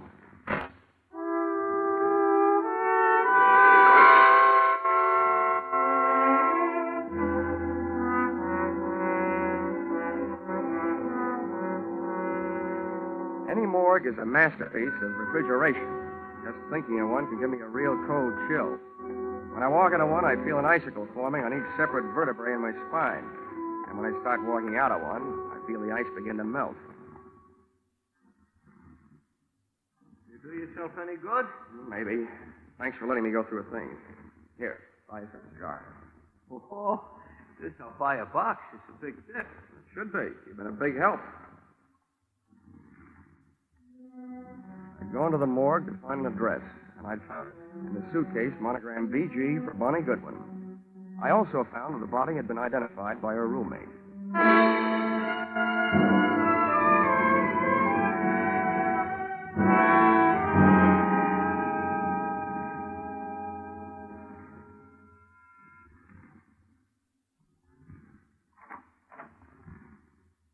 What do you want? I was a friend of Bonnie Goodwin's. I want to talk to you about her. You're no friend of hers. I knew them all. Leave me alone. There's nothing to talk about. She's dead, isn't she? Yeah. I have a pretty personal interest in it. Why? I was with her just before she walked into the alley. And you might be interested to know that she was using your name. How do you know? You don't know my name. Janie Page. Let's see, you're packing. I might be unpacking. When you pack, you fold things on the bed. When you want, you put them on hangers as you take them out of the bag. Now, you know where you're going? You better close the door. Well? I don't have to be a quiz kid to figure out that you're leaving because you're scared. Probably running away from the same thing Bonnie didn't have a chance to run away from. I'd like to find out what it is. Bonnie didn't have any big brothers looking out for her. What's your angle? I'll break it down for you. About 10% of my interest is keeping myself from being implicated in what happened last night. The other 90% might get me a merit badge in a Boy Scout troop. I'm just trying to do my good deed for the day. I'd like to see somebody get paid off. Who's your candidate? King Hart? He's one of the people she was afraid of. For a little girl, she had a lot of people after her. Did she double-cross too much, talk too much, or just know too much? She knew too much. About what kind of thing? The kind of thing smart people stay away from. Wasn't she? Couldn't. For a girl being mixed up with the wrong people is an incurable disease. You just wait it out. Mm-hmm. I see what you mean. You can't throw a bad reputation into reverse. You can stand a compliment. You strike me as being a gal who might have a better chance than most of busting into this unsmart set. I can't figure you out. What do you really want from me? What are you doing here? Who are you working for? I always feel sorry for you kids. Particularly the nicer ones. Oh, who knows? Maybe I'm just being selfish. Maybe this is a good chance for me to show off in front of heaven. I'd like to revise those percentages I gave you. From now on, let's call it 10% me, 10% Boy Scout, and 80% you. Well, now that I've cut you in for most of the profits, I'll get some help. I haven't got much to give you, but I think it was King Hart. Why? That insurance policy? That'd be one good reason. And the others? She brushed him. He wanted to marry her, but she brushed him. He was crazy jealous. King Hart claims he was in New York at the time of the shooting. If he can prove it, he's clear. But assuming that he did have some gun work to do in Chicago, who would he hire to do it? A guy named Joe Emma, by any chance? Joe Emma? He'd be more interested in shooting King Hart. They split up over Bonnie Goodwin. Emma wouldn't leave her alone till after Hart got out of town. Is there enough reason for him to kill her? I don't know. I don't know how jealous he gets. There's only one other thing I'd like to know. What? How I'm going to help you. I want to do something more than just help you pack. Hey, how does this sound? You and Bonnie are about the same type, same build, same hair, close enough to confuse anybody in the dark alley. Hey, what have you got going? If I could get a little story published on the first page of the evening paper to the effect that the body in the morgue, originally identified as Bonnie Goodwin, is not Bonnie Goodwin, that it was identified in error and actually is you, Janie Page, I think we could sweat Bonnie's killer out into the open, trying to finish the job. Hey, what are you trying to do to me? I'll get killed. No, you won't, because you won't be waiting here for them. I will.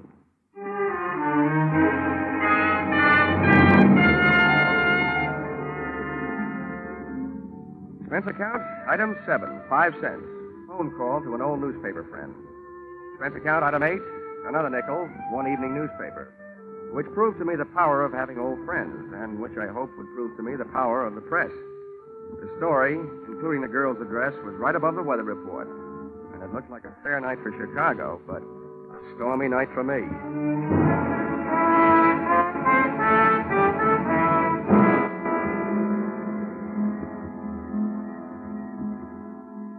I learned early in my career that when you're waiting in an apartment for the arrival of killers, don't just wait. I opened a window onto the street, made myself a pot of coffee, some sandwiches, sat down in an easy chair facing the door near the telephone, and had a picnic. For dessert, I had a sweet, rich idea, which made me feel much better. When a little after 10, I heard a car pull up outside. When I heard footsteps coming up the hall 20 seconds later, I took the telephone out of its cradle, dialed 1 to get rid of the telltale tone of a line not in use.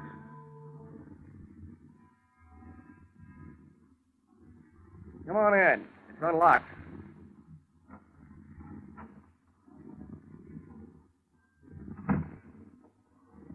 King Hart. Repeat, King Hart. What are you up to, Dollar? I'll tell you what I'm up to. At the other end of this phone line is a police lieutenant listening.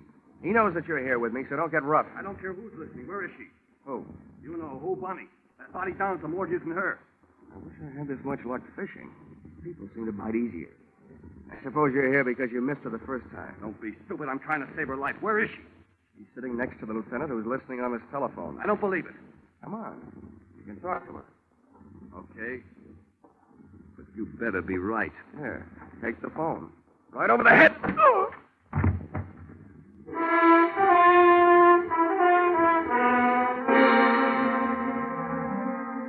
Dragged Mr. King Hart into the living room closet, went back to the phone, and really called the police to tell them that I had their man.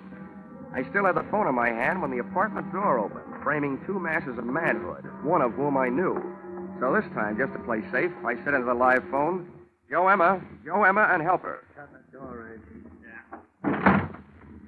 Well, if it ain't our insurance sale, who you talking to with that telephone? Police. I just gave them your name. Hang it up. Okay. Pretty smart trick, I suppose. But I got news for you.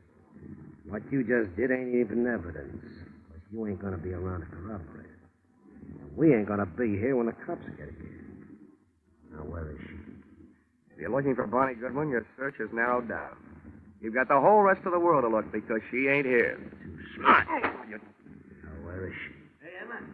She's hiding in that closet there. The knob just moved. Oh? That's where you got her. Okay, Angie, stay on this guy. I'll take care of Bonnie. On out, sweetheart. I'm coming, Joe! Why, you?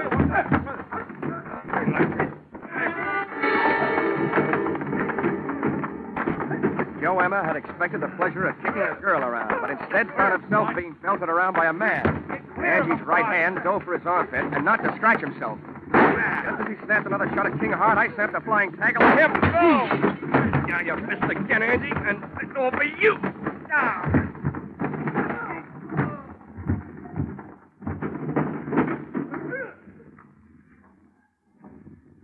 Congratulations, King. It's a delightful right hand you throw. Never mind that. Where's Bonnie? She's dead, Hart. I planted that newspaper story that she's still alive. I didn't read any newspaper story. I just came from the city morgue. The babe they got isn't Bonnie Goodwin. I never saw her before. Isn't Bonnie? Well, then why did... Oh. Emma kills her roommate in the dark alley by mistake. So Bonnie switches identities to make herself officially dead so she can live longer. Where is she? I want her back. I thought all you wanted was to get her name off that insurance policy. That isn't true. If I wanted an insurance investigator to find her, what else could I tell you so you take the case? I want her back. You'll have to make up her own mind about that. For you, I'm not playing Cupid. I'll tell you what I'll do. You tell me all the sweet, pretty things you want to say, and I'll repeat them to her.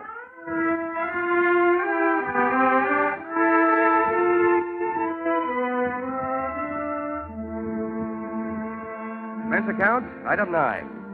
$28.40. Dinner, while repeating all the sweet, pretty things King Hart had wanted to say to Bonnie Goodwin. And telling her all the unsweet, unpretty things I felt about his kind of guy. Don't worry, Johnny. I'm not going to him or anybody like him. Well, where are you going? Back to my hometown, I guess.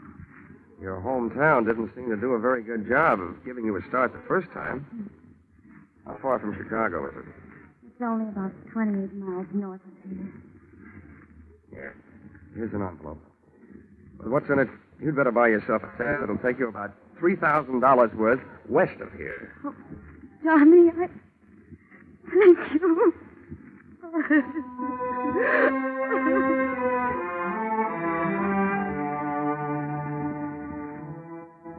Expense account, item 10, 20 cents. 2 beers, one for me and one for King Hart. I told him that his money was taking Bonnie on a little trip back to happiness.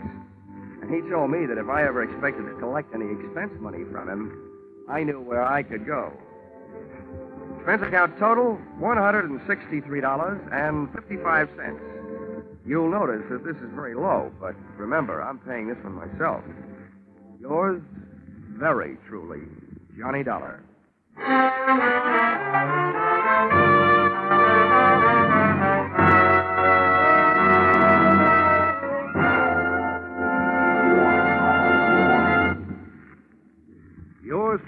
Johnny Dollar, directed today by Gordon P. Hughes, stars Charles Russell, with script by Paul Dudley and Gil Dowd.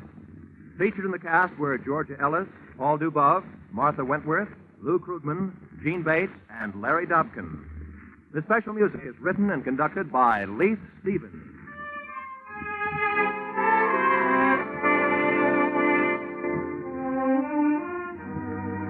Be sure to be with us at the same time next week when another unusual expense account is handed in by yours truly, Johnny Dollar.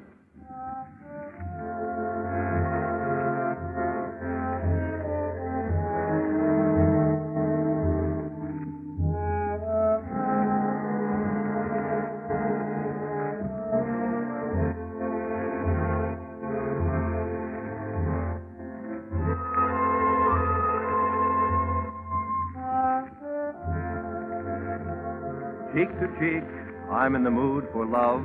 Isn't it a lovely day? That's what you think. Nope, that isn't just a mixed-up sentence. That's just for the top hits you'll hear on your Hit Parade on Parade tonight. Top hits from 1935. Without a word of warning, I'm on a seesaw. Yes, more hits dressed up in bright new 1949 arrangements and played and sung by the nation's top vocalists and musicians.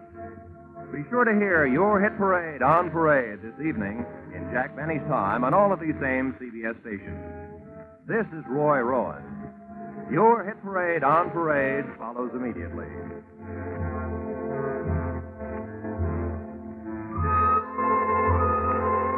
This is CBS, the Columbia Broadcasting System.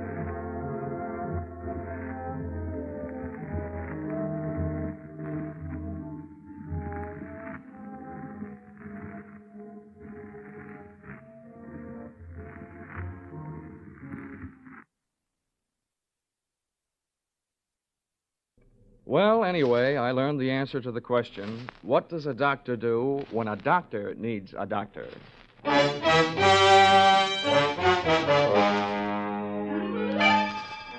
This is another in the adventures of America's fabulous freelance insurance investigator, Johnny Dollar. At Insurance Investigation, Johnny Dollar is only an expert. At making out his expense account, he's an absolute genius.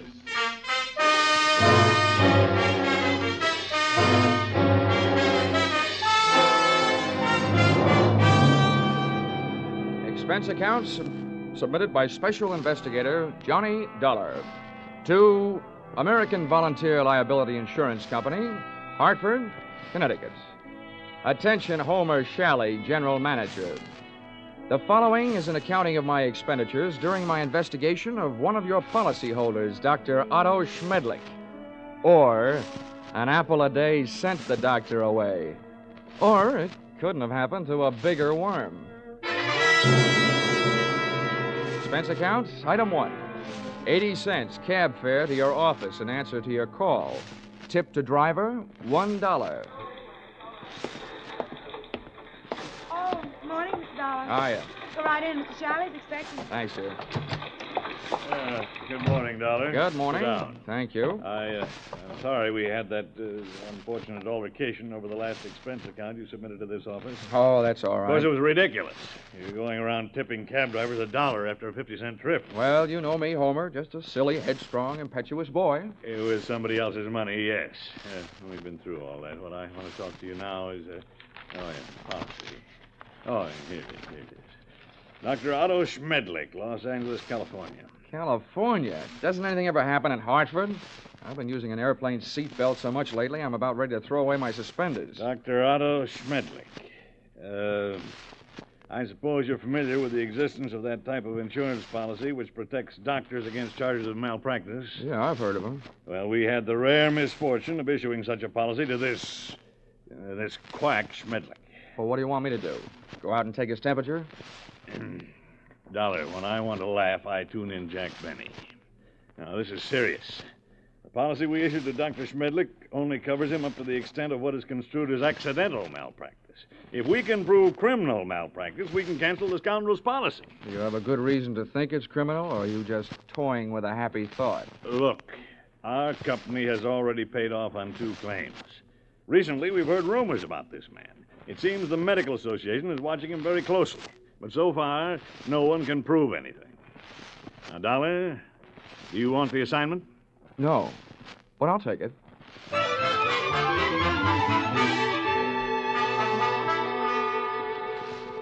Expense account, item 2, $194.04. Airfare, Hartford to Los Angeles. Item 3, $4.50.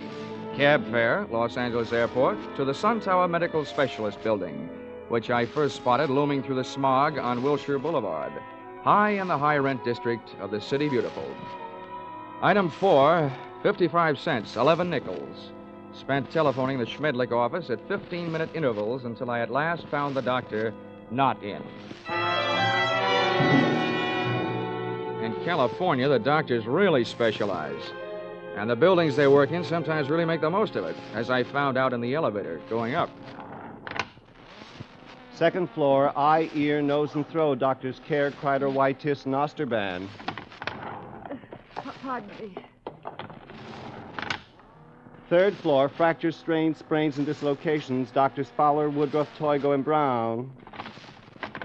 Oh, pardon me.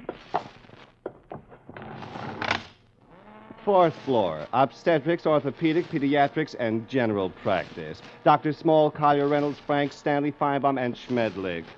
Would all these medical terms you just tossed off by any chance mean that we have now arrived in the land of the mechanized stork? To put it crudely, yes. Thank you, Jack Armstrong.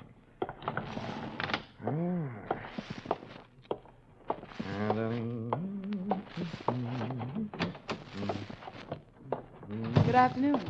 Hello. Dr. Schmedlich in? Well, no, I'm sorry, he isn't. Oh, good. I mean, that's too bad. Just what do you mean? Well, I meant to say that, well, since the doctor isn't in, I mean, I'd rather talk to you anyway. You're prettier. I should be. I'm a girl. Now, is there something I can help you with? Yes, as a matter of fact, you can. I have a sort of empty feeling around my heart. What would you prescribe? Bicarbonate of soda. Is that all? Touché. Now I have an empty feeling around my head. Please, will you state your business? Oh, now, honey, you should know that anybody who walks into a doctor's office wants to live. And after seeing you, I really want to live. What are you doing tonight? Well, I am not in the habit of making dates with strange men. Who's strange? And furthermore, you are perhaps the most insufferable, egotistical Now, if you just person give me a chance, darling, I'm sure I'll be able to prove you're right. Why, I wouldn't be caught dead, would you?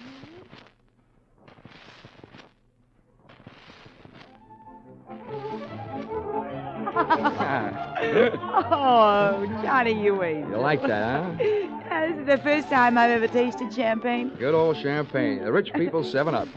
Well, here's to us. To us. Doreen, I feel like talking. Well, thanks for putting me on guard. Listening to you can do strange things to a girl. I want you to know more about me. I'm an insurance man. I didn't go up to your office hoping to see the doctor. I wanted to see his nurse. You. Why, Johnny Dollar, if you try to sell me... Oh, hey, now, wait a minute. Hear me out. You can probably guess it's getting pretty tough trying to sell insurance these days. More than anything else, a guy needs a new angle, and I've got one. People who go to doctors are worried about their health. Now, people who are worried about their health are worried about the security of their families. So they become good prospects for insurance policies. No, but at the same time, aren't they also bad risks? A lot of them are, yeah. But they can't pass the insurance physical. But there are plenty of others. You should know the figures prove that as many healthy people go to doctors as do unhealthy. Perhaps the most popular disease in America is hypochondria, and the national headquarters seems to be located right here in Los Angeles. I see. And from me, you want a list of Dr. Schmedlich's patients? Smart girl. Smart boy.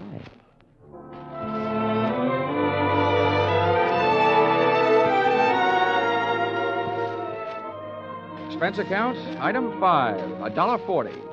Cab fare to Doreen's apartment, where I told the driver to wait. Expense account, same item, part 2, $28. Waiting time, before I took the cab the rest of the way back to my hotel.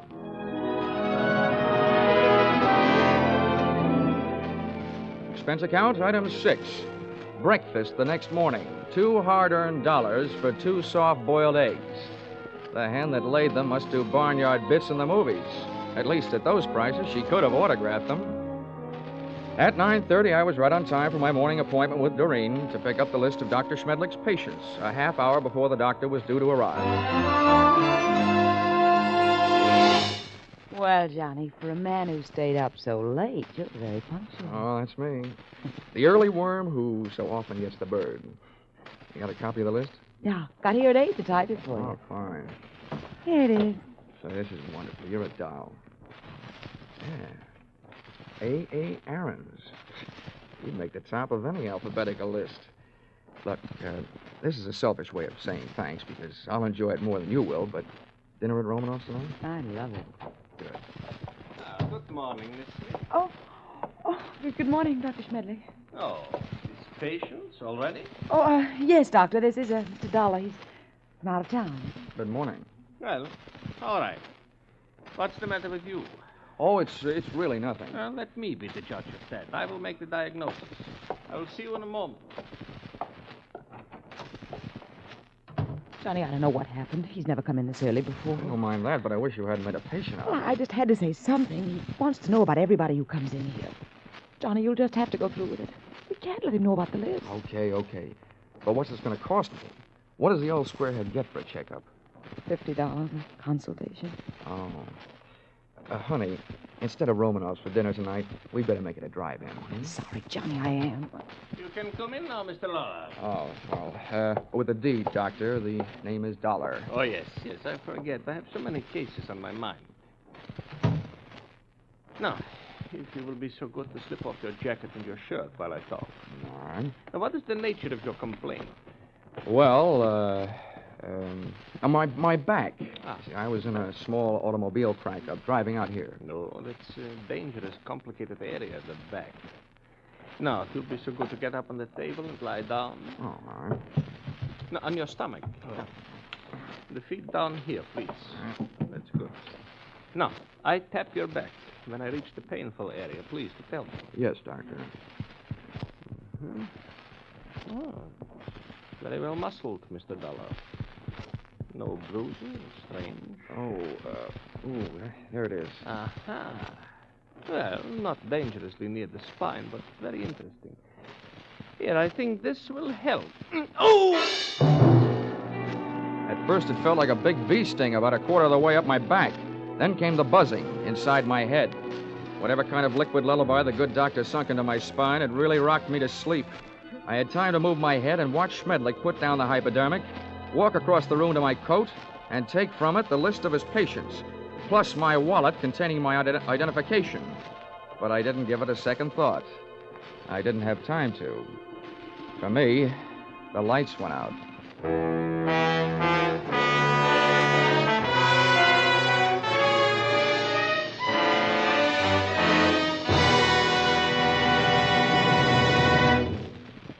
In just a moment, we will return to the second act of Johnny Dollar. But first, assets, one block of wood. Liabilities, more trouble than the legendary paper hanger with the hives. It sounds as though Edgar Bergen had a pretty bad bank balance, doesn't it? But luckily for you, he comes back week after week to the CBS studios with his block of wood named Charlie and lets himself in for more trouble. As for you, you're really in the chips when you take in the Edgar Bergen Charlie McCarthy show, heard over most of these stations every Sunday. Don't miss their brightest, gayest show tomorrow night on CBS, where this fall you hear them all. Tune in this fall for the show that you love best of all. Listen carefully, here's the address. It's CBS. Now, with our star, Charles Russell, we return to the second act of yours truly, Johnny Dollar.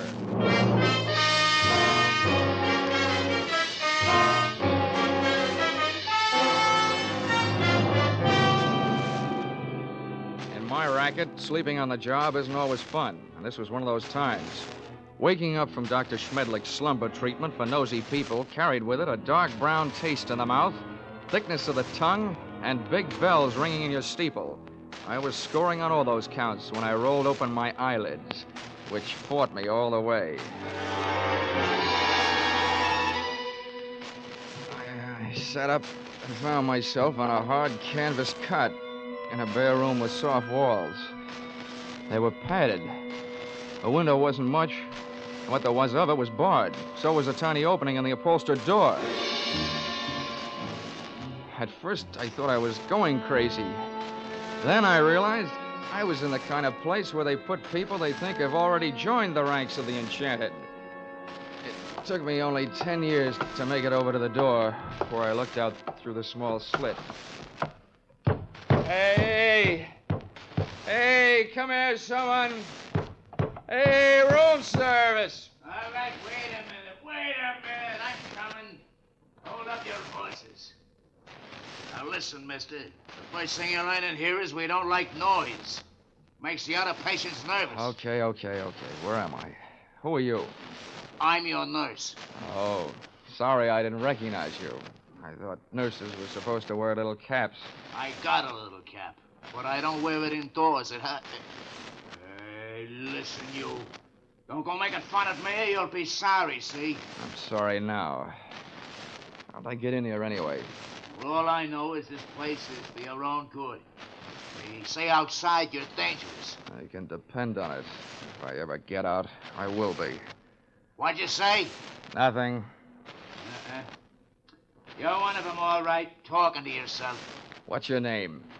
Well, it's none of your business, but I'll tell you. I don't like people calling me hey you, so I'll tell you.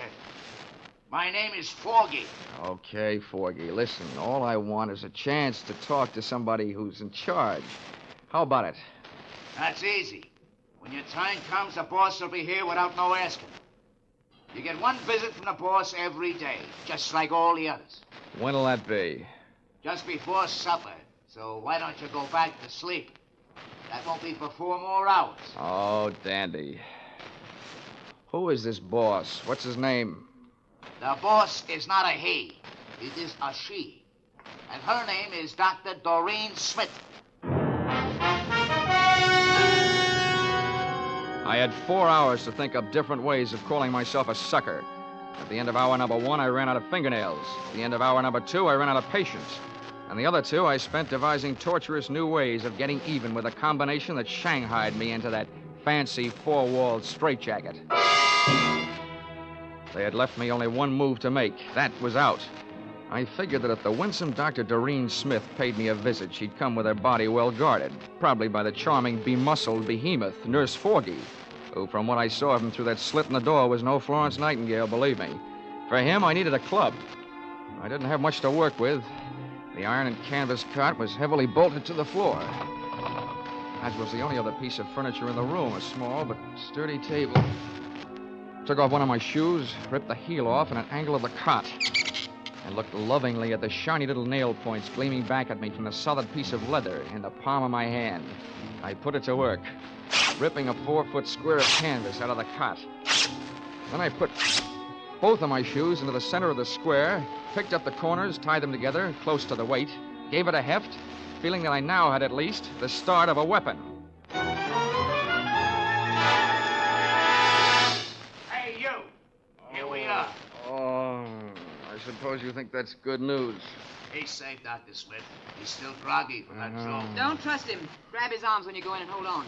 Now go ahead, I'll follow.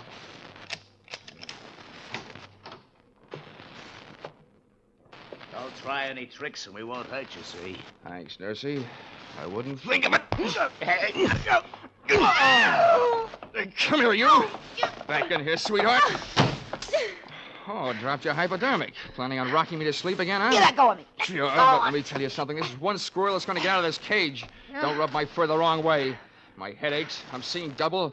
My nerve ends are whipping me to death, and for 2 cents, I'd punch you square in the nose, because one thing for sure, you ain't no lady. Now, sit down. Stay there while I put on what's left of my shoes. You better go back to Hartford, little boy. This is too big for you. Being around you will make anybody grow old in a hurry. What do you think you're gonna do? Right now, I'm going to take your keys, lock you in here with Sleeping Beauty there, and then I'm going after a breath of fresh air. Have fun, the two of you. You make a peach of a pair.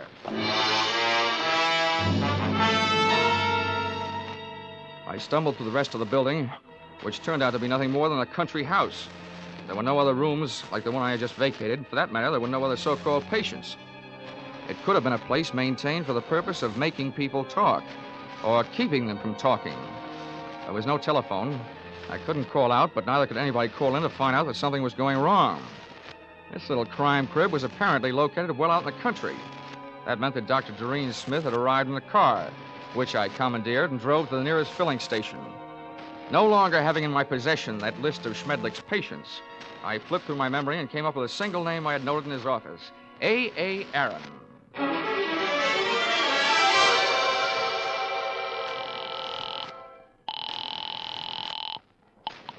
Hello? Hello, is Mr. A.A. Aaron in, please? It is Aaron speaking. Oh, good. Mr. Aaron, I'm representing a group of West Coast druggists. I'm making a survey. Where do you have your prescriptions filled? It is at the Enjoy Pharmacy on Beverly Boulevard. Oh, I see. One more question, Mr. Aaron. I know that in many cases people go to the pharmacist recommended by their doctor. Is this the case with you? Yes, that is right. Well, thank you, Mr. A.A. Aaron.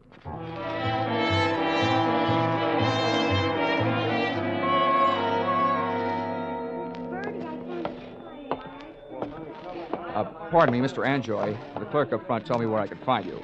My name is Dollar. I'd like to have a word with you if you have the time. On the basis of ethics, the state of California should have picked up the gentleman's pharmaceutical license and issued him a barber's permit. Mr. Anjoy loved to talk. From the few thousand words he threw at me during the ensuing half hour, I managed to sift the following information. Dr. Schmedlich's prescriptions were usually refillable, dangerous, and habit-forming. I also managed to memorize the names of a few of his patients from the narcotics book. With these tucked into a lonely corner of my cerebral cortex, I limped out into the newborn night.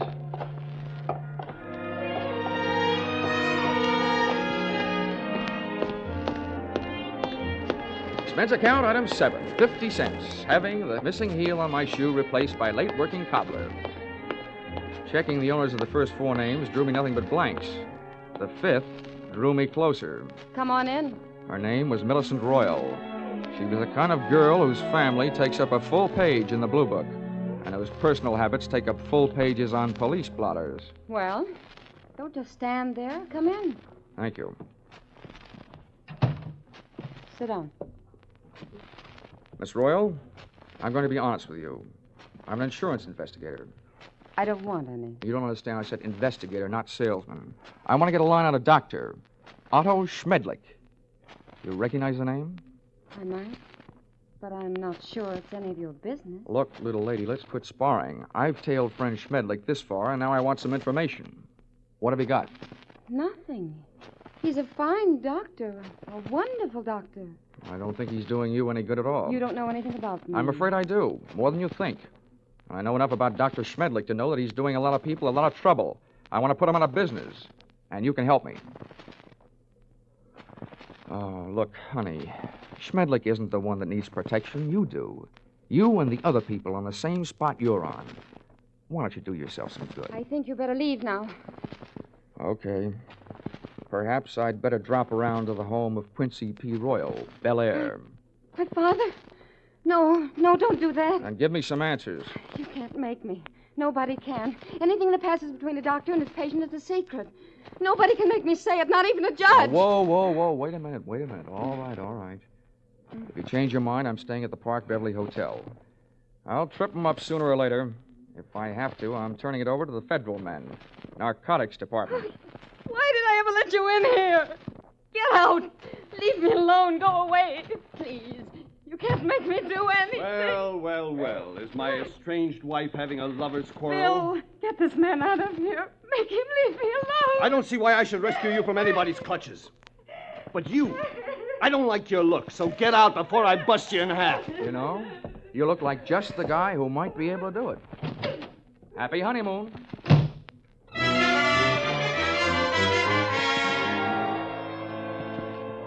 My hangover from Dr. Schmedlich's health cure hit me again as I hit the street. What I needed was a hot shower and a cold drink.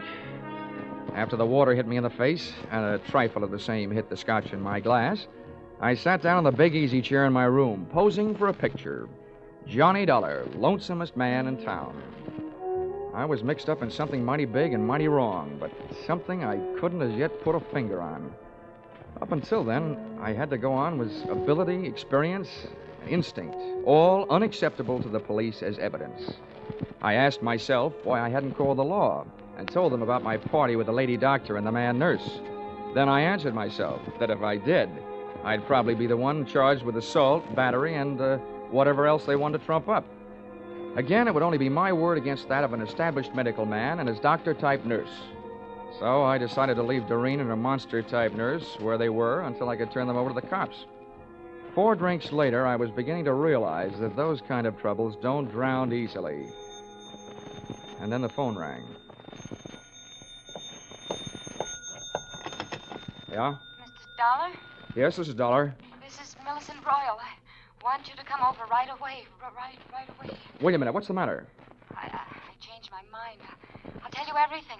Anything you want to know. Oh, listen, Millicent, take the advice of an old hand at this sort of thing. If you want to help, tell me now, over the phone. No. You can't trust telephones.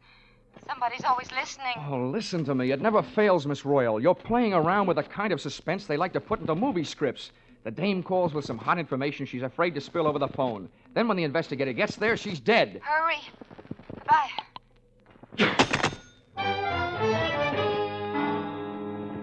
I went there. I was right. She was dead.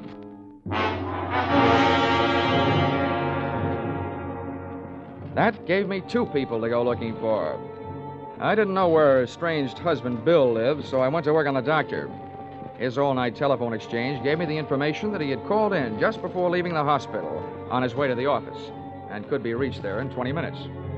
I was apparently closer than he was, so I walked over to the building and up to the 4th floor.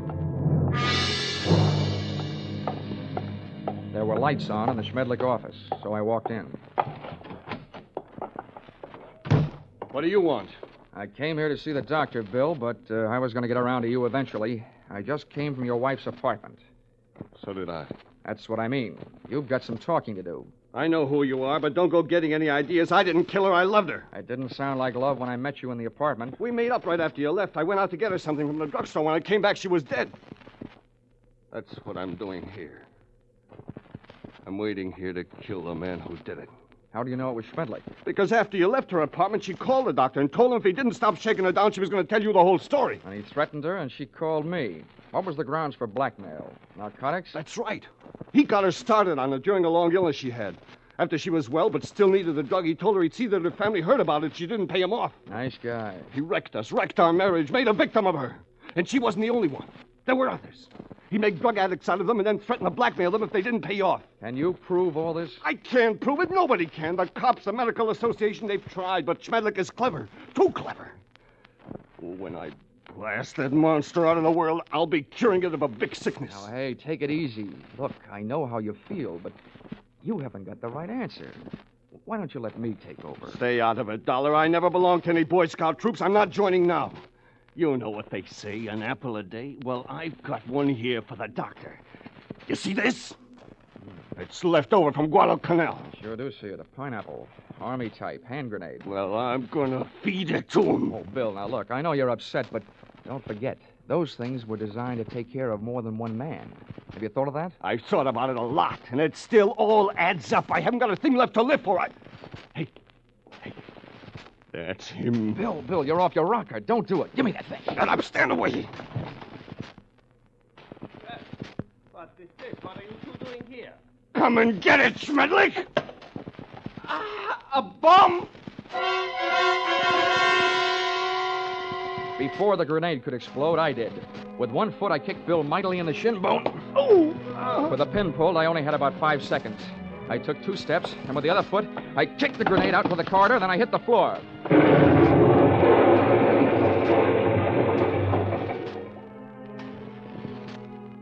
All right. I'll still take you to pieces, Schmedlich. I let Bill go to work on the doctor until he had socked him into a state of unconsciousness. And to save Bill from a murder rap, I did the same for him with a loose portable typewriter. Sorry, but it's time to typewrite the tagline, William. Oh! P.S. Then I called the police.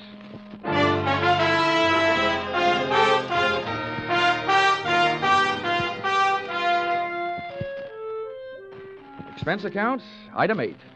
$50, airplane rental, Burnsley Charter Service for flight to Palm Springs. Item 9, $62. Dinner at the Dunes, party of 3. Included in said party, me and Haig and Haig. Expense account, item 9, airfare Palm Springs to Los Angeles to Hartford, $244.04. Expense account total, $1,211.69. All that for getting rid of a doctor. And if you react the same way you reacted to my last expense account, it'll probably mean that you will be needing a doctor. Signed, yours, truly, Johnny Dollar.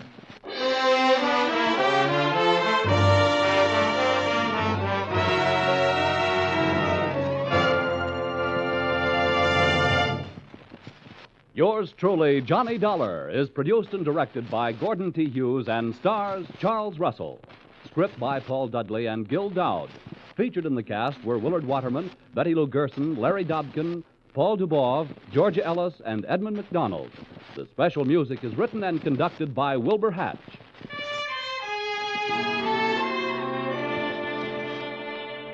Be sure to be with us next week when another unusual expense account is handed in by yours truly, Johnny Dollar.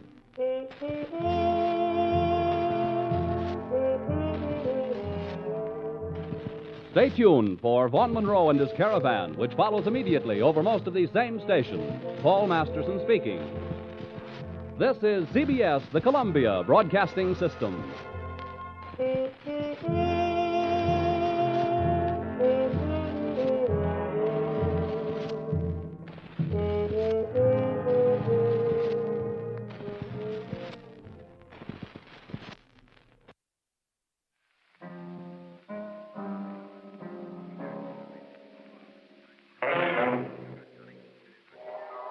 The Columbia Broadcasting System presents yours truly, Johnny Dollar.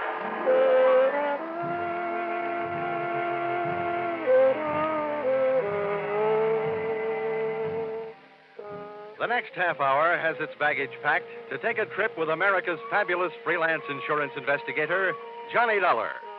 At insurance investigation, he is just an expert.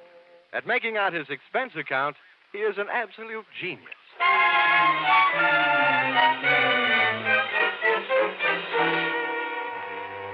Expense account submitted by Special Investigator Johnny Dollar to Home Office, Oriental West, Cargo Bonding Company, San Francisco.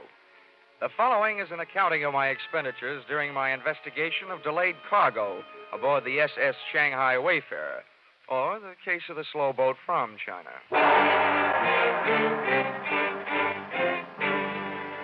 Expense account, item 1, $181.52. Plane fare from Hartford to San Francisco in answer to your urgent call. Expense account, item 2, $3. Lunch on Fisherman's Wharf in answer to my stomach's urgent call. Item 3, $1.20. Cab fare to your office. Dollar, my name is Fundy. I haven't had the pleasure of meeting you before. And may I say it's a pleasure meeting you. It's a rough trip. I'm glad it's over. Over? Oh, it's just begun. Here, Dollar. This is your plane ticket to Singapore. Singapore? Hmm? You know, Fundy, I had a choice. Really? To come to San Francisco to see you, or to take a case in Boston. A nice old lady on Beacon Hill clubbed her husband with an early American bed warmer. But no, rather than New England broiled lobster, I'd rather have San Francisco cracked crab. Now, all of a sudden, Singapore. May I ask why? Yes. We've bonded against a delay, a $120,000 cargo of raw tin aboard the Shanghai Wayfarer. The ship was due to sail from Singapore 3 weeks ago. Still out there, tied up in the Tanjong Pagar dock. What's the delay? Mutinous, mechanical, or just plain mysterious? I'm afraid it's a little of each. We flew an expediter out there 10 days ago to see what he could do. All the satisfaction we've had from this man, Harrison, is a report that since his arrival, the Wayfarer's main shaft is burned out, her freshwater pumps have fouled up, and her steering machinery has gone on the fritz. You don't need an insurance investigator. You need a good plumber. Well, maybe you're right. But anyhow, you'll find our man Harrison, William Harrison, at the Crown Colony Hotel. He'll fill in the details. Dollar, you have only a matter of hours after you hit Singapore to get the Shanghai Wayfarer started on its way. I must impress upon you the fact that any delay after that will cost this company $2,500 a day. Well, all I can promise is the old college try. Times like this, I wish I'd gone to college. Well, anyway, I'm in the right town to make my last night in the States a good one. A few drinks with the right gal at the top of the mark. A few rare steaks at Alfred's. A few dances to Freddie Martin's music at the St. Francis. A few moments alone in the arms... Dollar. Huh? That sounds mighty good. But your plane leaves in 2 hours. 2 hours? Well, I guess I'll have to do without the drinks, the dinner, and the dancing.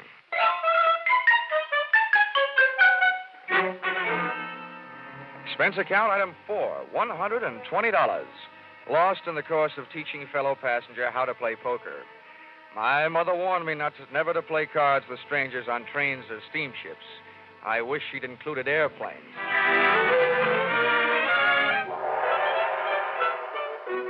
You'd implied, Fundy, that the situation smelled. Well, you should have caught a whiff of the city, especially the native sections, through which I had to pass on my way to the Crown Colony Hotel. I found it on Anson Road. I found myself a room. I also found William Harrison's room.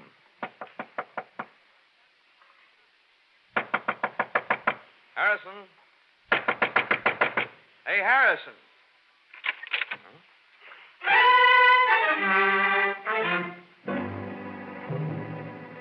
But I didn't find Harrison. All I found was a calling card from my old friend Trouble.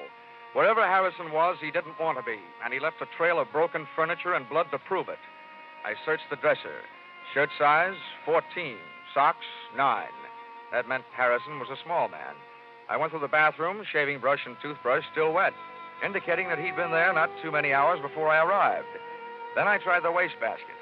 In addition to one large glob of used chewing gum, an empty cigarette package, and some old Kleenex, I found a swizzle stick with a name on it. The Collier Key Bar.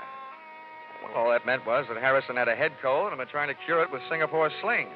But at least I knew where he'd been drinking them.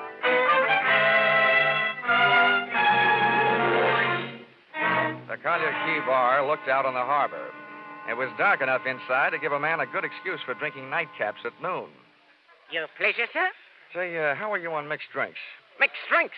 Governor, if I don't know how to make 'em, I look 'em up in the book. If they ain't in the book, I fake 'em. Now, what'll it be? Straight bourbon. Right, yours, sir. Oh, hey, bartender. Yes, sir. Are you by any chance acquainted with an American named Harrison? Harrison, sir? Yeah. He arrived in Singapore about 10 days ago. Small man with a cold in his head. Oh, Harrison. Sure, I know him right enough. He's been coming in every night with a chief engineer from one of the ships in port. Oh, yeah? What ship is that? Well, the Shanghai Wayfarer, I think. Oh, the Shanghai Wayfarer. What's this engineer's name? Yeah, now, hold on. I ain't getting him into any trouble, am I? He's a nice chap, he is. A handsome tipper. This handsome? My governor, $20 American. Why, compared to you, sir, Mr. Frank Moore is downright tight-fisted. Well, now, that's it. I done it. I let Mr. Frank Moore's name slip right out. My missus is right. For a little man, I've got a ruddy large mouth.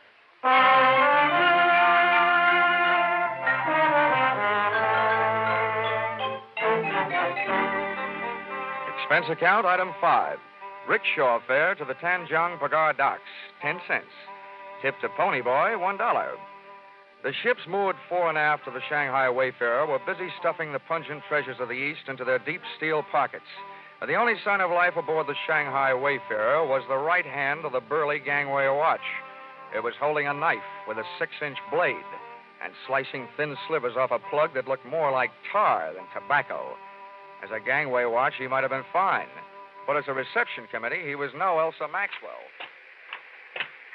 That's far enough, mate. There's nobody aboard and there's nobody coming aboard. It's all right with me. All I want's a little information. Where can I find your chief engineer, Frank Moore? You come to the wrong place. Try the icebox over at the Singapore police. They fished him out of the harbor this morning, stabbed to death. Oh? Any idea who did it? They're holding some dame he's been playing around with. No, I don't know her name. Have they got anything else? Listen, mate, my job is to guard the ship, not answer questions. Okay, have it your way. Oh, watch out for pirates.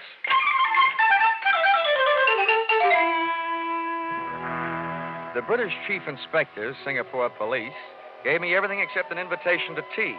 But unfortunately, he never even heard of Harrison. He took me into the morgue, and a look at Frank Moore's body told me nothing I didn't already know.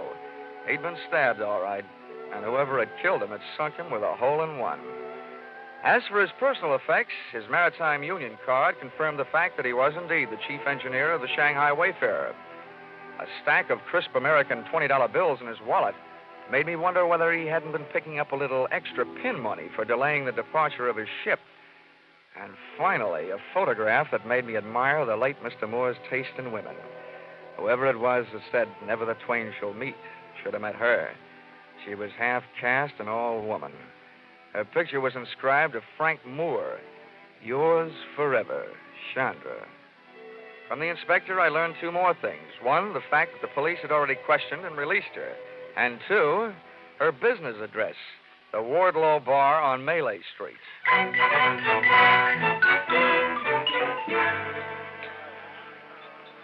Hello, Mr. Young.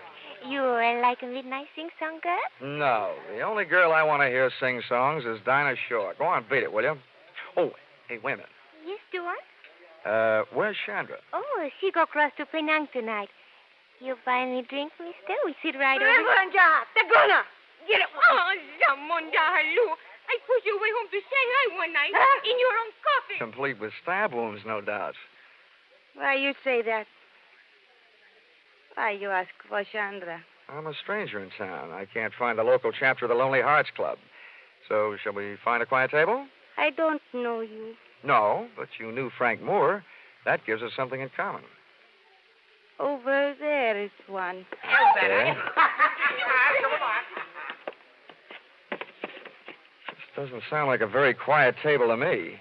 In Singapore, you will learn whispers stand out in the quiet. They disappear in the noise. I'll bow to the wisdom of the native guide. But who said I had any secrets? You talk about Frank Moore, so I know if you do not have secrets to give, there must be secrets you like to learn. But I tell the police everything I know, which is nothing. Oh. No, you are disappointed in me? No, not at all. You make good scenery. And I'll bet there's quite a story that goes with you. Oh, you find me interesting. I'm a man. Why do you come to me? Well, there were two places I could go for what I'm after. And you're much prettier than the SS Shanghai Wayfarer. I'm looking for a lead on a man named Harrison. Your murdered friend Frank Moore knew him, so figures you know him. You are wrong. I do not know him. I do not even know you. Oh, well, that's soon fixed. My name is Johnny Dollar. Your name is nice. Especially the dollar part, huh? You are very droll, but I see when you make this joke there is no smile on your face. You are worried about your friend, Mr. Harrison? Yeah, that's right. Maybe he was lonely tonight. Maybe he does not want you to find him. You certainly make me feel much better. How about a drink? I never drink before midnight. All right, then I'll wait. We'll have one then. All right, Johnny. But we don't have it here. We go to my house.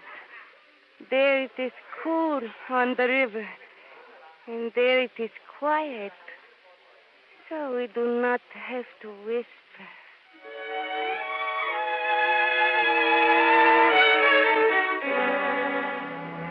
Midnight must have been invented for Singapore, and her house must have been invented for midnight. Only one thing looked out of place. Up on the wall was a souvenir of Chandra's war effort, a real American baseball bat, a Louisville Slugger. And on it was written, "Remember the U.S. Marines." Everything else in the place was soft. The lights, cushions, and Chandra. It is nicer to drink here, no? May I say it's a mite intoxicating without a drink. I wish the boys back in my high school senior class could see me now. What do you mean? In the graduation annual, they predicted I'd be a bookkeeper. Oh, I do not understand you. And neither did the boys in my senior class. Johnny, please say things I can understand. I want to know you better.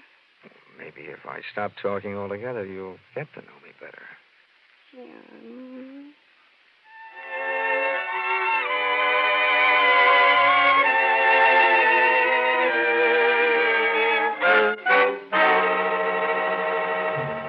So I stopped talking, but I didn't stop thinking. When I'd mentioned Harrison to Chandra earlier, she said maybe he was lonely tonight. If she didn't know him or anything about him, I wondered how she knew that he was missing tonight and not for a couple of days, or maybe even longer. Besides, the boyfriends of women like her don't keep secrets. I still assumed that if Frank Moore had known Harrison, Chandra had known Harrison. I also assumed that she'd spited me into her parlor for purposes other than social. And that notion was seconded soon after I had it, when somebody kicked the door open. It's you, Johnny Dollar. The two boys in the door were not from Western Union. And ugly as they were, Chandra left my side to join them, which made me think that maybe my senior class had been right. Looking at that trio's 6 eyes and 2 guns glaring at me, I wished I was a bookkeeper.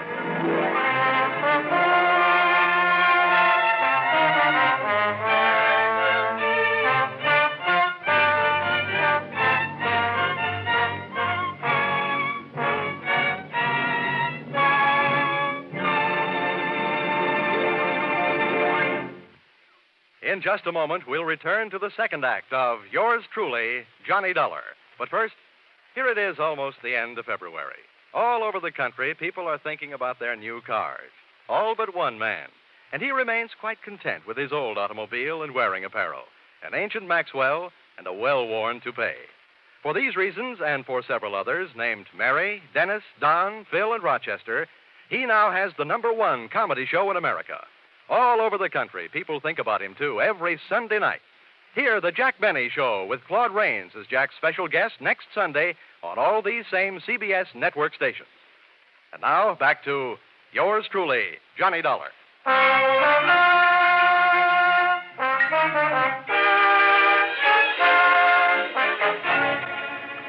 The men with the guns, described from left to right, were a fat man with 3 chins and a bald dome, and with him, a punk with a sneer and arms that were too long for the rest of him.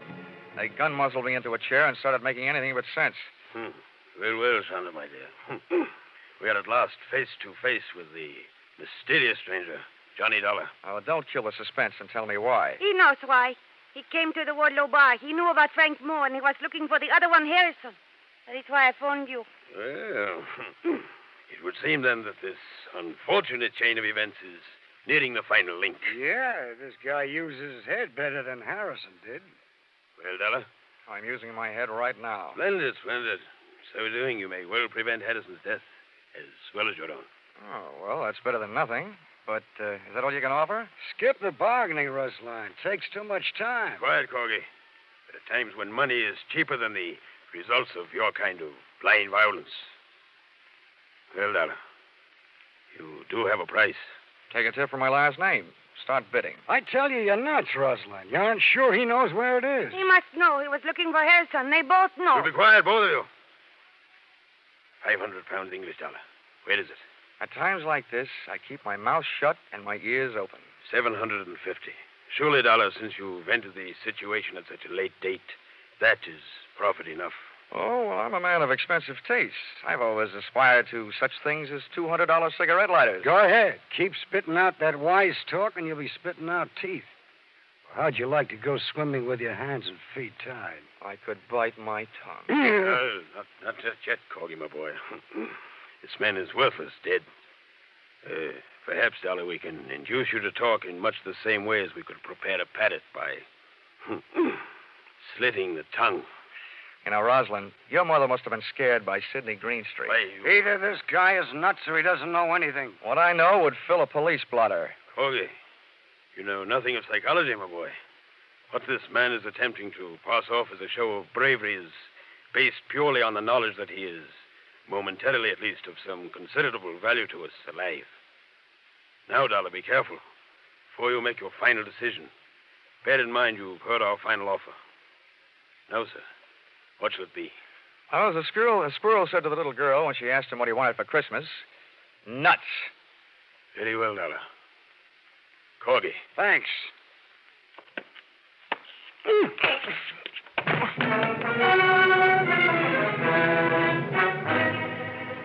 finally came to in the dark, trussed up like a turkey, and lay there trying to figure it out.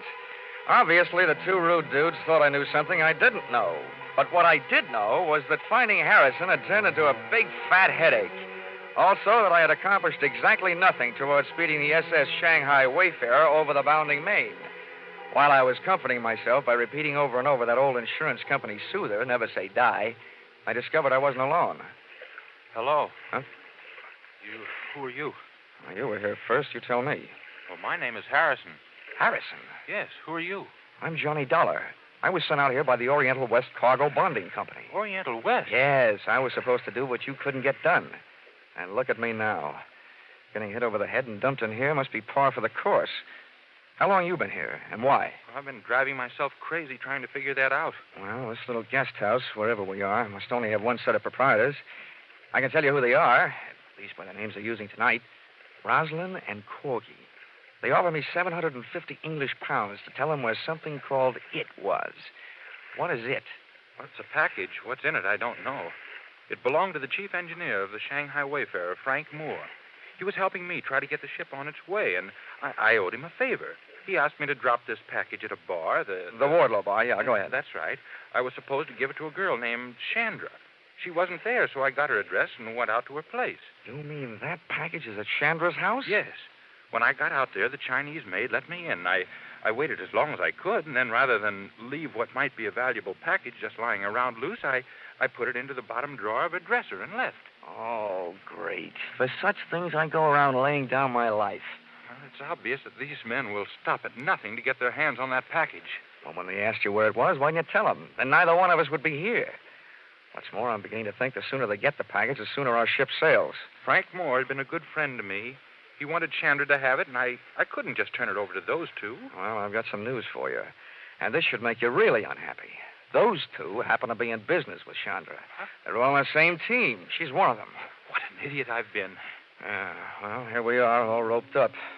You know, for a pair of guys who came out here to speed a shipload of raw tin on its way, we're doing just dandy. We're lucky if we get out of this thing alive. Offhand, I'd say our host probably murdered Frank Moore trying to get that package. Maybe we're next. Uh-oh. Maybe right now. A beam from a powerful flashlight stabbed us in the eyes. The sudden change from too much dark to too much light kept us blinded. Well, look who's here. At least the voice behind the glare wasn't Rosalind's and it wasn't Corgi's. But it was a familiar voice, one I'd heard and heard lately. He walked in on us, the flash in one hand and in the other, a knife with a 6-inch blade. At first I wondered whether it was the one that had been buried in Frank Moore's back. And then I remembered where I'd seen it before.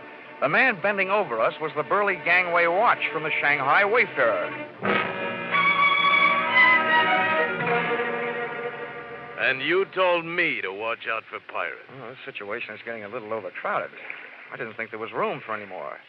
What do you want? You know what I want, Dollar. The same thing Roslyn and Corgi are ripping your hotel room apart for right now. Now, don't tell me you're looking for it, too. Two things I know about that package, mister. The name is Rourke. Okay, Rourke. One thing I know is that it's dangerous company. The other is I want no part of it. The only thing I'm interested in is getting the Shanghai Wayfarer out of port. That won't be hard once I get that package. Where is it, Dollar? I'll trade the answer to that question for a little freedom. Okay. Hold still. Thanks. Harrison's next. I want him with us in case he's lying. All right. Okay, Harrison, roll over. Hey, you! When Rourke bent over Harrison, I drop-kicked the flashlight out of his hand, ran across the darkened room, through the open door, and kept on running. Sometimes the long way around is the shortest way home, so I headed for Chandra's house.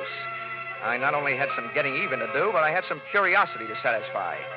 Somehow the Shanghai Wayfarer's failure to sail on schedule was tied up with a mysterious package. But how? Why? I decided I'd earn the right to see what was in that package.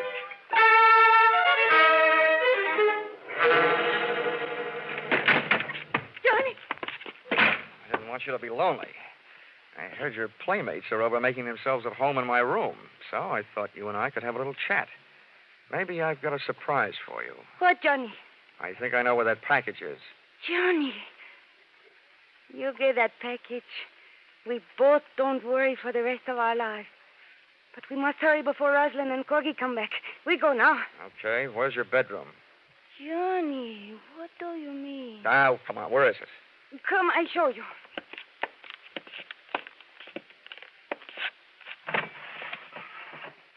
No, it cannot be.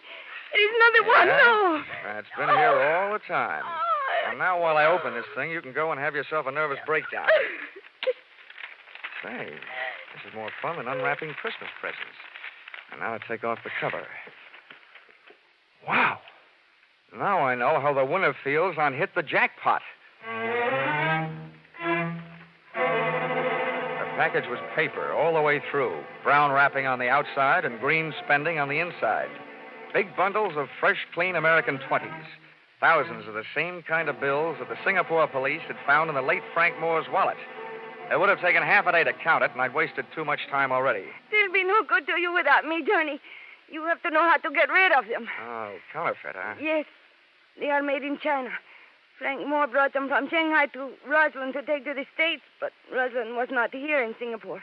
He was late, so Frank had to make some accidents happen to his ship to keep it from sailing.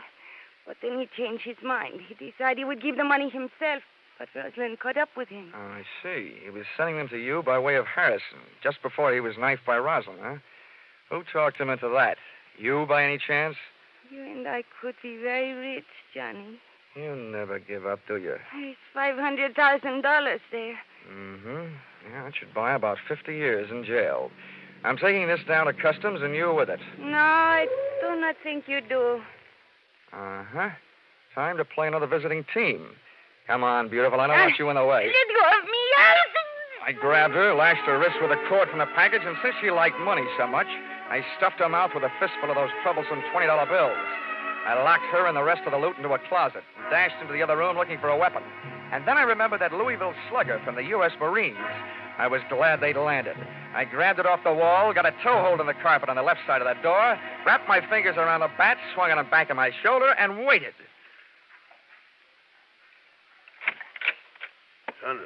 Sandra, my dear, we just came to... Oh! 2 out and 1 to go.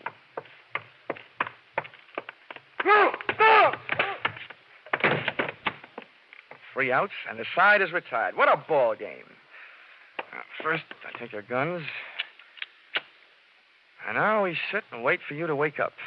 I'll take over from here on in, Dollar. Huh? Oh, I don't know about that, Rourke. I happen to be the guy who has the gun. Oh? Well, here. Take a look at this. What's in your wallet that I want to look at? More hot 20s? I'm not taking my eyes off you, Rourke. Okay, I'll turn around with my hands up, and then you can look at it. Okay, fair enough. But if you so much as move, I'll start shooting. That's the deal. Oh, it's a fine time to learn this. Are you satisfied? John Joseph Rourke, U.S. Treasury Department. Come on in. I'm sorry I couldn't come out into the open before, Dollar, but I was too close to the payoff of this case to take any chances. Well, you know, I'm beginning to think that just being in this town is taking chances. That counterfeit's been funneling through this port on its way from China for months. We had Moore staked out for a long time, but this is the first shot we had at the top. That's him lying there on the floor, Rosalind. Now I've got him. Oh, your pal Harrison told me where I can find the only other thing I need, that package of hot money in the dresser drawer. Oh, it's now moved into the bedroom closet, along with a package of hot woman. Well, then, Dollar, it looks like my job out here is just about done. Yeah, I guess so. Hey, wait a minute. You're from the Treasury Department. Yes? Well, then, after you get all these birds into their cages, how about helping me make out my income tax?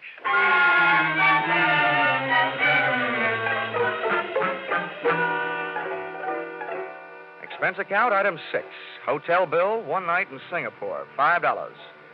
Item 7, 1 new outfit, replacing mine, which was ruined in course of taking midnight dip in Singapore River, $200. Item 8, $20. Bar checks for cheering up one William Harrison, your expediter, whose innocence had him running errands for the man who was holding up the departure of your ship. Item 9, $375. Spent while killing time until the departure of my plane back to the States. after the Shanghai Wayfarer finally sailed. You see, this time I had 4 hours on my hands instead of the 2 you allowed me in San Francisco. Expense account total, $1,407. Signed, yours, truly, Johnny Dollar.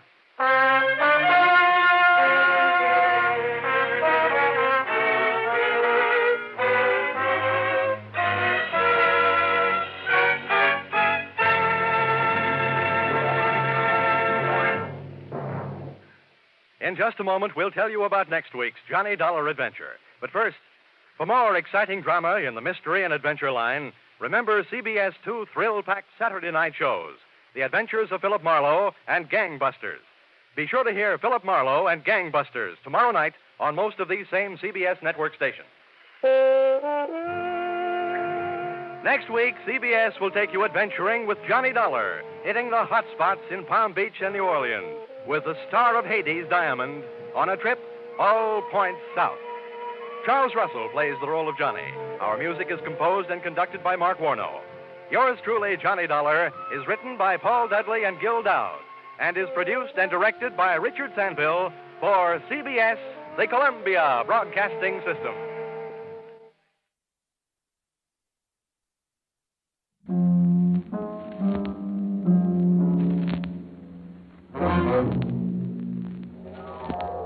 The Columbia Broadcasting System presents Yours truly, Johnny Dollar.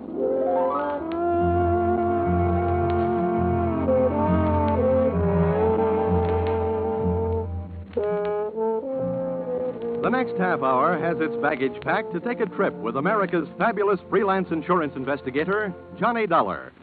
At insurance investigation, he is just an expert. At making out his expense account, he is an absolute genius.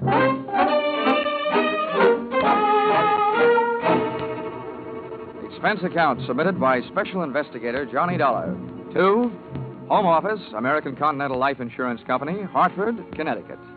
The following is an accounting of my expenditures fulfilling your assignment as a bodyguard, the body being that of your late policyholder, Robert W. Perry. Expense account item 1. Fare on night train Hartford to New York, $3.80. Expense account item 2. $1.80 taxi to Lower Manhattan the following morning. Two officers, Perry and Van Bruten, importers, arriving as promised at exactly 9 a.m. May I help you? Yeah, my name is Johnny Dollar. I have an appointment with Mr. Perry for 9 o'clock. Oh, yes, from the insurance company. Well, you're right on time. Yeah, they told me I'd better be. Mr. Perry just came in. He's alone and waiting for you. I'll buzz him that you're here. Thanks.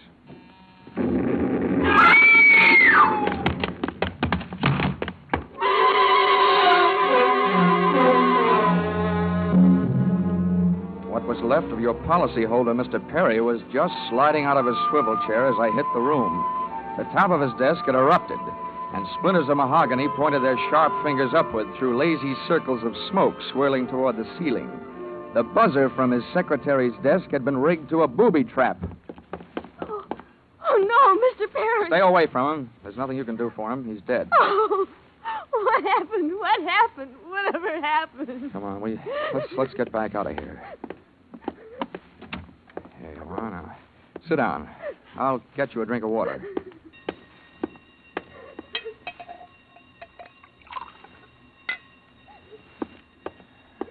Here you are. Just drink this. What happened? We heard an explosion. I turned in an alarm. Is anybody hurt? There's a doctor on the 3rd floor. Should I call him? Never mind the doctor. Call the police. And nobody gets in here until they arrive. And the rest of you, go on, beat it. Run along. And turn off that alarm. Okay, miss. Now, just take it easy. But it was all so sudden. What happened? Well, that's not too hard to figure out. Somebody wanted to give your boss, Mr. Perry, a shortcut through life. So, whoever it was, figured out that a secretary would never buzz her boss unless he was at his desk. They rigged up a bomb somewhere in his desk that would go off when you buzzed him. Oh, but then I killed him. Now, wait a minute. Don't get hysterical on me. There's excitement enough around here, and there'll be plenty more when the police get here. Keep cool. But I did it. You saw me do it. Look, the way you put it, I killed him by coming in here and giving you my name so you'd buzz him. Drop it, will you? I'm sorry. Now, what about yesterday? Was he here? Yes, all day. What time was it when you last used the buzzer? Wait, right up to the last minute, about 5:30. Who left the office first, you or Perry? Mr. Perry, he always leaves first, and I lock up. Well, from the looks of things, you should have used more locks last night. Somebody got in here to do some wiring. Uh-oh, I forgot that fire alarm. All that equipment and no fire. Look, before the police arrive, do you know why I was sent here? Yes. Mr. Perry recently felt that his life was in danger. He thought that, well, with a $100,000 policy, the insurance company would do everything they could to help keep him alive. Well, we didn't have much of a chance, did we? What was he afraid of? I don't know. Okay. What were his other appointments for today? He's only had 2. His partner, Mr. Van Bruten, at 11, and then... One at a time now. Van Bruten. Anything special about their meeting? Yes. Mr. Van Bruten arrived just yesterday from Holland. You mean there was a branch of this firm in Holland? Yes, and Mr. Perry was buying out Van Bruten's interest. They had their final meeting at Van Bruten's hotel last night. Oh? And Van Bruten was coming by this morning to pick up his money. Cash? No, a cashier's check. The bank is to deliver it here at 10:30. Now, quick. Perry's other appointment. Who was that? Christine, his wife. Oh, yeah. Now Christine, the beneficiary. Yes, but she wouldn't have been the beneficiary in another 2 weeks. They were getting a divorce. Thanks for the motive. You don't like her? I didn't mean it that way. How about Perry? Did you like him? Okay, well, here's an easy one. What's your name? Susan Gates. Now, isn't that about enough? Okay, Susan, you'd better save your voice. During the next few hours, you're going to have a lot of talking to do. Oh, here come the firemen, and we haven't even got a child to ask them to save. Where's the fire? I'm looking for a fire. Just stick around. When the cops get here, somebody will get burned.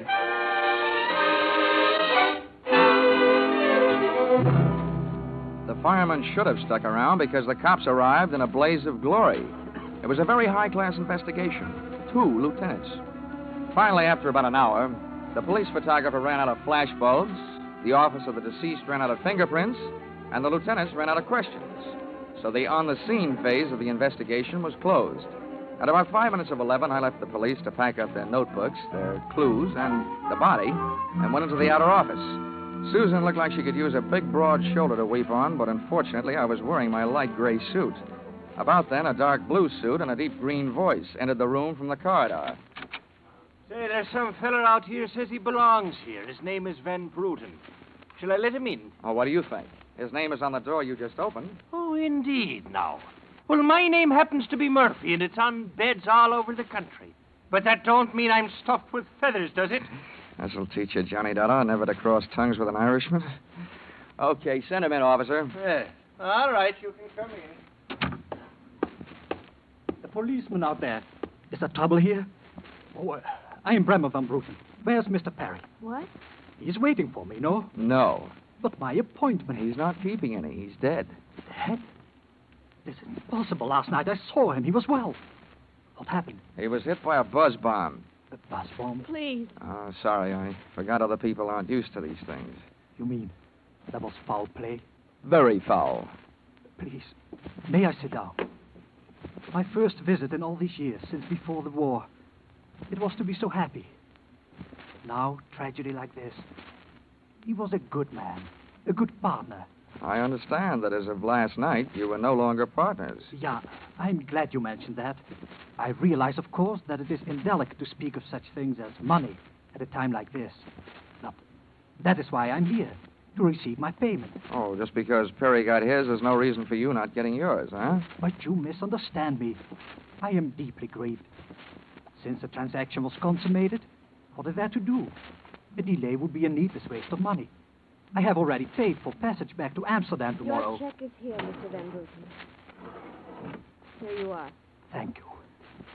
In all my years of business, this is indeed the saddest moment. Yeah, those are very kind words, Van Bruten, and I'd believe them if your eyes would stop counting all the zeros on that check. Expense account, item 3, 90 cents. Phone call to your company. American Continental Life Insurance Company, good morning. Oh, well, that's a matter of opinion. This is Johnny Dollar. Put me through to Mr. Gordon, will you? Yes, sir. Mr. Gordon's office. Look, honey, this is Johnny Dollar. I want to speak to Gordon. Oh, and while I'm telling him what I've got to tell him, maybe you'd better sit in his lap with some smelling salts. I'm not that type of a secretary. And besides, he doesn't have a lap. Hello, Dollar. How are you making out? Out about $100,000. What's that? Yeah, somebody turned Mr. Perry into a firecracker. He's dead. Oh, that's bad news. It's a big policy, you know. Yeah. Look, what I want to know is, shall I stay on the case? Oh, certainly, Dollar. Certainly, by all means. By the way, is there a chance of proving suicide? There's a non-payment clause. To make this one a suicide, there'd have to be a Santa Claus. Nobody could hate himself enough to do it this way. Well, what are the fraud possibilities? Only fair. There's an estranged wife. She's the beneficiary, but she wouldn't have been in a couple of weeks. Divorce coming up. I'll start with her. All right, Dollar. Good luck. But watch those expenses.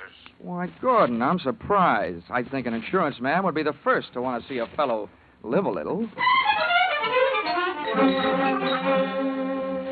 Expense account, item 3. Cab fare, $2.80. Tip to driver, $1. Christine Perry's apartment was on Sutton Place, overlooking the river. And from what the doorman told me, all of the proprieties. I took the elevator up to the 24th floor, and there I discovered that our garden-fresh widow was living high in more ways than one. Everything about the place was French. The maid that led me into the living room, the decor, and the perfume, which reminds you that breathing can be fun. I looked up from enjoying my nose to see Mrs. Perry looking down hers. Mr. Dollar? Oh, Mrs. Perry. I believe we can dispense with any getting acquainted. You're an insurance investigator, interested in the death of my husband. So naturally, you're here because you've jumped to the conclusion that I killed him. Oh? You're the one that's jumping to conclusions, lady. Then what do you want? The policy's in order. The premiums are fully paid. I'm not quite sure. I know that you've got a great motive. So far, the only motive I've found. You haven't had much time to look, have you? Check. This is my first stop. Maybe you can help me. Do you know anyone who would be happier with your husband out of the way? I know very little about my husband's friends, or for that matter, his activities for the past 6 months. That's when I left him. Uh-huh. Well, that's not much help for either of us. Well, without someone else to suspect, I may just have to concentrate on you. Mr. Dollar, I picked the men I want to concentrate on me. Well, I hope you're as long on alibis as you are short on your temper. Where were you last night? With a friend, Al Donovan. For a while, the same place my husband was. And I've witnesses to prove who was with him. Anybody at the Club Caprice can tell you. Well, save me a trip. I can't afford the prices they get there. Certainly, pleasure.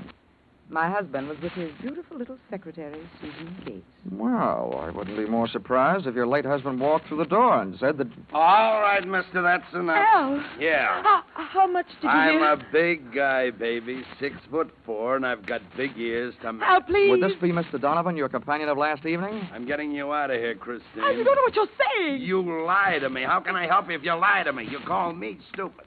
The way you're playing this, you'll alibi yourself right into a cell. I'm getting you out of here. What are you doing to me, Al? You're crazy. Come on. She's right. You are stupid, Donovan. She was doing just fine till you dropped in. Mister, you've been asking a lot of questions. Now I'll give you one answer. Al, you... All right, Christine. So much for the wise guy. Now about you and your alibi. You wasn't with me at the Club Caprice last night, and if it's so easy to prove your husband was there with his secretary, who were you there with? You told me you were going with your husband, talking divorce, remember? When Al measured me for that swing, I measured my chances with him. To me, he looked like one of the corporate assets of Murder Incorporated. So I rolled with a punch, hit the floor, and stayed there, with my eyes closed and my ears opened. What I heard was Christine's alibi flying out the window, Mr. Donovan giving her a few loving cuffs, and finally the pair of them flying out the door. I allowed myself the luxury of a 20-second massage on the new lump on my jaw, and then I got up and started out after them. This case was becoming interesting.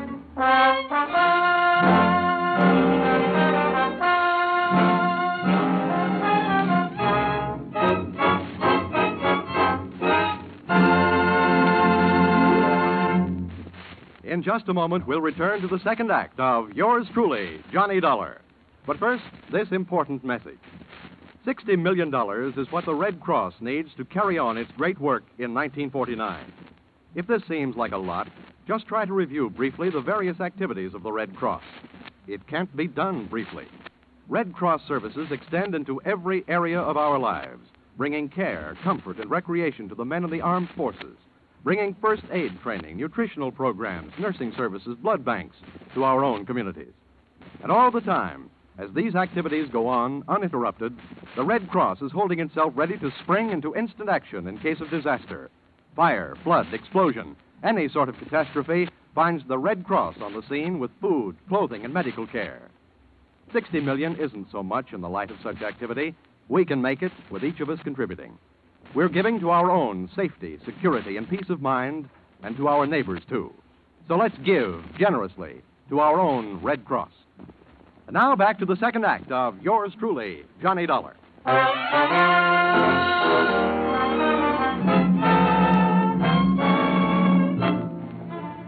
I hit the street just in time to see Donovan pushing Christine Perry into a cream-colored convertible. When they got rolling, I piled into a cab and followed them, and the chase was on. At 57th and Broadway, things got complicated. My cab was 3 cars behind theirs when a red light flashed them to a stop. Then the door of their convertible flew open. Christine jumped out, dashed across the street, and down to the subway. Since Donovan didn't follow her, I followed him. When he finally pulled to a stop, he took 2 chances. He parked in a no-parking zone and walked straight into the building beside it, a police station.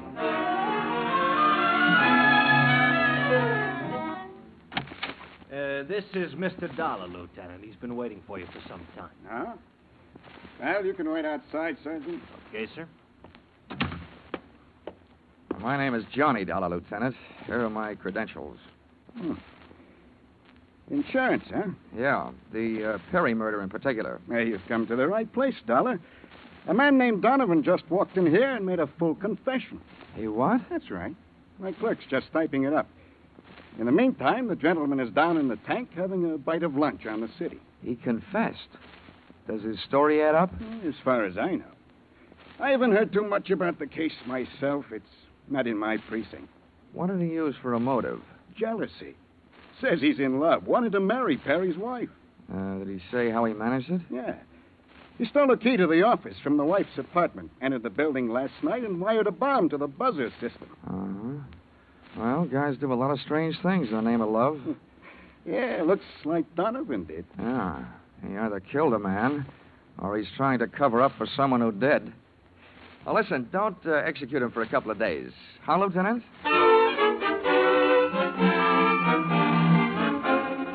I spent the rest of the afternoon downtown in the offices of Perry and Van Bruten, importers. The partners' correspondents told me 2 things. They had been extremely friendly, and Van Bruten was extremely bald. Perry had been sending him toupees from a famous Hollywood makeup firm. At 4:30, I opened the drawer marked Employment Files. They rocked me with 2 minor explosions of their own. The folder marked Donovan Albert J. told me that he'd been employed as Perry's bodyguard over a period of years and that he was canned the day before the murder. Before I received blast number 2 from the folder of Perry's secretary, Susan Gates, the office door opened behind me. Well, Mr. Dollar, you're supplied with a search warrant, I hope? Just the one I was born with, Mrs. Perry. The kind they say kills cats. You know, curiosity. What are you looking for? I found it. How about you? What are you doing here? Oh, I'm tired of dueling with you.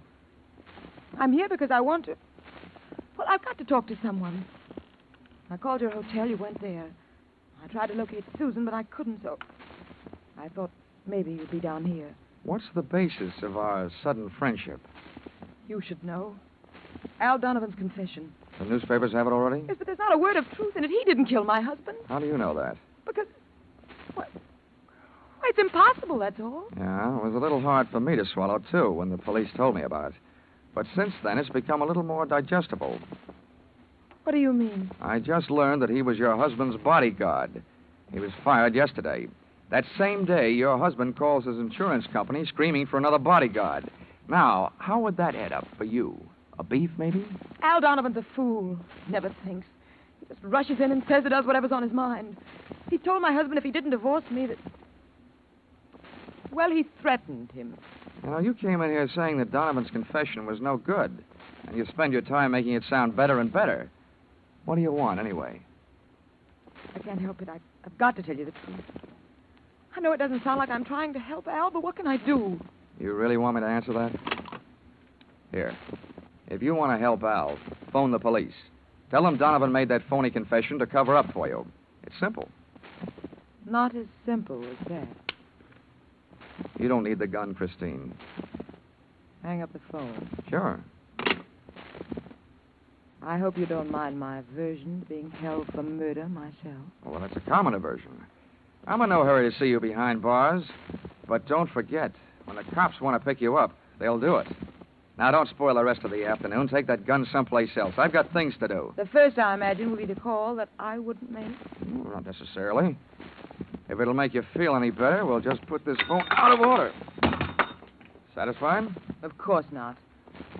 But don't get me wrong, Mr. Dollar. I wish you nothing but success in your investigation.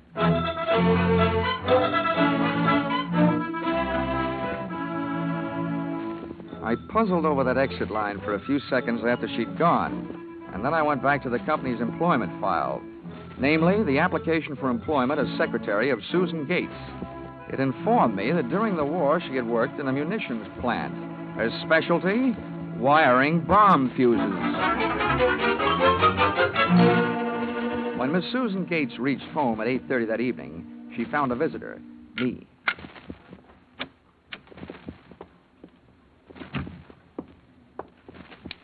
Oh, how did you get in here? A professional secret. Oh, you scared me. What do you want? Why did you come here? I wanted to bring you the good news. I heard on the radio that Al Donovan confessed to Perry's murder. Al? I can't believe it. Why not? Who do you like for the spot? Why, Christine. Al is covering up for her. I'd like to agree with you. If it turns out that Christine wound up her husband's life with a bang, the company that hired me saves $100,000. But I don't know. She claims she has all kinds of alibis. One of them is you. Me? Yeah. Did you see her at the Club Caprice last night? Why, yes. I know who you were with. Your boss. There's nothing wrong with that. Oh, I'm not preaching a sermon. I want to know who she was with. I don't know. Man I'd never seen before. Mr. Perry knew him, but he wouldn't tell me who he was. Why not? I don't know. He said I might get the wrong idea. About what? I don't know. We didn't sit there and talk about it all night. Why should we sit here and talk about it all night? All right, all right. When a census taker shows up and asks a lot of questions, people answer them. When an investigator tries to do his job, they make the proverbial clam look like a blabbermouth. Look, Mr. Dollar, believe me, this has been a greater shock to me than to anyone else. Excepting, of course, your late employer, Mr. Perry. How long did you work for him? 4 years.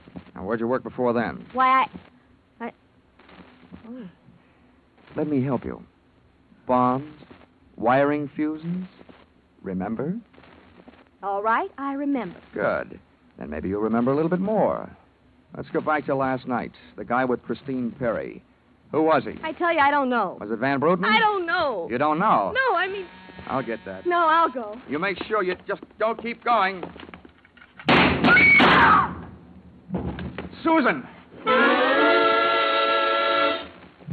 When Susan snapped the spring lock to open the door, the gun outside opened up.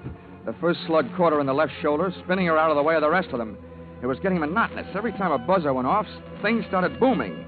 Susan was sprawled out on the floor in front of the door, and to open it, I had to move her. By the time I did, the hallway outside was empty. Okay. Come on, take it easy.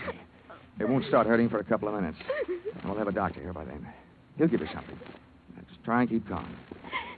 Here, I'll throw my coat over you. Now, try not to move. Oh. Trying to ruin this rug. Never mind the rug. What we want to worry about is who tried to ruin you. What'll they do to me? What will who do to you? They'll arrest me. No, they don't arrest people for getting shot. You have any idea who it was? That man in the office this morning.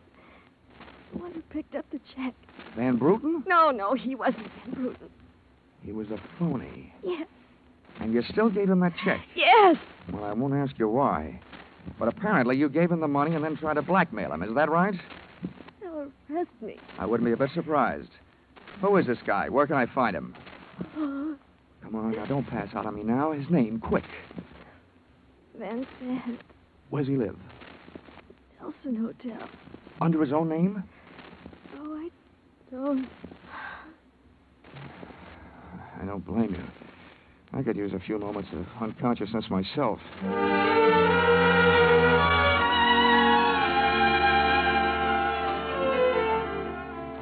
The Nelson Hotel didn't have a Dutch name on the register, so I got a hold of the housekeeper and found out how many rooms her staff hadn't been able to make up all day because of Do Not Disturb signs on their doors. I went calling at these particular rooms. On the 9th floor, I awakened one old maid. On the 7th, I startled a bunch of poker players who thought they were being raided. On the 5th, I blushed my way out of the bridal suite. And on the 4th, I struck the door of 427 and the Jackpot. Who's there? Don't you see the sign? I do not wish to be disturbed. Oh, sorry, I must have the wrong room. I started up the hall after the fire axe, but when I got to it, I changed my mind. One of the few things I'd learned about this guy Van Sant was that he loved to murder people through doors, so I decided against trying to chop his down. Then I remembered the way those people came pouring out of those offices earlier in the day when they heard that fire alarm. So I picked up the little red hammer next to the big red fire axe, broke the little glass window, pulled the little brass hook, and set off a big brassy noise. Then I rushed back to 427. Fire! Fire! Where's the fire? Right here in my eyes, sweetheart. Why you come here? You wish you hadn't. Never mind the dresser. You're through shooting guns for the day. Oh. What do you think, Van Sant? You want to try some more? You cannot make me stay here. The fire. We will all die. You look good barbecued. But I'll make a deal with you. You talk. And if I like what I hear, I'll show you how to get out of here alive. How do I know this? Well, you don't think I'm going to stay here and fry, do you? And if you don't start flapping that tongue in a hurry, I'll probably just tie you to a chair and run. First, where's Van Bruten? You will find him in the bedroom. He better be alive. He's out cold. What's the matter with him? He will be all right. He's on the sedatives. Where did this identity switch start? You better hurry up. I smell smoke. I knew Van Bruten in Amsterdam. I knew about the sale of his interest. And I knew that the girl in the office here had never seen Van Bruten. Well, let's go now. Don't get up. I can feel it getting warm in here. The firefighters. We will be saved. Now, don't be too sure. They always start at the top floor and work their way down. Come on, I can hear those flames crackling. You know the rest. Last night, when the transaction was all finished with Barry, I gave to Van Bruten some sedative in his cocoa. You set up that bomb so Perry'd get it before you showed up to pick up the check. Yeah, I told you that. Then it happened that girl didn't know I was an imposter. I don't know how. Well, let me tell you. She's been sending old Van Bruten in there toupees for the last 4 years. Gray ones, my red-headed friend. Oh, yeah. Let us get out of here, no? Yeah, out cold.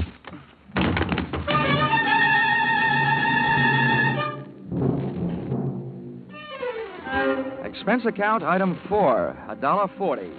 Night letter informing you that American Continental would have to meet payment of claim to Mrs. Christine Ferry, innocent widow of the insured. The only thing she was guilty of was trying to stay on the right side of a hot-tempered boyfriend. She lied about who she was with at the Club Caprice, not to fix herself an alibi, but to keep Al Donovan from learning that she'd been out with another guy. That guy being the real Mr. Van Bruten, who had only taken her out to try to talk her into reconciling with his friend, her husband. Item 5, $60, silver chafing dish. Wedding present for Christine and her new husband, Al Donovan. Well, that was the least she could do for the guy who had confessed to a murder he thought she had committed. Item 6, $8, flowers for Susan Gates, prison hospital. Item 7, fine for turning false alarm, $1,000 and no cents. And that's what I think I'm beginning to get for getting into this racket. No sense. Expense account total, $1,263. Yours, truly, Johnny Dollar.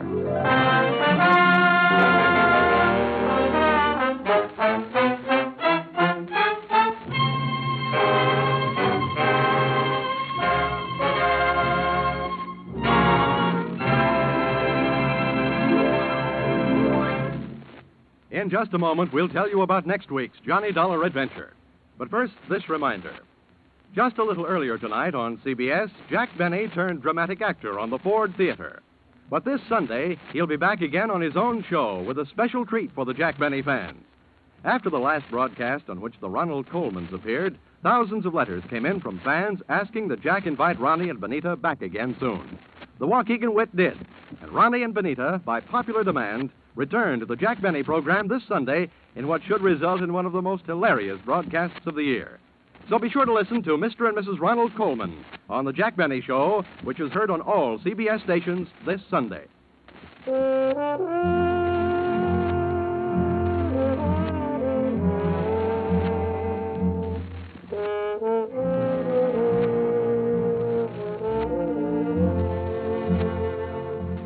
Listen in again next week when CBS brings you Yours Truly, Johnny Dollar, with Charles Russell as Johnny.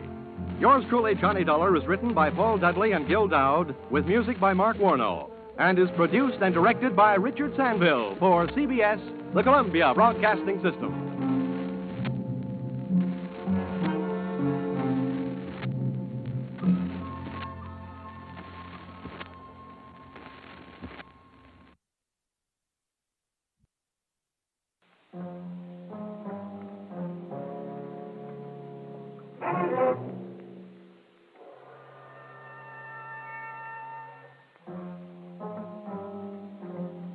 The Columbia Broadcasting System presents Yours Truly, Johnny Dollar.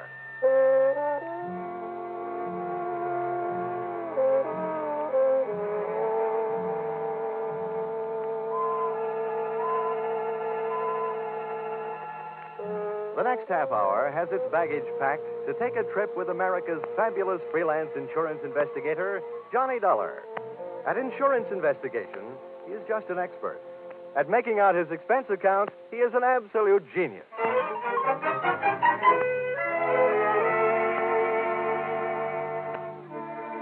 Expense account submitted by investigator Johnny Dollar to Home Office, East Coast Underwriters, Terminal Building, Hartford, Connecticut.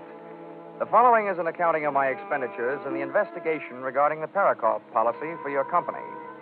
Expense account item 1. Plane fare to Benton, Ohio, $40.04.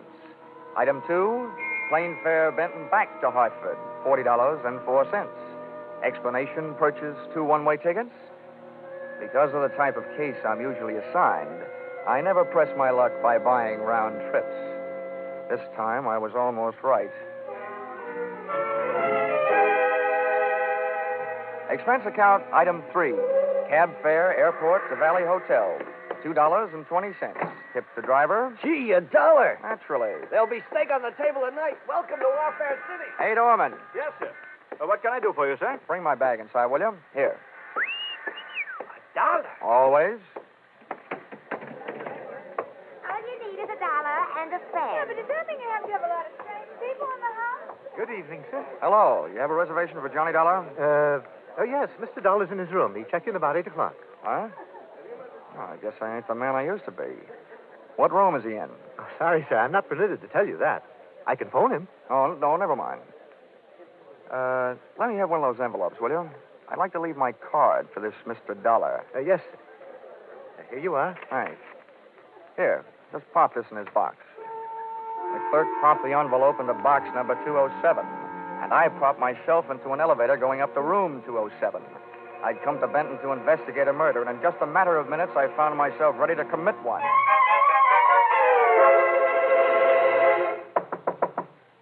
Yes? Who is it? Bellboy, sir. A package from Hartford. Just a minute. Package for me? Special delivery. Oh. Come on. Get up on your feet. Now, wait a minute. Take it easy. You must be Johnny Dollar. Sometimes strangers in a hotel room can be a lot of fun, but not when they're using my name. What's your angle? Listen, Dollar, I can explain everything. It better be good, and it better be fast. I didn't want to be seen waiting for you in the lobby, and it's important that I talk with you before anybody else does. That's why I'm here. I'm Eric Barker. Oh, the defense attorney in this Parakoff thing, huh? Well, I hope you're better at defending your client than you are at defending yourself. Whether my client goes to the chair or not, unfortunately, has nothing to do with my being a good lawyer. That's what I wanted to talk to you about. Well, I suppose this is one time when the attorney won't mind relinquishing the floor. Why don't you get up on your feet? Yeah, thanks. I will.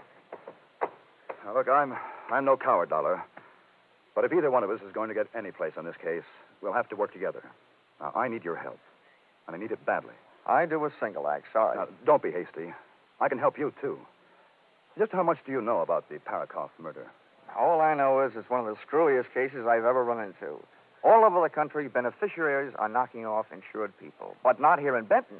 Oh, no, here they tell me the insured man, Harlan Wolf, knocked off his beneficiary and partner, Parakoff.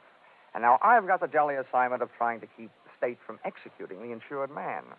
My employer, East Coast Underwriters, isn't anxious to see $100,000 of their money burn up in the electric chair. Well, at least we're both stuck with the same tough job. Now, look, I'll tell you the few things I already know, and you fill it in from there. All I know is that Parakoff was shot to death, and that his business partner, your client, Harlan Wolf, was picked up leaving town and being held for the murder. What have they got against him? Only what they found on him. That's enough. The murder weapon. Any witnesses? One. Parakoff's wife, Marcia, an eyewitness. A murder weapon and an eyewitness. Well, it seems, at least at first glance anyway, that the state of Ohio will be receiving a large electric bill one day soon. Hey, is there any chance of my seeing Wolf? No, not before he's indicted. Great. Dollar, Harlan Wolf shot Parakoff in self-defense. There was no premeditation. Well, I'm convinced that I could get him off with a second-degree manslaughter verdict if it weren't for the tactics of the prosecution. What's that? Well, they not only have intimidated my character witnesses, they've suborned their own to perjury. That's the sort of thing I'm up against. Well, as the insurance companies keep on saying, never say die. So where can I find the widow Parakoff? Well, if they aren't holding her in protective custody so nobody can question her, she may be at home. That's 1375 96th Street. That's a lot of figures. By the way, how's hers? Expense account item 4, cab fare to home of murdered man and the girl he left behind him, $2.40. I shivered all the way out to the suburbs, but not from fear or anticipation. A simple case of summer shorts in red flannel weather. The Parakoff place was obviously the product of a good income and a bad architect. It looked like a great big wedding cake, and Mother Nature had mercifully iced the confection. The front walk was white and untrammeled as if driven snow.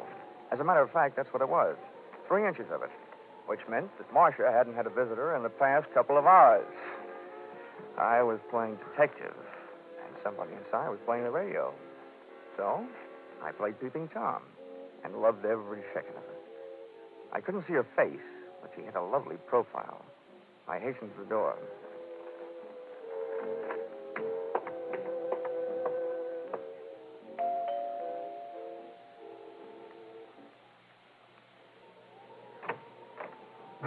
Wow. Her hair was red and her eyes were green. Her hair stopped you cold and then her eyes gave you the go signal. Yes? Would you mind saving that yes for later? I beg your pardon? Well, I've come here to ask your help, and I hope you'll say yes. My name is Johnny Dollar. I've been sent to Benton to investigate the death of your husband. Well, why? Has this turned into a federal case? No, I'm from the insurance company. Oh, come in. Thanks. Say, where can I put my coat? This snow will melt all over your carpet. Let it melt. Just throw your coat any place. Okay. Good shot. Come on in by the fireplace. It's nice and warm. I should have brought some chestnuts. I could have followed her with my eyes closed. She headed for the living room, leaving a pathway of perfumed air behind her, and I didn't waste a breath of it. Hey, that's nice perfume. Sit down. Thanks. Hey, you have good taste. That chair is a genuine antique. Oh? If you can stand a compliment before we get down to business, you certainly furnish a room. Oh, most of the things are just reproductions. Not the things I'm talking about. Oh, you mean me? Uh-huh. Oh, this is a happy surprise. I expected to find someone fatter and 40er. My husband was. And now, what about his insurance? Oh, you got me wrong. You see, I'm working for the company that insured the man being held for the murder of your husband, Harlan Wolf. What do you want from me? Just a story of what happened. Oh, that I can't do. The district attorney had a long talk with me about it. I'm not supposed to say anything to anybody about it until the trial. Well, I'm not asking you for any state secrets. I just want you to save me a trip down to the morgue. Oh, don't be so brutal. Oh, sorry. I didn't realize you were still in mourning. That negligee confused me. Anyway, I meant the newspaper morgue. That's what they call their files. You gave them a story. Why won't you give it to me? I told you I can't. Okay. Sorry I wasted your time. Oh, wait a minute. Don't go. Well, you aren't exactly cooperating. Oh, please sit down. I'm going crazy in this house alone all the time. Can't we find something else to talk about? Sure. Later. First things first. That makes sense. All right. I don't see how it could be wrong to tell you what's already been in the newspapers, Johnny. Yeah, that's right. Go ahead. All right. Well, Harlan Wolf and I were here in this room alone. We were discussing business. Business? Business. The Highland Coal Corporation. My husband was its president. Harlan Wolf is the secretary-treasurer, and I'm the vice president. I can't resist this. But your kind of businesswoman makes this anthracite heart of mine feel very bituminous. What? I don't get it. Let it go. So, you and Wolf were sitting here talking about your coal business. Where were you sitting? Well, I was sitting over there at the desk. How about Wolf? Well, he was sitting where you are right now. And then my husband came home. And no doubt accused you and the secretary-treasurer of putting in too much overtime. Is that it? Yes. Oh, it was terrible. They fought, and finally Harlan ran over to the couch over there and pulled his gun out of his overcoat pocket and started pulling the trigger. Who called the police? The neighbors? No, I did. Well, that's all there is to it. Well, that's all I wanted to know. It didn't hurt, did it? No. Now, how about using those big shoulders of yours for throwing a log on the fire? Sure. I'll go outside and get one. No, there are logs in here. Mm-mm. I'd rather go outside and get one that's a little damp. They burn much slower. Oh. Well, then, while you're at it, get a big one.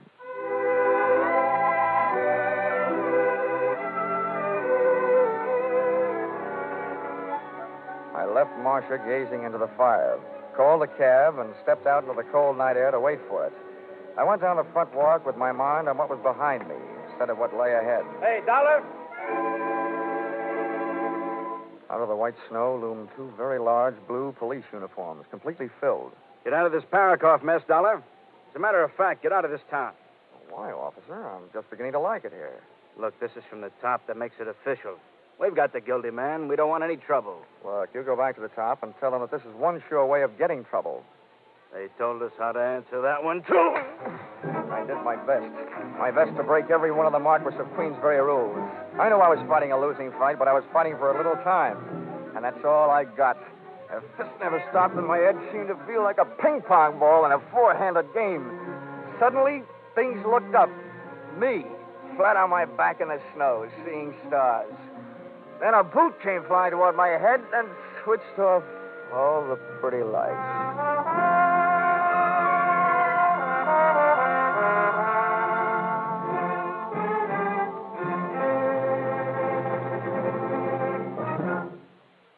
In just a minute, we'll bring you the second act of yours truly, Johnny Dollar. But first, we want to remind you that next Sunday night, CBS once more will bring you 10 great shows, filled with great stars and complete with comedy, drama, and mystery. Betty Davis will make her first appearance on The Prudential Hour, co-starring with Ray Milland in a gripping story of a woman who has to bridge a lifetime in 3 short hours. Once more, you'll hear those 90 non-stop minutes of mirth with Spike Jones, Jack Benny, and Amos and Andy in succession. There'll be more comedy, more drama following rapidly. The Adventures of Sam Spade, Lum and Abner, Helen Hayes, Eve Arden, Life with Luigi, It Pays to Be Ignorant.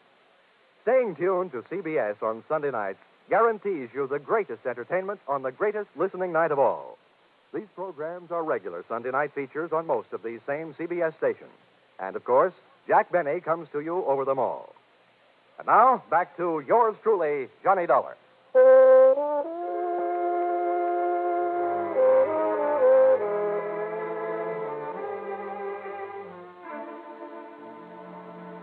Continuing expense account submitted by Johnny Dollar to the Home Office, East Coast Underwriters, Terminal Building, Hartford, Connecticut.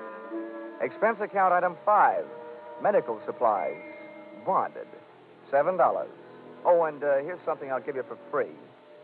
A handy help for your regularly employed insurance investigators. When I find myself overwhelmed in a brawl with unknown assailants, cops included, I do my best to take away more than just bruises and contusions. During my career, I've picked more pockets than a rack boy in a pool room. And I added one more to the score during the brawl in front of the Parakoff house just before I went bye-bye in the snow.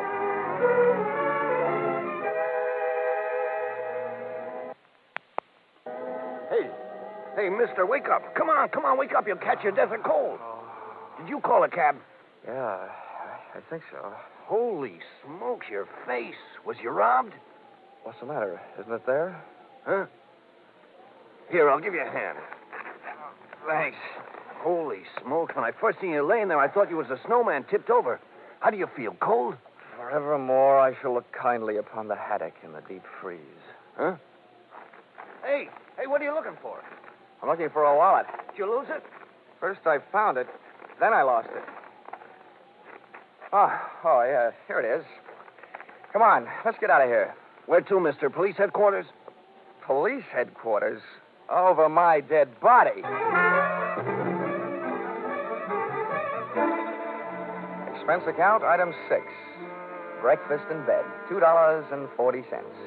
Expense account, item 7. Photographic work, $6. For taking pictures of contents of wallet I lifted from the police uniform the night before.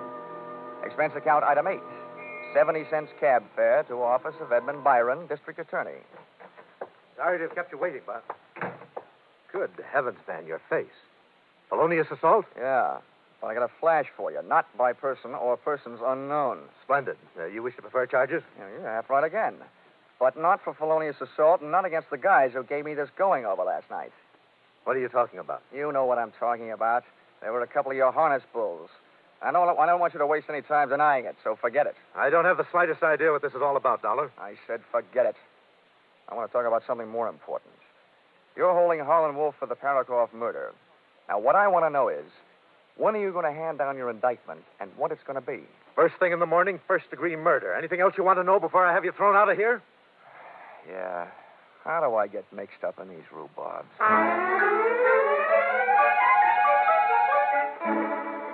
Expense account, item 10, 5 cents. A phone call to my partner in despair, Eric Barker, attorney for the defense, who agreed to lend me a set of police photographs of the scene of the crime and the principals involved. Parakoff looked very dead. Marsh looked very frightened. And the accused, Harlan Wolf, looked very fat. The pictures of the scene of the crime indicated the shooting occurred with Parakoff and Wolf standing face to face, and that all of the bullets had gone banging straight into the right side of Parakoff's body. I set up an appointment to meet Barker at 3 that afternoon and decided to make the most of the time in between by seeing what kind of a trade I could make on that wallet I'd picked up during the winter sports of the night before. The name in it was Ben Arnold, and the address was disreputable.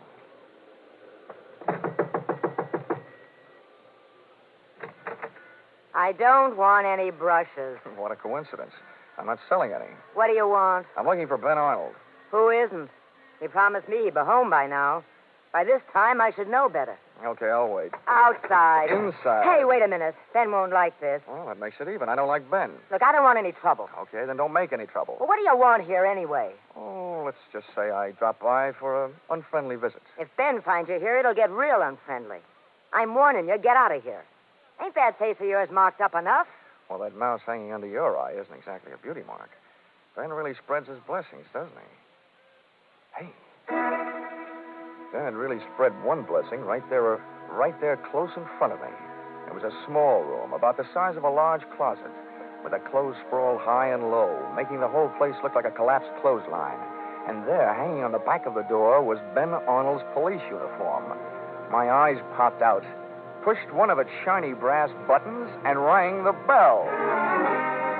There, like little brass love letters on the brass, stood the initials CPD.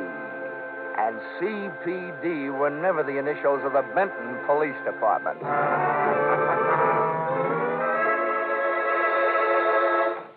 Thanks for seeing me so quickly, Barker. Dollar, you are... Good Lord, what happened to your face? A couple of police uniforms with overstuffed shoulders did this to me last night. Oh, there you are. I warned you. We're up against a ruthless bunch. Something should be done about it. Using the police force to beat up anybody who stands in their way. No, Barker. They were wearing uniforms, but they weren't police. What? Well, I'm afraid I don't follow you. Barker, Can you give me one good reason for a Benton cop to be wearing an out-of-town uniform? And don't tell me they got mixed up at the cleaners. Out-of-town uniform? Yeah. Yeah, and here's another one. If the law enforcement setup here is so rotten, why would they go to all the trouble of dressing up an outsider to do their muscle work? Well, I don't know. What I mean is, did they? Who else would do it? It certainly couldn't have been Marcia. Well, why not? The policy I'm interested in is the one that Parakoff, as president of that coal company, took out on Wolf's life because of his importance to the company. That kind of policy is taken out every day. But Marcia, as vice president of that coal company, is in line to collect on that policy if Wolf goes to the chair. But why should Wolf admit to the shooting? He has nothing to gain and his life to lose. Now, look, Marcia told me that the night of the murder, she and Wolf were alone in the house talking about the coal business. And then she didn't know what I meant when I used the words bituminous and anthracite. Whatever Marcia had in the fire that night with Wolf, it wasn't coal. No. Well, you're right about that. Marcia and Wolf were having some kind of romance. Okay. So let's say Marcia shot her husband. Let's say Wolf is madly in love with her. Let's say she promises Wolf that she will testify he shot her husband in self-defense. Marcia gets away with murder, Wolf gets away with a light sentence or none at all, and then Wolf gets away with a girl. That makes sense. Yeah, but what makes you think this is even possible? Barker, somebody had me beat up last night. I say the prosecution wouldn't have bothered sending fake cops. So, the question is, who would? There's one thing I've got to check, and check fast. Well, what's that? Those police photos you gave me show that Parakoff was shot by a left-handed shooter. And that's one of the prosecution's strongest points. Wolf was left-handed. Well, that doesn't prove that Marcia isn't. Barker, I'm going out and see Mrs. Parkman, Mrs. Parakoff. And there's only one thing I really hope. That she's left-handed? That she's wearing that same negligee she had on last night.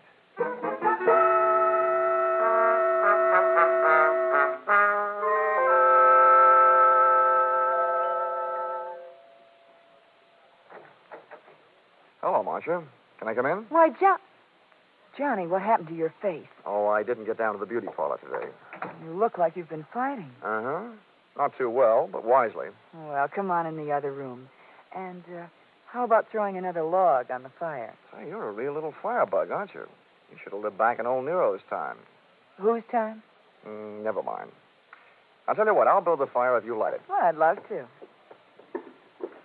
Oh, you're getting a dry one from inside. Last night you went all the way outside to get one that would burn for a long time. Oh, that was last night.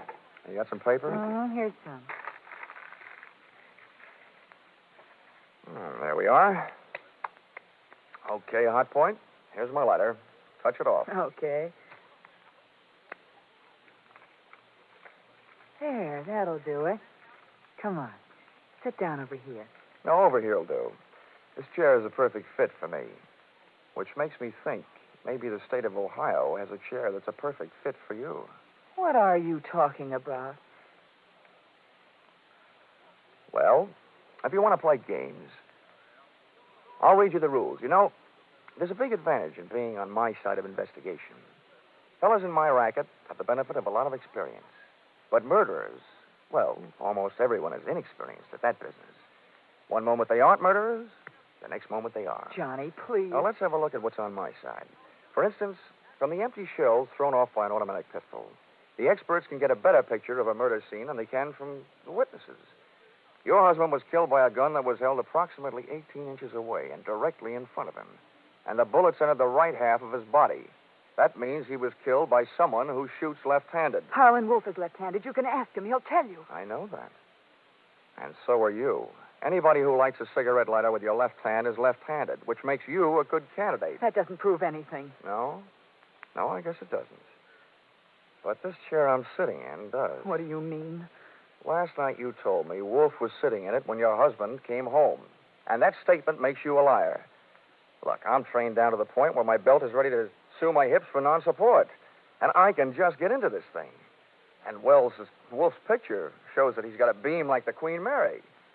He wasn't in this chair, which makes me think he wasn't even in this room when your husband was killed. All right. So I'm a liar. That doesn't mean I'm a killer. Marcia, investigators can make a lot of mistakes, but a murderer can only make one. And you've made a big one. I tell you, I'm no murderer. You've got to believe me, Johnny. I'll tell you everything. You're right.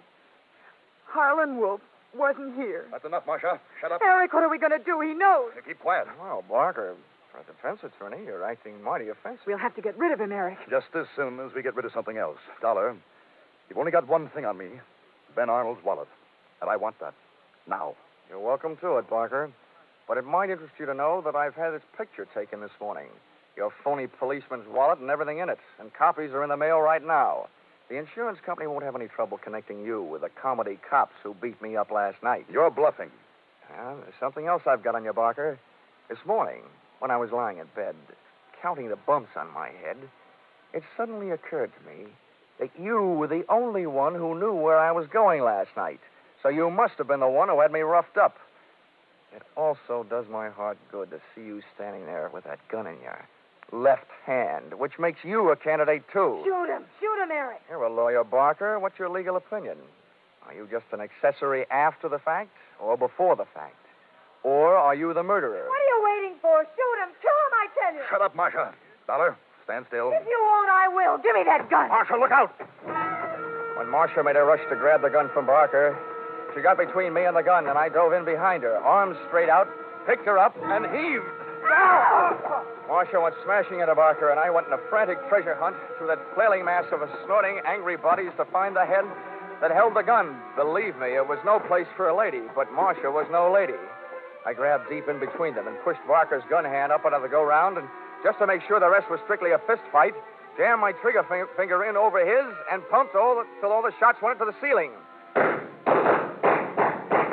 The way the plaster was falling, it was like another fight in the snow. But this time, Johnny Dollar came up heads instead of tails. Eric! Come on, Barker. Up you come. And down you go. Oh, Eric. All right, Marcia. All right. When I first met you last night, I asked you please to save a yes for later. I'm going to ask you a few little questions. If I'm right, let's hear it. 1. Did you kill your husband? Okay, 2. Did Eric Barker shoot your husband? Did you kill Harlan Wolf, tell him you did it, and talk him into taking this rap for you? It was all Eric's idea. He said we'd get rid of my husband and Wolf and... And collect their insurance. Well, Marcia, there's just one more question. Are you or aren't you going to call the district attorney and invite him over here? Yes.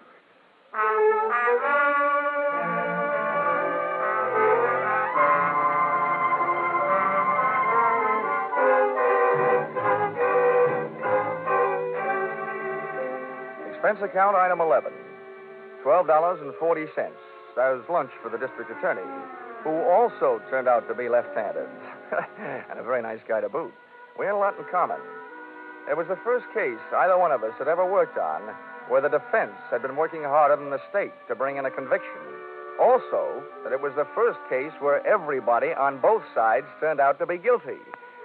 Defense attorney Eric Barker of murder, his girlfriend Marcia Parakoff of being an accessory before and after the fact, and Harlan Wolf of conspiracy to defraud.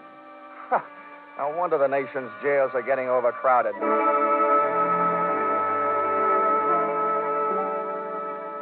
Expense account item 12, $700. Side trip to Miami, Florida. Purpose, Purpose, to recover from catching 40 winks and a miserable cold in Benton, Ohio snowbank. Hey, Johnny, come on in. The water's fine. Expense account total, $1,230.20. Signed, yours truly, Johnny Dollar.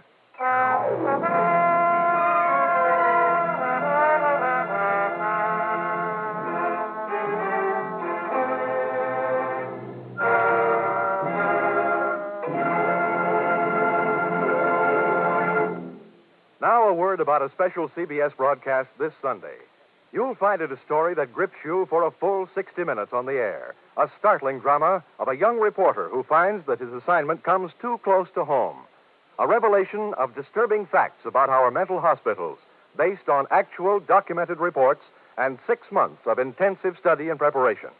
With Eddie Albert starring as the young reporter, this tale of a mind in the shadow comes to you by popular demand in a repeat performance next Sunday over most of these same CBS stations. Be sure to hear Mind in the Shadow next Sunday at 12:30 Eastern Standard Time.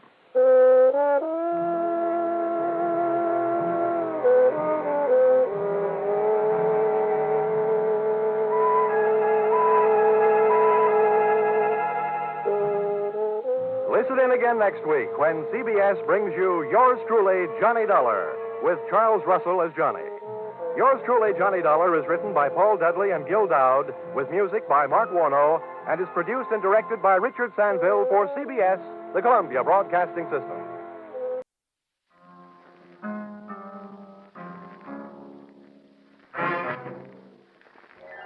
Time now for Yours Truly, Johnny Dollar.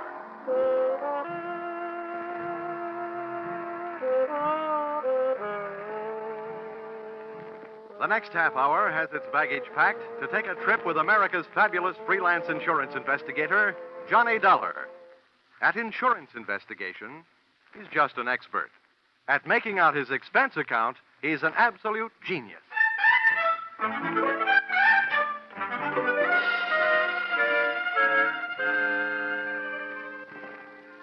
Expense account submitted by Special Investigator Johnny Dollar to Home Office, Highworthy Insurance Underwriters Association, Hartford, Connecticut. Attention, General Manager Harvey Anthony. Dear Mr. Anthony, here is your problem. The following is an accounting of my expenditures in the case of the $100,000 legs, or who put your company out on the limbs. Expense account, item 1, $60. $20 across the board on a losing horse I was rushed into betting on when you had me paged on a public address system at the racetrack. This is Harvey Anthony, Dollar. Thanks for calling back so soon. Now, when they paged me, they said it was an emergency. It better be. Why? What's the matter, Dollar? This is my day off.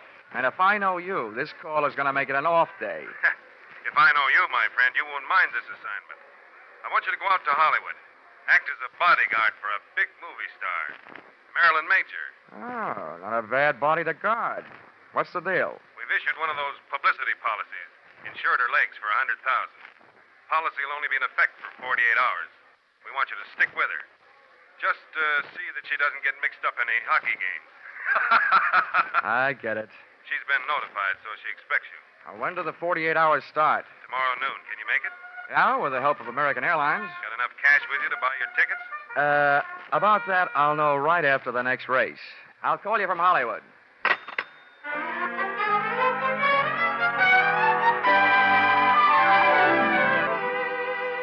Expense account, item 2, $10. Borrowed from a friend. Taxi fare from the racetrack to town, where I cash check to pay, item 3, $186.13. Plane fare, Hartford to Hollywood. Item 4, $350. Cab fare, Los Angeles Municipal Airport to the home of the insured, Miss Marilyn Major, at the Horizon View Apartments on the Sunset Strip. Tip to driver, $1. Miss Major's apartment had the best view of the horizon, it being the penthouse. But her outlook was anything but rosy. I found the apartment door open. First I looked in, then I went in.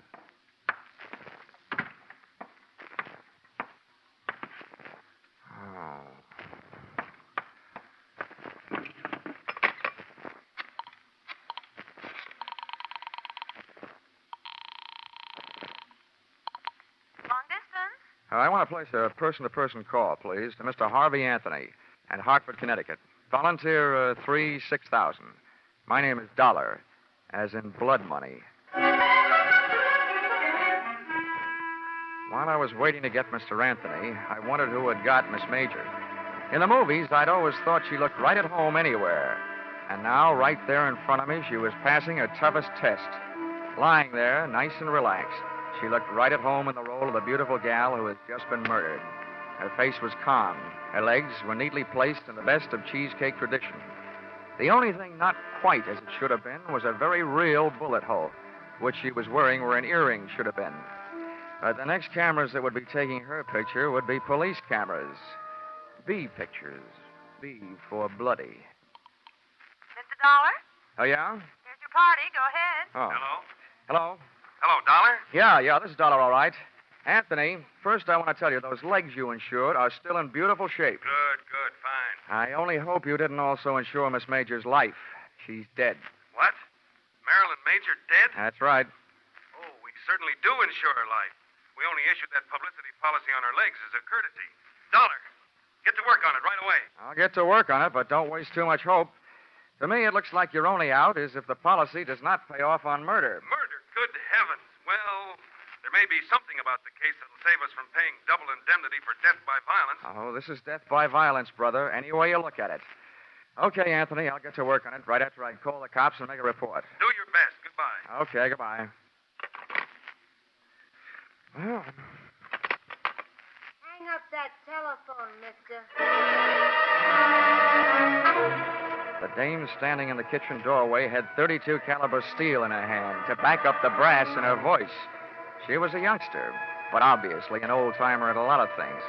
Her hair was the same color as the murdered woman's, smoke blonde, and her dress was tobacco brown, and round and firm and fully packed. I said put down that phone. Yeah, sure, okay.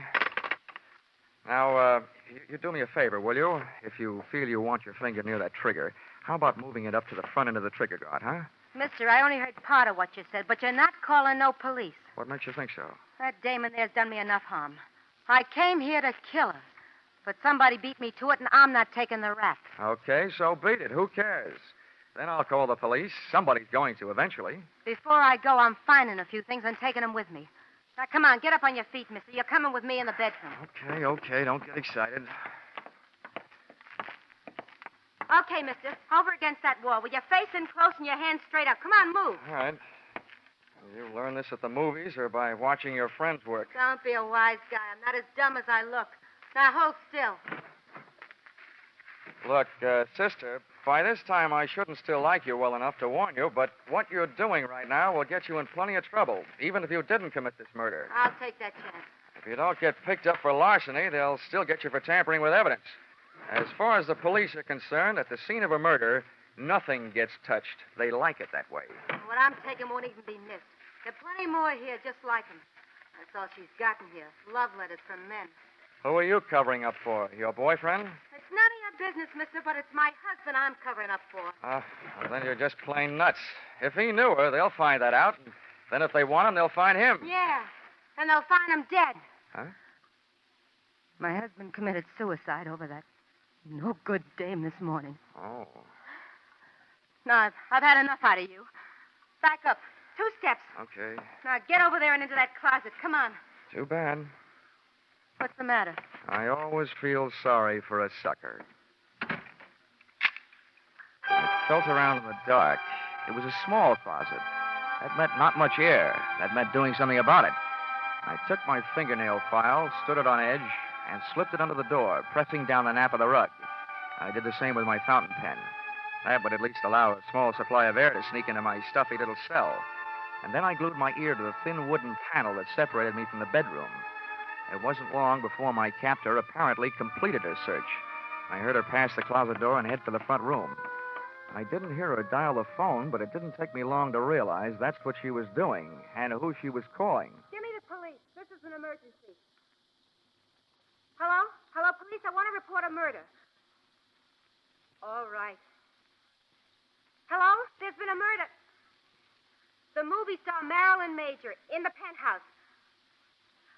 The Horizon View apartment on the Sunset Strip. Never mind who I am. I've caught the murderer. You'll find him locked up in the closet. From the moment she hung up, I could only guess what was happening. I heard a man's footsteps rush in and then his voice. Blackmail me, will you, you cheap little fraud? That's what I'm paying you for these letters. Now I'm taking them with me. I didn't think I had the time to spend picking the lock on the closet door, so I started kicking. The girl who had just tried to turn me into the cops was lying on her face in front of the telephone stand. and a covey of bullets had turned the brown silk on her back into wet red lace. She'd been shot in the back. And if she'd succeeded in finding her letters, her killer had taken them with him. I made a quick search myself and took a look through the remaining sets of letters. One from a guy who signed himself Baron, and the other one from a guy whose autograph read, "With all my love, Lawrence." My instincts were trying to pull me out of that apartment, but one look down the street threw them into reverse. Black and white prowl cars were arriving, and it was less than another minute when their passengers started pouring out of the elevator and through the front door. All right, watch out. I'll take it. All right, come around. It's in the bedroom closet, boys. Make sure you don't stand in front of that door. Okay, Lieutenant. Never mind the closet, Lieutenant. It's empty. I kicked my way out. All right, let's see your hands. Get them up. I swear I'm going to buy some stock in a gun company. Everybody's got them. Miller, get around behind him. Check him for weapons. Yes, sir. He's clean, Lieutenant. Okay. Who are you? Johnny Dollar. And if you lend me back my right hand, I'll give you my ID. It's in my wallet. Keep him up. Miller, get his wallet. Yes, sir. Here it is. Insurance dick, huh? Please, I'm a freelance special insurance investigator. It sounds better. Keeps my price up. Hartford, huh?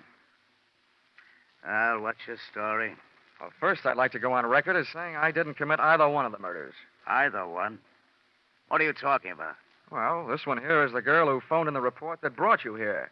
The one she was talking about, Marilyn Major, is lying just as dead on the floor in the bedroom. Miller, get in there and take a look. Yes, sir. While he's looking, you keep on talking. Okay, I'll start from the beginning. I was sent out here by Highworthy Insurance. They just issued a policy on the legs of that dame in the other room. $100,000. Publicity stunt. I was supposed to protect their interests. What do you mean by that? Well, what do you think? I was supposed to see that she didn't attempt any Hindu fire dances or try walking any tightropes during the next 48 hours. Well, your worries are over in that department, at least.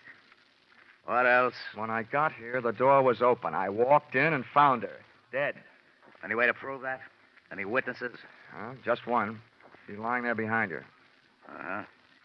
Over the phone, she accused you of the murder. That's the wrong kind of a witness. No, Lieutenant. The wrong kind of dame. She knew I didn't do it. She was somewhere in this apartment when I arrived. Then why did you say it? I can hardly ask her. Listen, Lieutenant. She did tell me that she came here to get some letters. Her husband had written them to the Major dame. She said she was trying to protect him. From what? Who knows? Maybe she just wanted him to rest in peace. The guy committed suicide this morning. We can't check your story with him, can we? You've got a lot of dead friends. How did this one here get that way? I'm not sure. While I was in the closet, I heard her call you. And then a man came in and yelled something about blackmail at her and shot her. And naturally, he had disappeared by the time you kicked your way out of the closet. That's right. This story of yours may win some kind of a prize, Dollar, but not for me. I'm not a judge. That's one thing in my favor. Hey, Lieutenant, I got something. The dame is dead, all right. And look what I found in that closet. A fingernail file, a fountain pen with a name on it, Johnny Dollar, and a .32 caliber revolver jammed in a shoe. Well, Dollar, that combination puts you in a kind of jam, too. Look, Lieutenant, I think I can make you see things my way if you let me go through my story once more. I was sent out here by Highworthy Insurance Underwriters.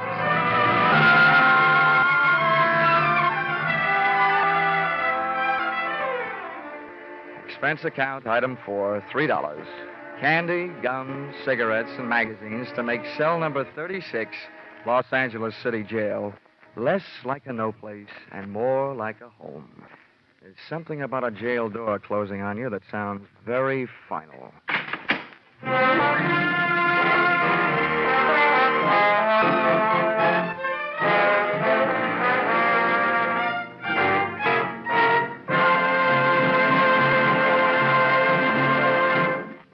In just a moment, we'll return to the second act of Yours Truly, Johnny Dollar. But first, we want you to know that the biggest jackpot in the history of radio, $50,000, goes in the works tomorrow night when CBS Great Saturday Night Quiz Show Sing It Again comes to you again over most of these same stations. $50,000, $25,000 in marvelous prizes, plus $25,000 in cold, hard cash. And that's only the beginning. Because the longer the phantom voice questions elude the listeners, the higher the rewards go. Be sure you're around tomorrow night when Sing It Again sets telephones ringing across the nation and $50,000 goes riding on each call. And now, back to yours truly, Johnny Dollar.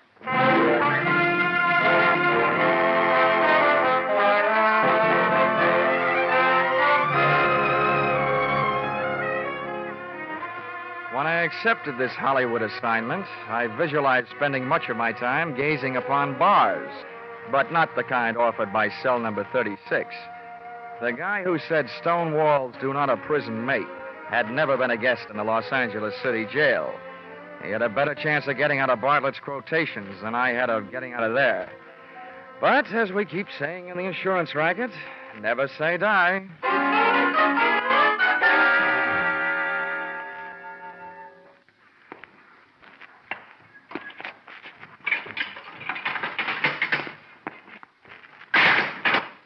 Well, Lieutenant Roach, what are you in for? I've heard tell the boys around headquarters have a very funny joke about roaches in jails. But that's not why I'm here. Sit down. Make yourself uncomfortable. Thanks. I can't offer you a mint julep. The closest I can come is a spearmint lifesaver. Oh, thanks. This kind of zero is a pleasure after facing the kind we're up against. Huh? So for $1, all we've got to go on is you and a mess of evidence we haven't as yet been able to trace down to its rightful owners. Oh, incidentally, about that gun we thought might be yours. Oh, don't tell me you're going to give it to me as a birthday present. It was the weapon used to kill Marilyn Major, all right. The paraffin test we took on your hands let you out. You haven't been firing any guns lately. Does that mean you've come here to escort me to the front door? No, not so fast. We do want to know what your fingerprints were doing all over those 2 bundles of love letters we found. I'm going to have to learn to pick things up with my knuckles. Lieutenant, I just had a natural curiosity as to who killed the cat. The only difference between us, Roach, is that your curiosity is official. How far did you get? Not far enough. Didn't take much figuring to know that Miss Major has been playing a high-class badger game. All the perfume in the joint couldn't cover up the smell of blackmail. On top of that, we found the 2 batches of letters that you'd been messing around with. One signed Barton, the other signed Lawrence. Those, the fire department should be handling. Oh, yeah. Oh, and remember, there's probably a 3rd set floating around. Why do you say that? I'm not an eyewitness to this, only an ear witness. But from what I could hear inside that closet, the dame who came there looking for her husband's letters found them, and she called you to turn me in. Mm-hmm. On her way out of the apartment, some guy came in, mistook her for Marilyn Major, and shot her in the back. When I kicked my way out of the closet, those letters of hers were gone. So, figures the murderer grabbed the letters out of her hand, thinking there was some he'd written. Uh-huh. Then in your file, the killer was either that Barron fellow or the other one, Lawrence. Lieutenant, in my file, they're both murderers. It's just a question of who killed whom. The guy who killed Marilyn Major certainly wouldn't have come back to kill her again, would he? In this town, you never know. Look, Lieutenant, I got a 2-way stake in this thing. One, to get my name cleared. The other, to get my job done. And I'm in a hurry. I imagine you are, too. Well, Marilyn Major was a big name. That means we'll soon have newspapers burning under our seats. We're in a hurry, all right. Okay, then listen. If I were either one of those murderers, and I know that the police probably had a handful of letters that could send me to the gas chamber, I'd head for the border. Yeah? But if I thought an outsider had them, somebody they might be able to buy off or scare off or beat off, then I'd go find that guy. Well? Let's bring this thing to a head in a hurry. Run a story in the papers. Tell them you released me. Tell them I escaped. Tell them anything. Just so long as you tell them that you suspect that I have those letters hidden someplace. Well, if you don't mind taking the chance of having 2 murderers gunning after you, we certainly don't. Oh, I mind. Believe me, I'm not doing you any favors. It's just that I'll feel safer in my own hands. Okay, Mr. Pigeon, you've got yourself elected. We'll publish that story. Then we'll let you fly the coop. Good enough. Just make sure that you give me plenty of fighter cover. Expense account, item 6, 7 cents. Purchase of newspaper, an extra edition that hit the street about a half an hour before I did. Item 7, $5. A big square meal to make up for the ones I'd missed ignoring the little round beans while a guest of the city. Seeing the lieutenant's fiction in black print on the front page of a newspaper almost had me believing it. There was my picture, big as life. And when those birds set up a pigeon, they made sure everybody would know the location of his roost. Firmly planted high in the story was the name of the hotel into which they had registered me, and to which I was under orders to proceed immediately.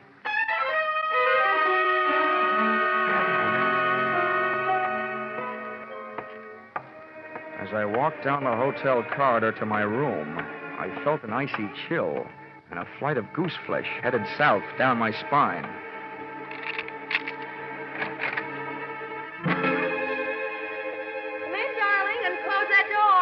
I expected company, but not your kind. At first, I thought I'd gotten into the wrong room. This kid looked right at home. And she used some of the clothes from a half-packed overnight bag to make her look it. So you're Johnny Dollar. Yeah. Thanks for saving me a calling card.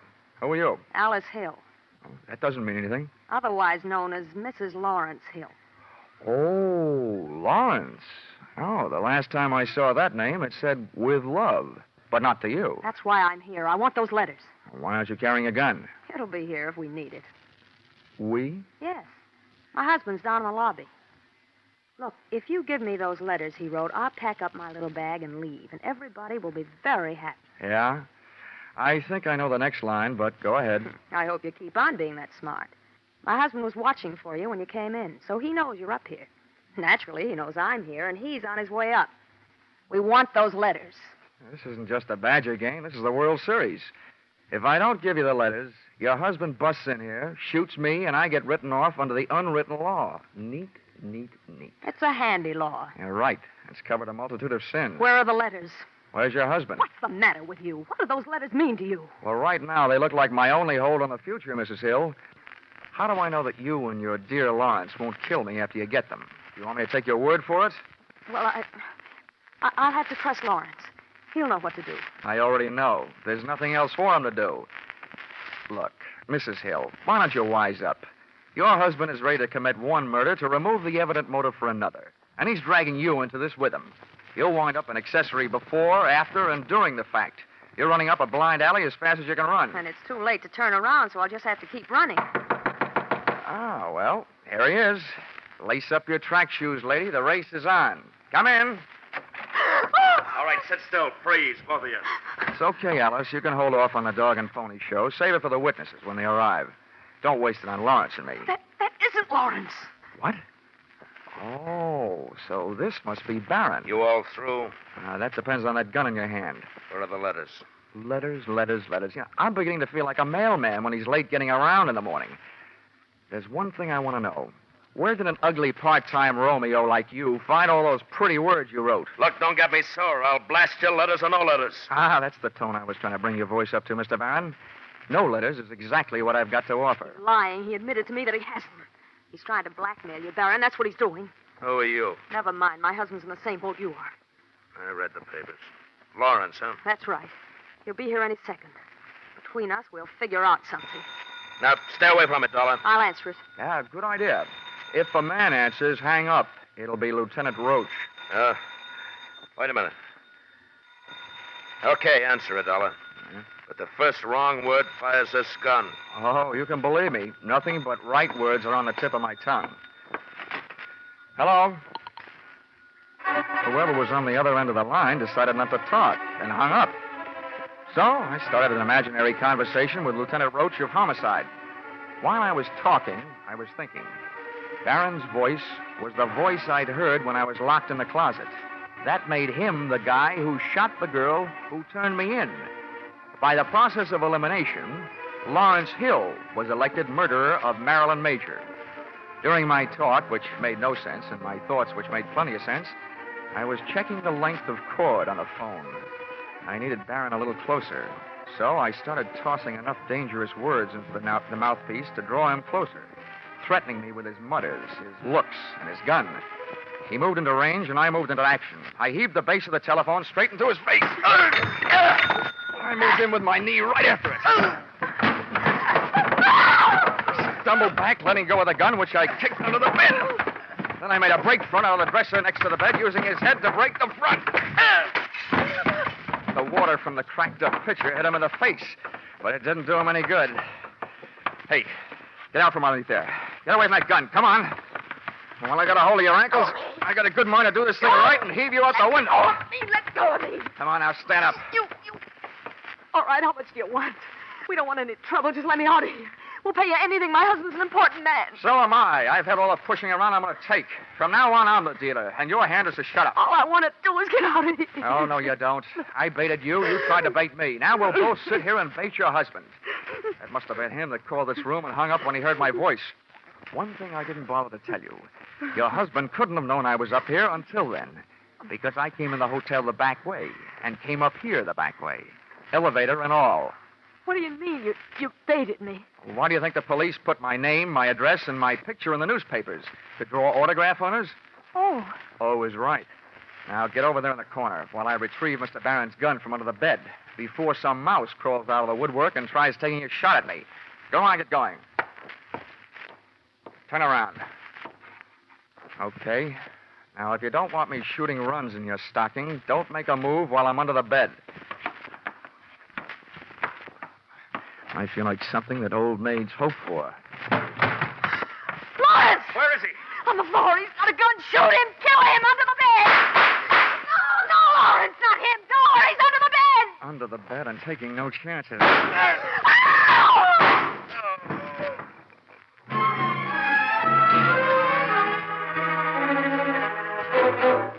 Listen, Roach, you may be a lieutenant to the police department, but to me, you're just a big, fat private. Now, calm down, darling. I don't mind setting myself up as a pigeon, but you promised me protection. Where was it? Temper.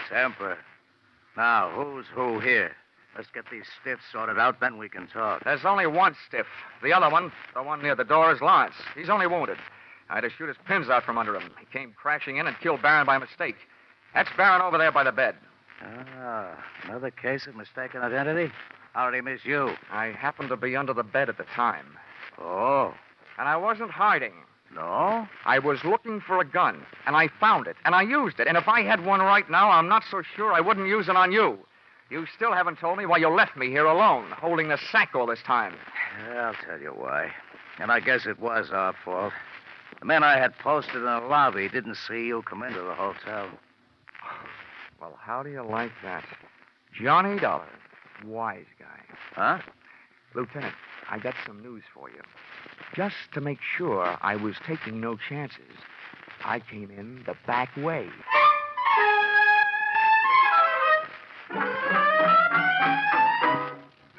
Expense account, item 8, $62. Hollywood Entertainment. Seeing what there is to see at Ciro's. Item 9, $105. Seeing to it that one of the things I saw at Ciro's had a good time with me at the Mocambo. Item 10, $186.13. Plane fare, Hollywood back to Hartford. Item 11, $1. Ticket to the movies, back in Hartford, to study the last motion picture of Marilyn Major, so that in the future I'd be sure to steer clear of her kind of a woman, who is too much of a jinx for my kind of man. Expense account total, $948.76. Signed, yours, truly, Johnny Dollar.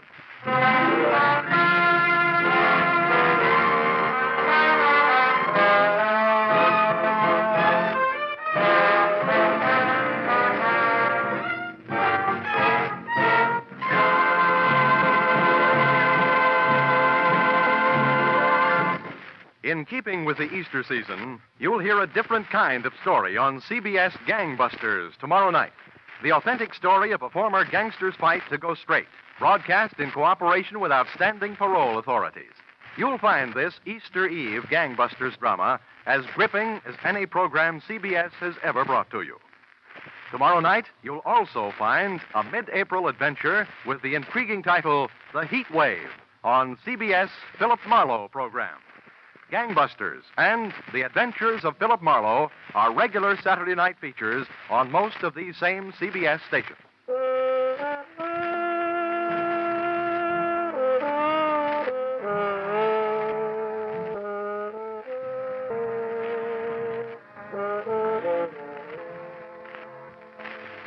Listen in again next week when CBS brings you yours truly, Johnny Dollar, with Charles Russell as Johnny.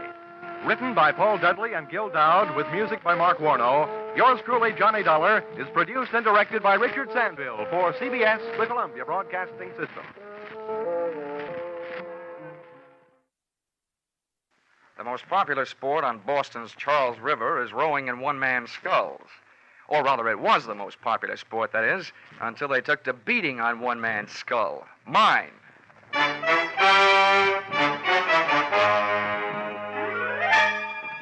This is another in the adventures of America's fabulous freelance insurance investigator, Johnny Dollar. At insurance investigation, Johnny Dollar is only an expert.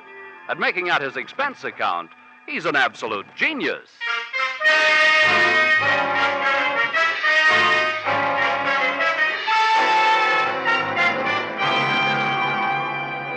Expense account submitted by Special Investigator Johnny Dollar to Miss Melanie Carter, Pinckney Street, Beacon Hill, Boston.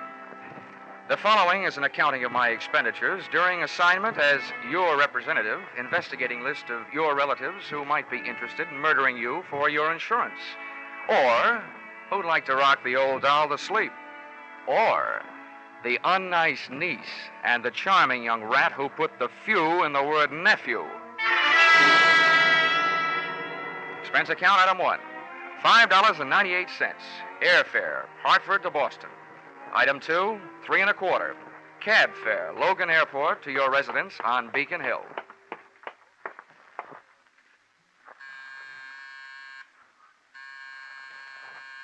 Who is it? This is Mr. Dollar, the insurance man from Hartford. Good.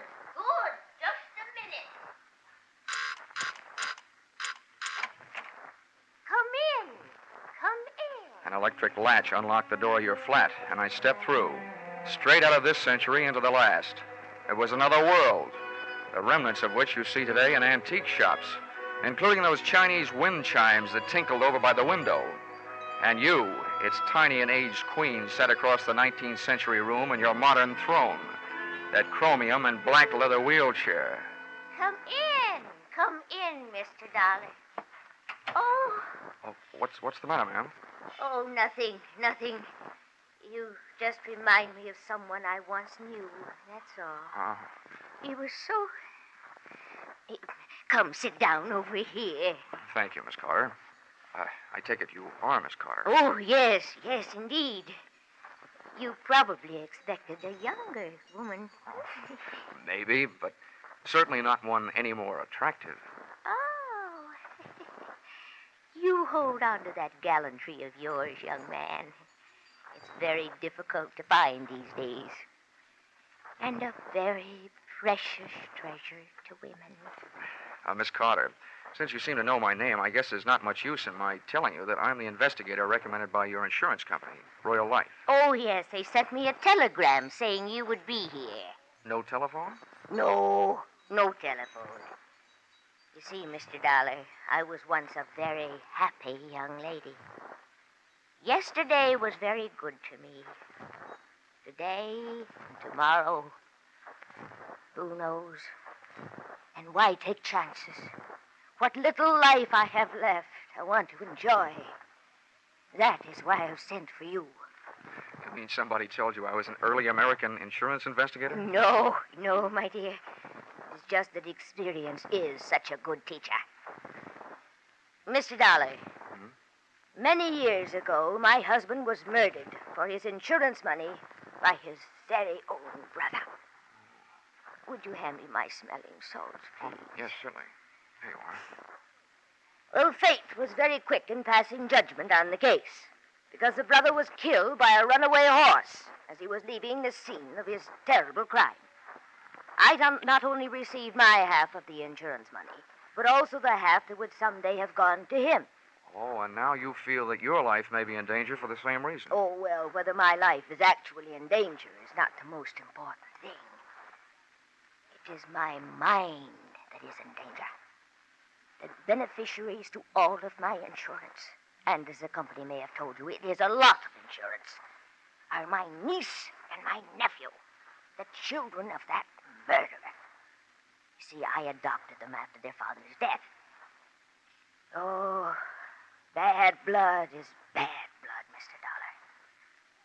And I want you to make sure that I am not engulfed by it.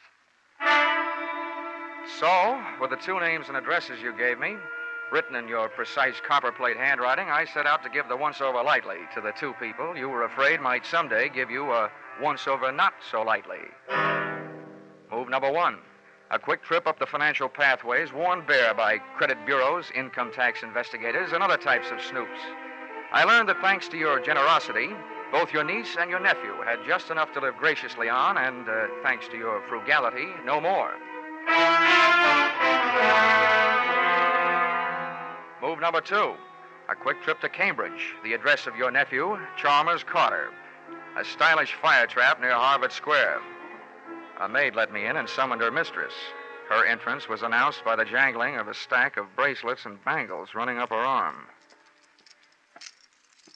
So sorry to keep you waiting, darling. What was it you wanted? How do you do? Mrs. Carter? Oh, yes. Yes, I'm Crystal Carter. Of course. Oh, I say, that's a beautiful suit you're wearing. It's not Boston, I can tell. No, New York. $185. Right off the racks. Mrs. Carter, the maid tells me your husband isn't at home. Oh, I know. He isn't? Well, when do you expect him back? He always calls me before he comes. Why? I want to talk to him. That's why. Business, you know, that old stuff. Oh, business. Who can have any fun business? Hmm? Who are you, anyway? Sit down. I'm a guy who suddenly knows what the old-fashioned Iceman must have felt like. Huh? Oh. Who are you, I ask? Mrs. Carter, I am what is known in the investment business as a finder. My job is to find money for people who have bona fide projects, but who are short on cash, with which to develop them. Oh, that sounds like a lovely job. It is, when you find the money. You work on a percentage. Now, right now out in California, there's a little man who some time ago bought a lot of oil rights covering a big piece of property. It's right near Newhall, where there's been a lot of gushers coming in. He's got the property. I'm looking for the money with which to develop it. I hoped your husband would be interested. Oil? There's a lot of money in oil. Well, of course he's interested. I'll call him right away. Before you do, maybe I'd better tell you. What I'm looking for is a lot of money. Uh-huh. So unless your husband has a lot available, it'll be no use. Well, he can get it. I'm sure he can get it. He's often told me all he needed was one big chance. Maybe this is it. I know where to reach him on the phone. Where can he reach you? The chance to make a lot of quick money melted the love light right out of Crystal Carter's eyes. And if anything, the money look that replaced it was even wilder.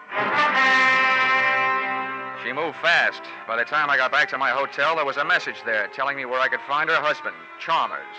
And her directions took me back into a taxi, back across the Charles River, and move number 3 to the Bayshore Trotting Club, a fancy little track where millionaires who like the smell of stables see how fast they can make horses trot.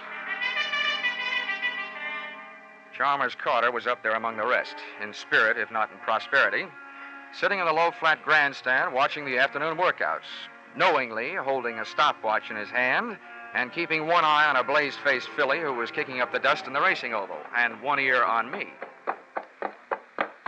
And as you may or may not know, Mr. Carter, the best thing about an oil investment, the first 27% of your income from it is tax-free. What? Say that again. That's right. The first 27%, tax-free. Dollar, just how much money do you need? About 120,000 should do it. 120,000, huh? All right, I'll see what I can do about it. What did you say about 120,000, Carter?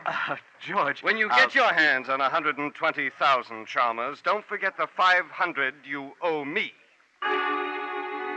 Move number 4. A quick trip back across the one more river I seem to have to cross, the Charles, to a pompous little apartment on Bay State Road, where I found your niece, Sophia. Very pretty, but very stuffy. Your proposition interests me. However, I would naturally first have to check everything very closely with my business advisor. Oh, naturally. This first visit is only to find out whether you are interested and whether you do have money immediately available. Immediately? Yes. I see. Very well. I think it can be managed. Then, having made those moves, I was in a hurry to move you out of the way, which led me straight back to your flat on Pinckney Street, Beacon Hill.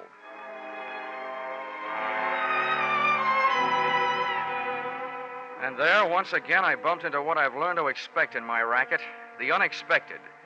Your apartment door was slightly open. Your wheelchair was empty.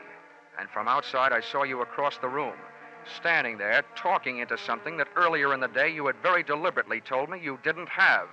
A telephone. Oh, Joseph, I'm so glad I was able to reach you. Now listen, I have another little job for you to do. I want you to come right over. Both of you. You need Rocky, huh? You know where it is? No, this time it's somebody I have to get rid of. I took up a plant in the antique store across the street and waited for your visitors. They were charming. Just the sort of folks you'd expect to see on Beacon Hill, dropping in for a spot of afternoon tea. They were the kind of guys who never wear wristwatches, handcuffs being rough on watch crystals. I gave them a short lead upstairs, then pussyfooted up behind him. Oh, one of these days my right eye is going to wind up shaped like a keyhole, with my left ear shaped like a cauliflower from pressing against door panels. It's so nice having you young fellows around to depend on. Sit down, sit down. You want some nice tea and cake? No, thanks, dear. We just had some pizza and beer. Yeah, Joe and me just had some pizza and beer. What's on your mind, Grandma? Yeah, what's on your mind, Grandma? Well, boys, you know how worried I've been Yeah. about that family of mine. Well, things are even worse now. What's up? Yeah, what's up? Well, I want you to understand that it wasn't that I didn't have complete faith in your ability to protect me. Sure.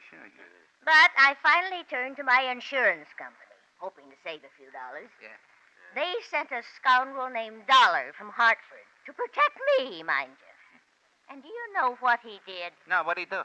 No, what did he do? Well, just to make sure this Dollar fellow, I called a private detective and had him followed when he left here. Yeah, good.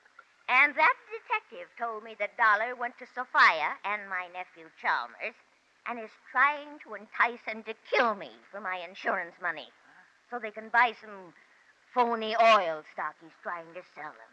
Huh? That guy sounds like a big operator.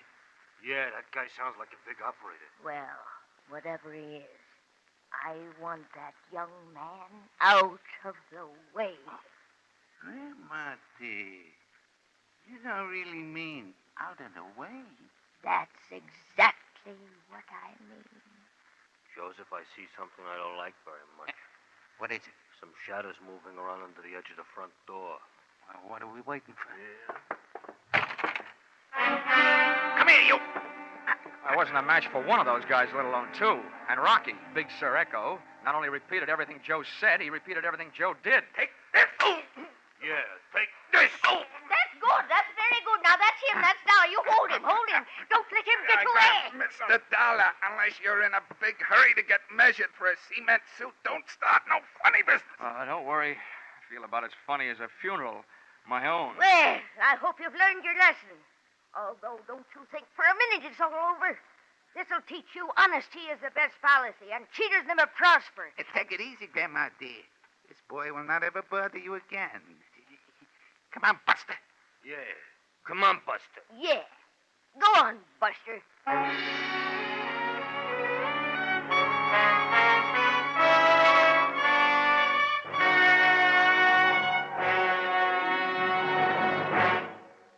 In just a moment, we will return to the second act of Johnny Dollar. But first, this fall, you hear them all on CBS, and you hear from the top mystery writers as well as top stars like Jack Benny, Bing Crosby, and the Lux Radio Theater luminaries. One such master of mystery, Raymond Chandler, and his world-famous private eye, Philip Marlowe, will be heard from later tonight on most of these same CBS stations. Be sure to hear this latest, hard-bitten, wisecracking adventure of Philip Marlowe later tonight, won't you? Tune in this fall for the shows that you love best of all.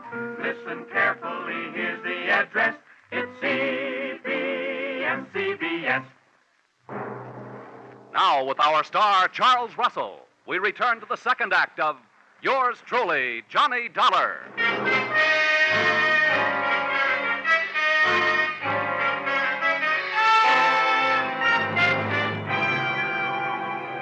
Usually, when people are taken for a ride, at least it's a free one.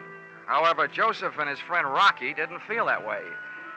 So, expense account, item 3, $1.20, cab fare, up Tremont Street toward Boston's South End. The three of us sat packed in the back of the taxi with me in the middle. And just as we passed King's Chapel burying ground, Rocky and Joseph suddenly felt the urge to be alone with me. Hey, driver, crank up your window. We wish to be in private. As it happens, I can't. The crank fell off. Yeah, you and your lousy cab. Yeah, you and your lousy cab. Well, step on it.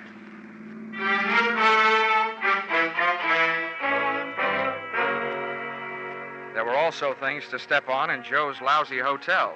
Up in his room, they gave me the hot seat of honor on the edge of the bed, stood over me, one on each side, and issued me an invitation, but not to dance. We think you are a smart guy, Dollar, and we want a piece of your action. What are you talking about?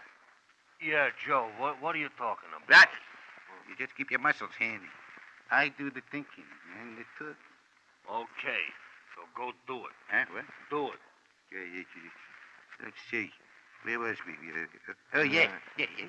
Like I was saying, Dollar, you got a good racket, and we want a piece of your action. Okay, Joe. What do you think my action is? Listen, buddy, I've been around hustlers all my life, so you ain't fooling me. You set up the old lady to get knocked off just like she said. In the meantime, you get all the people who will collect her insurance nice and ready to sell them some no-good oil stock. Your hands are clean, except for a bush league swindle. The most you could get out of that is from 3 to 5 years, and that's the only chance you're taking. Joe, you're a genius. Well, let me ask you one thing, though. Why should I go to all that trouble? Why shouldn't I just sell my hot oil stock to the old lady in the first place and save all that extra trouble? That's where guys like you are smarter than guys like me. You got your reasons. You ain't kidding nobody. Huh? We like the way you operate. And we want in. I guess I've found myself a pair of partners. Good. Shake. Yeah, shake. No, one at a time. Joe? Rocky? Oh, I'm sorry. This is great. You know, Rocky and me have been taking Grandma for a few bucks now and then, protecting her from them squares she's afraid of. But I never thought it would turn into anything as big as this. Just out of curiosity, how'd you guys meet Grandma in the first place? We was doing a little social break-in and entering one night, and it turned out to be her house, yeah? She got the drop on us. We seen her there in her wheelchair, pushed her into the bedroom, and went to work. Yeah, went to work. And the next thing we know, she's standing there pointing a whole shotgun at us. What? You creep, that was no shotgun. What? What are you? It's a very hysterical musket. Oh. Stupid. She told me. Let's see, where was we? Anyway, that's how we met her. She made us a deal. She wouldn't call the cops if we'd done her a turn. Besides, she paid us for it. We ought to have a bottle sent up, yeah? What for? Well, all we got to do is wait till the nephew or the niece knock off their ante. So why not have a drink while we're waiting? Oh, whoa, now hold everything. That's not the way to do it. How come? Yeah, how come? Now, look, if we sit here, we blow a big chance. The chance to get rid of whoever murders the old doll. We see who do it. We turn them in. They're out of the way, and the insurance money goes to the other one. Then I go to work on them. Yeah. You see what I mean, Rocky? That's why guys like him has got more brains than guys like me. Yeah, more brains than guys like me, too. In spades. Okay, Dollar, what do we do?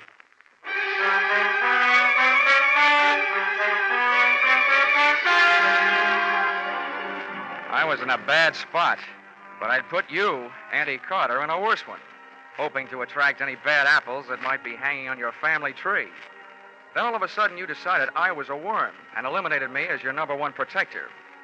Among your spoiled family fruit, there was nephew Chalmers, fishy-eyed and money-hungry, his wife Crystal, who was no killer to look at, but who could be sure of her with a gun in her hand.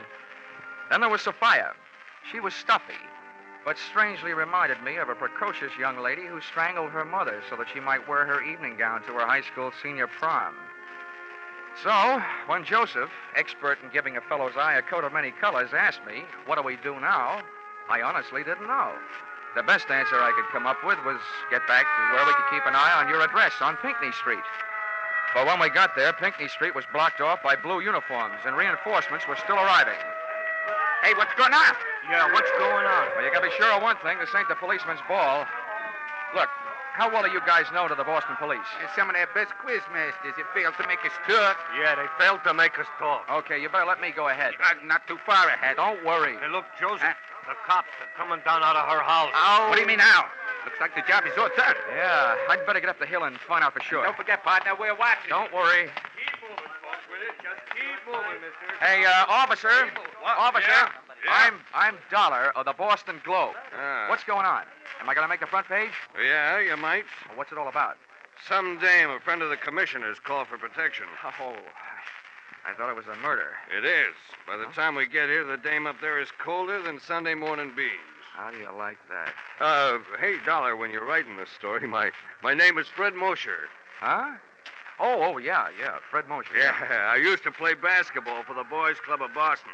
When you're writing this story, put my name in, will you? The wife will get a kick out of it. Well, I got to get back to headquarters. Headquarters? Hey, officer. Fred. Yeah. Come here. Listen, I'll see that you get your name in the paper if you do me a favor. Oh. Act like you're arresting me, will you? A couple of friends of mine are just down the street. I want to pull a gag on them. Sure. With or without handcuffs. Anyway, just grab me by the elbow and throw me in that squad car.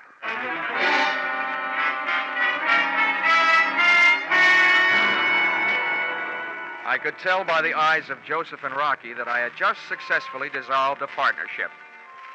At the corner of Arlington and Boylston, I swapped the patrol car for a cab. And, what do you know? I headed back across the Charles River to Cambridge.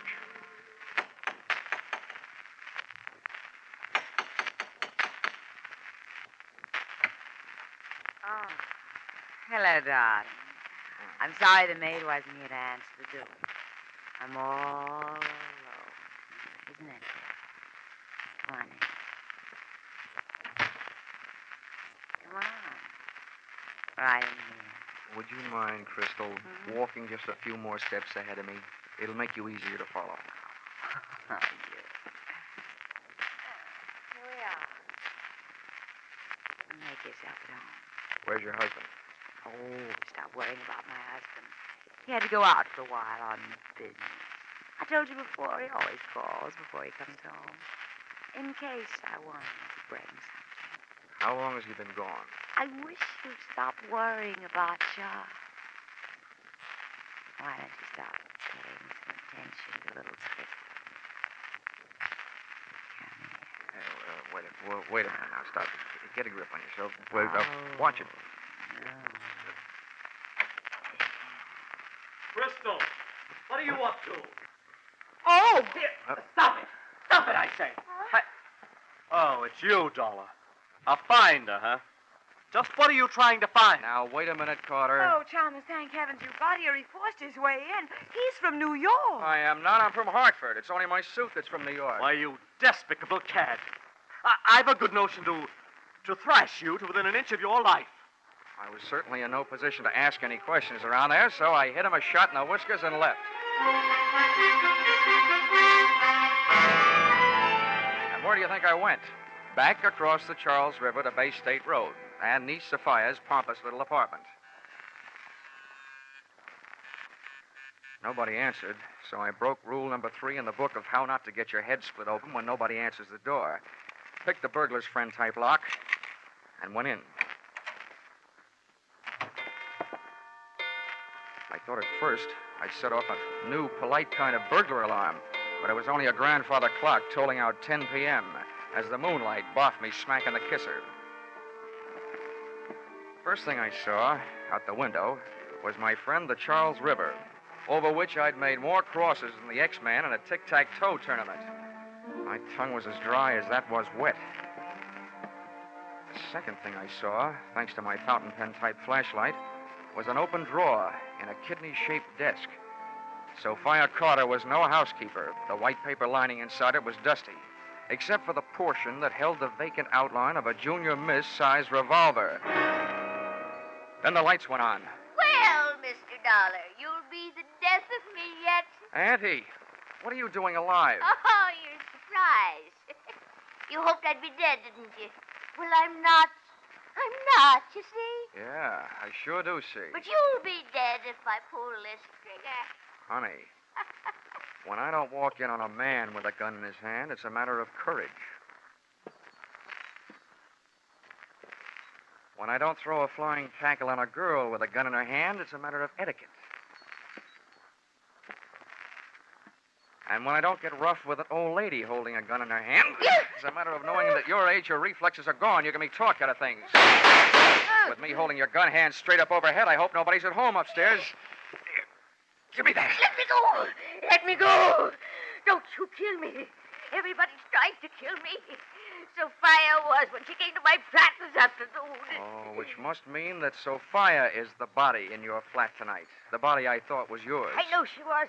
She's been threatening to kill me for years. Now, what's that you've got in your other hand? No, you can't. Here, give it to me now. No, you can't Come read on. it. No. What I ripped out of her hand was a very old note written on very old paper. Give me that. And reading it, what with the clawing, scratching 82-year-old woman tucked under one arm, it read like a voice from out of the past. That is mine. The voice of that 82-year-old woman's long-dead husband, Caleb Carter. To my beloved niece, Sophia, in these last remaining moments of consciousness, I tell you this. My wife, Melanie, has made repeated attempts upon my life. This time, I'm afraid she has succeeded. Also, crushing the life from your father, my brother, beneath the wheels of her carriage as he rushed to my rescue. Well, I guess this means that Sophia had this letter and has been holding it over your head for years. Yes. She's been blackmailing me. Blackmailing me. Melanie, it was your conscience that first called me into this case to protect you from your relatives.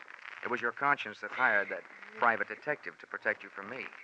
And it was your conscience that got you mixed up with Joe and Rocky to protect you from the detective and me. Then again, it was that same old conscience that called in the police to protect you from your gangster friends. Now, there's only one more thing, I hope. What's that? That same conscience will prevent you from making an undignified surrender. My arm. Thank you, young man. Your arm.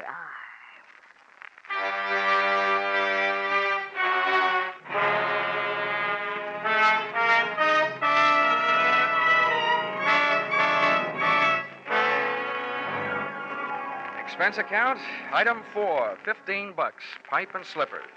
Appeasement to Chalmers Carter, nephew of the accused. To give him a symbol that all I was really trying to find was a way to straighten out his home life. Item 5, $50, a personally autographed check in lieu of his name in the paper to Patrolman Fred Mosier, so that the wife would still get a kick out of the publication of his name on the payable to line of said check. Expense account item 6, $15. Gift to Joseph and Rocky.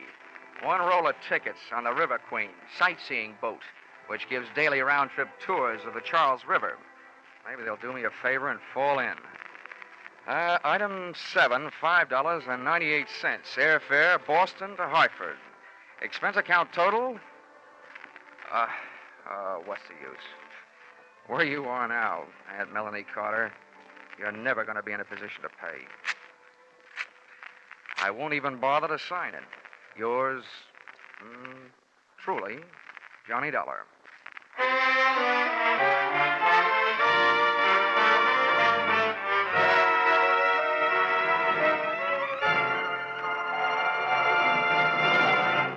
Yours truly, Johnny Dollar, is produced and directed by Gordon T. Hughes and stars Charles Russell. Script by Paul Dudley and Gil Dowd. Be sure to be with us at this same time next week when another unusual expense account is handed in by... Yours truly, Johnny Dollar. This is CBS, the Columbia Broadcasting System.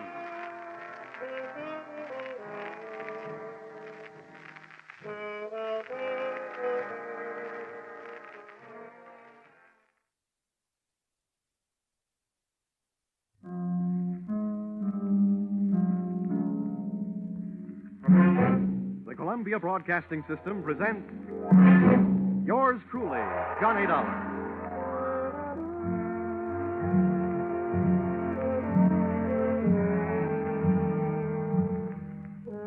The next half hour has its baggage packed to take a trip with America's fabulous freelance insurance investigator, Johnny Dollar. At insurance investigation, he is just an expert. At making out his expense account, he is an absolute genius.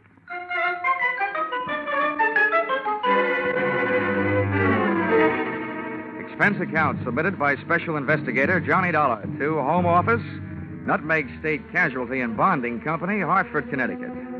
The following is an accounting of my expenditures during investigation of series of accidents affecting your policyholder, the Funfair and Weatherly Carnival shows, or how I went for a spin on a case we might refer to as Murder is a Merry-Go-Round.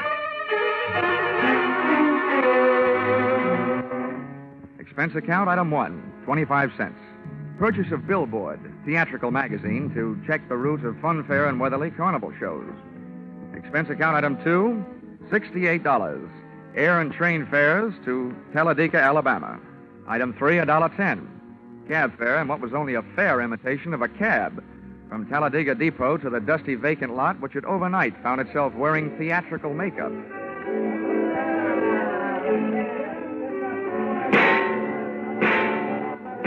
Brightly as the hot sun beat down on the midway, it couldn't help the layout of canvas and slats from looking beat up.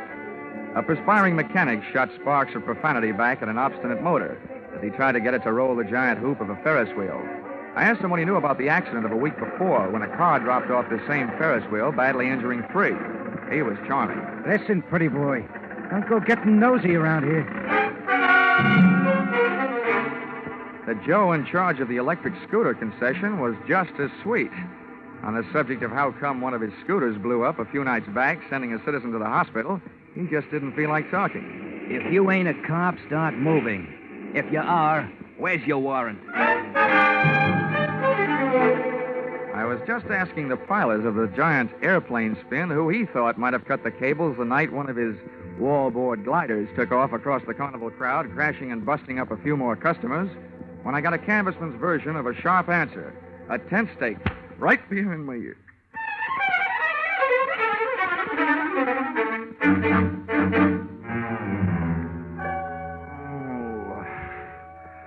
Well, those sleeping beauties waking up, huh?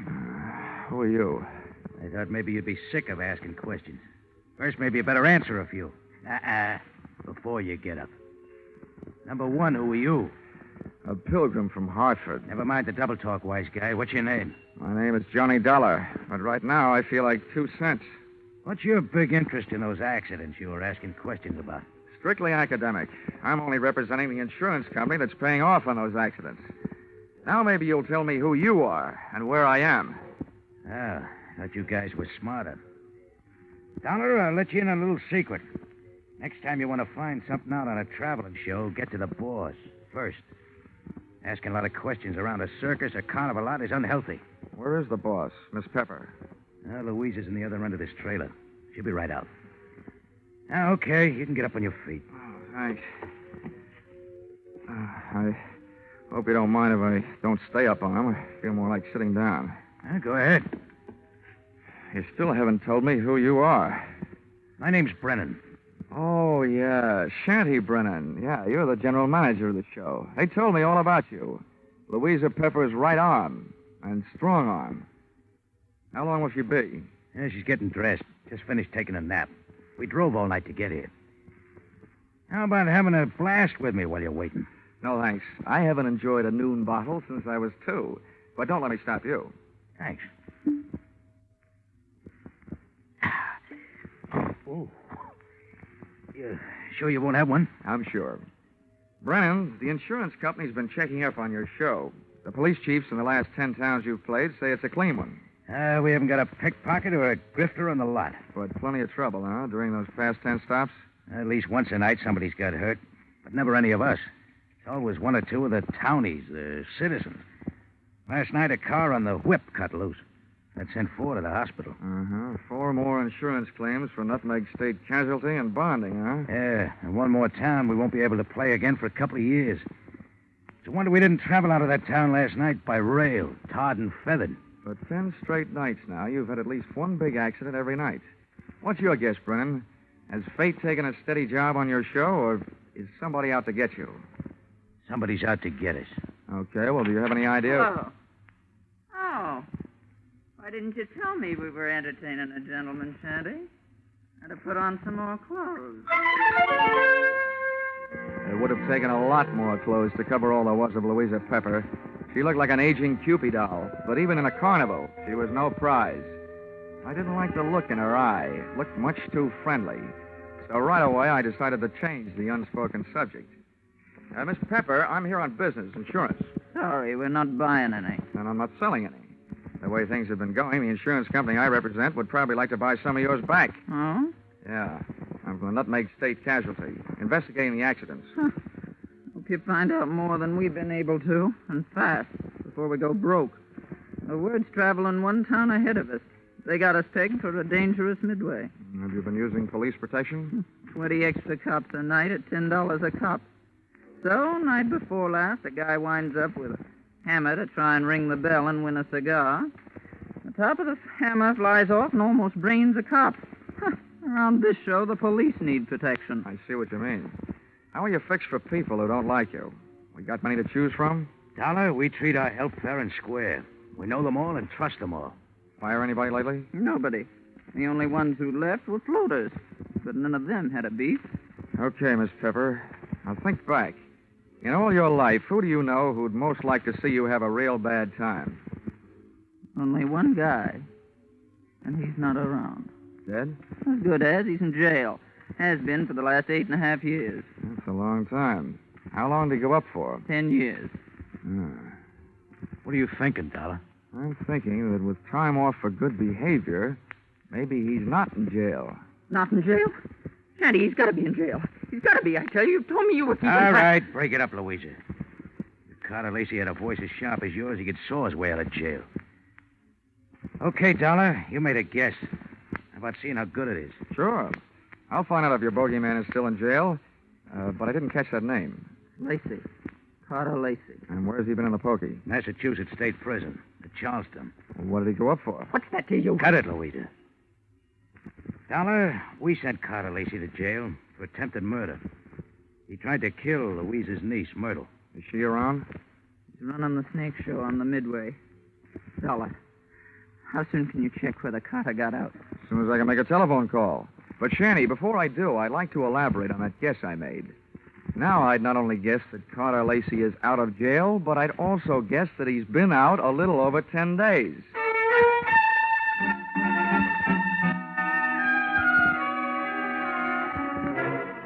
Expense account, item 4, $3. Telephone call to Massachusetts State Prison, confirming both of my guesses. Carter Lacey had checked out of the Bay State's Hotel Greystone for bad boys 2 weeks previously. Item 5, $32. Telephone calls to various hotels in the last 10 towns the Fun Fair and Weatherly Carnival shows had played. Item 6, 10 cents. 2 nickels spent calling 2 hotels right here in Talladega. Then I dropped 1 more nickel in the telephone. Got the lucky number? Yes, sir. We do have a Mr. Carter Lacey registered. Room 312. Shall I? Oh. And hit the jackpot. Expense account item 7, 65 cents. Cab fare to Sunshine Hotel. Tip the driver, $1. From the lobby, I called room 312. He invited me up. I invited him down. I knew I'd feel better talking to Carter Lacey with a lot of people around. They'd make nice witnesses if he suddenly got homesick for prison life and used me as his ticket back. I waited in the coffee shop. The waitress brought me a cup of coffee, and my palate went to work refereeing a one-sided bout between the strong Java and the weak cream. Hello. Dollar? All right. Sit down. Thanks. So you're Carter Lacey, huh? Have some coffee? No, thanks. It keeps me awake nights. How about your conscience? Having the same trouble with that? My conscience deserves an 8.5-year rest. But it can't start its vacation until I even up a few scores. Busting up carnivals. Child's play. Look, Dollar, over the phone, you told me you're an insurance investigator. You can save your company a lot of money. How? Call them up and tell them not to insure the lives of 3 people. Because any minute now, 2 of them are going to be dead. Louisa Pepper, Anise Myrtle, and Shanty Brennan. Yeah, Dollar. I'm going to kill 2 of those people. The other one's still my friend who's going to help me do it. In case you don't know your law, Dollar, don't bother calling the cops. I can't be held for making a threat unless I put it in writing. Well, Lacey, I don't know what your beef is against the people running that carnival, but those accidents have been hurting a lot of innocent bystanders. Dollar, you're talking to a guy who really knows what it means. Getting hurt as an innocent bystander.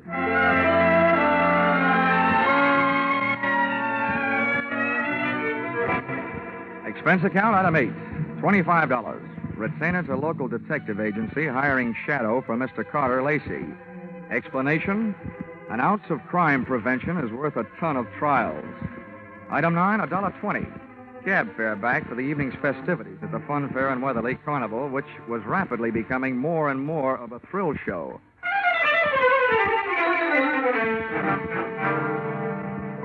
Expense account, item 10, 30 cents.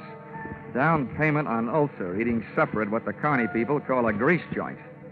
I made my way among the trailers that were lined up behind the midway, and as I looked for the one housing Louisa Pepper's snake-charming niece Myrtle, the burning sensation around my heart wasn't all caused by the hot dogs I'd just eaten.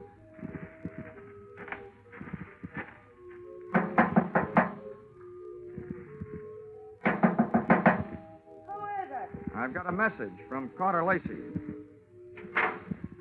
What did you say? I said I've got a message from Carter Lacey. For you and your Aunt Louisa, Shanty Brennan.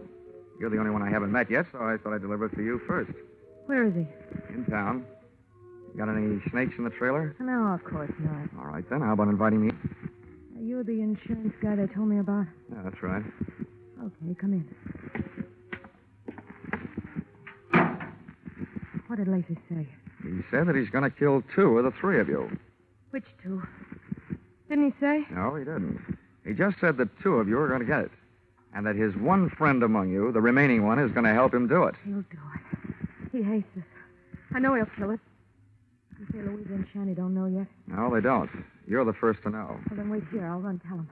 I'll stop back here before I go into the tent to do my next show. Grab yourself a drink. I'll be right back. But she wasn't right back, and it's just as well she wasn't. She might have interrupted me while taking a sightseeing trip through the drawers in the trailer's built-in bureau. The piles of silky nothings that give gals that certain something didn't tell me anything I hadn't known about women before.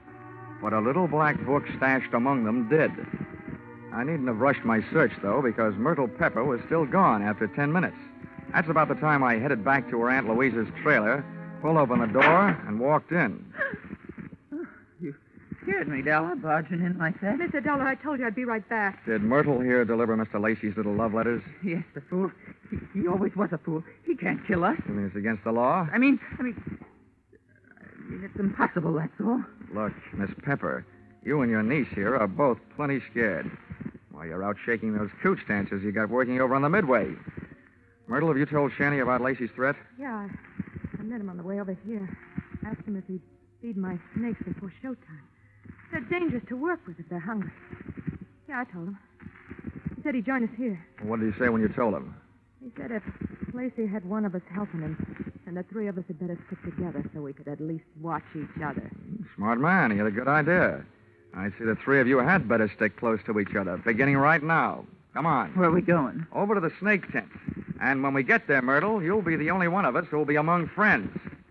The 3 of us left Louisa's trailer. We walked past the back of the shooting gallery concession right in the front of it.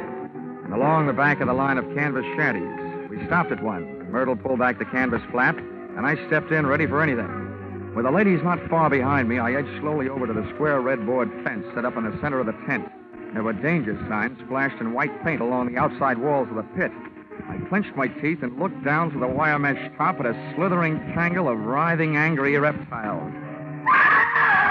And there, lying among them with a vicious red welt splashing his forehead, was Shanty Brennan. He was feeding the snakes, all right.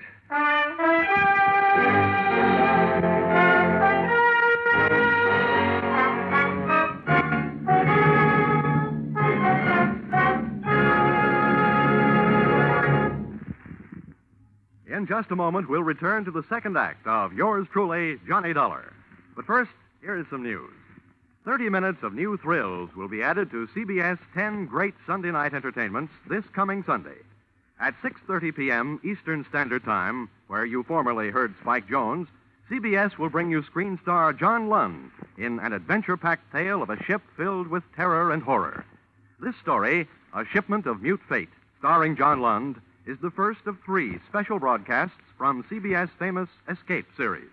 It will be heard over most of these stations immediately preceding a familiar show which brings you a different kind of escape, The Jack Benny Show. And now, back to yours truly, Johnny Dollar.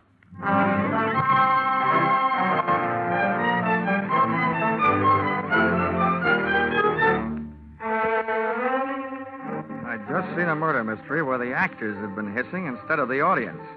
The lead character in that snake pit wasn't going to win any Academy Award.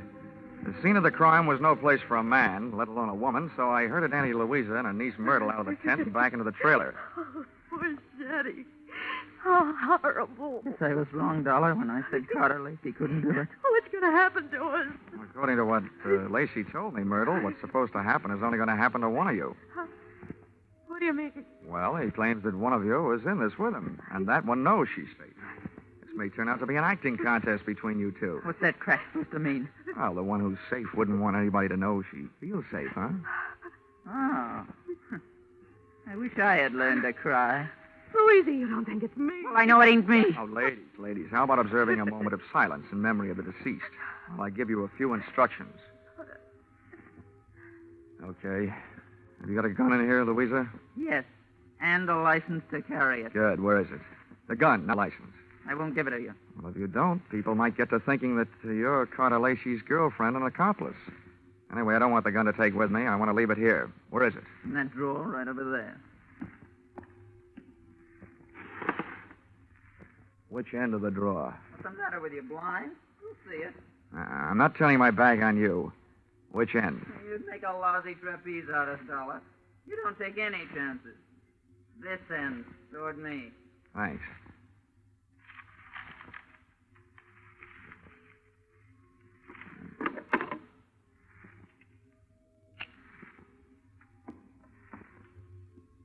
Well, now where are the keys to the car hitched to the front of this land yacht? What are they for, Dollar? Just another chance I'm not taking. With those keys in my pocket, this trailer won't be joyriding anybody off into the night. Where are they? I'll get them for you. Wait a minute, Myrtle.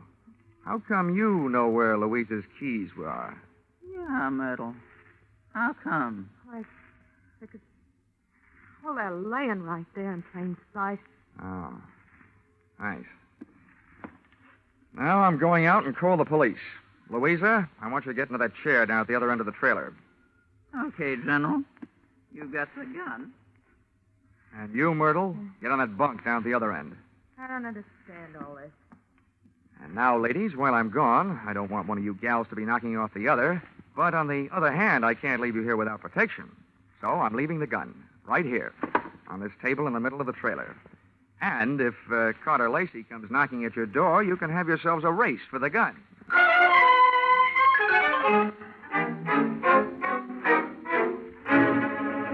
Expense account, item 11, 5 cents. Telephone call to the local police, plus another nickel spent calling a taxi. The cops arrived in 4 minutes, the cab in 15. Its driver had no siren to take him through the traffic lights. Item 12, $1.10. Cab fare on an exceedingly slow and torturous trip to the Sunshine Hotel. Tip to his kind of a driver, a nickel. I went up to the 3rd floor and headed down the hall to Carter Lacey's room, 312. I rapped for an entrance, but all that came back was an echo. The lock on the door was the soft touch type known to the trade as the burglar's friend, so I went in.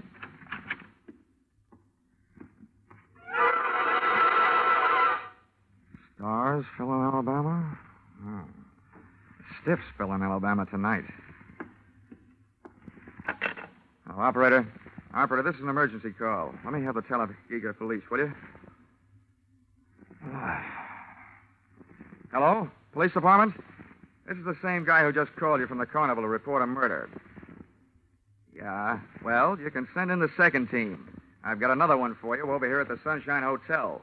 Room 312. A party's just been strangled. Yes, I'm sure. Lots of bruises and deep-set fingernail marks on the throat. Sure, I know who it is. The name of the deceased is Myrtle Pepper.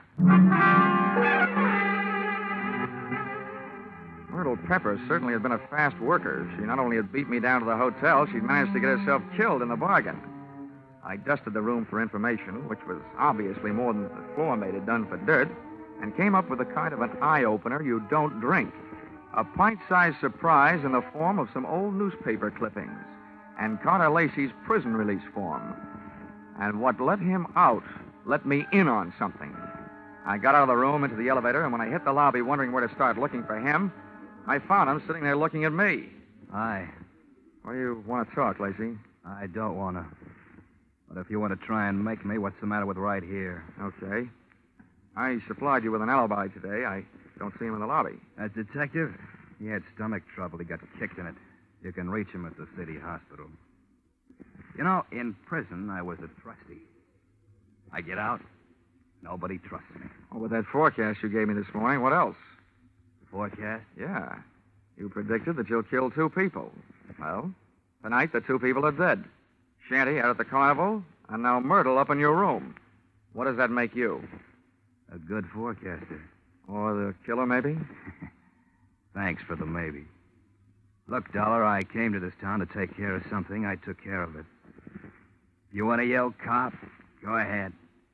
From now on, nothing bothers me. Well, then stop chewing your nails. You told me this morning that one of those 3 people was working with you. There's only one left. And suddenly, Lacey, I don't believe your story. Suddenly, I don't care. Shanty Brennan lied to me this morning. He said that you went to prison on a charge of attempted murder. Your prison release papers say you went up for grand larceny. You see what happens to bad little boys that tell lies? I'm not through yet. I fished a bank book out of Myrtle Pepper's trailer, a 3-way joint account. Myrtle, Shanty, and Louisa. The first deposit, $60,000. The date, the same year you were thrown into the can for stealing $60,000. To me, that spells a 3-way split for them and a frame for you. Also, to you, it spells a motive for hating all 3 of them. So I lied to you. What are you going to do, wash my mouth out with soap? From now on, I don't need any answers from you, including smart ones. But look, you'd better stick around. If the cops don't pick you up for murder, maybe the hotel will want to press charges against you for having an extra unregistered person occupying your room.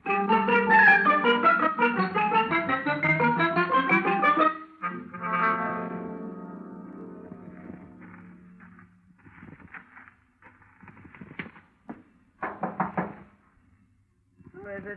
Johnny Dollar. Oh, wait a minute. Where's Carter? They arrested him? Tell me, did he escape? He's at the hotel, and the cops are on their way down there right now. I hope he's more talkative with them than he was with me. You talked to him? Yeah, I had a long, one-sided conversation with him. There's one thing I still can't quite figure out. Whether he really intended to kill Shanty and Myrtle or not. Myrtle? Yeah, strangled. Myrtle? Poor little angel. Of course he meant to kill him. He hated him. He hated us all. Well, you can hardly blame a fellow for being annoyed, framed on a grand larceny trap by 3 old chums. But you've got the wrong idea, Louisa. What I meant was, did he ever really intend to kill him himself? Or did he just intend to set off the greatest chain reaction since the atom bomb and just sit back and watch the 3 of you try to beat each other to it? Well, that's crazy talk. Yeah, like a fox, maybe. He made his threat to me knowing I'd carry it back to you. I say you because you're the only one left. You see, he set himself up as a patsy. He'd been framed by you once before. To me, it looks like Carter Lacey learned a few things about wrong people during that 8-year stretch. Namely, that they never trust each other. You're absolutely nuts, Dollar. I think you'd better get out of here. Go peddle your insurance. The cops will take care of Mr. Lacey. I don't think they will, Louisa. Why not? Myrtle was strangled. That's the kind of murder a man would commit. Well? But there was a set of deep fingernail marks on her throat. And Carter Lacey bites his nails. So maybe you'd better get yourself a manicure before the police arrive. Thanks for the advice. Stand right there, Dollar. This time I got the gun. Hold everything, Louisa. Carter! This is a standoff, Louisa. Point that thing someplace else before I point mine up your snoot. Okay, Dollar, get out. What's the matter with you, Lacey? Are you cracking up? Well, your plan was going along fine. First, Myrtle tossed Shanny to her snakes. Then Louisa took care of Myrtle. There's only one left, and the state will take care of her for you. That's not enough. There's one satisfaction I haven't enjoyed so far. That's hearing one of these pigs squeal. Carter, we can still split the money in the show and get out of here? The only one that's going to get out of here is Dollar. Beat it. I beat it all right. I was the only one in the trailer without a gun. I plunged into the darkness looking for something and came up with a tent rope, dashed back to the trailer door, and lashed the knob to the guide rail. I didn't want those gun-happy birds flying the coop. Just then, the season opened. I didn't know who was going to come out the worst in there, the hunter or the hunted. The only key I had to the situation was the key to the car, the one I'd picked up earlier in the day. The car churned the trailer through the Carnival back lot and out into the highway. When I hit the cement, I started spinning the rubber.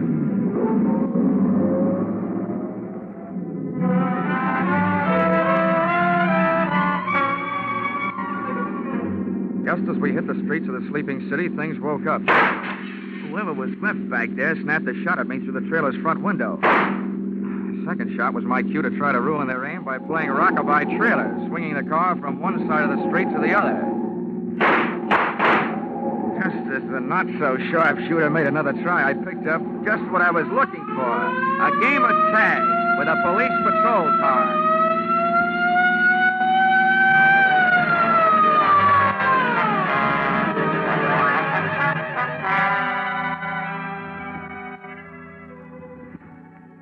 Expense account, item 13, 15 cents, bicarbonate of soda. Those Midway hot dogs I'd had for supper were no thoroughbreds. Item 14, $35, cigars for night shift. Talladega police, for whom I had started things smoking. Item 15, $3, hotel bill. Oh, but never let it be said that I ever turned in a measly $3 hotel bill for myself. This was to check out of the Sunshine Hotel, the man who had checked out in the trailer at the hands of Louisa Pepper. Louisa Pepper, the only one who was a good bet to catch up with Brennan, who had been murdered by Myrtle. And Myrtle, who had been loused up by Louisa. And Carter, whom she had also carted out of this world, proving that when you start any kind of chain reaction, you should be careful, because you're never going to be sure where it's going to stop. Expense account total... What? Only $692.18. I must be slipping. Yours truly, Johnny Dollar.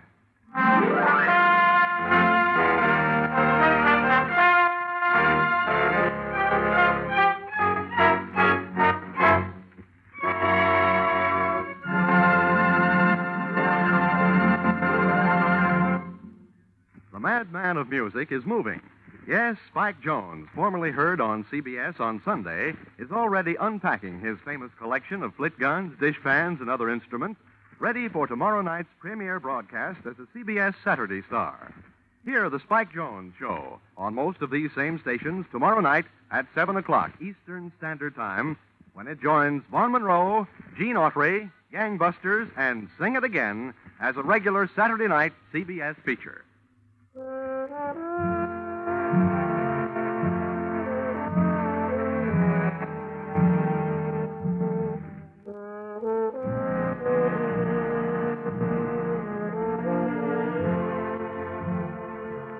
Listen in again next week when CBS brings you Yours Truly, Johnny Dollar, with Charles Russell as Johnny. Yours Truly, Johnny Dollar is written by Paul Dudley and Gil Dowd, with music by Mark Warnow, and is produced and directed by Richard Sandville for CBS, the Columbia Broadcasting System.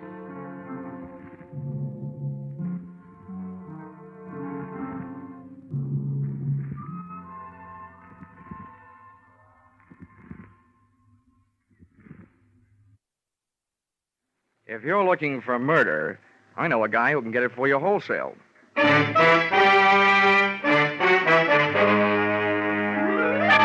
This is another in the adventures of America's fabulous freelance insurance investigator, Johnny Dollar, starring Charles Russell. At insurance investigations, Johnny Dollar is only an expert. At making out his expense account, he's an absolute genius.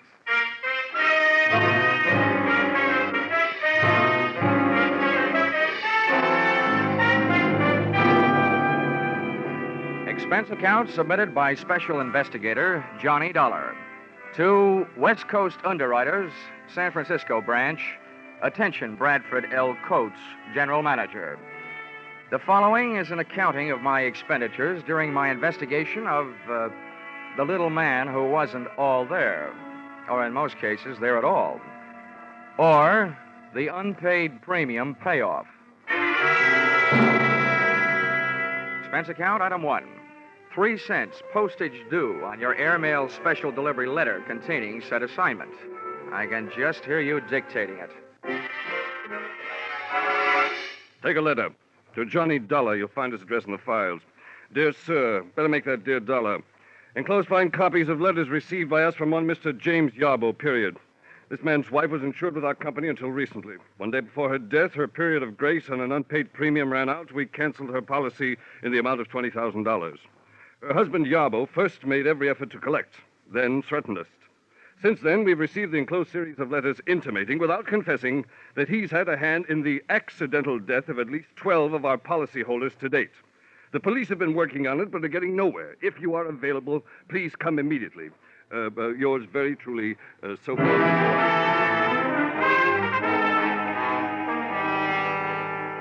Expense account, item 2, $176.87. Airfare, Hartford to San Francisco. Item 3, $5.40. Cab fare, airport to your office. Dollar, glad you got here. You've no idea what a mess this whole thing... Okay, Mr. Coates, okay, don't get excited. We'll nail this guy before you run out of policyholders. Well, the dozen he's apparently done away with already have cost us darn near $250,000. You've got to move fast, Dollar. The man is a homicidal maniac. Yeah, but a smart one, though. He's put just enough in those letters he sent you to let you know that he's working on a grand-scale revenge against your company. But he leaves out just enough so the law can't lock him up. He's had perfect alibis in every case. Look, Mr. Coates, tell me, have all these deaths been local, right around here? No, they've been all over California. Mm-hmm. Well, one other thing, the method. From this list you gave me, Mr. Yarbo seems to have a preference for killing people through the noisy and gory method of fake automobile accidents. Yes, very true. But what about this last one? Airplane crash. That was a $30,000 loss to us. Just think. Our poor innocent policyholder flying around and then his engine quit. Thanks to a man he's never even seen. Tell me, Mr. Coates, just how difficult would it be to get a list of your California policyholders? Names and addresses, you know. Why, that would take days. But goodness gracious, man, you can't hope to keep an eye on them all. Besides, the minute you went off the job, he'd strike again. That's a preposterous idea. Cut. Time. Look, I don't want the list. I was just wondering how Yarbo got it. Oh. Now, so far you've given me nothing to go on. I'd like you to add 2 things to that. Yarbo's home address and a $50,000 life insurance policy made out to me. What on earth's that for? Well, look, in the first place, if we're going fishing for Mr. Yarbo, I might as well be the worm. In the second place, if I should get gobbled up in the line of duty, that $50,000 life insurance would make several attractive young ladies of my acquaintance very happy. Not, mind you, as happy as I can make them by remaining alive.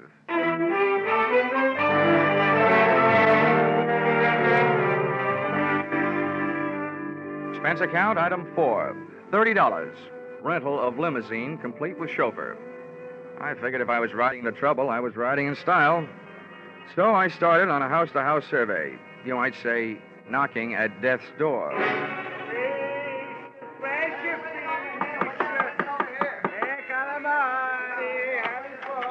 Yes.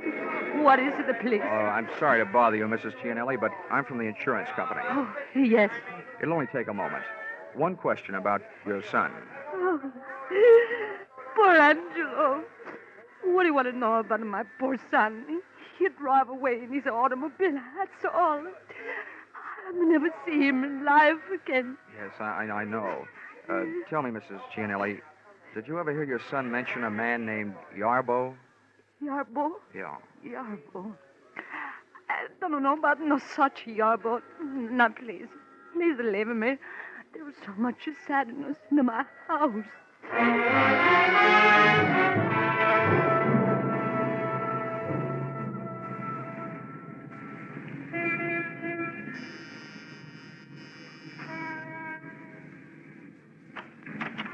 Yes?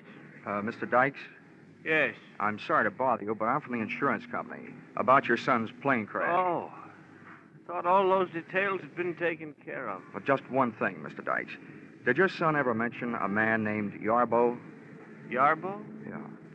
That's an unusual name. I'm sure if he had, I would have remembered. Okay, sir. I'm sorry to have bothered you. And thanks.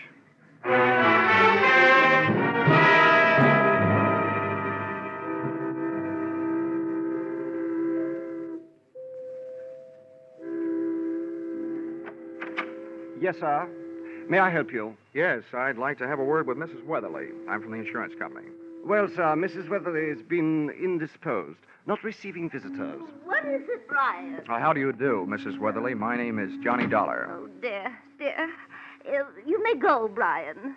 Oh, I'm ashamed to let you see me in this condition, Mr. Dollar. I'm just ashamed. But you understand. I do indeed.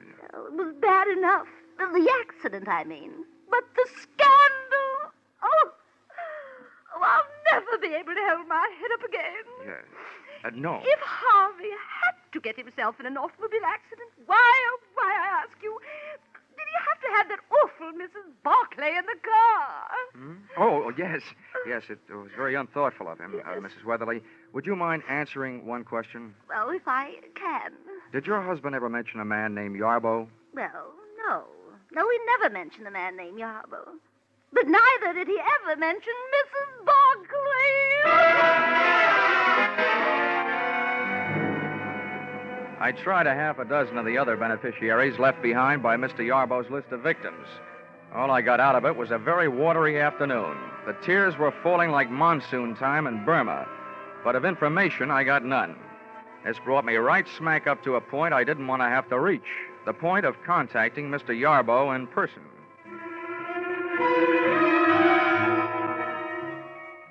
At 8:30 that night, I took a plant on Yarbo's house on Lombard Street. At 11:30, I saw the lights go out, as did Yarbo.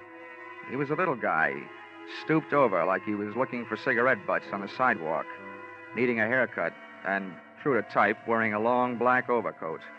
But worst of all was the little satchel he was carrying. Items like this always set off a chain reaction in my imagination, and I could just see him on his way to atomizing the Oakland Bay Bridge, thus causing the biggest automobile accident in history. I very cleverly forced my way into the house by breaking a first-floor window, reaching in and opening same. The cyclops eye of my flashlight started picking up information on the subject of Mr. Yarbo immediately. The room I had entered looked like the Hobby Lobby of an English bobby, a crime museum if I ever saw one. On one wall, a gun case. On another, a crime library. And scattered around the room, a grisly collection, ranging from blood-stained hatchets to shrunken heads. But the most surprising criminal curio of all stood right behind me. Mr. Yarbo, complete with little black bag. Well, I must say the current second-story man dresses well, but I must also say you, my man, must have the old masters of the art turning in their graves. For you, young man, are a heavy-fingered bungler. There, let's have a better look at you. Now, that flashlight, I'll feel better after you've dropped it. Hey, what am I doing? You're not even pointing a gun at me. Don't feel too comfortable.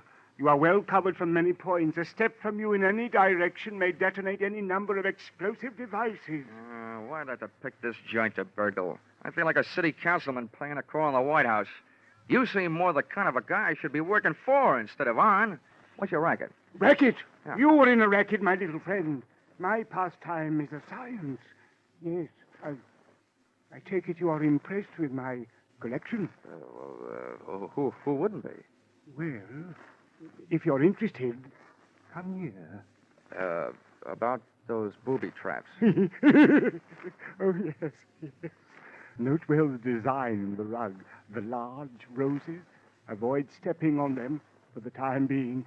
Oh, great. And I was in here stumbling around in the dark. May your good luck continue. But look here in this case, the small vial on the right. That was purloined for me to order from the famous Black Museum in Scotland Yard. That little vial once rested in the case of the fabulous murderer, Dr. Crippen. On there, beside it, that lock of hair, that is from the head of the second victim of the noted mass murderer, Neil Cream. And up there, look up there, the hangman's noose over the mantel. From that one swung the body of the notorious Western bad woman, Fanny Turner. Oh, how's chances for renting this place for Halloween? Well, all right then, since you no longer seem interested in playing the part of a bungling burglar, then I assume that I am also free to discontinue my pose as a victim of your disguise, Mr. Johnny Dollar. Oh? Looks like the chips are down and I'm the fish. Yes, and there are a lot of other fish in your sea, Mr. Dollar. Poison eels, that's what you are, the lot of you. Parasites, gambling on death, and then not paying when you lose. Listen, Mr. Yarbo, you're placing a big hunk of blame where it doesn't belong. You're confused about things. Confused? Yes. When your wife's insurance premium was overdue, you were allowed a 30-day period of grace. And when that went by, the policy was canceled. Now, that's not the insurance company's fault. It was your fault. But it wasn't. I gave her the money. She spent it on herself. I'd have made it up. I told them so after she died. I told them, but they wouldn't listen. I'll show you. I'll show you. Yarbo looked like he was headed to show me the chopping end of an axe laying on top of a small table. I hit him just as he hit the table. As he hit the floor, I noticed what I was standing on. One of those big red roses in the carpet. It hadn't exploded yet, but that was one flower I wasn't standing around waiting to see bloom.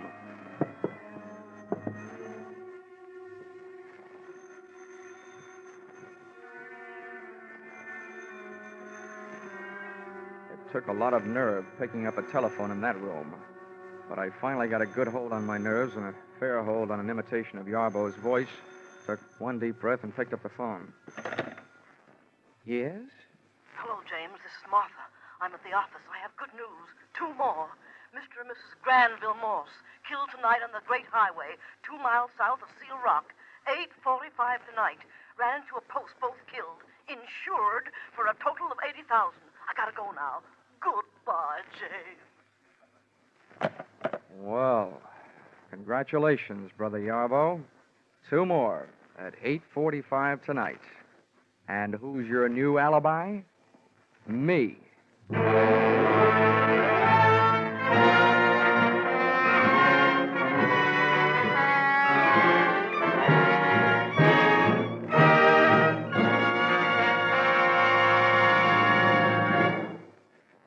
In just a moment, we'll return to the second act of Johnny Dollar.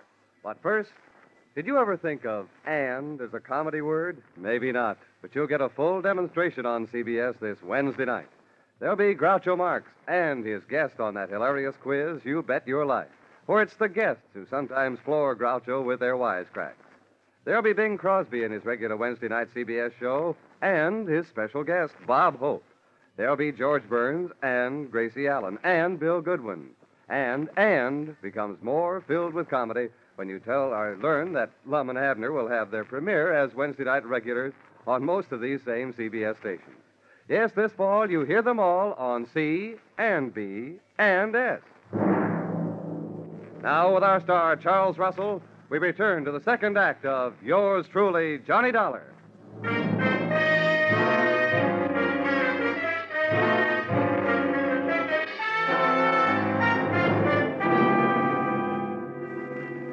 Yarbo might have been lying unconscious on the floor, but in that setting, I was still afraid of him. I'd have looked the place over with a fine tooth comb. Only having none, I used my hands. I put the pat test to Yarbo's pockets for a gun. He was unloaded. Then turned my attention to the little black bag he'd been carrying when I saw him leave the house, and which he still had with him when he returned. I hoped it wasn't booby-trapped. Opened it and discovered that it was a trap, the type my kind of booby stepped into. Inside the bag was a small radio receiver tuned to something I looked for and found in the room. A small radio transmitter of the type formerly used in army tanks. Through this, Yarbo had heard me enter his little museum of murder and had returned to catch me in the act of prowling the premises. About then, I caught him in the act of coming to. Well, welcome home, Yarbo. Time to get up. I just had a long chat on the phone with Martha. She thought I was you. You think you're very clever, don't you? Martha knows my voice. If she talked to you at all, she didn't tell you anything. Of that I am sure, so save your breath. There is no use your telling me she gave you any information. Oh, no, you got me wrong, pal. I only told you Martha called to let you know I know there is a Martha. I figured it might make you nervous, and nervous men are easy to beat. Other nervous men may be easy to beat, Dollar, but not James Yarbo. The police have tried, and they couldn't prove a thing against me. Now, may I have your permission to get up? Yeah. Maybe the police haven't been able to get anything on you, but I have something. Attempted murder. The hatchet you went for. The pitiful mistake of a pitifully suspicious mind, Dollar. I wasn't reaching for that hatchet on the table. I was trying to show you something in the table drawer. There it is, spilled out on the floor. My wife's insurance policy. The one your unscrupulous thieving superiors refused to pay. The vampires? Here, look at it. All in order. Much of it in fine print. Fine. Just fine. Okay, Yarbo, that did it. Come on, ahead of me. Where are we going? To find some place to lock you up. I was hired to stop you, and until I do, I'm at least going to try and slow you down. Now move. Linen closet. No room here. Come on.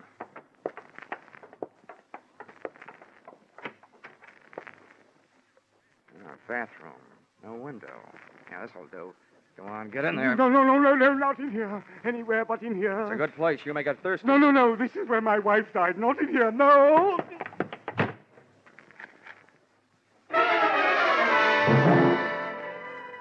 Which, on the surface, may seem to have been a move on the cruel side.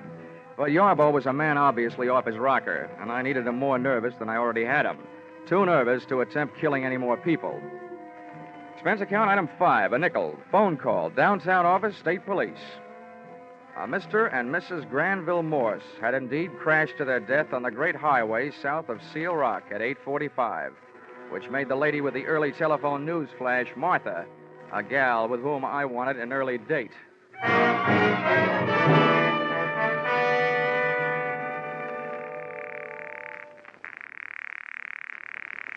Come on, answer the phone. Hello? Hello? What is it? Hello, Mr. Coates. This is Dollar. Huh? Oh, yes, Dollar.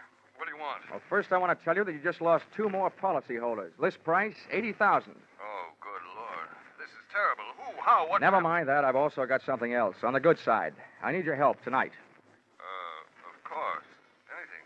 What can I do? Meet me at your office. You and I are going to go looking for a dame named Martha. Martha?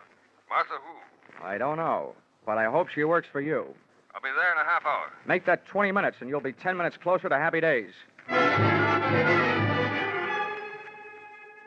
The office personnel records of the West Coast underwriters turned up not 1, but 3 employees named Martha, which gave me 3 choices as to who had been supplying Yarbo with a list of West Coast insurance policy holders.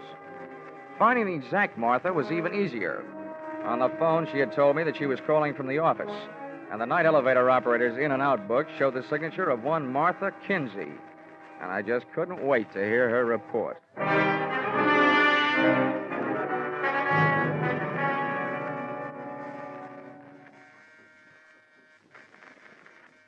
is it? I've got a message from Mr. Yarbo. Oh, just a minute. Message from James. Oh, what does he want? Well, what he really wants is to get out of the bathroom. That's where I've got him locked up. Who are you? You ought to know who I am. I assume you're the one that told Yarbo he could be expecting a call from an insurance investigator named Dollar. Well, that's me. Well, I don't care. James told me girls give out lists of names all the time. Sell them for mailing lists. 10 cents apiece. May not be ethical, but it's not against the law. James told me, and I believe James. Oh, he's the smartest man I ever knew. He may be the smartest, but he's right in line to be numbered among the deadest. One of these fine mornings, the state is going to give him a cyanide egg for breakfast. What do you mean? You should know. Murder, execution, gas chamber. Well, you can't prove a thing. James told me so, and he knows. Well, he's smart. I hope he's not smart enough to pick a lock with a bath mat. Now, come on, sit down.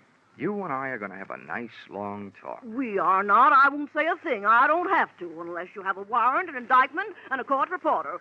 James told me so. Yeah, I know. He's smart. But no matter what he told you, you're going to tell me a few things. Oh, no, I'm not. Oh, yes, you are. Oh, no, I'm not. Oh, yes, you are.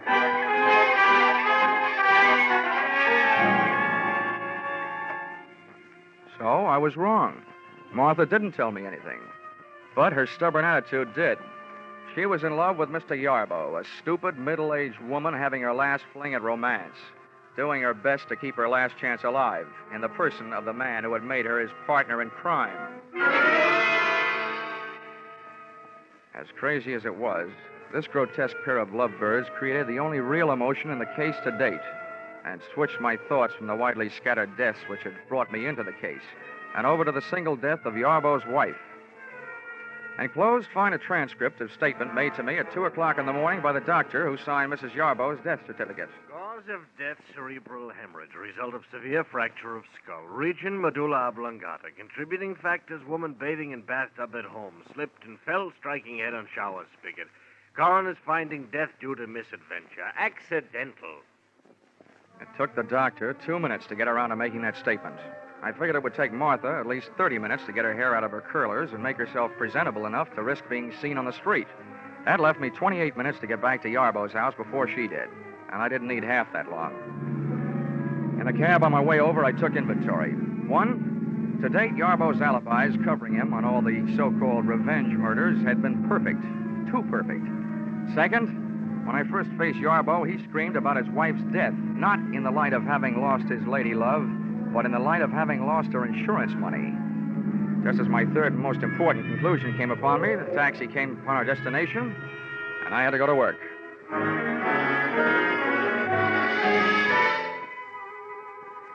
Once inside the little horror house on Lombard Street, I got set for a long search. But it turned out to be a short one, and it proved 2 things. Yarbo was not only a murderer, he was as crazy as he'd acted in having kept the evidence around.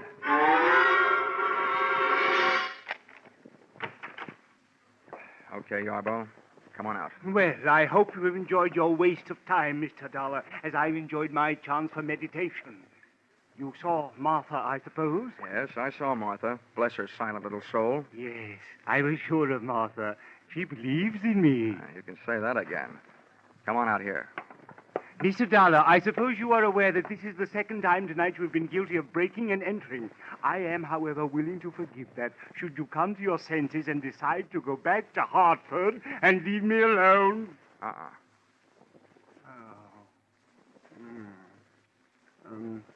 Mind treading on the roses in the rug, Mr. Dollar? Sorry, Yarbo. I fell for that gag earlier tonight. People who smile at that joke give me the last laugh. Now, look, Yarbo, I know exactly what you've been up to, and I know why you've done it. But your little war of nerves has got to stop. It will never stop. No one can prove anything against me. I can.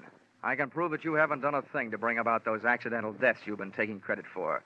Martha has sat down that insurance office and notified you every time there's been an accidental death of a policyholder in this part of the country. Then you've written the company your little letters and gotten your little kicks out of it, right? That's a lie, lie. This is a switch, a guy yelling that loud that he's guilty. You'll have to prove it. You will have to prove it. Don't worry, chum. I'm not going to waste a breath proving murders that you didn't commit. But, brother, I'm really going to go to town on the one that you did. Your wife, Mr. Yarbo. That is the most ridiculous statement you have yet made, young man. Look around you. Take note. I have profited by all the mistakes made by the original owners of these bloody souvenirs from Dr. Crippen on down. You see in me the living composite of them all.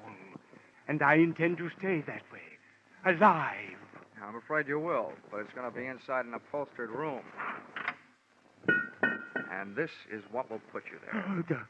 Yeah, Mr. Yarbo, you carried your little hobby of crime souvenirs too far when you saved this hunk of pipe and the faucet with which you clubbed your wife to death. She slipped and fell. She was in the tub. I'm sure the police microscopes can give you a strong argument on that one. Now, come on. And let's make it easy on each other, shall we? No, I didn't do it. I didn't do it. Let go. Whoa. Let go of me. You have to prove it. What's he doing? Help me, Martha. Help me. Hit him with something.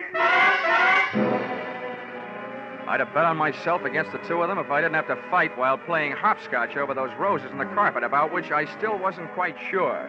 It was touch and go. Martha would try to touch the back of my head with something, and I'd go. Do something, Martha! Do something! I'll fix him. I'll fix him. The something Martha tried to do was pick up a heavy-based urn and aim it at me. She missed. It started to roll across the rosy carpet. When Yarbo saw where it was headed, he wrenched himself loose and dove to stop it. I dove the other way. He got there just too late.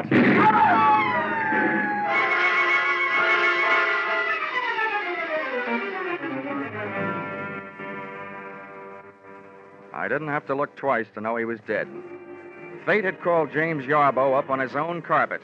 When Martha threw that urn at me, it had rolled straight for the only rose in the rug that had been booby-trapped. Which only goes to prove that sometimes a rose by any other name can be anything but sweet.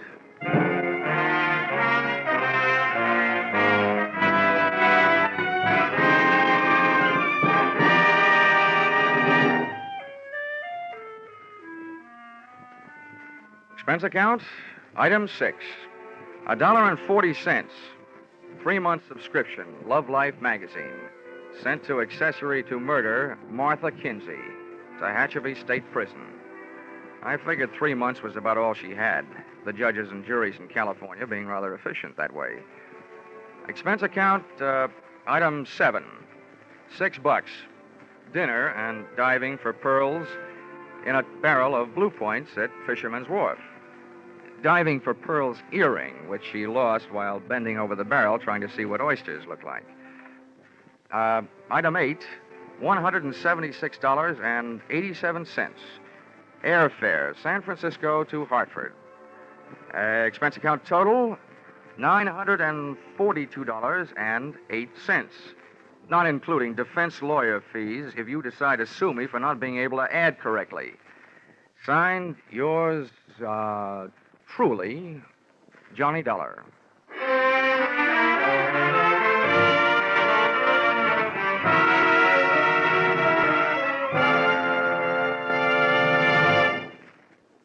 Yours truly, Johnny Dollar, is produced and directed by Gordon T. Hughes and stars Charles Russell.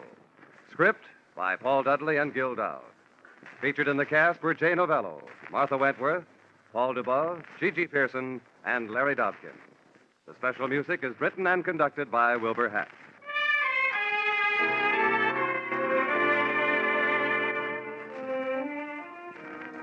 Be sure to be with us at this same time next week when another unusual expense account is handed in by yours truly, Johnny Dollar.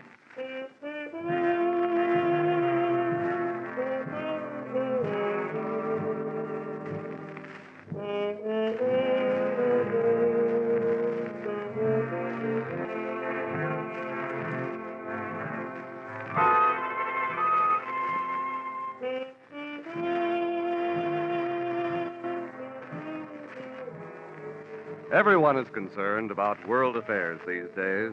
If we want world peace, we'll have to have national peace first.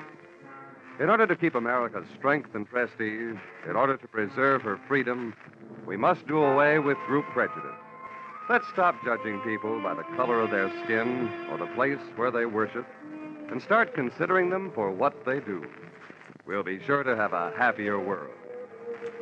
Stay tuned now for Vaughn Monroe and his caravan, following immediately on most of these CBS stations.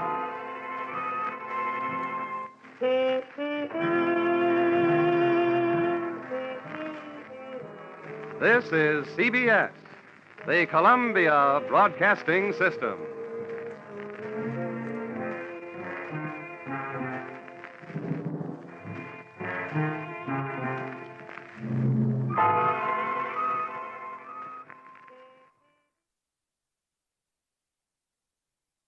I always say if you take a trip halfway around the world, you've got to expect you'll get your ticket punched.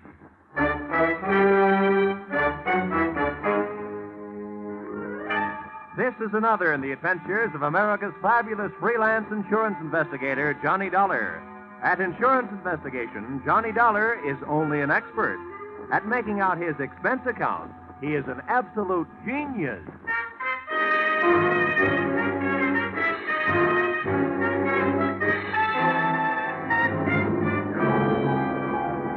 Expense account submitted by Special Investigator Johnny Dollar. To the Constant Sun Trading Company, Cairo, Egypt. And may I say, this is an unexpected pleasure. The one thing I didn't expect to bump into during this case was somebody to pay the bill. It started out being my answer to a fire alarm rung 12,000 miles away by an old wartime friend. It wound up being a game of who gets killed first, with a bunch of guys who suddenly declared themselves a small peacetime war. The difference of opinion arose over a little hassle I might call the expiring nickels and the Egyptian jackpot. Expense account, item 1, $2,200. Air transportation from little old Connecticut to big old French Indochina, or specifically Hartford to Haiti. That's where I got off the plane to take a breather. But after smelling the air and getting hit in the face with a bucket full of lukewarm raindrops, I got right on another plane bound for my destination, where I'd been summoned by an urgent cable, Calcutta.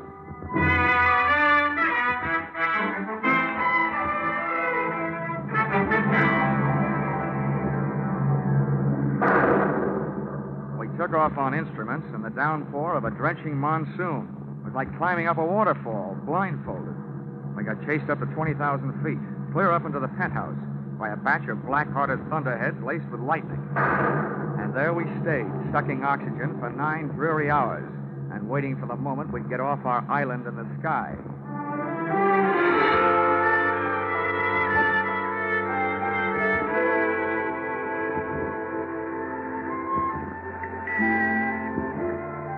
Expense account, item 2, 3 rupees. Transportation from airport to the address of old friend who had summoned me. A place you'd never expect to find trouble. In church. And what a church. 2 Quonset huts on Chowrangi Road. A couple of dozen wooden benches, a retired USO Hammond organ, and most important, its pastor, a guy I'd met when I was calling the CBI Theater my home away from home, Chaplain Joe Blessing. Johnny, it's good to see you. Long time, Joe. Too long. Well, you haven't changed a bit since you were passing out those SL slips to unhappy GIs. So you did decide to stay out here after all. Yeah, I decided the East Indian brand of soul needed a little more saving than the kind I used to know back in Magnolia, Tennessee. Now, come on in the office, Johnny. It was good of you to come right over. You must be wondering why you did. Well, your cable did start a worry or two, Joe. You know, when an ex-soldier gets the trouble call from a chaplain, something's really wrong. What's up? Sit down. Johnny, tell me, how'd you like to do some work in my department? Wait a minute. I wouldn't know where to start. I'm asking you to save a man's soul and to save another man's life while you're doing it. Why me, Joe? Why did I ask you to come all the way from Hartford, Connecticut? Well, Johnny, the ways are devious. There wasn't time for me to do anything else. Huh? If I'd gone through the proper channels here, if I'd become involved with all the inevitable red tape, well, there just wasn't time. Johnny, there's a man in Cairo waiting to be executed at dawn day after tomorrow for a murder he didn't commit. And here in Calcutta is a man who not only witnessed that crime, but has in his possession the evidence that can save that man from swinging. Uh-huh. Who is this man on the flying rope end? Lionel Brooke Nichols. He's the president of a vast enterprise called the Constant Sun Trading Company. Now, Johnny, I wasn't ignoring the fact that you work for a living. I'm sure that if you're successful, you can name your own price. This is not a colloquialism, Johnny, but Mr. Brooke Nichols has nothing but money. I didn't realize that such big men got into such big trouble. Oh, he didn't get into it all by himself. Huh? Oh, no. No, this particular big man had the bad luck to have a fun-loving cousin who'd like to see him out of the way, and the faster the better. Name of? Miles Atkinson. He must be some sort of big wheel in the Egyptian government. That's all I know about him. Except that to gain control of the Constant Sun Company, he would move heaven and earth to see Brooke Nichols dead. Well, I don't care what he does with the earth, but I guess I can't stand by and let him mess around with your heaven. Now, let's get down to cases. What about this dude here in Calcutta, the witness with the evidence? Well, his name's William Briggs. He's a very sick man, Johnny. Mm-hmm. Knowing that he might die soon, and it looks like he might. He's had a sudden rush of conscience to the mouth. He wants to talk. Evidently, he's decided that since it's too late to save his body, he'd better do a quick job on his soul. And I nurse him to Cairo, is that it? Told. I'm sending a young assistant of mine who will take that job off your hands. I think you'll like him, Johnny. Now, I want you to get Briggs to the right official. Arrangements have been made for an ambulance to meet you in Cairo. And, well, we've chartered a cargo plane to take you there. Now, the pilot says he can get you there by tomorrow night. Well, I spent so much time in the air getting here that it shouldn't make any difference. But why a cargo plane? Why not a passenger plane? They have nice soft seats. So, Johnny, the airlines refuse to transport a leper.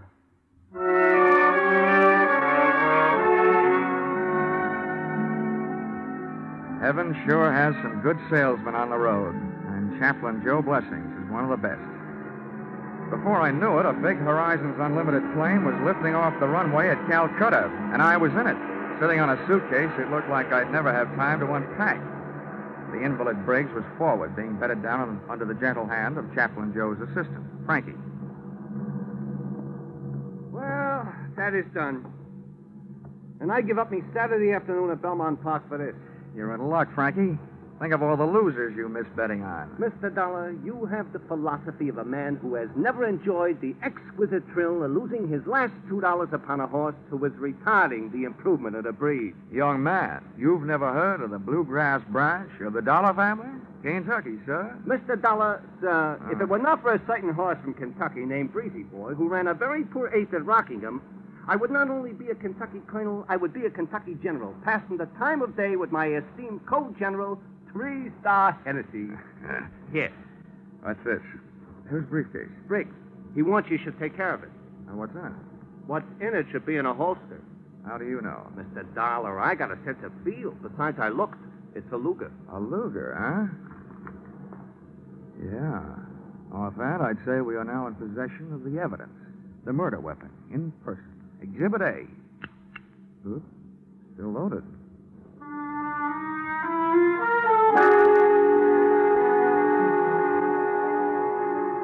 With Exhibit A making an arsenal out of my right coat pocket, we touched wheels at Bombay for 3 hours and fuel, and then hiked back up for the run across the Arabian Sea.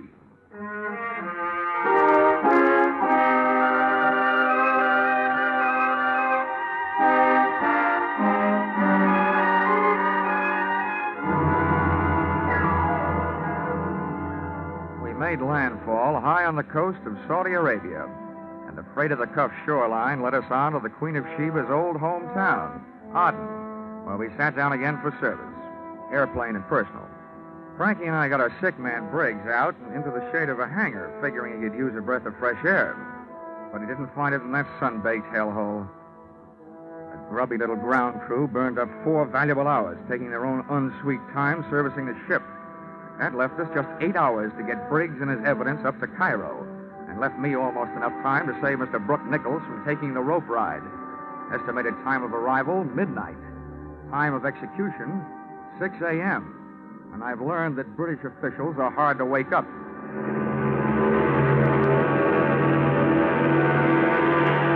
pilot stood the ship straight on its tail and made a fighter takeoff, getting out of there. We were 40 minutes out of Aden, about 5,000 feet above the Red Sea, when we ran into what I've learned to expect in my business, the unexpected. Hello. Could either of you gentlemen tell me where I pay my fare? Well, where did you come from? Hey, a walk-on like this I have not seen since Minsky's. It's all right, gentlemen. You can pop your eyes back in. You've seen a woman before. Oh, I've never scooped one up out of the sky before. Could it be she's an angel? What are you doing here? I'm afraid I'm what you'd call a stowaway. How'd you get aboard? When the plane was empty, I locked myself in the powder room. I'm sorry I had to do it this way, but I have to get to Cairo immediately. The next airline flight doesn't go out till 11 tonight. I should write to the captain and have him turn around and dump you back. Please, don't. I'm perfectly willing to pay my way. Don't worry. We can't spare the time. Mr. Dollar, there are only certain things which make air travel a pleasure to certain people. With me, that is a stewardess, and I would be glad to brief her about her duties. You go check the patient, Frankie. I'll check Miss Stowaway. That's what comes from always being only an assistant. I noticed that poor man on the stretcher when you took him out. Who is he? Never mind. What's your name? Fate Fabian. What's so important you've got to get to Cairo this way? Sorry, Mr. Dollar, that's a secret. It's also a secret how you get into that tight little dress you're wearing. I'm glad you like it. A dress, yes. Secrets, no. When I find myself in an airplane with a stowaway, I smell trouble. That trouble you smell costs $85 an ounce. Now, listen, save your sharp talk for a cocktail lounge. Don't waste it here. You must think I'm kidding. This is serious. You're flying across international boundaries. Now, who are you? I told you. Fate Fabian. Here. Here is my passport, and here is money. How much? Okay. We'll call it a sort of bond to ensure your good behavior. $500. All that for good behavior? That's awfully high. So is this airplane. If you don't like it, jump.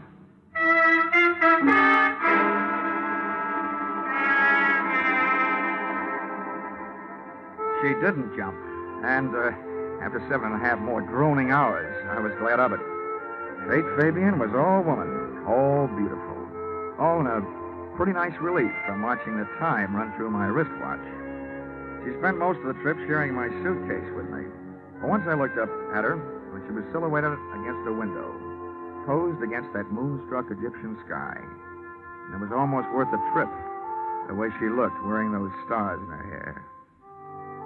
Just about then, a vague glow on the horizon took over where my conscience left off. We were coming into Cairo, and the problem of landing 50,000 pounds of airplane replaced the problem of landing 120 pounds of woman.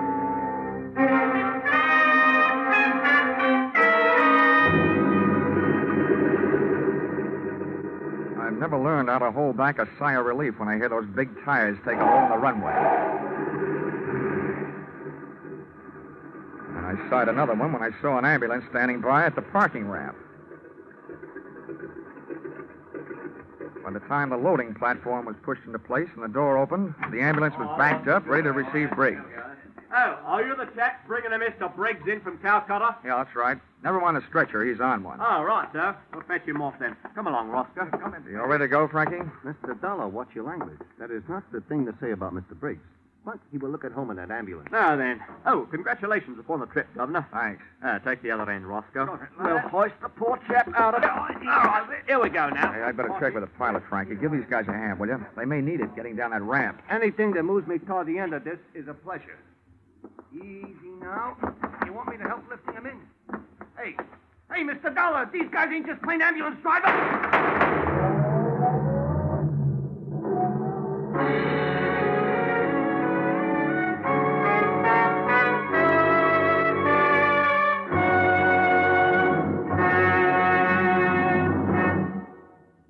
In just a moment, we return to the second act of Johnny Dollar. But first, whatever you're planning to do over the Labor Day weekend, be sure to plan to listen over most of these same stations tonight to a wonderful new show on CBS.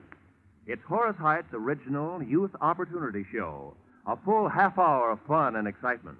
You'll get the thrill of a lifetime hearing talented young Americans get the chance of a lifetime. Don't forget, Sunday night with Horace Height, the Horace Height Original Youth Opportunity Show, starting tonight on CBS. Tune in this fall for the shows that you love best of all. Listen carefully, here's the address. It's CBS.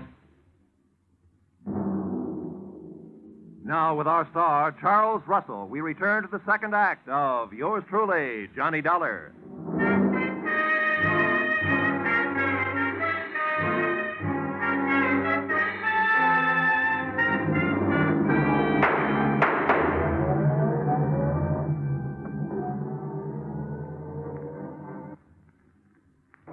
I had made 4 steps toward the cockpit when I heard Frankie yell, and a half a step back toward the door when I heard the shots. By the time I got to the top of the ramp, the ambulance was about 20 yards away, and pitted against that distance were 2 overlapping thoughts. One, the way to stop, or at least slow it down, was to puncture the rear tires. 2, the tool at hand was that loaded Exhibit A Luger that should have been in my pocket. It wasn't there. I looked around, didn't see it. But I thought I knew where to find it. Come on, open up, or I'll put this fire extinguisher through that door. And if your head isn't in the way, I'll get that neck. Wait a minute. Moral, don't use the same hiding place twice. It could be that I wasn't hiding. And it could be that purse is now holding a Luger. Give me it. Yeah. Now all I need is to hear you say you don't know how it got there. I don't know how it got there. That does it. Come on, you're coming with me. Come on, get going. Ouch! You don't have to do that. What I did have to do was dig up some transportation. It turned out to be a taxi whose driver had slept through the excitement and therefore was the only one at the hack stand. I think he was still asleep when I gave my unwilling companion an ungentlemanly shove into the rear seat. And we left.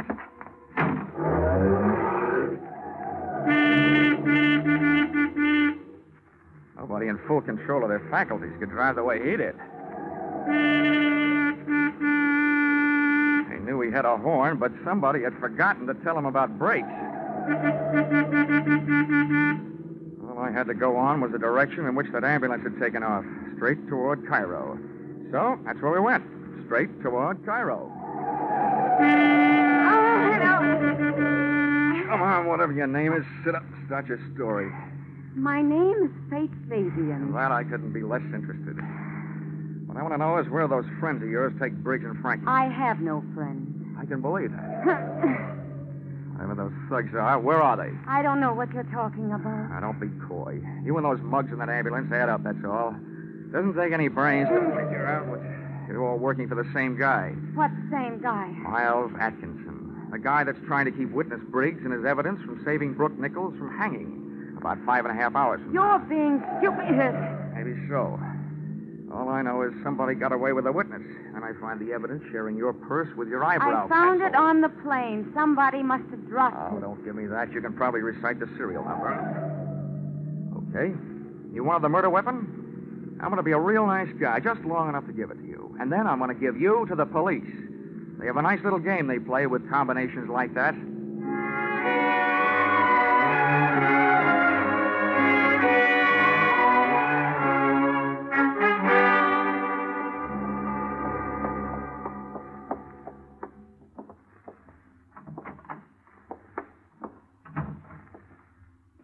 Hello. Are you the chief inspector? I am.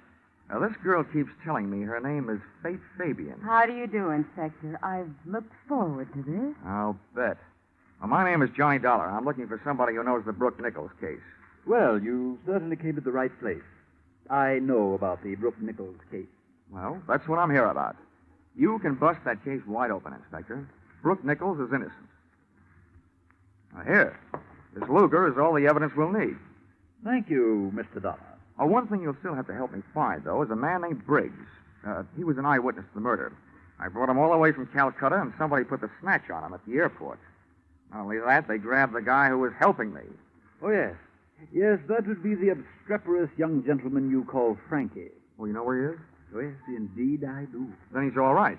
Yes. If you could call a man all right, then he's just been arrested for the murder of Mr. Briggs. Murder? Yes. Mr. Briggs was shot in the ambulance that took him from your plane. Hey, what is this? This is a very good time for both of you to remain perfectly still, Mr. Dollar. After you raise your hand, Miss Fabian, you needn't bother. There's hardly enough of that dress to conceal all of you, let alone the weapons. Thank you. Mr. Dollar, this is what a romanticist would call a poetic injustice. You see, this Luger, the evidence, as you call it, happens to belong to me. But that's the murder weapon. Who are you, anyway? Chief of Inspectors Miles Atkinson. Miles Atkinson? Oh, no. Oh, yes. I fly 5,000 miles from Calcutta to put you in the hands of the police. And you turn out to be the police. Yes. Bloody convenient, isn't it? Not for me, it isn't. Get steady, old boy.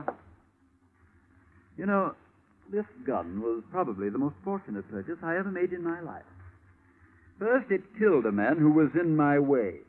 Then, because it disappeared, it made it possible for me to establish false evidence, ostensibly proving that my esteemed cousin, Brooke Nichols, was guilty of the murder. And now, his death by hanging will place in my hands the controlling interest of the Constant Sun Trading Company. Quite a bargain. Thank you, Mr. Dollar. Not you, the gun. Which I shall now put to its final use.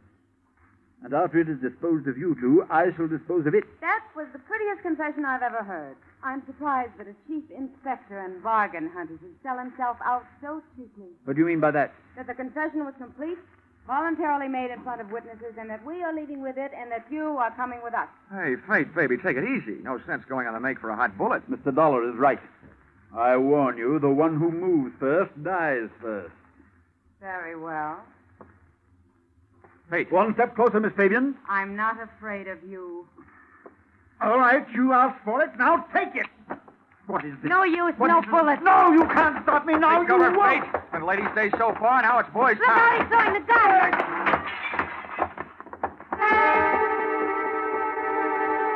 He did throw the gun, but not at me. At the single light fixture in the middle of the ceiling. And when that went out, so did Atkinson. Out through the door. And the chase was on. It was no dope. He knew where the light switches were, and as he went racing past them, he switched them off. It was like night flying without the benefit of carrots in my diet. Chasing him down those long, empty, echoing corridors and up the stairs to the roof. At the door to the roof, I threw on our brakes by throwing an arm around Fate. She was soft, and it was dark, but I was scared. I figured Atkinson might have picked up a weapon on the way. And that turned out to be an underestimate. What he had picked up was a fire hose.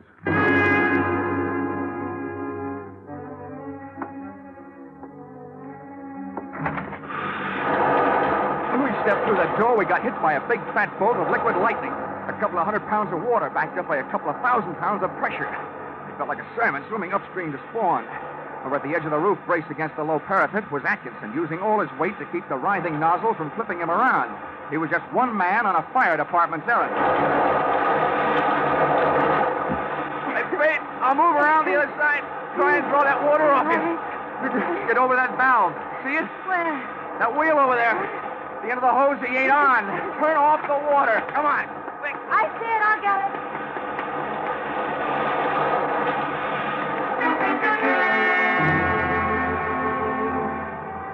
Instead of dropping away to a dribble, the hose suddenly snapped its muscle up to its hardest as a driving surge of water went through it. And before Atkinson could get himself untangled from the canvas and rubber snake, it snapped him over the parapet, off the roof, and high into the night. Hey, Fate! Turn off that water!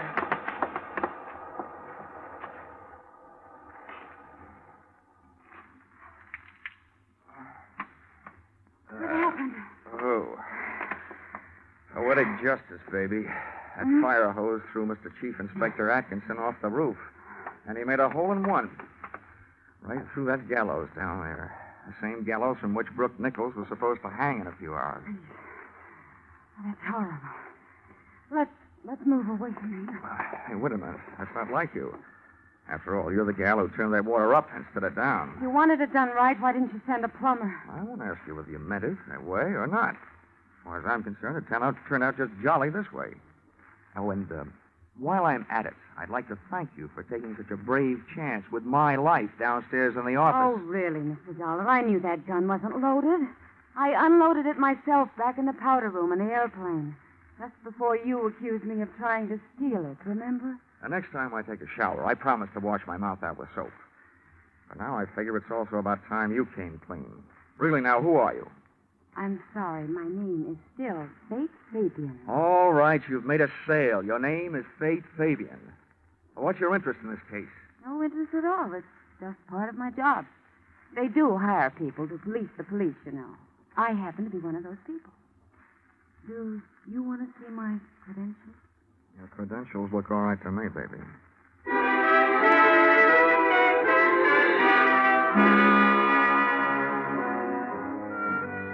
We got off the subject, off the roof, and into the problem of getting Brooke Nichols off the end of a rope. After going through those motions, and that gal made all the motions, including retrieving young Frankie from the pokey, I kissed Fate Fabian goodbye, just for luck. And receiving no interest on that investment, we headed back to the airfield.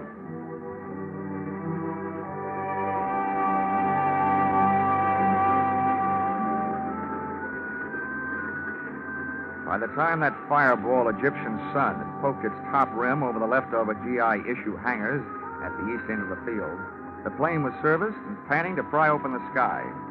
Came the time to board ship, came a visitor. I say, oh, boy. Is Mr. Dollar about? Yeah, about right here. Oh, splendid, splendid. I'm Lionel Brooke Nichols. Congratulations. I suppose you know you saved my life. Yeah, with a lot of help, yeah. Well, I should like to make it up to you somehow. Is there anything I can do? Well, besides paying my expenses. Oh, naturally. Send your chit to the Constant Sun Trading Company. You'll be paid post haste. But beyond that. Well, could do something for the guy who got me out here. Back in Calcutta, I have an old army buddy named Chaplain Joe Blessings. He runs a church. Oh, splendid. Perhaps I could donate a stained glass window or anything you suggest. Did you say anything? Yes, anything. Okay. Well, look, Chaplain Joe Blessings doesn't need a stained glass window because he hasn't got any place to put it. What he does need is a new church, a real one with steeples and all that. Oh. All right, then. Very well. Done.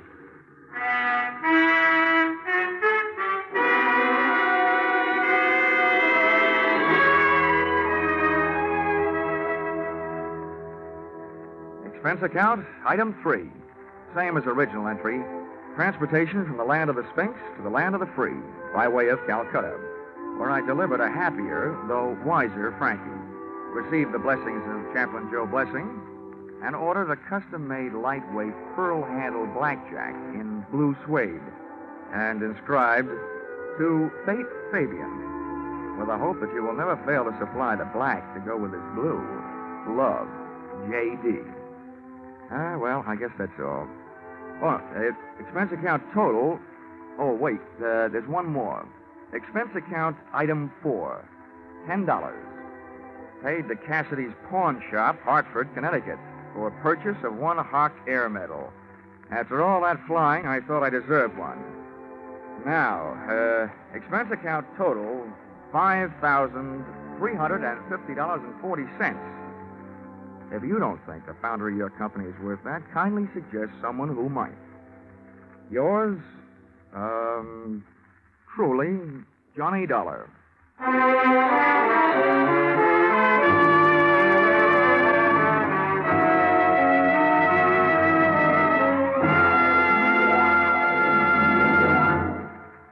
Yours truly, Johnny Dollar, was produced and directed by Gordon T. Hughes and stars Charles Russell, with script by Paul Dudley and Gil Dowd. Featured in the cast were Georgia Ellis, Jack Edwards, Parley Bear, and Paul Dubov. The special music is written and conducted by Leith Stevens.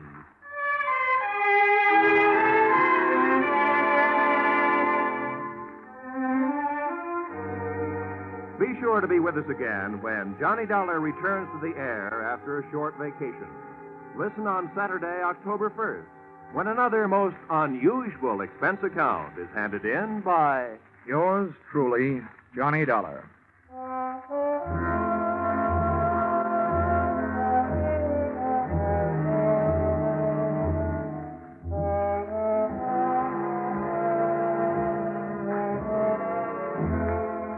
Next week at this time, on many of these same stations, Eve Arden will bring you the madcap adventures of America's favorite schoolmistress, our Miss Brooks. Miss Arden, who has been heard later on Sunday evening for more than a year, is moving to this new time, and CBS cordially invites you to hear her and her famous brand of comedy. To make sure, consult your local newspaper listings next Sunday for the new time, when you'll hear Eve Arden and our Miss Brooks. Now, stay tuned for Your Hit Parade on Parade, which follows immediately over these same CBS network stations. This is Roy Rowan speaking. This is CBS, the Columbia Broadcasting System.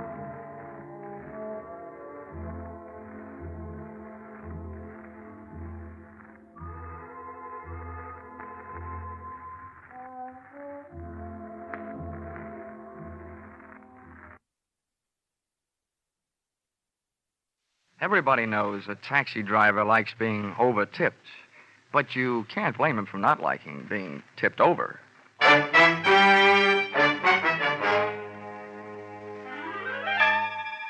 This is another in the adventures of America's fabulous freelance insurance investigator, Johnny Dollar.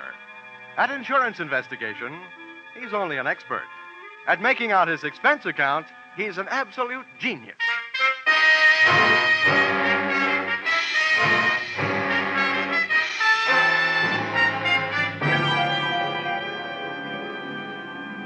expense account, submitted by Special Investigator Johnny Dollar.